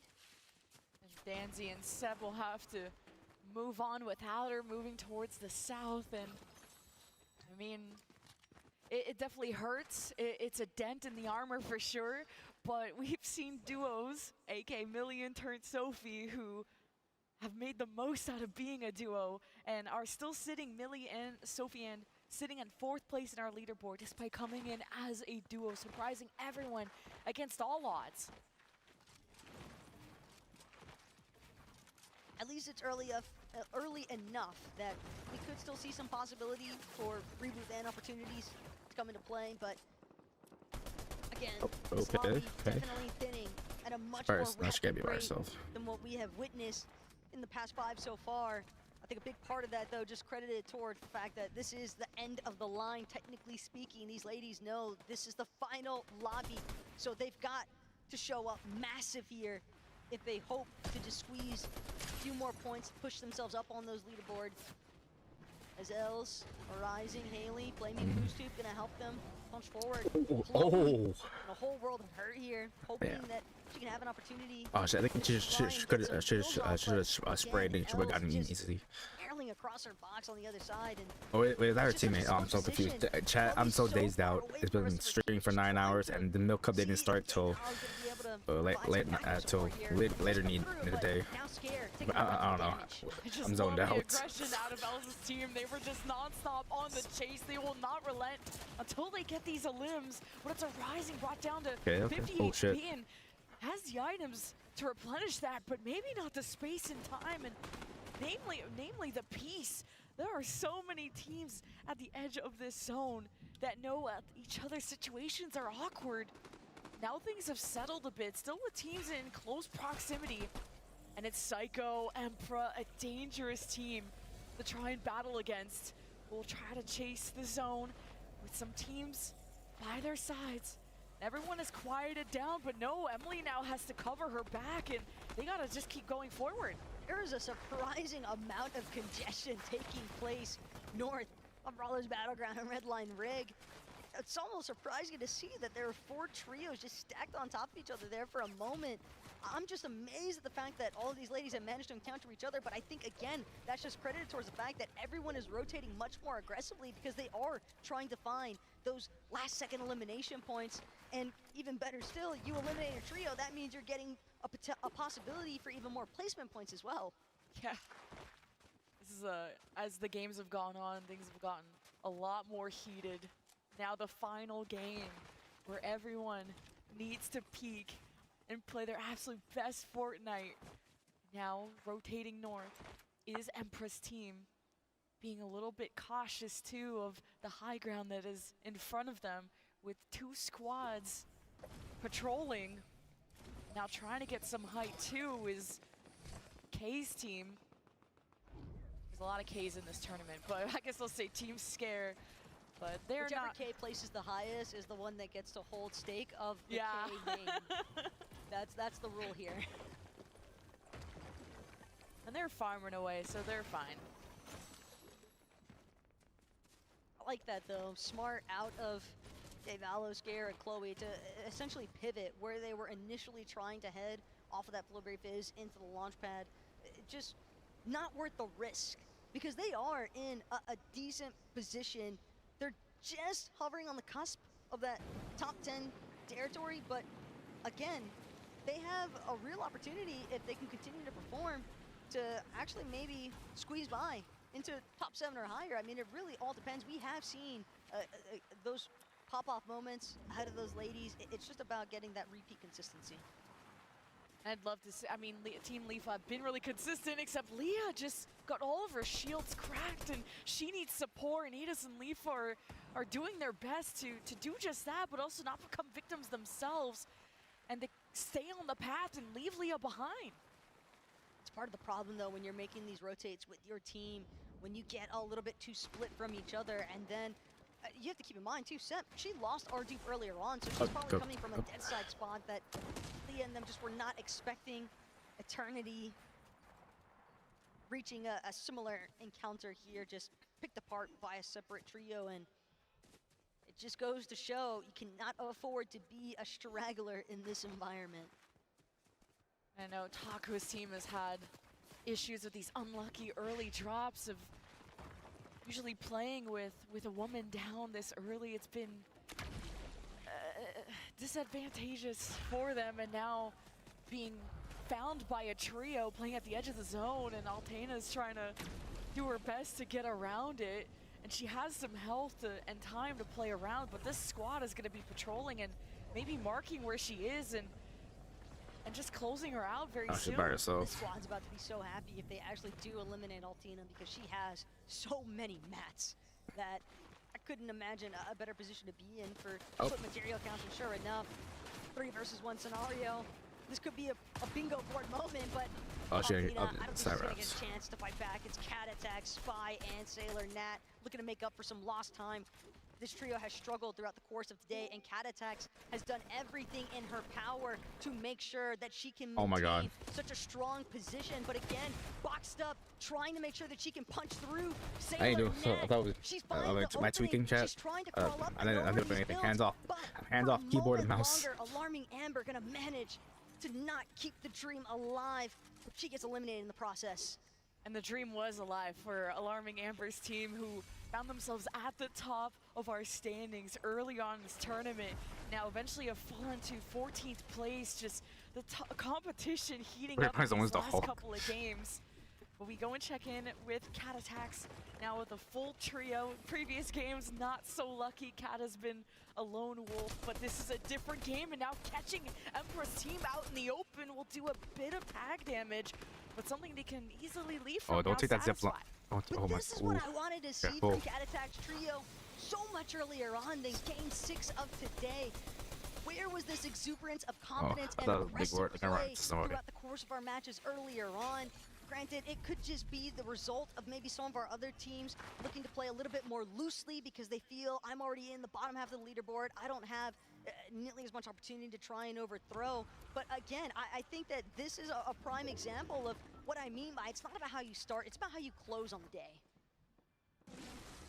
Absolutely.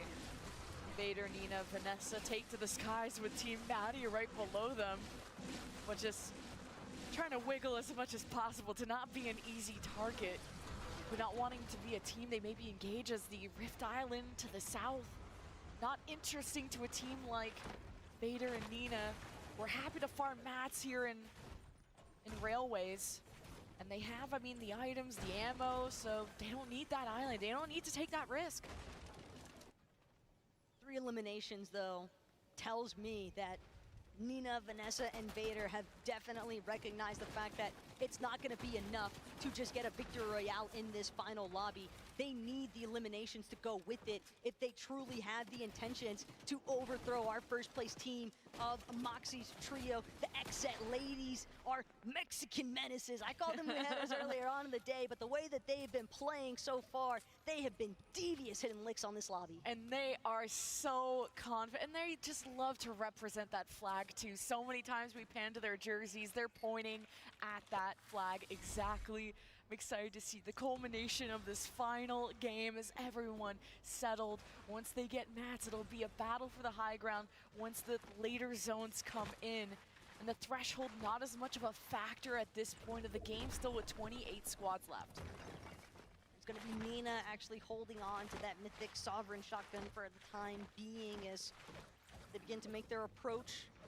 Probably contemplating whether or not they want to try and base up in a spot with a little bit more elevation, because without that knowledge of the forecast tower, it can be difficult to dictate where you actually want to go, because you commit too many matches towards the high ground and the zone pulls back down the mountain face. You find yourself in a really difficult position to work your way out.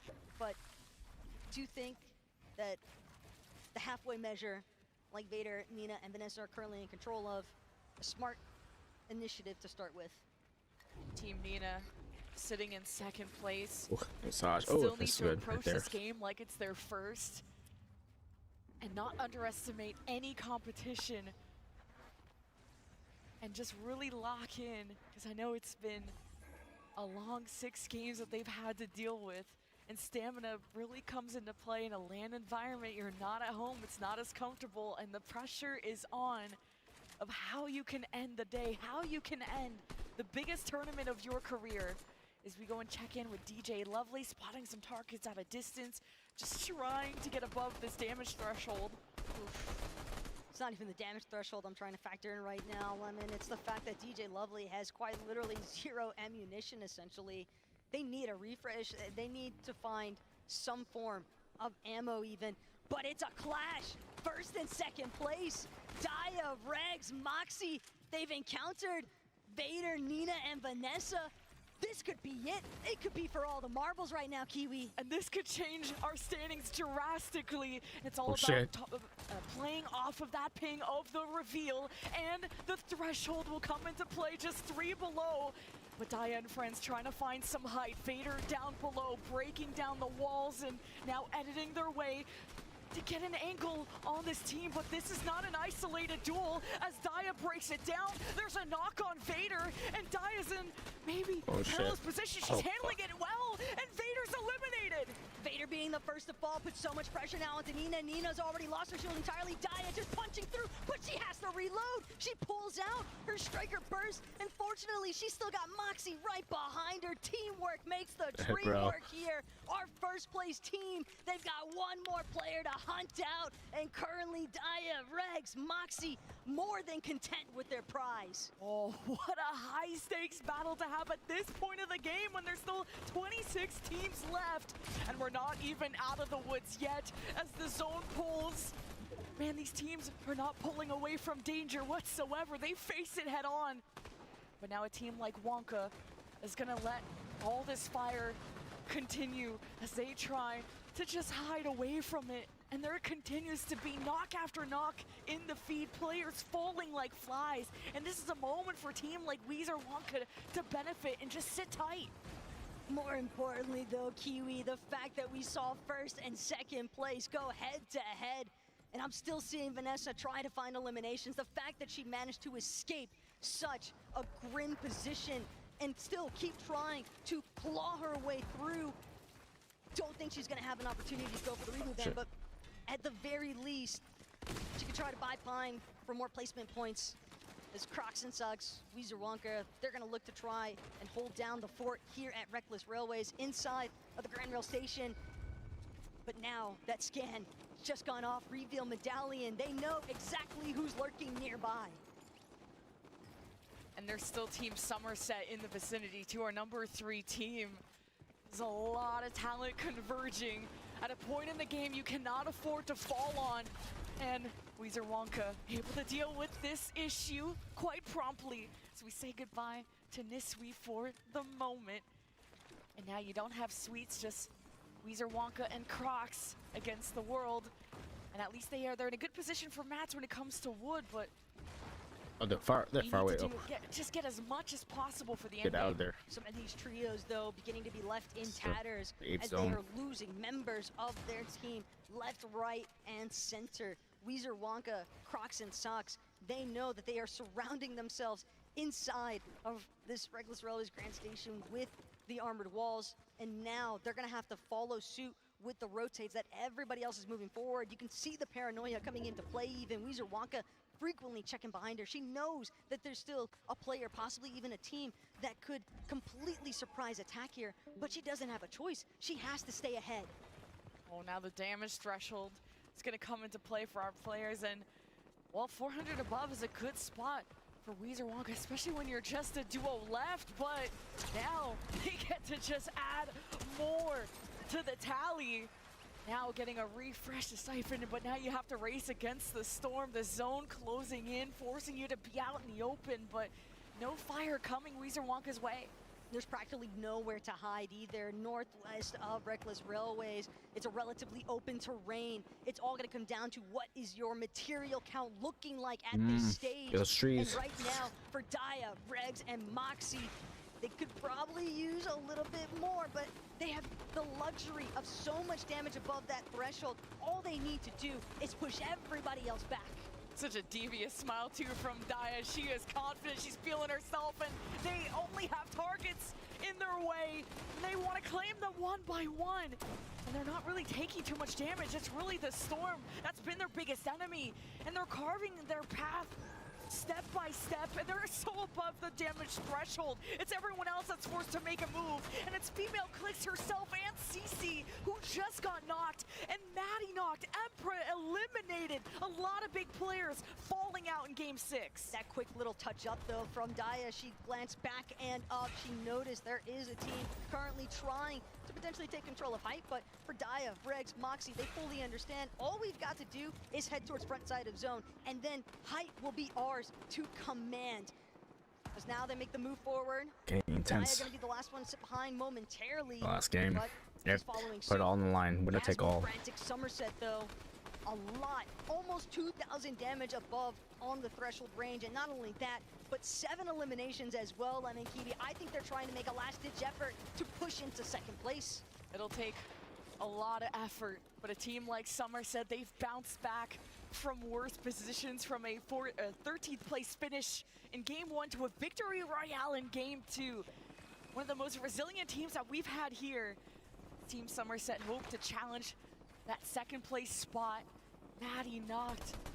Psycho Maddie eliminated. This is coming down to our final 15 squads, and now it's about getting height. Frantic Somerset, Yasmin taking their time with it, now starting to break down walls. And 3, 2, 1, just calling down, all focusing fire in one direction. And now Lena just lost all her health. All the teams are barely standing on their feet. They may not even be full trios as much anymore. Daya, Regs, and Moxie, this is the most, or one of the most difficult situations that we've seen them in throughout the course of our 6 lobbies here today. But if there's any trio that could look to clutch up from this type of circumstance and find a last-minute refresh, I would definitely bank on Daya, Regs, and Moxie. But Daya, she's got to connect. She has the Mythic Sovereign. She's probably one of the leading hopes here for Moxie's trio to try and overthrow, and she finds it. Mani gonna fall, but it costs Daya herself taking down in return. Oh my fucking god. This One is down just for way Team too Moxie. hectic. I don't know if Daya can be saved in this moment. They're definitely considering their chances, but they think too long. They get surrounded. They get Moxie. conquered. A huge elimination coming out of Bali. Oh, no, it's solo plus for Moxie here. Still lives on for Team Female Clicks. And Team Moxie herself, the last one remaining It's from that number just clutch 1 us up. team. 13 squads left. Look, we already know that Moxie's trio are gonna be our Milk Cup champions. But what Yeah, they matters won at 3 this games, stage so they of got in the GP bag. is that if Moxie falls, this is gonna open the doorway, and she's still packing a punch. Oh yeah, that's right. Reddish That's right. eliminated at There's still a lot of Moxie's people here. And again, A lot of Somerset, people. Frantic, Who knows? Yasmin, they could They're only look to 50 be the points team ahead. on height. They I know could it's seen a lot, but to shut a lot this down like and get can make a their difference. second victory royale. This game can make a difference. Vanessa Take that Bader, spot away from them. Nina having to watch in terror as these other players continue to surge around them. Oh, Moxie's Holy just shit. a pro. Her piece control, handling duels, Bro, the chat, she's going isolations. fucking Moxie beast mode. holding it down for her team. Our top 10 and our zone is ever so small. Oh shit, Look at oh shit, how oh Moxie fuck. maneuvers and deals with the pressure, knows when and how to engage. Now Millie low, right below Moxie. As Moxie waits for her moment to maybe drop down or hold at this layer. It would be dangerous to drop as Moxie wants to keep the advantage while following the zone. Come on, Moxie Bot, show us what you've got. 6 eliminations. That reveal medallion still underneath her belt. She's got the Gatekeeper primed and ready. She's gonna drop to the low ground. She's isolated a solo. It's There gonna you be go. Canary. Oh fuck. And Damn. that's another refresh. That's another siphon count. That's even more material. Moxie continuing to make the impossible unfold. Oh, and she may want to drop some players from that high ground, shooting down the floors, but Moxie has to cover all her angles. But it's Moxie hoping to pave the way with her competition below her feet. Our top 5 in our final game of our Milk Cup Champions Watch it Championship back, with watch it back. $75,000 going to first place. As Moxie needs a second to get her shields back up. She is surrounded by teams. She is a solo, and she Hello. is independent. Shit. She doesn't care who's on the other side. She's gonna look to play for the medkits in these final moments. Somerset, though, seems to be wary of the fact that Moxie's directly behind her, and it's a solo, which means we just drop. Millie actually gonna be the one credited towards that elimination Alright, so onto that's Moxie. But the well on 3 damage has games been to see how done. they do. Somerset, Yasmin, Frantic, they're looking to bring this one home. Team Somerset looking for another victory royale, their second of the tournament. Could this Yeah, be let's what switch steals away events here. second place? Could they propel themselves higher and higher as Somerset's trying to do literally just that? Now just down to a duo though, Somerset and Yasmin.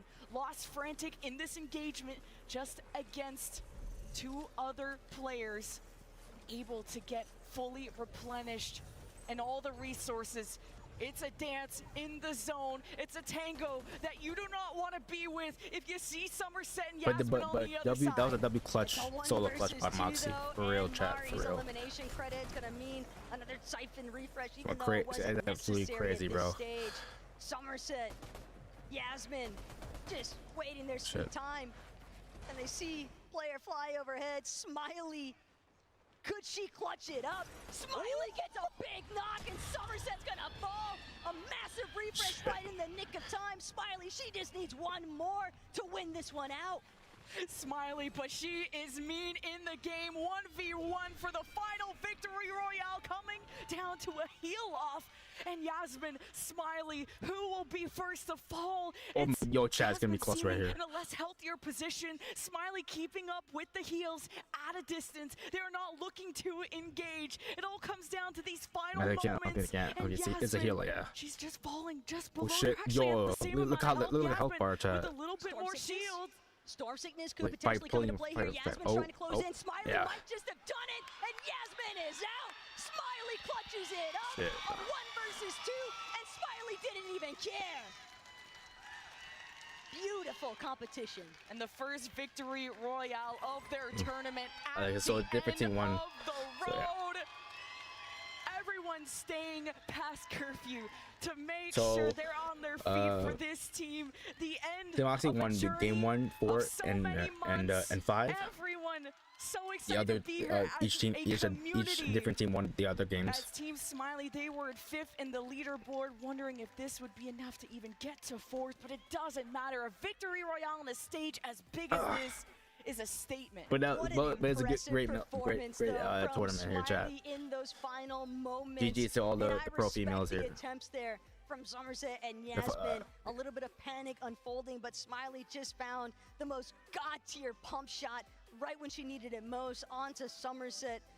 At the same time, though, it's really Vanessa, Vader, and Nina But show that the are leaderboard waiting to see. what's going to happen next year, because we know that Team Moxie's trio were leading the charge here all throughout the course of today. Once they overtook that first place on the leaderboard, we saw brief moments out of Team Nina, but unfortunately just not enough. And Smiley, I mean, just can't even believe it came down to those moments. The amount of pressure she was under in that 1v1 coming down to a heel off, the Storm Surge coming into play, huge names being knocked down at the 15th player mark. And well, we go through the replays. I'm so excited to get Kelly back. You guys want to stay in your seats. Kelly, what an insane last game that was. I am so happy that we got to have that game 6.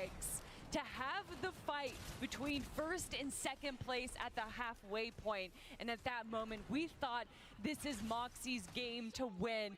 But then, of course, we had Somerset's trio said, no, we're not going to let you have this yet. And then we thought that was going to be their game to win.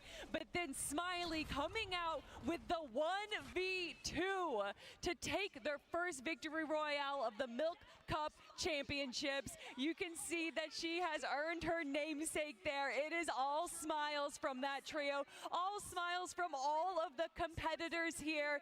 This is what it has been for, to bring these 33 trios representing the best women in Fortnite. I feel absolutely privileged to be a part of this, to be with all of you here, and more importantly, to get to crown our champion of the Milk Cup. This was a history being made, and you guys were all here with us.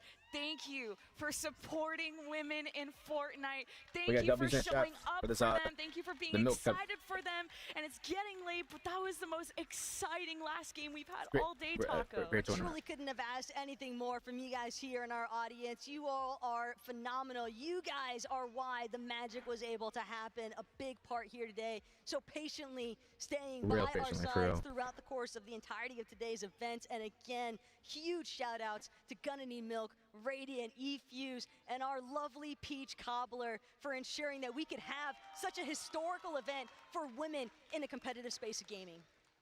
Wow, wow, wow, wow. I am just at a loss for words right now to be able to reward these incredible competitors. From the very beginning, it has been Regs, Moxie, and Daya's game to get first place in the first qualifier, to just show up at every single scrim, to represent Mexico, and of course to represent XSET. It has been such a journey for them, and for their journey to finish right here. Although we know that this journey is not done for them. We know that there is more to come. Can I just say, by the way, we got to have a conversation with Team XSET, because the fact that they were so happy first, second, and third place, I mean, what more could you ask for? Well, some W, bro.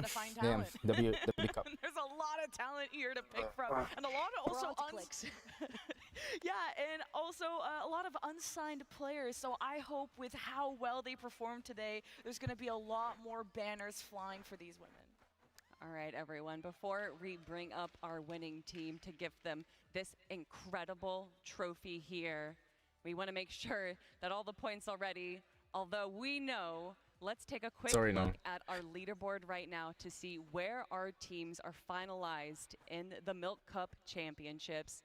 Your winners of the Milk Cup Championships: Moxie, Regs, Daya, second place team Nina, third place Frantic, but every single team here all the way down to 33rd place deserves so much credit, so much praise, and I do want to give a special shout out to Sophie Ann. Shout out Team Moxie and shout out to all the to get fourth place is astounding. The female teams here.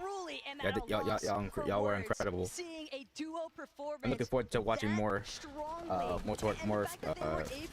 female tournaments. The top 5, despite being a woman down. Damn. It's just so impressive. But I am such a big fan as well of what Nina's trio was able to accomplish here today.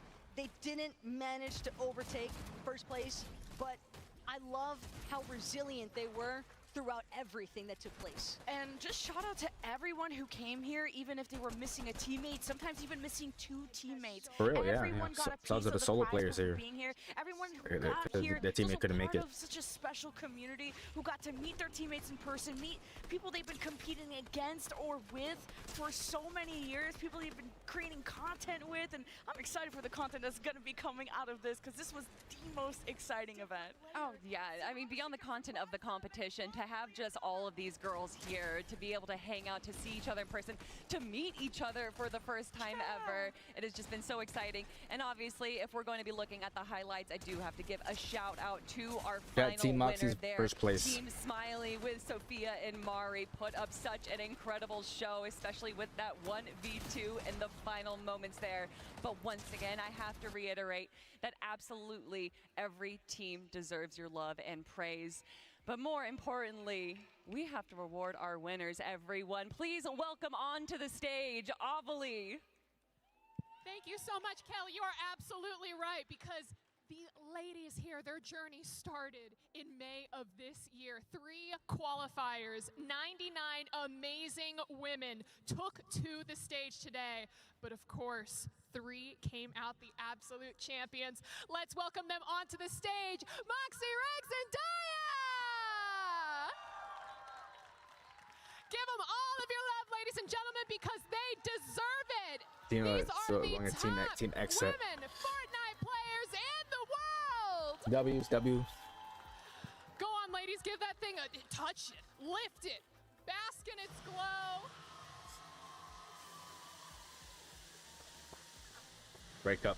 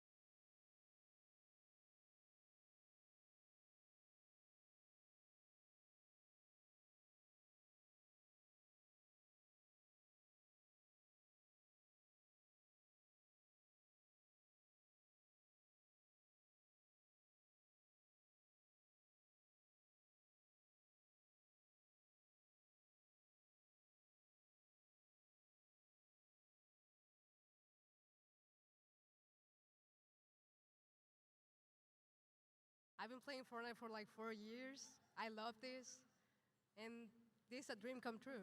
It's I don't know. It's amazing. Thank you, everyone.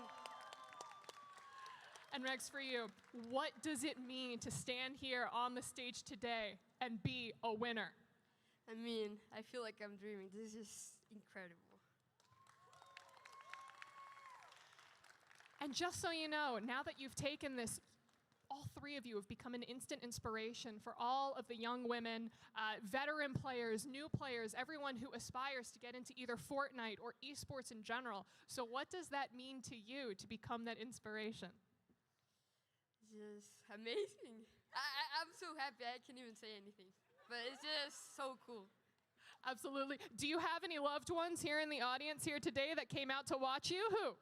I have my brother. He's the one that taught me Fortnite too. So this is just crazy. Well, with the first place, the trophy, the medals, the everything, all three of you are also taking home the $75,000 prize for first place. That's life-changing money, bro. Does your brother get any of that? Probably not. No. Yeah, I don't think so, buddy. What about Like, you, girl? you can take a picture of my money. Maybe spend With me something? and the money. Buy more V-Bucks? No.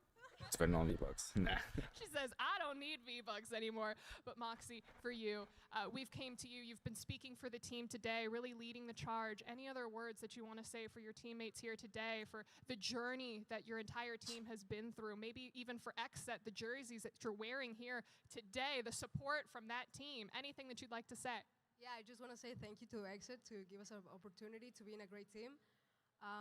Also, everyone in Mexico, thank you so much for all the support.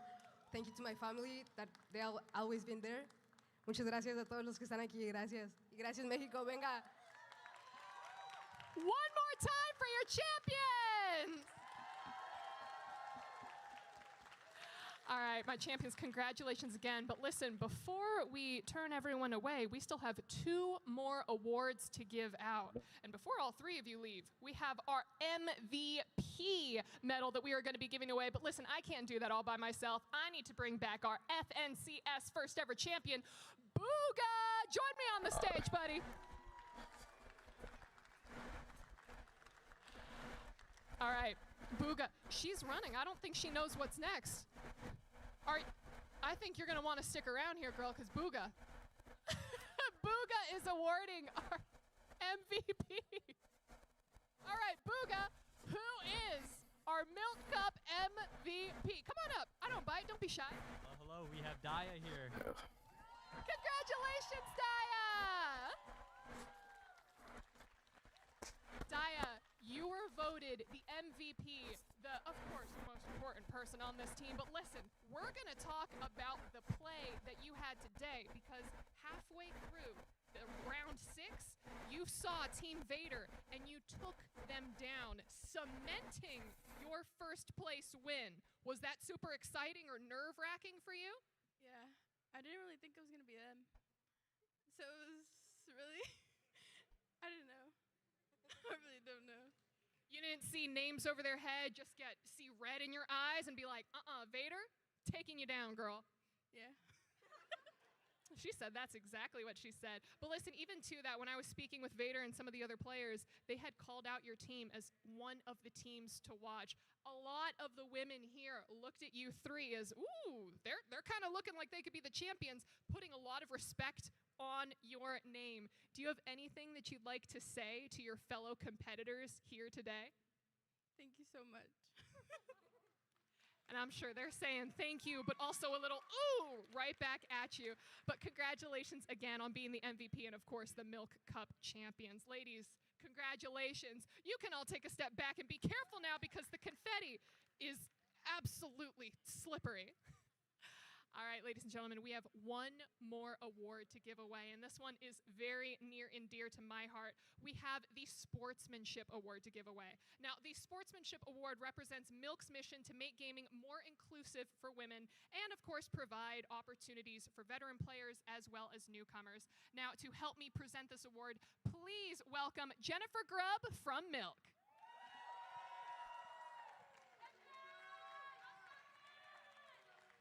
Welcome come on out. Jennifer, we're super excited to have you here today. What did you think of the games, girl? Oh, it was incredible. Everyone played so well, and I loved to see Smiley's win at the end. That was so great.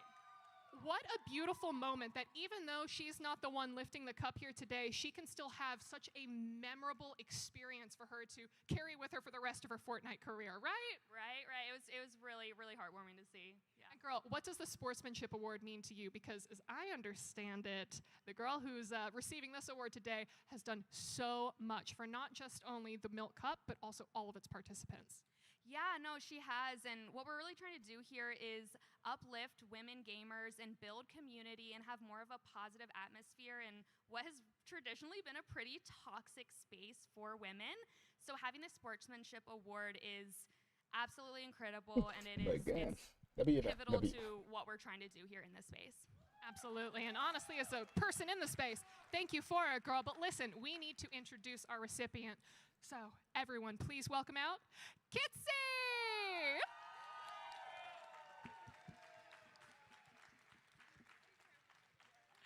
Congratulations, Kitsy, on receiving our Sportsmanship Award. Please come out, take a step. Ooh, girl, I am loving the Crocs with the Milk Cup little buttons on there. That is fashion. Now, Kitsy, for you, I have heard so many amazing stories. I heard that you were putting together logistical spreadsheets for all of your competitors here who landed in LA and went, I have no idea how to navigate this airport. So tell me about all of the love that you've, shared and then also received from all of your fellow participants here today. Yeah, I just tried making the experience a bit better because I know this is the majority of our first lands, but I hope we all made it here safely, which I think we did because we're all here, but yeah. And tell me a little bit about it because, girl, I want to say that as soon as I stepped into the pit and I saw all of the participants laughing, having that a little bit of that competitive rivalry, but also a bond and some friendship. Have you built any bonds or friendships that you're going to carry with you outside of this tournament? I think I have. There's a lot of people that I just knew their gamer tags, but now I feel like we definitely created a bond that we definitely didn't have before. I left the comm due to school to focus on that, and then I came back to play the Milk Cup. So, yeah. That is so sweet. Is there anyone that you'd like to shout out? I'd like to shout out my teammates, Lisby Tweaking and Hemis. We had like 2 weeks to practice all around. We were a new team. And then Sophie and Millie, they played as a duo, and they came like 4th, I think. So, and then my parents. I love you guys. One more time for Kitsy.